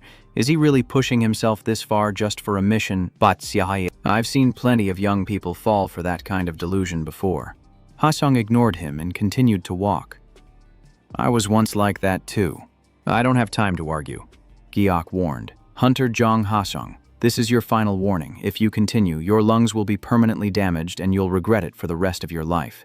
Hearing that, Haxiong paused and asked, a warning? He brushed it off. Someone who claims to be F-rank is warning me to be honest. I'm not buying it. What can you possibly do at that rank? Giok's expression darkened, but he said, I'm going anyway. He pulled a length of chain from his backpack. Haxiong remained calm and started to leave. We can talk later. Suddenly, a metal object flew towards him from behind. Haxiong paused slightly. I have to stop him. Haxiong immediately drew his sword. He slashed Giok's weapon into 2 pieces. The pieces fell to the ground in an instant. He furiously asked, What the hell do you think you're doing? Suddenly, a force gripped his leg. He gritted his teeth as he realized what this was. The magical power locked him in place, forcing him to his knees. Giok nodded in satisfaction. Good. It worked. This item was originally only effective against those who are B rank or lower, but I modified it so it could restrain even an S rank hunter. He said, I'm sorry, Hunter Zhang Haxiong, but I'm doing this for you. Then he seemed to notice something strange. Giok looked at Haxiong's hand. This ring is strange. I've never seen it before. Don't tell me you got a debuff resistance item after the incident with Kang Chang-ho. A moment later, Haxiong passed out. Giok thought, to be so well prepared and still get taken down 2 times by the same trick, that must really sting. Giok walked over. It seems like next time is going to be a real hassle. Still, I can't just let a promising mage destroy his own lungs. That sight is just too similar to my own past. After thinking for a moment, Giok stood up. He hoisted Ha-seong onto his back and complained as he walked. "Man, he's heavy." Ha-seong was completely unconscious, lying still on his back. Seriously. "I'm too nice for my own good, always going out of my way to worry about other people." The next morning, under a clear blue sky at a hospital, a doctor stood before the hospital bed, hesitating. The patient lying in the bed shot his eyes open in a rage and screamed, "Kim Giok." Jung Ha-seong clenched his fists and gritted his teeth. That bastard. 24 hours earlier, at the hospital, the room was in chaos. A nurse spoke up, asking what on earth was going on. "Hunter Jung Ha-seong is being admitted again," Giok replied. "Do I really need to give a reason for him to be hospitalized?" He said softly. "It's not like he was injured or in an accident. I just accidentally used a sleep-inducing item that made Ha-seong pass out." The nurse was stunned. "How dare he put the nation's #1 S rank to sleep?" Giok asked. "Can he just rest here for a bit?" People started whispering, "Who is that guy? Isn't that dangerous?" The nurse simply replied, "Yes." When Jung Ha-seong woke up, he was furious, thinking to himself, "What in the world was that F rank thinking?" He yelled, "The guy who brought me here." "Oh, wait, is he gone?" The doctor replied, "Yes. That person has already left. The dungeon break you were worried about has been fully resolved, and you've been asleep for a full day." Ha-seong was shocked. "What did you just say?" His eyes widened as he shouted, "A whole day." Ha-seong thought in disbelief, "I can't believe I slept for a whole day during such a critical time. That guy? What on earth did he use to knock me out so deeply?" he muttered. "Ha." And then he realized, while I was out cold, who knows how many more people might have died. My nightmare always begins with that first time I was late. The day I overslept and was late for school. That was the day tragedy struck, when a dungeon break took all of my friends from me. Ever since that day, I've replayed it in my mind countless times. The image of me rushing forward, screaming for my friends, still haunts me. If only I had been there that day. My voice still rings out, calling for my friends and my teacher. If only I had been there to fight with them. Ha-seong screamed, "Guys, if only I had awakened back then and had my S-rank powers." On the ground, his backpack lay burst open, with notebooks and pens scattered all around. Ha-seong was still tormented by the thought, I could have saved them. A few years later, I became the first person in South Korea to awaken as an S-rank hunter. My life as a hunter after that was pretty decent, although I was a little surprised at how quickly I rose through the ranks. But the work wasn't too hard, and everyone was grateful for what I did. I started to feel confident and proud, as if I had finally moved past my trauma. Then one day, just as I was beginning to forget all those old wounds, it happened. There was a plate of beefsteak on the table, and someone exclaimed, "This is so delicious." "It's like we can only eat delicious food like this because of our son," Jung Ha-seong replied. "Please eat a lot, Mom." He was enjoying a peaceful moment when his phone suddenly rang. A sense of unease washed over him as he gently picked up the phone. He answered, "Yes, this is Jung Ha-seong." The voice on the other end said, "Apologies for bothering you during your vacation. Hunter Jung Ha-seong. A gate near Hongno is showing signs of a dungeon break," he asked. "A gate? What's its rank?" the person replied. "It's around B rank." Ha-seong thought to himself. "A B rank, I can close that quickly." He then asked, "How much longer until the dungeon break?" The voice replied, "About one more day. The exact trigger conditions are still unclear at this point. They don't realize density is more important than time," Ha-seong muttered. He then said, "So I just need to close it before the end of today." His mother asked softly, "Do you have to go right now?" "Son," he replied, "it's all right. Mom, I still have time to finish my meal before I leave." He sighed, thinking to himself, "It probably won't be a big deal." Ha-seong stood up and checked his watch. "Mom, I have to go now. Should I call you a taxi?" Just then, his phone rang again. He calmly answered the phone. "Yes, Guildmaster." And then his expression grew heavy, and his voice turned serious. Right now, the city was now in chaos. The dungeon break had already occurred. Black smoke from the spreading fires billowed everywhere. Jang Jun was in a panic, trembling so hard he could barely speak. "No, stay away!" A dango stood there, its ferocious gaze looking like it wanted to devour everything in sight. It blocked his path. bearing a set of vicious blood-red teeth. The dango swiped its sharp claws and lunged at Jiangjun, then bit down hard on him. With terrifying strength, it lifted Jiangjun clean off the ground in its massive jaws. Zhang Hasong rushed in like a flash of lightning, grabbing the dango's body to stop it. He tightened his grip, holding the monster's torso firmly. Hasong used both hands and began to pull the creature apart. Then, he threw the dango's head to the ground. It lay motionless as Hasong immediately rushed over to Jiangjun. He heard a sound behind him, causing him to stop and turn around. Jiangjun, who had collapsed from the bite wound, weakly pleaded, "Please, save me." Hasong quickly moved toward him, trying to reassure him. "Please, just hang on a little longer," he said while searching his pockets. "I have a recovery potion right here." But before he could finish speaking, Jiangjun passed out, completely exhausted. "Surrounded by bodies," he said. "This is bad. If only I had arrived a few minutes sooner, I could have saved them, all because of my own careless delay." In front of the tombstones, cries rang out. "Oh my God, my poor child. So many people lost their loved ones forever. If only I had gotten up right when I got the call. If only I had been a little more vigilant. It's all my fault." Zhang Hasong shot up in bed, drenched in sweat, breathing heavily in a state of panic. He stared at the ceiling under the glaring light. Thinking. Is it raining? Zhang Hasong was confused, realizing he had dozed off again without noticing. He placed a hand on his chest, thinking in frustration, this suffocating feeling again. When I was just living like a dungeon hunting machine. My emotions were rarely stirred like this. It's been a long time since I've been this angry. Zhang Hasong sat up, planting his feet firmly on the floor, and thought to himself, "We'll see about that." He took heavy steps, filled with resentment, his thoughts fixed on Kim Gi-ok. I have to settle things with that guy once and for all. Meanwhile, at the Gangnam Gym Disaster Relief Shelter, an announcement came over the loudspeaker. This is an announcement from the Dungeon Relief Shelter. If you have already received water or food, please bring your ID to the distribution area. I repeat, all around are countless tents with the words Korean Red Cross, having just finished his meal. Gi-ok put down his chopsticks and let out a soft sigh. Then he leaned back, thinking to himself, they said they'd provide temporary housing for those who lost their homes. How interesting. The landlord said it would take a while to fix the place, so I guess my magic research will have to be put on hold for now. Well then, I'll just focus on gathering information about Earth, he thought, looking at his vibrating phone. He frowned. What's this trouble now? And answered the phone. Hello?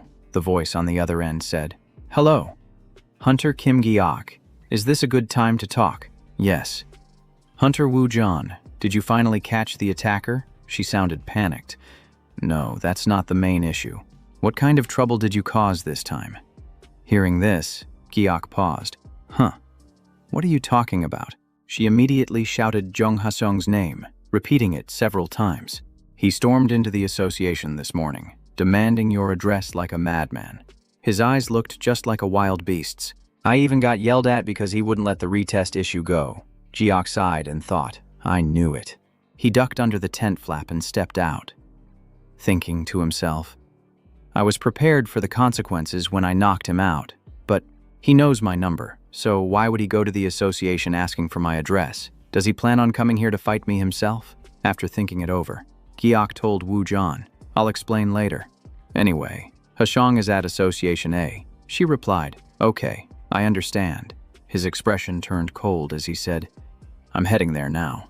The call ended, and he muttered to himself, I'd better put this fire out before it really explodes. Then he sighed in frustration. Damn it, I'm really not good at this stuff. How do Earthlings apologize anyway? He did a quick search and saw a whole list of methods like bowing, lowering your head, or even getting on your knees. A short while later, at the back gate of the Hunter Association, Woo John was waiting there, looking around nervously and thinking, this is insane. What on earth could have made Zhang Hasong this furious? Hasong was also standing nearby, his hand on his sword. He'd been holding that same tense posture for a while, making the air thick with tension. She thought. He said he'd handle it himself. But can he really? That other guy is taking forever to get here. Just then, Gi-ok finally appeared, and Woo John spotted him right away. He opened the door and stepped out of a taxi. Then he quickly made his way over to them. Woo-John rushed over and whispered, "Mr. Kim Gi-ok." He looked surprised. "Hunter Woo-John." She urged him, "Quickly, tell me what's going on." Without a shred of hesitation, Gi-ok replied with a perfectly calm face, "Well, I knocked Jung Ha-seong unconscious yesterday." As soon as she heard that, she froze in place. What he simply replied, "What's done is done." Then he reassured her, "Don't worry, Woo-John, I'll figure out a way to resolve this." Watching Gi-ok walk so calmly towards Ha-seong, Woo-John started to get seriously worried. Was she about to witness a murder? Neither of them were normally the hot-headed type. So, hopefully, they would just talk it out, without any bloodshed. The moment they faced each other, Ha-seong immediately swung his sword, slashing at Gi-ok with incredible speed. But his own expression was one of complete shock, as if he couldn't believe what had just happened. Woo-John, watching from behind, was just as stunned, thinking to herself, "I didn't even see Ha-seong draw his sword, and yet he'd managed to dodge it." Gi-ok had luckily bowed his head just in time, narrowly avoiding the fatal blow. Ha-seong said in a cold voice, "I was just testing your strength. I never expected you to actually dodge it." "What the hell are you?" Gi-ok remained in his deep bow, unsure of how to react. His entire body was trembling with fear. His face was pale and drenched in sweat as he thought, "I almost died. If I hadn't bowed..." Earlier, Gi-ok had looked up how to apologize on the internet. He had thought to himself while researching that bowing upon meeting was the proper etiquette. If he hadn't, he'd be dead right now. At that moment, Gi-ok looked up and said in a serious tone, "Jung Ha-seong, please calm down. I was truly in the wrong." "I came to apologize," Ha-seong replied coldly. "If sorry could solve everything, what would we need laws for?" Gi-ok thought to himself, "He has a point." And then continued, "You know I didn't do it on purpose.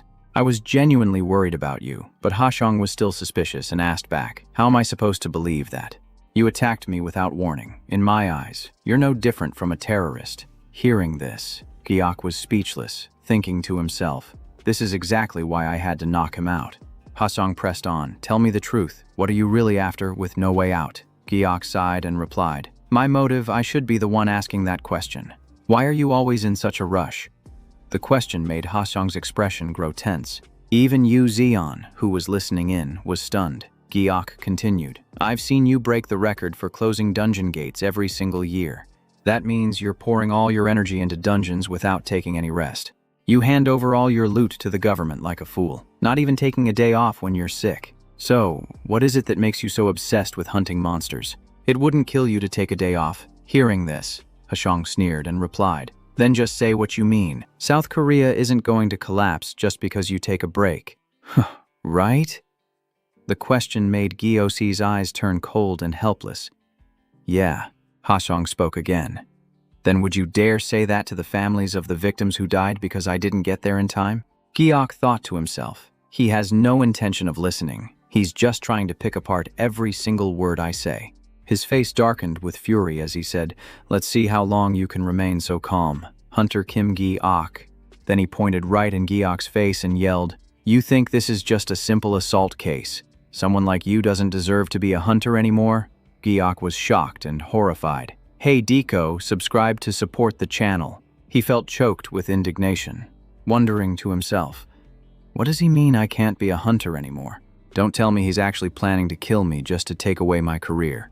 Looking at Ha-seong now, his body was radiating a murderous aura that made one tremble. In Ha-seong's mind, Gi-ok was now a criminal, cunning enough to fake a re-evaluation. He thought, "I have to lock him up before he escapes." As soon as the thought formed, Ha-seong moved straight toward Gi-ok. Gi-ok panicked, shivering in fear. A question echoed in his mind. Why is he coming closer? Does he really intend to kill me? He's really about to make his move. I'm dead for sure this time. Gi-ok was so scared he could only stare intently at Ha-seong, not knowing what to do next. His body trembled uncontrollably as he tried to think of a way to turn the situation around. Just then, a voice echoed in his mind. When hunters fight, anything can happen. Gi-ok had once been told by someone that, unlike monsters, humans know how to conceal their strength. These awakened beings are clearly hiding something. An opponent like this won't be easy to fight. Giok clenched his fist and thought, that's right. Immediately, his expression hardened and he shouted, "Get a grip, Haseong." Both Wu Jian and Haseong froze in shock. They couldn't believe what they were seeing and hearing. Giok pointed a finger right at Haseong. Then he shouted, "You're far too weak." The words hit Ujon like a physical blow. Giok kept pointing at Haseong and said sharply, "You think you're so special or something? You let your guard down for a second and got ambushed. Is that the best you can do?" He was left speechless. Wu Jian was also stunned. Giok continued, "What was that? Everyone's lives depend on you. Don't kid yourself. South Korea isn't going to collapse just because you're gone. And even if it did, it wouldn't be your fault," Giok thought. "If he wants to survive, he needs to act tougher." He went on, "You're probably getting delusional because everyone treats you like a hero. But to me, you just look like a regular 20-year-old kid. Stop acting like you're so special." Haseong remained inscrutably silent. Giok lowered his head slightly to avoid his gaze, thinking, that should be enough. Saying any more will probably just piss him off. Gung chirped happily. Now for the carrot. Then Giok spoke again. "You know, you seem really unstable yourself. You're obsessed with the gates and you're pushing your body to the limit for no good reason. Honestly, I think that's a problem. You look like someone who needs professional help." Wu Jian was surprised. "Huh. Why the sudden change of tone?" Giok continued, "You should get some rest. Being a hunter isn't a job you can quit after a few days." His words were much gentler now. Haseong's expression grew increasingly grim. Giok thought, "Okay, this is getting really tense." His forehead was beaded with sweat as the atmosphere grew heavy. Haseong finally spoke. Giok flinched, thinking, Why does he seem even angrier? Did I go too far?" He said in a low voice, "So in your eyes, I'm just some patient."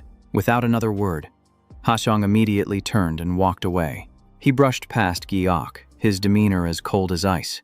Giok thought, why is he reacting like this? Wu Jian started to speak, "Hunter Haseong," but before she could finish, he cut in, "My apologies, Hunter Wu Jian." Then he walked away in silence, leaving Giok and Ujon behind. Ujon stood frozen, watching Haseong's retreating back. Giok thought, "Well, I didn't get punched, so I guess the plan was a success. I can't believe that act actually worked. This Earth Mage is more naive than I thought. What a discovery. I'll have to keep up the act so Jong Haseong doesn't say anything else. Acting cool is actually simple. I just have to act like I did when I was the Great Archmage." One look at Wu Jian's face showed she wasn't happy, and her intense stare made Giok sigh. "What is it now?" He approached her and said, "Hunter Wu Jian." She flinched, then answered with a strained smile, "If you're planning on silencing me, you don't have to." Giok was surprised. Wu Jian said, "I won't tell anyone about today. I promise," Giok thought. "Is she worried about me? That makes sense. It wouldn't be good if rumors spread that I clashed with an S-rank hunter." He replied right away, "Well, if you're saying that, then thank you." Wu Jian gave a small, flustered laugh. Giok added, "So, should we go get something to eat now?" Meanwhile, over with Haseong. Two students walking by saw him and immediately froze, their faces filled with astonishment. Seeing Haseong right in front of them, the two boys were stunned, thinking to themselves, "It's Jong Haseong." As he walked, he recalled Giok's words, "You think you're so special that you'd let your guard down and get sneak attacked. In my eyes, you're just a normal 20-year-old. Stop acting like you're so special." Haseong's face darkened, his eyes becoming vacant as he thought, "It's been a long time since anyone treated me with such indifference. Who would dare talk that way in front of an S-rank awakened being even after Haseong left?" The two boys just stood there watching, their eyes shining. So cool. The more he threw himself into battle, the more he was hailed as a hero. The more S-ranks there were, the more secure people felt. They always believed the S-ranks would be all right. And so they just kept pushing him into more and more gates. No one ever bothered to ask how he was really doing. Now, Haseong's gaze was cold and tense. He remembered Giok's words, "You always look so unstable. You know, honestly, I think that's a problem. You look like someone who needs therapy." It was then that Haseong slowly began to understand. He saw him as a genuine patient. You should rest. Being a hunter isn't a job you can just do for a couple of days and then quit. Perhaps those were the words he had been waiting to hear for so long. Meanwhile, in the food district, Jiok's voice could be heard. Wait a second. Hunter Wu Jaeon. Is that seaweed soup? She answered. Yes. He then asked. Does it have beef in it? Wu Jaeon hesitated for a moment. I think so, she thought to herself. This guy is so hard to read. I'm guessing he's hiding something. Meanwhile, Giok was happily eating and thinking to himself, it has beef, I totally should have ordered that instead. But my mind is still a mess. Isn't he on the same level as Jung Ha-seong? I never thought I'd see the #1 hunter in action with my own eyes. What other surprises does he have in store for me? Jiok spoke up. Hey, Hunter Wu Jaeon, aren't you supposed to be on duty right now? As a salaried worker who always sticks to the schedule. I'm afraid I'm wasting your time, Ujan replied quickly. It's fine. It's my lunch break. Besides, I have something I need to talk to you about. Jiok was surprised. She put her chopsticks down on the table and began to speak. The person who attacked and tried to kill you in the park. It's actually very difficult to catch him. With the name Park Jun-tae that you provided, we couldn't verify anything. It might be a fake name. We also tried to trace the rare item he used, but we still couldn't find him. I'm sorry. Giok calmly scooped up his food and replied, This isn't your fault. Don't apologize, she continued. But there's also good news. Wu Jaeon picked up her phone and asked, You and Hunter Jung Ha-seong were once trapped in a gate. Right. We found the person behind that incident. Recently, we tracked down a lead on a terrorist organization. Hearing this, Giok exclaimed in surprise. Terrorists. Giok's phone suddenly vibrated with a new message. It was a message from Wu Jaeon, asking, Have you ever heard of the Nagchan Temple? Giok thought. This is the first time I've ever heard that name. She texted again. Those terrorists are members of a pseudo-religious cult, calling themselves followers of the Nagchan Temple. Giok lowered his voice and asked, Why are you sending me all this? Ujan whispered.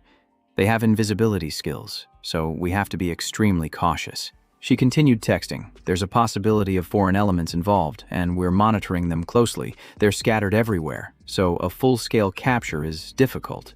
I heard they've been involved in many other cases recently. Someone like you, Kim Giok, probably doesn't need to worry too much, but please be careful. He immediately texted back, I understand.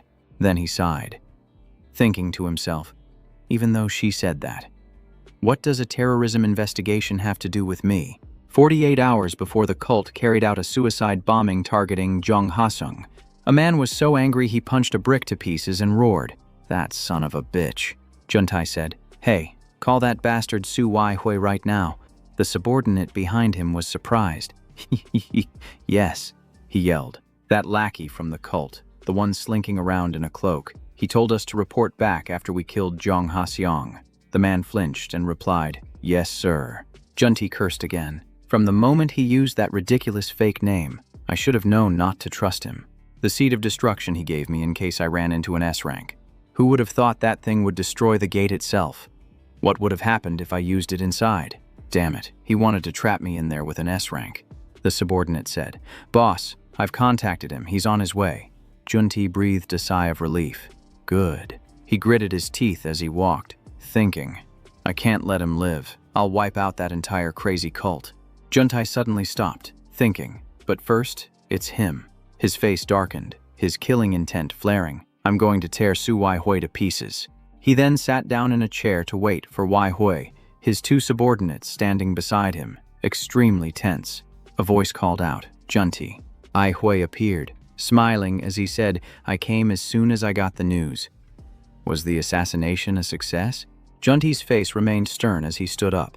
Wai-hui added, You've worked hard, so Jung Ha-seong has been taken care of at last.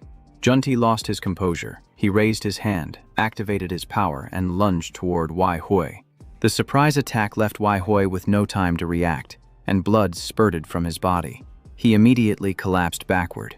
Li-hui's face was full of confusion as he asked, What are you doing? Jun-tae grabbed his shoulders tightly and said in a cold voice, From now on, you will only answer my questions. That item of destruction, what was your intention in giving it to me? Wai-hui replied in confusion. The item of destruction. You mean the red stone. Junti squeezed his shoulders harder and growled, "Don't you dare question me." Blood immediately spurted from Li Hui's shoulders, and he let out a pained groan. Junti stood up. Wai Hui clutched his wound and said, "I was just following the leader's orders." Junti growled. "That thing destroyed the gate's entrance," he said. "But the target is still trapped inside the gate," Junti exclaimed in surprise. "What?" Ai Hui's expression was troubled. "I mean, that was to ensure the assassination would succeed." Hearing this, Junti became furious. "Or I could have died, trapped in a gate with an SR rank. The mission is a success. We destroyed the gate with Zhong Hashong inside," Li Hui said in surprise. Huh. You didn't kill him directly. We just destroyed the gate and got out," Junti grumbled. "So what? He's trapped because I destroyed the entrance," Wai Hui continued. "Unless he defeats the boss inside the gate and another exit opens." Junti shot up and said, "Is that so? Too bad. This S-rank job is a failure." Li Hui cried out in disappointment. "Junti, you promised you would do it." As he pocketed the money, Junti yelled, "You think I wanted things to turn out this way? Who knew that S-rank bastard would be with Zhong Hashong? You idiots need to get your intel straight." He continued to curse. "Damn you worthless cultist trash." Yi Hui was stunned. Junti grabbed his head and squeezed, blaming him. "This is all because you kept rushing me. You hear me?" Li Hui replied in a low voice. "We are not a cult." Junti froze. What Wai Hui continued. "Unlike those false religions, we worship a real God. Do you think dungeon breaks happen naturally? Lord Nishanya is testing the sinners. It's disappointing, though." "Another failure," Junti snapped. "What did you just say?" Li Hui said. "If he's an S rank, being trapped is no big deal. He'll just kill the boss and escape. Anyway, this is your last chance," he shouted. "So what? What are you gonna do about it? Snap out of it. Do you have any idea whose hands your life is in?" Wai Hui replied coldly. "I should have known not to trust you godless heathens." Hearing that, Junti froze. His face was like ice as he said calmly, "You fools have no idea how important we are. You were planning to use money to expand your power, but it's best you stop that now." Junti went berserk. He raised his hand to activate his power, preparing to attack. "You bastard." But for some reason, Junti's power wouldn't activate. He frowned, wondering what the hell was going on. His skill had failed at the worst possible moment. Yi Hui said coldly, "Are you just now realizing something is wrong? Normally, you would have slit my throat the moment you saw me. That would have been fast and safe. So why did you attack in a different way?" Junti furiously threw a punch, yelling, "You son of a bitch!" But for some unknown reason, his hand suddenly stopped right in front of Yi Hui. His arm trembled as fear began to creep in. Yi Hui asked, "Why torture me instead of just killing me?" "Because deep down, you know that killing me is forbidden." As he spoke, he pointed towards the henchmen standing nearby. Those guys flinched, their eyes filled with panic. Every single one of them turned pale, trembling uncontrollably. They hastily drew their knives for self-defense. A loud noise rang out, and Junti's face twisted in utter panic. The rest of the group was scared to death. Junti screamed, "What? What just happened?" Yi Hui took them all down in the blink of an eye, leaving only Junti standing there. He was stunned silent as he watched his men fall. Junti suddenly understood, the thought flashing in his mind. "This is brainwashing. This bastard is controlling my entire team." The look in Junti's eyes suddenly changed. He thought in a panic, "This is bad. My body is moving on its own." Junti immediately activated his power to stop Yi Hui's skill, then yelled, "You dog." Yi Hui replied coldly, "I am a subordinate of Lord Nachanya. Did you think you could harm a sacred body and get away with it?" Yi Hui gave a murderous smile and said, "Pay the price for your failure. All of you are sinners. I once took an interest in your abilities, but what a shame. Perhaps it's the will of a god. I should focus on believers instead of external power." He put on his hat, muttering, "Nothing ever goes smoothly." Then he walked over to a nearby desk. He picked up Giok's file and continued, "It seems like..." Yi Hui's expression darkened as he thought to himself, "Someone else has interfered." Sunlight shone down on the forest, creating a gentle scene. The monster crashed to the ground, gasping in pain. Giok muttered to himself that he had failed, even against an F-rank monster. No matter how weak it was, he couldn't control it. The only creatures he could still manipulate were small ones like rats or birds. If he had known this would happen, he never would have entered the B-rank gate. But why did Ha-seong grab him by the collar back then? Giok sighed, telling himself to calm down. This wasn't the only way to survive in this world. Equipment also played a huge part. He braced his hands on his knees, struggling to stand up, but the problem was, Giok buried his face in his hands and sobbed, realizing he didn't have any money. He needed money for many things, and he also needed a new place to live. How was he supposed to earn money? He was afraid of being kidnapped again if he sought an outside appraisal. Giok pulled his phone from his pocket, having made a decision. It felt like returning kindness with malice, but this universe was a cruel place. Now was the time to use An Yoon-seung, who answered immediately. "Hey man, are you okay?" Giok replied. "Yeah, are you free today?" The scene changes as sunlight illuminates Giok's handsome face. A familiar voice called out from behind him. "Hey." He turned around to see the other man waving brightly. "I'm here," Giok said coldly. "So you're here, I was the one who called you, wasn't I?" Yoon-sung replied. "Oh, it's no big deal. When you call me to a gate, I'll come," Giok thought to himself. This naive A-ranker didn't suspect a thing, but Yoon-sung needed this too. "Before we enter the gate, there's something I want to say. Today, we're entering an A-rank gate called the Golden Scent Gate, and the monsters there are guardian golems." Hearing this, Yoon-sung broke out in a cold sweat, becoming extremely tense.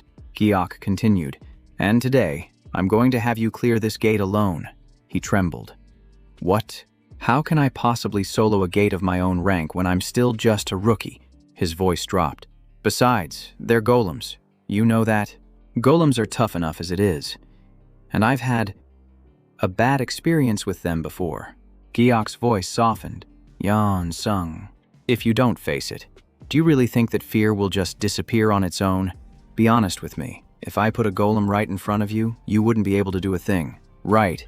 You're a hunter. So what are you going to do if golems start pouring out one day? Part of me is doing this for the money, but it's sad to see him so paralyzed by fear that he can't use his full potential." Giok spread his arms. "That's why I'm going to help you.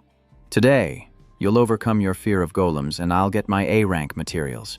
Anyone can take down a golem if they know how," he asked. "There's a way," Giok replied. "Let's just go into the gate and find one to test it out. There's one near the entrance, so we can retreat if we fail." He hesitated. "If you say so." Giok turned away. "Good. Register for the gate now." Yoon-sung looked at his phone for a long time before asking, "But, sir, if this is an A-rank gate, aren't you forbidden from entering?" Giok said. "Let me borrow your phone for a second." Yoon-sung immediately handed his phone to Giok. He watched as Giok rapidly typed information into a website. "All done," Giok said. Yoon-sung was stunned. "Sir, this is illegal." Giok stared at him, his voice sharp and cold. "Is there a problem? Just do it," he replied. "Yes, sir." The screen displayed a successful registration notification. And Giok said, "All right then, let's go." Inside the Golden Scent Gate, the space shimmered with a luxurious metallic gleam. Yoon-sung's eyes widened. Is all of this real gold? But he thought to himself that it didn't matter whether it was real or not, because something far more valuable was waiting. They approached the gate when Giok spoke up. "Wait." The younger man looked confused. "Yes." He closed his eyes, sensing it clearly. "From now on, I have to follow the familiar source of mana inside this gate. If I stick to its mana flow, this path will lead me exactly where I need to go." Yoon-seung ran close behind, trying his best to keep up with Giok's pace. In this space, which was densely covered in a golden sheen, everything reflected the brilliant light. Giok narrowed his eyes, his sharp gaze sweeping forward as the target came into view. The guardian golem, a clay doll-like figure powered by mana energy. No matter how the scenery changes, I can still feel the breath of Alpha Yuri. Traces of my homeland are always hidden in the gates alongside the golems. Mixed in with the familiar things are a few strange details that give me an idea of who created this gate. Giok murmured that the style this time was completely different from before, making Yoon-sung ask doubtfully, "What was that?" Giok answered curtly, "It's nothing." What's important is whether you're ready. Yoon Sung replied. Yes. I brought a few spare potions. Giok's voice deepened. What is that? Yoon Sung said awkwardly. This. I borrowed it. This is an item box, a device that can hold and store the materials found inside the gate. Giok spun the box in his hand. An item box. He'd heard it was worth as much as a nice apartment. All right, there's one more thing before we start. I'll be taking all the cores and mana stones from this place in exchange for the advanced information I'm providing. You don't have a problem with that. Do you? Yoon Seung stammered. Cores and mana stones. Giok thought he might have come off as too greedy. If I'm going to use on Yoon Seung, I have to at least get something valuable out of it this time, Yoon Sung said quietly. You're not being greedy at all. You're teaching me how to do this, so please, take what you need. Giok gave a slight nod. Shall we go hunt the golem now? Yoon Sung replied, yes. Giok glanced around and spotted a guard, looking closer. He saw it was a civil security golem. It's equipped with a light-based system, he thought. An emergency stop command triggered by light. I figured as much, which is why I brought this. He held up a laser pointer he bought at the dollar store. Yoon Sung looked confused. What is that? Giok said. Yoon Sung, do you see that round orb on the golem's chest? He replied. Yes, Giok explained. I'm going to shine this light on it for about 10 seconds. All you have to do is hold it off while I do that. Simple, right? Yoon Seung froze. What? Giok repeated slowly. Like I said, 10 seconds. Go. He immediately got into a stance, preparing to face it head-on without evading. Giok believed An Yoon Sung could hold it off, especially since he himself had protective gear. Either way, I just have to hold out for about 10 seconds. Just then, its light sensor activated. Its eyes and the orb on its chest began to glow brightly as it charged forward, causing the surrounding walls to crack and crumble. Giok's gaze turned sharp and cold. Now, what will you do? Facing its massive form, he shouted clearly, "Come at me!" It roared and charged, provoked by the laser. Giok started the countdown. 10 seconds. 9 seconds. He kept the beam pointed straight at it. 8 seconds.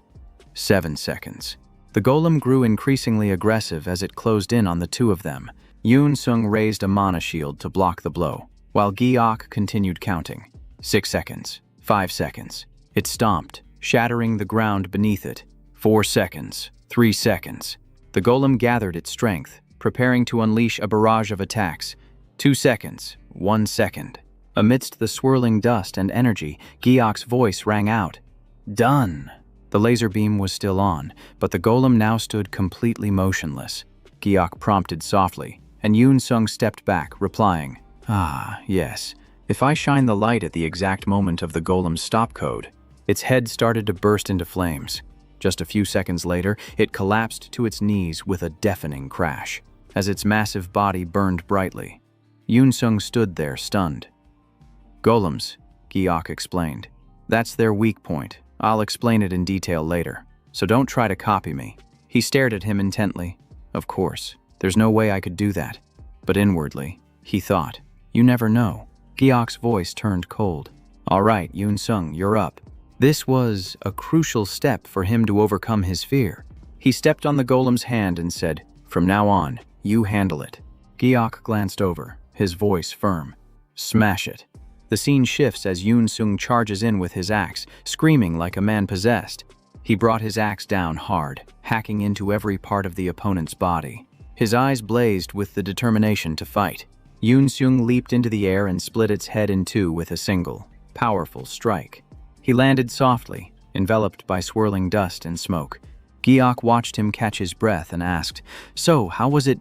Doing it yourself isn't so scary, is it? He was still in a daze, his mind racing.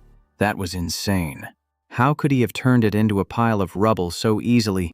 To turn a golem into scrap metal in just 10 seconds with a single wave of his hand. Giok called his name. Yoon Sung. He flinched. Yes. Come over here for a moment, Giok said. Yoon Sung nodded. Okay. What's up? Giok said slowly. I'm going to teach you how to extract the core. Here. Place your finger in this crevice and gently pry it apart, Yoon Sung asked in surprise. Right there. He quickly set his iron shield to the side. Giok instructed. Press in and lift. He hesitated. Like this, Yeon Sung slowly removed the outer protective shell. His eyes widened in amazement. Wow, Giok nodded. That's it. The core's location is usually marked by a light seal, making it easy to find. You can't just rely on hunting experience alone, as some types are completely different. To truly understand monsters, you need long-term experimentation and research. Yoon Seung looked at Giok with admiration, while others just smash golems. You dissect them. I'm honestly moved, man, he trailed off. Huh, Yoon Seung continued. Seriously, with your skills, you don't need those tricks to take down a golem, but you're still looking for new ways, aren't you? So, I don't have to depend on my awakened powers. Giok scowled. You're talking nonsense again. It's a pain to explain. Yeah, you're right, Yoon Seung thought with a smile. He's on a whole other level than hunters who just rely on their innate abilities. Giok said, Shall we continue? You seem confident now. Huh, he replied firmly. Of course, leave it to me. Giok spoke up. I'll prepare some more shields, Yoon Seung said awkwardly. Before that, I'm hungry. Now. Only the shattered remains of the golems were left after the battle. Their cores lay silently amidst the rubble. Yeon Seung shot off like an arrow and began his search. Each of his strikes was decisive and heavy, landing beneath the giant golem's body. Yoon Seung grinned. Piece of cake. I just wait for it to stop and then smash the core. It's like they're just handing their cores over to me. Giok sighed. The operation was a success. This should be enough to help him get over his fear of golems. Yeon Seung said. Just like you said, their behavior is pretty simple. Giok replied. See nothing to be afraid of, but don't get cocky. This trick only works on a specific model. What was it called? Yeon Seung asked. Guardian golems, Giok answered. Right, only on them. If you encounter an unfamiliar golem, you have to be careful. He nodded. Yes, sir. He's finally getting the hang of it. But he had forgotten that this whole thing was illegal. Since we didn't declare an escort, this is clearly illegal entry, and if we get caught, we'll be criminals. But that probably won't happen. Actually, I have a reason to be more at ease this time, because gates have been appearing much more frequently lately. There's a severe shortage of gate management personnel. Mr. Woo Jae-on's team is probably swamped, making it hard to monitor everything. Thanks to that, people like us get the chance to bend the rules. Yoon Seung. Let's go. The next gate is the boss room, right? Giok asked. Yoon Seung looked bewildered. We're going already. The regular monsters have probably all been cleared out. Giok frowned, thinking of a way to trick him into farming some more for him. I need a clever trick to get him to keep going. Just then, a gate opened, and a cold wave of mana flooded out. Giok cursed. The ground froze over, forming a thin, chilling layer of ice.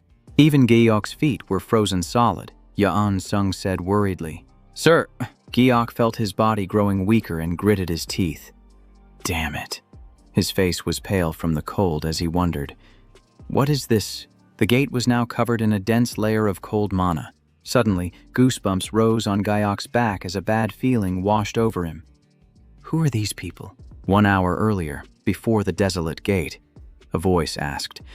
Is everyone ready? The person next to him replied. We're ready, but it looks like someone already went in ahead of us. They thought no one would be reckless enough to try, since the golems were so difficult to defeat, Hasong said coldly. All the better. If they clear out the mobs for us, we can just take them out and claim the boss. The girl beside him added excitedly. Let's go steal the boss, Jong Hasong said in a serious tone. Today, we represent the Nagchan Temple, and we are on a special mission. At all costs, we must obtain the boss item from this dungeon, the Endless Power Core. The man nodded. That's right. We can't disappoint our father, the girl added excitedly. We have to get it done, Jong Hasong announced. We've just received a revelation. His phone displayed an anonymous notification from someone inside the Hunters Association. As he walked, he thought to himself that the guy was clearing the golem dungeon all by himself. It was unexpected, but this just made it even easier for them to snatch the boss. The scarred man suddenly noticed something. He looked at the wreckage and said softly, What in the world is this? The girl also sensed something was off. Something's not right. All three of them froze, staring at the ruins before them. One of them gasped. He destroyed this entire pile of golems by himself. How is that even possible? Jong Ha-sung realized that his clearing speed was completely abnormal. He immediately dashed forward. "We have to run now," the two behind him answered clearly in unison. As Ha-sung ran, he thought about how Ha-Yun-sung had entered about 1 hour before them, normally. He shouldn't have been able to get this far by now. What kind of trick was he using? As they got closer, they saw him standing there, but there was another person next to him. The three of them panted heavily as they caught sight of the two figures.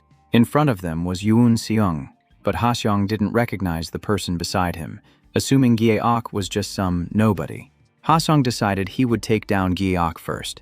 Then, while Yoon Sung was disoriented, he would move in for the kill. The other two were still completely unaware, so they would be caught by surprise when he attacked. Gye-ok's feet were instantly frozen solid. This brought a smirk of satisfaction to Ha-sung's face. At this rate, he could take down Yoon Sung as well. But Yoon Seung noticed the suspicious move and said, "What the hell? Are you guys trying to steal our kill?" He clicked his tongue. They were so sloppy it was a problem. But Ha-sung was surprised to see Gye-ok remain so calm. Could it be he didn't understand the situation? Yoon Sung countered, "You've made a huge mistake. Of all the people to mess with, you chose my brother." Ha-sung still didn't know who was standing next to Yoon Seung, while Gye-ok was trying to break free from the ice at his feet. He wondered for a moment, but ultimately dismissed it as unimportant. Ha-sung continued his assault, planning to steal the boss this way. He launched a frontal attack against them both. Yoon Sung was stunned by the scene unfolding before his eyes. This entire area was now covered in a thick, chilling layer of ice. But Ha-sung didn't stop. As cold energy continued to pour out of him, he muttered coldly, "Die." Hundreds of ice spears shot towards Gye-ok and Yoon Sung. Gye-ok let out a panicked scream. Yoon Seung also froze for a moment. After regaining his composure, he immediately raised a shield to block Ha-sung's barrage. But in this situation, he knew he couldn't hold out for long. Gye-ok sensed the danger. The power gap between them was just too great. He looked at Ha-seong. That ice mage was on par with Yoon Seung, and the two behind him were only C rank. It was too difficult when the enemy used an area of effect skill. And Yoon Sung didn't have any strong offensive skills. He cried out for help. "Save me, please." Gye-ok thought to himself, "What do you want me? An F rank. To do I'm freaking out myself." Yoon Seung saw a familiar movement. Wait, that gesture. Could it be? Meanwhile, Gye-ok was shaking his head repeatedly, as if frantically refusing. Yoon Sung misunderstood, thinking it was a refusal for some profound reason. He played out a scenario in his head, thinking Gye-ok meant to say, "I cannot interfere. With great power comes great responsibility." And then it dawned on him. That's right. A powerful awakened being could easily cause fatalities with just one small mistake. Yoon Seung told himself that he had to find a way to handle this on his own. With his will surging, he counterattacked Ha-sung's strike. Seeing his attack blocked, Ha-sung growled in frustration. "Damn it!" The layer of ice also began to crack and shatter. Damn it! The other three watched as their plan fell apart right before their eyes. The girl with them immediately rushed forward. She dashed behind Yoon Sung and drew a knife from her belt. Yoon Sung had already sensed her footsteps. She charged forward without hesitation, swinging her knife to attack. But he had already raised a shield to block her approaching attack. With just a single block, she was thrown back several meters. Jong Ha-sung was stunned. What the? Ha-Yoon Sung? How could he be so calm after wiping out that entire horde of golems? He was even more confused that the blonde-haired guy was just standing there watching. Could it be that he's hiding something incredibly dangerous? A typical boss steal involves waiting for your opponent to be exhausted, but this completely ruins the plan. Ha-sung glanced back at his teammate, as if signaling that they absolutely could not let this happen. The man beside him slipped a hand into a pouch at his side. That small movement immediately caught Gye-ok's eye. He pulled out a small pouch. "We have to bring back the core of infinite power." He threw the pouch straight at Yoon Seung. Yoon Seung watched as the small pouch flew towards him. The pouch hit him in the face, releasing a fine powder. He coughed violently. "What is this?" And Gye-ok was also startled. "What was that?" "A paralysis item." Yoon Seung pointed at the three of them. "You, "What the hell are you doing?" But seeing that he could still move, Giok guessed it wasn't a paralysis agent. Both of them were confused. If it wasn't a paralysis powder, then what was it? Suddenly, a massive explosion erupted right in front of them. After the explosion, the wall in front of them came crashing down. Neither of them could believe it. How could something like this be happening? A strange figure was emerging from the cloud of dust. Another monster appeared before them. Giok suddenly understood. So the monster lure incense is what attracts the monsters. The giant monster closed in on Yoon Seung. It was a Class A golem, its glowing eyes staring intently at the two of them. Giok's face turned pale. This was bad. It was another golem. And a new model at that, so finding the shutdown code would take time. He immediately shouted for Yoon Seung to get out of the way. The scent clinging to Yoon Seung made the monster follow him even more frantically. The golem was only targeting Yoon Seung, forcing him to constantly raise his shield to block the blows. In addition to the golem, Ha Xiong's group also rushed in to attack. The cold air from the ice magic gradually tightened its grip around them. He charged straight towards the two of them. Yoon Seung's legs were frozen solid. He cursed under his breath and turned to face the golem. Damn it! Jung Ha-sung was now focusing all his power on paralyzing Yoon Seung's entire body. He gritted his teeth, trying to freeze Yoon Seung completely. The tension was palpable as sweat poured down his face. The golem closed in with heavy, deliberate steps. Yoon Seung raised his shield and began to block the blows. The golem relentlessly hammered its fists against his shield. Yoon Seung was single-handedly fending off a barrage of attacks. He couldn't block both the golem's attacks and Ha Xiong's ice magic at the same time. Giok couldn't just stand by and watch. Damn it, this is not good. I brought him here to help him overcome his fear, but I've only made things worse. Giok pulled out a vial of blue liquid and clutched it tightly. I have to stop this disaster, no matter the cost. The golem continued its relentless assault, its blows growing stronger with each strike. Yoon Seung was nearing his limit, unable to hold on for much longer. Just then, he noticed something strange. Even the golem turned toward the source of the sound. A new defensive barrier had just appeared. Giok had jumped in to help Yoon Seung. He let out a sigh of relief. The boss was finally making his move. Giok cast a spell in midair. From high above, a torrent of water suddenly poured down. It swept away both the golem and Yoon Seung. Thanks to that, Yoon Seung escaped both the attack and the ice that had bound his feet. Giok shouted loudly, snapping him back to his senses. The lure powder has been washed away, so it won't follow you anymore. His plan ruined. Ha Xiong seethed. You bastard. I thought I just needed to take down Yoon Seung. But who knew that other guy was a water element awakened, throwing the golem into confusion? Ha Xiong frowned. What kind of guy is he? I can't feel a single drop of mana from him. At that moment, the golem changed its target, turning towards the other group. Ha Xiong realized it was heading right for him. He thought. One lured golem was already a pain. And now, because of those two, there were no other monsters left for him to manipulate. As the golem drew near, Ha Xiong's teammate rummaged through his bag again. Ha Xiong leaned to the side to get a better look. He took out another packet of lure powder and threw it straight at the other two. This time, the target was Giok. Ha Xiong snapped. What are you doing? Do you have any idea how expensive that stuff is? But the golem had already turned its head in their direction. Despite that, his teammate was defiant. So what, it'll just get washed away again anyway. Yoon Seung also cried out, Boss! Hurry up and use your water magic again. Yoon Seung urged Giok to act, but he remained completely still. Giok's cold, sharp gaze was locked onto the golem. He hadn't expected the enemy to have another bag of that powder. Giok was completely out of mana. He couldn't create any more water. Giok said to Yoon Seung, Use this chance to escape. But Yoon Seung didn't understand why he was saying that. As soon as he finished speaking, Giok turned around. He suddenly broke into a run, away from the golem, as if those had been his final words. Seeing Giok flee, the golem immediately charged forward to attack.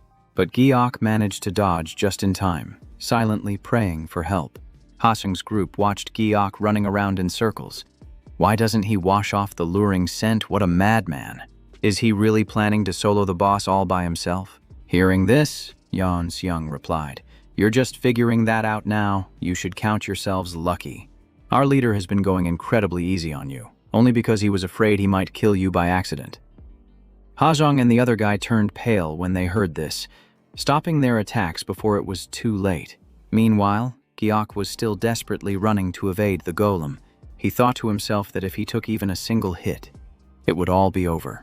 Luckily, the golem was so large and heavy that its turning radius and overall speed were slow. Giok knew he had to exploit that weakness to somehow break its line of sight. When the golem stopped its pursuit, he turned back to look.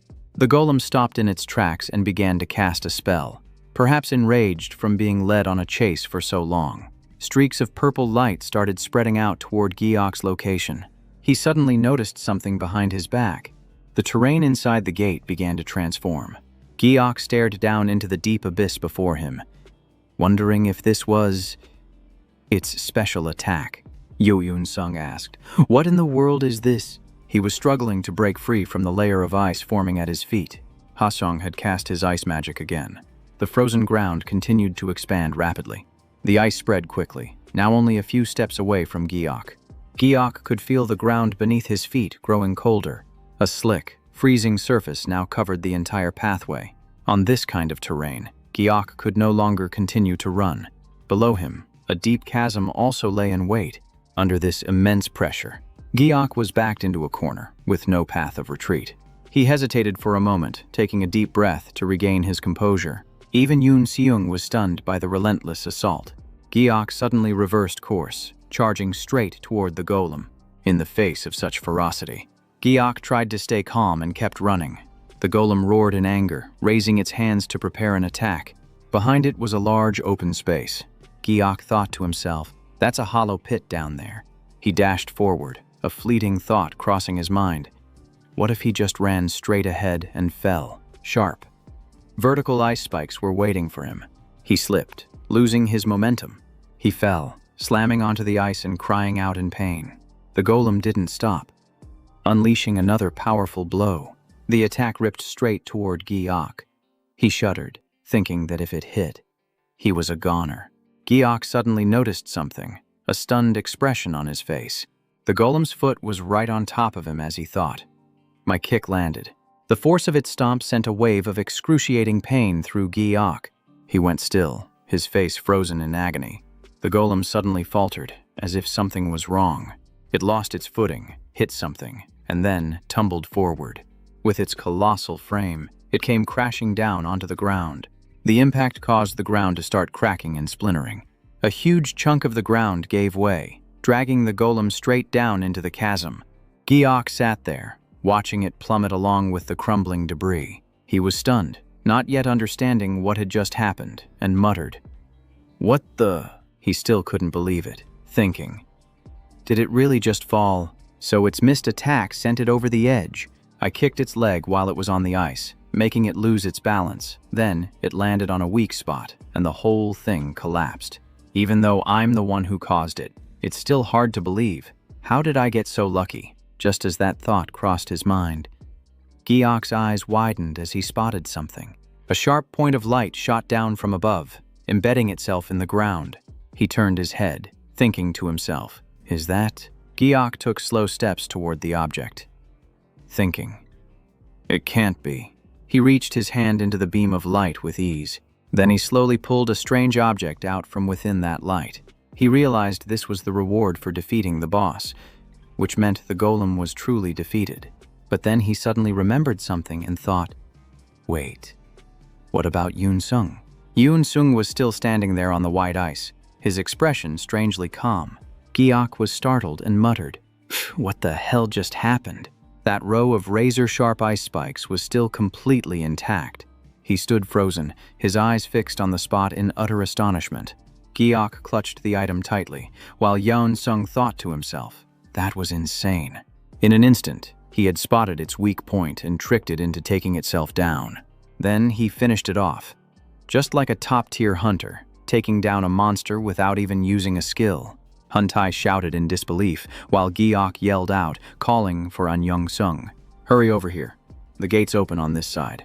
Yoon Sung quickly responded and ran over, saying, "Yes, I'm coming." Won Tak scowled, completely caught off guard, thinking to himself, This can't be happening.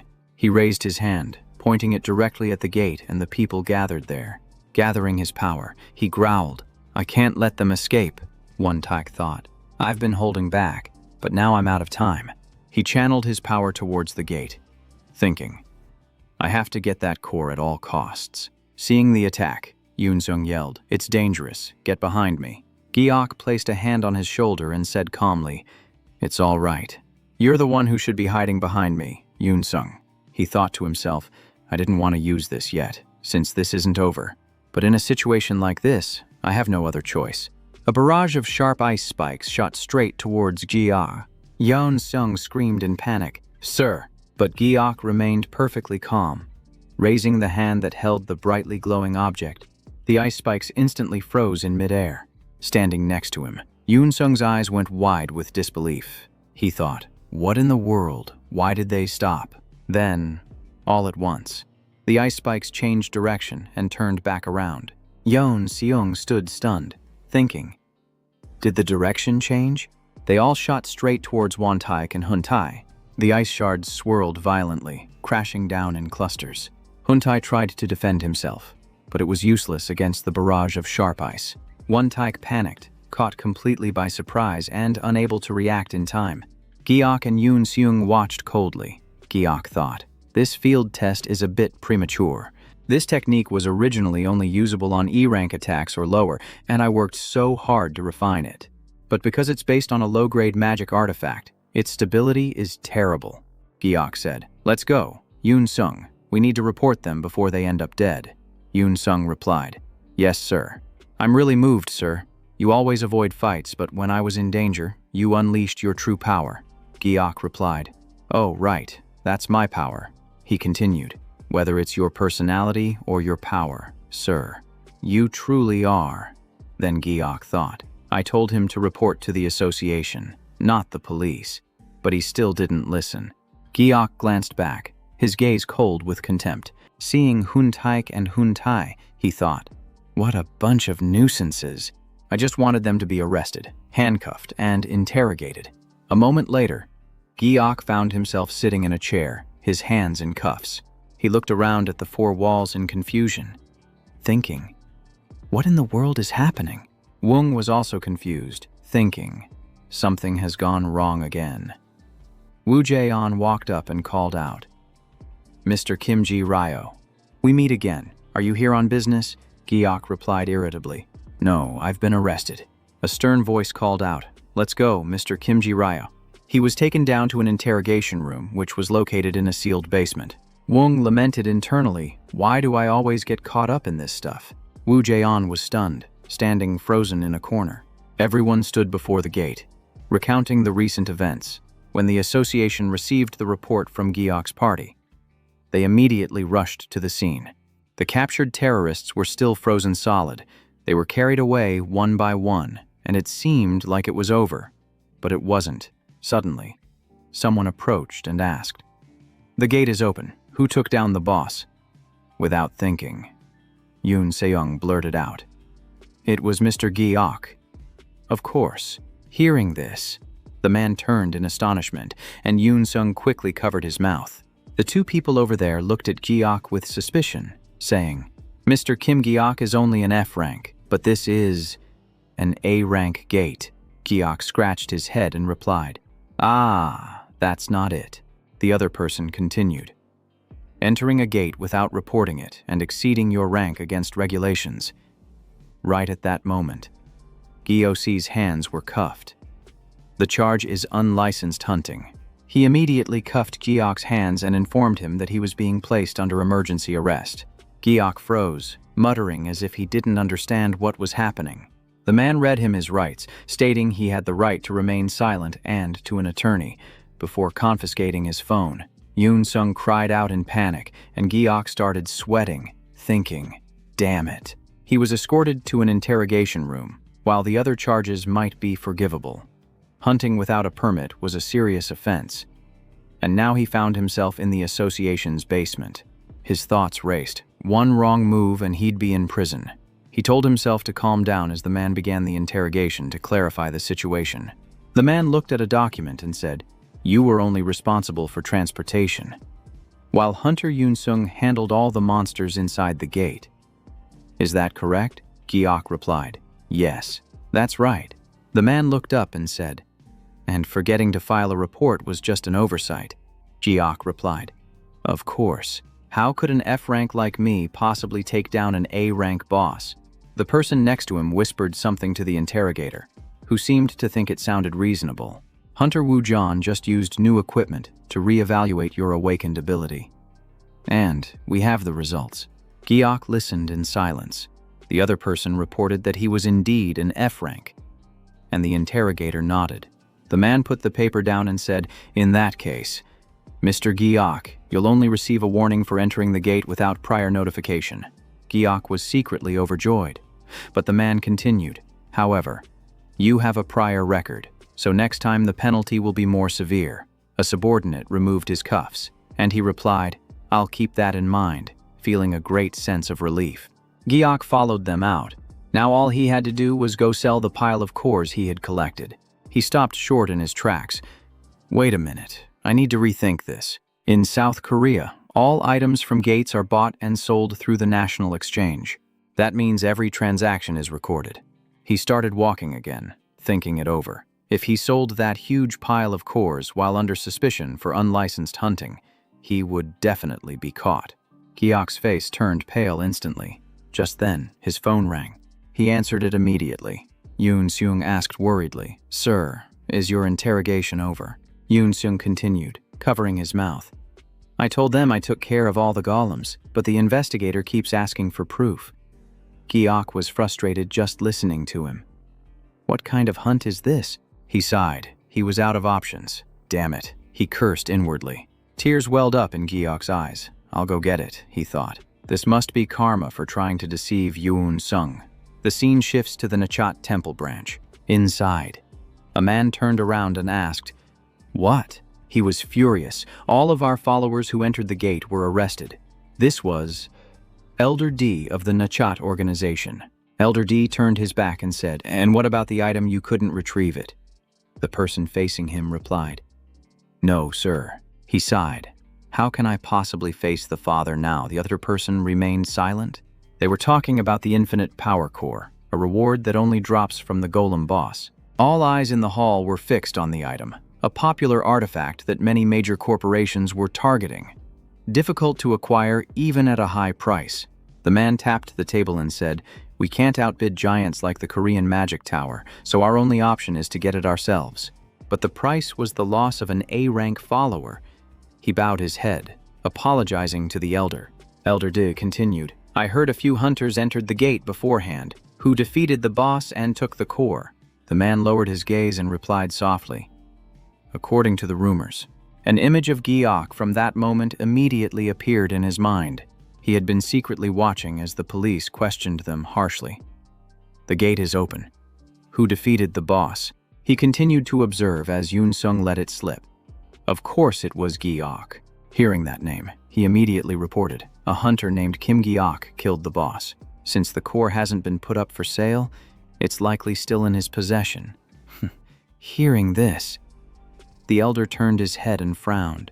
Then he stood up and said, We also need to fill the empty spot left by the A-rank hunter we lost. Capture him.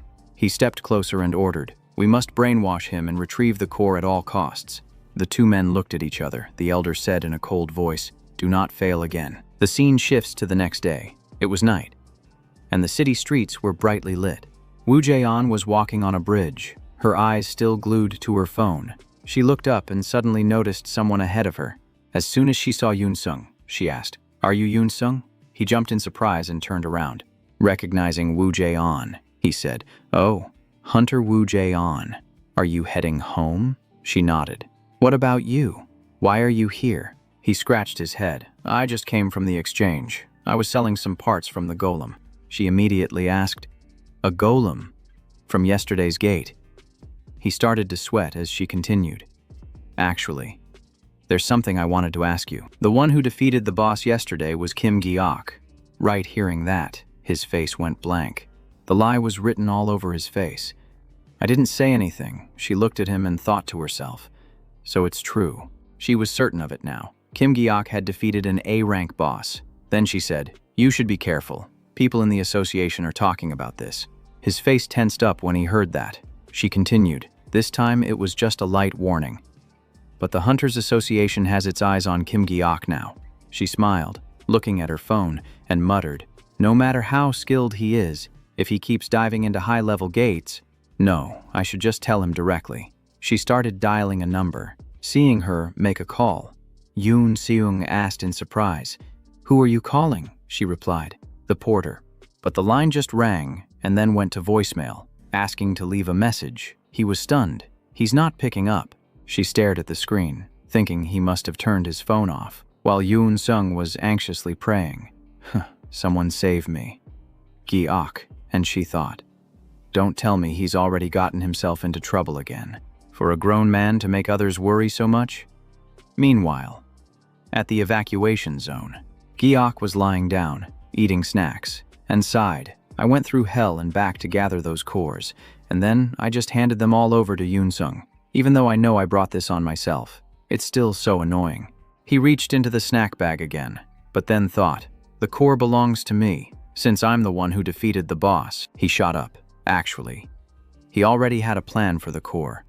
Looking at the empty snack bag, he cried out, "Is it all gone?" The alien entity inside him laughed gleefully.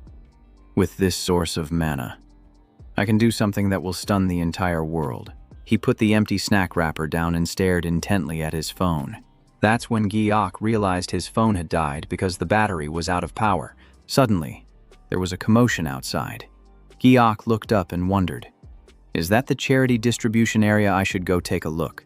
He looked outside, thinking that another kind earthling must have brought some food, and called out, "The curry you gave me last time was delicious." But as soon as he stuck his head out, a red cord wrapped tightly around his body. What is this? Immediately after, Gi-ok was slammed to the ground, and in front of him stood two figures with their faces completely covered. He realized they were even covering his nose. They're trying to block a mage's breathing. Are they trying to seal my skills? As Gi-ok's consciousness began to fade and his breath hitched, he let out a silent curse. Immediately after, he collapsed, and his awareness completely vanished. The two figures leaned down close, carefully examining his face. On the wall, the old clock continued its slow, heavy ticking. Gi-ok's eyes snapped open. The smell of metal and blood, along with the nasty-looking tools on the table, made him realize instantly that he'd been kidnapped again. He was tied tightly to a chair again, completely unable to move. He was absolutely furious. A figure entered the room, much sooner than he had expected. The man closed the door and asked, "How is your body feeling?" Gi-ok squinted at the man, thinking, "Isn't this the typical kidnapper I can tell just by looking at him?" He observed the man more closely, forced to listen to what he had to say, and then asked, "Why have you brought me here?" The man pulled something from his coat and said, "Who knows? Maybe for enlightenment or salvation." His words sent a chill down Gi-ok's spine. He took out a knife, wiped it lightly, and said, "It is all according to the divine will of the great guardian deity, Nachat." Gi-ok was inwardly skeptical. What kind of strange god is that everything this guy says sounds wrong? He was startled as he remembered. Nachat. That's right, it was in that text message. It asked if he had ever heard of the Nachat Temple. The man continued, "Those terrorists are followers of a fake sect, as you've read in the message. We call them the Nachat Temple. The Daofi group that Wu Jeon mentioned. They're not just terrorists." The man stepped closer and said, "The world must belong to those who understand its true worth, especially the rare resources from special gates." Gi-ok quickly asked, "So you're saying you want me to hand over the infinite power core?" He replied instantly, "That's right. We've already torn apart your refugee tent and your house, but we still haven't found it anywhere." Gi-ok tensed up as the man leaned in, his face inches away, and demanded, "Tell me the location of the core." His face darkened as he spoke in a threatening tone. "Don't tell me you already sold it." Gi-ok stared at the knife pressed against him, his mind in turmoil. The core's location. The core was with Yoon Seung, which he had painfully handed over. If he said the wrong thing, he would drag him into trouble, so Gi-ok hesitated. The other man just smirked. "That's right. You wouldn't spill it that easily." he said coldly. Then I'll help you remember. Giok was stunned. A spray of blood erupted, and he froze. The knife pinned Giok's hand to the chair, and the small creature inside him screamed in agony. This guy was truly dangerous. Giok's blood had splattered onto his face. Giok maintained a blank expression and said, "All right, I'll listen to you from now on." He continued, "So please don't resort to this method again." His eyes glancing at his bleeding hand. He thought to himself, "It's a good thing I adjusted my pain perception level, otherwise I would have died on the spot." Giok said calmly, "I just need to tell you the location of the core." Right. The man was stunned to see him show no sign of pain. What the hell? He didn't even flinch when he was stabbed. To endure pain like that, he had never seen a skill like it. He wondered, or is his willpower just that strong? He suddenly grabbed a nearby chair. Then he pulled it to face Giok. He must have guessed that he was an A-rank hunter, or higher. He picked up an item from the table. As a rule, the higher a hunter's rank, the stronger their mental fortitude. Giok looked bewildered. What is that? A strange object appeared before him, an orb that looked like a staring eye. That was the rare grade Eye of Temptation, an item that could brainwash people and turn them into puppets. His voice deepened. "No matter what happens today, I will complete the mission assigned by the Elder, brainwashing." He picked up a pair of pliers, his voice cold. "Let's see how long that impassive face of yours can last." Giok. Seeing this, Giok started to become flustered. The hands of the clock continued to turn. More than 2 hours and 15 minutes had passed. Toenails littered the floor, mixed with blood. Another nail had just been ripped out. The other guy was panting heavily, annoyed. What a monster. Why is there no reaction? Giok was covered in injuries but remained completely stoic, wiggling his foot as he thought.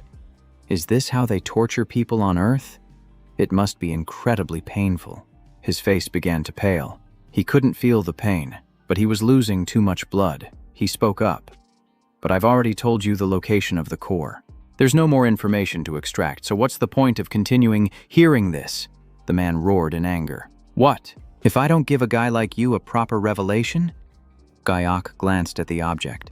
That eye emitted a strange mana. It was a brainwashing item that used mind magic to manipulate its target without causing pain.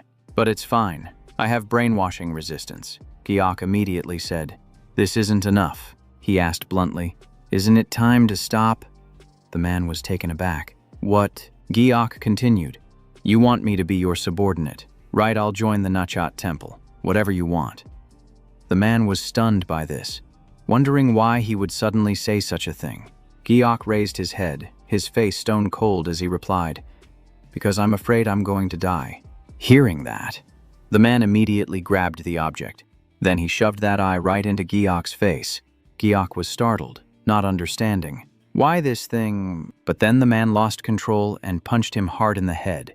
The guy roared in frustration. "If you truly felt you were in danger, the Eye of Temptation would have already worked. Yours. You've been beaten senseless, yet you still don't show any fear." Giok glanced over and said, "I am being affected." With a deadpan expression, he said, "I'm very scared." Hearing this, the man stepped back, bewildered. Giok was confused.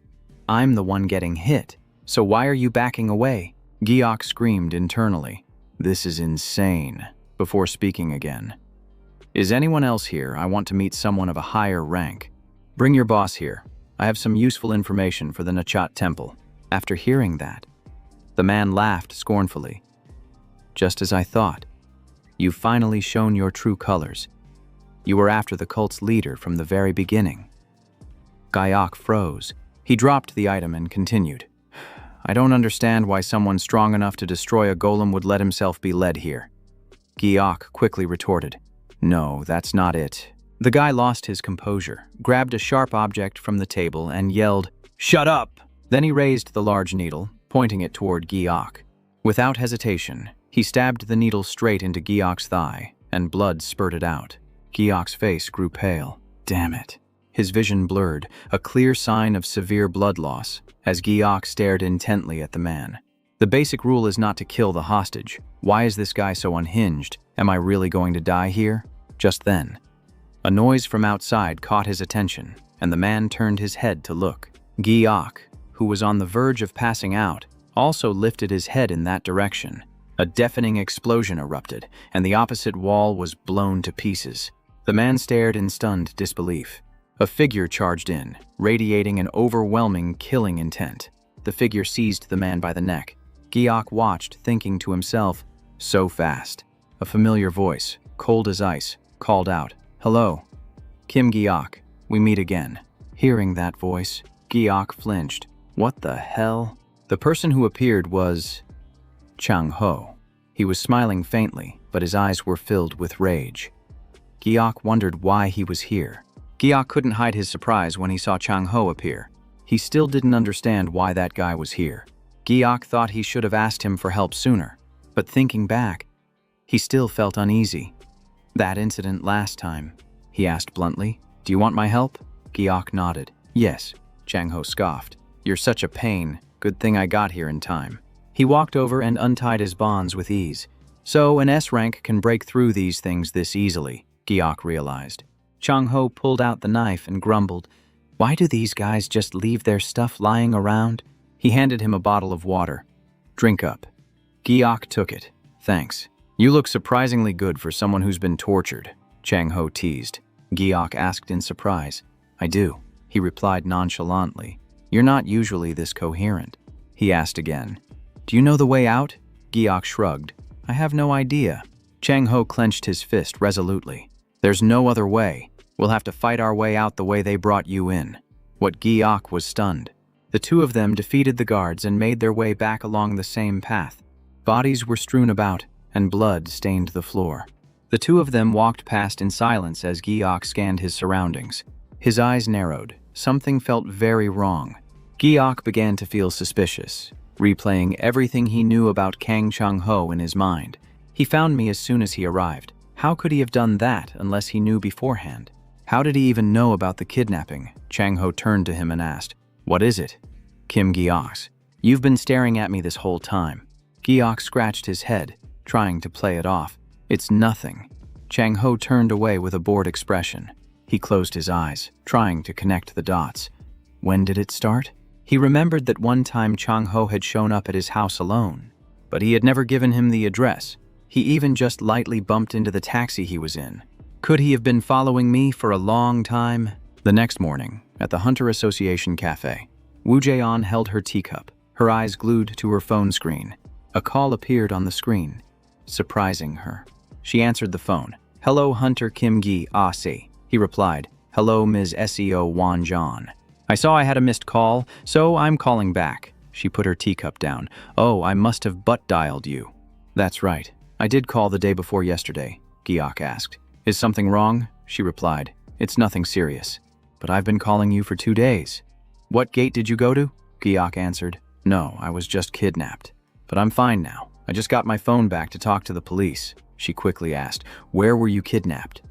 "Tell me the details," Giok said. "I went to Nakchan."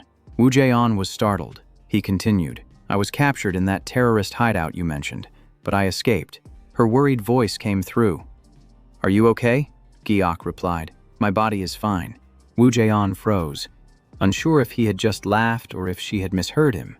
Giok cut her off. "If it's not urgent, I have to go. I'm busy today and can't talk for long. Just text me if you need anything," she quickly shouted. "Wait." Woo Jae-on stared at the screen. There was still so much she wanted to ask, but hearing him say he was busy, she stopped herself. "I think he mentioned being questioned by the police." She called someone else. "Hello, Detective Cha. This is Seo Woo-jon. I have something to ask. Are you free?" Woo Jae-on was stunned. "Hunter Kang Chang-ho appeared at Nakchan," Detective Cha replied. "They destroyed houses and injured civilians, acting in secret." But how did he know about that place? Kang Chang-ho only said he went to rescue Giok, and Giok claimed he didn't know anything. The unusual thing was the reaction of the man they captured, the one who recruits people for Nakchan. The moment he heard the name Kim Giok, he went crazy. He screamed, calling him a devil in human skin, and claimed the whole thing was a setup orchestrated by Giok and his manager. He also said Giok let himself get captured just to infiltrate their ranks. It sounds ridiculous. How could he have known he would be captured and planned for it in advance? After hearing this, Wu Jian put down her teacup, lost in thought. If it's him, elsewhere. Giok held a drink in his hand. Seeing him drink, Chang Ho asked, "Is it good?" Giok grimaced. "What kind of vanilla latte has no coffee, but it's drinkable?" He asked directly. "Why did you suddenly call me here?" Giok looked at him. "I just wanted to say thank you." He was stunned. "Thanking me?" Giok nodded. "I'm being investigated and there's a lot I can't explain, but I'm still grateful. Regardless, I'm very grateful that you saved me," he said coldly. "But you've been following me." "Right." Hearing this, Chang Ho froze for a moment.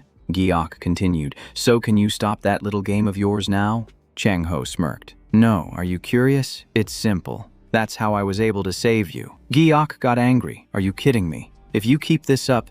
Chang Ho cut him off. "What? Are you going to report me? Go ahead and tell them. I'm a 20-year-old who just awakened my abilities and I'm being stalked. Let's see what the police have to say about that." Giok screamed internally. "He's right, but my blood is boiling." And he growled, "Kang Chang Ho, you're the user of voracious evolution, aren't you? That skill that steals abilities by killing the powerful," Giok concluded. "Isn't the reason you're sticking to me because you plan to make me your next target? That's why you're letting me live, because you're not yet sure if I'm truly powerful." Chang Ho calmly nodded. "That's right." Leaving Giok surprised, he admitted it that easily. He didn't want to admit that he was being targeted by this man. He continued, "Now that you know, let's get straight to the point." "Kim Giok, how old are you?" he replied. "Probably 24. Hearing that, Chang Ho raised an eyebrow. "You're younger than you look." He slammed the table and shot to his feet. "I'm going to make you an offer." Chang Ho pressed on, causing Giok to freeze up. "Hunter Kim Gi-oksi, would you be willing to die by my hand when you are 34 years old?"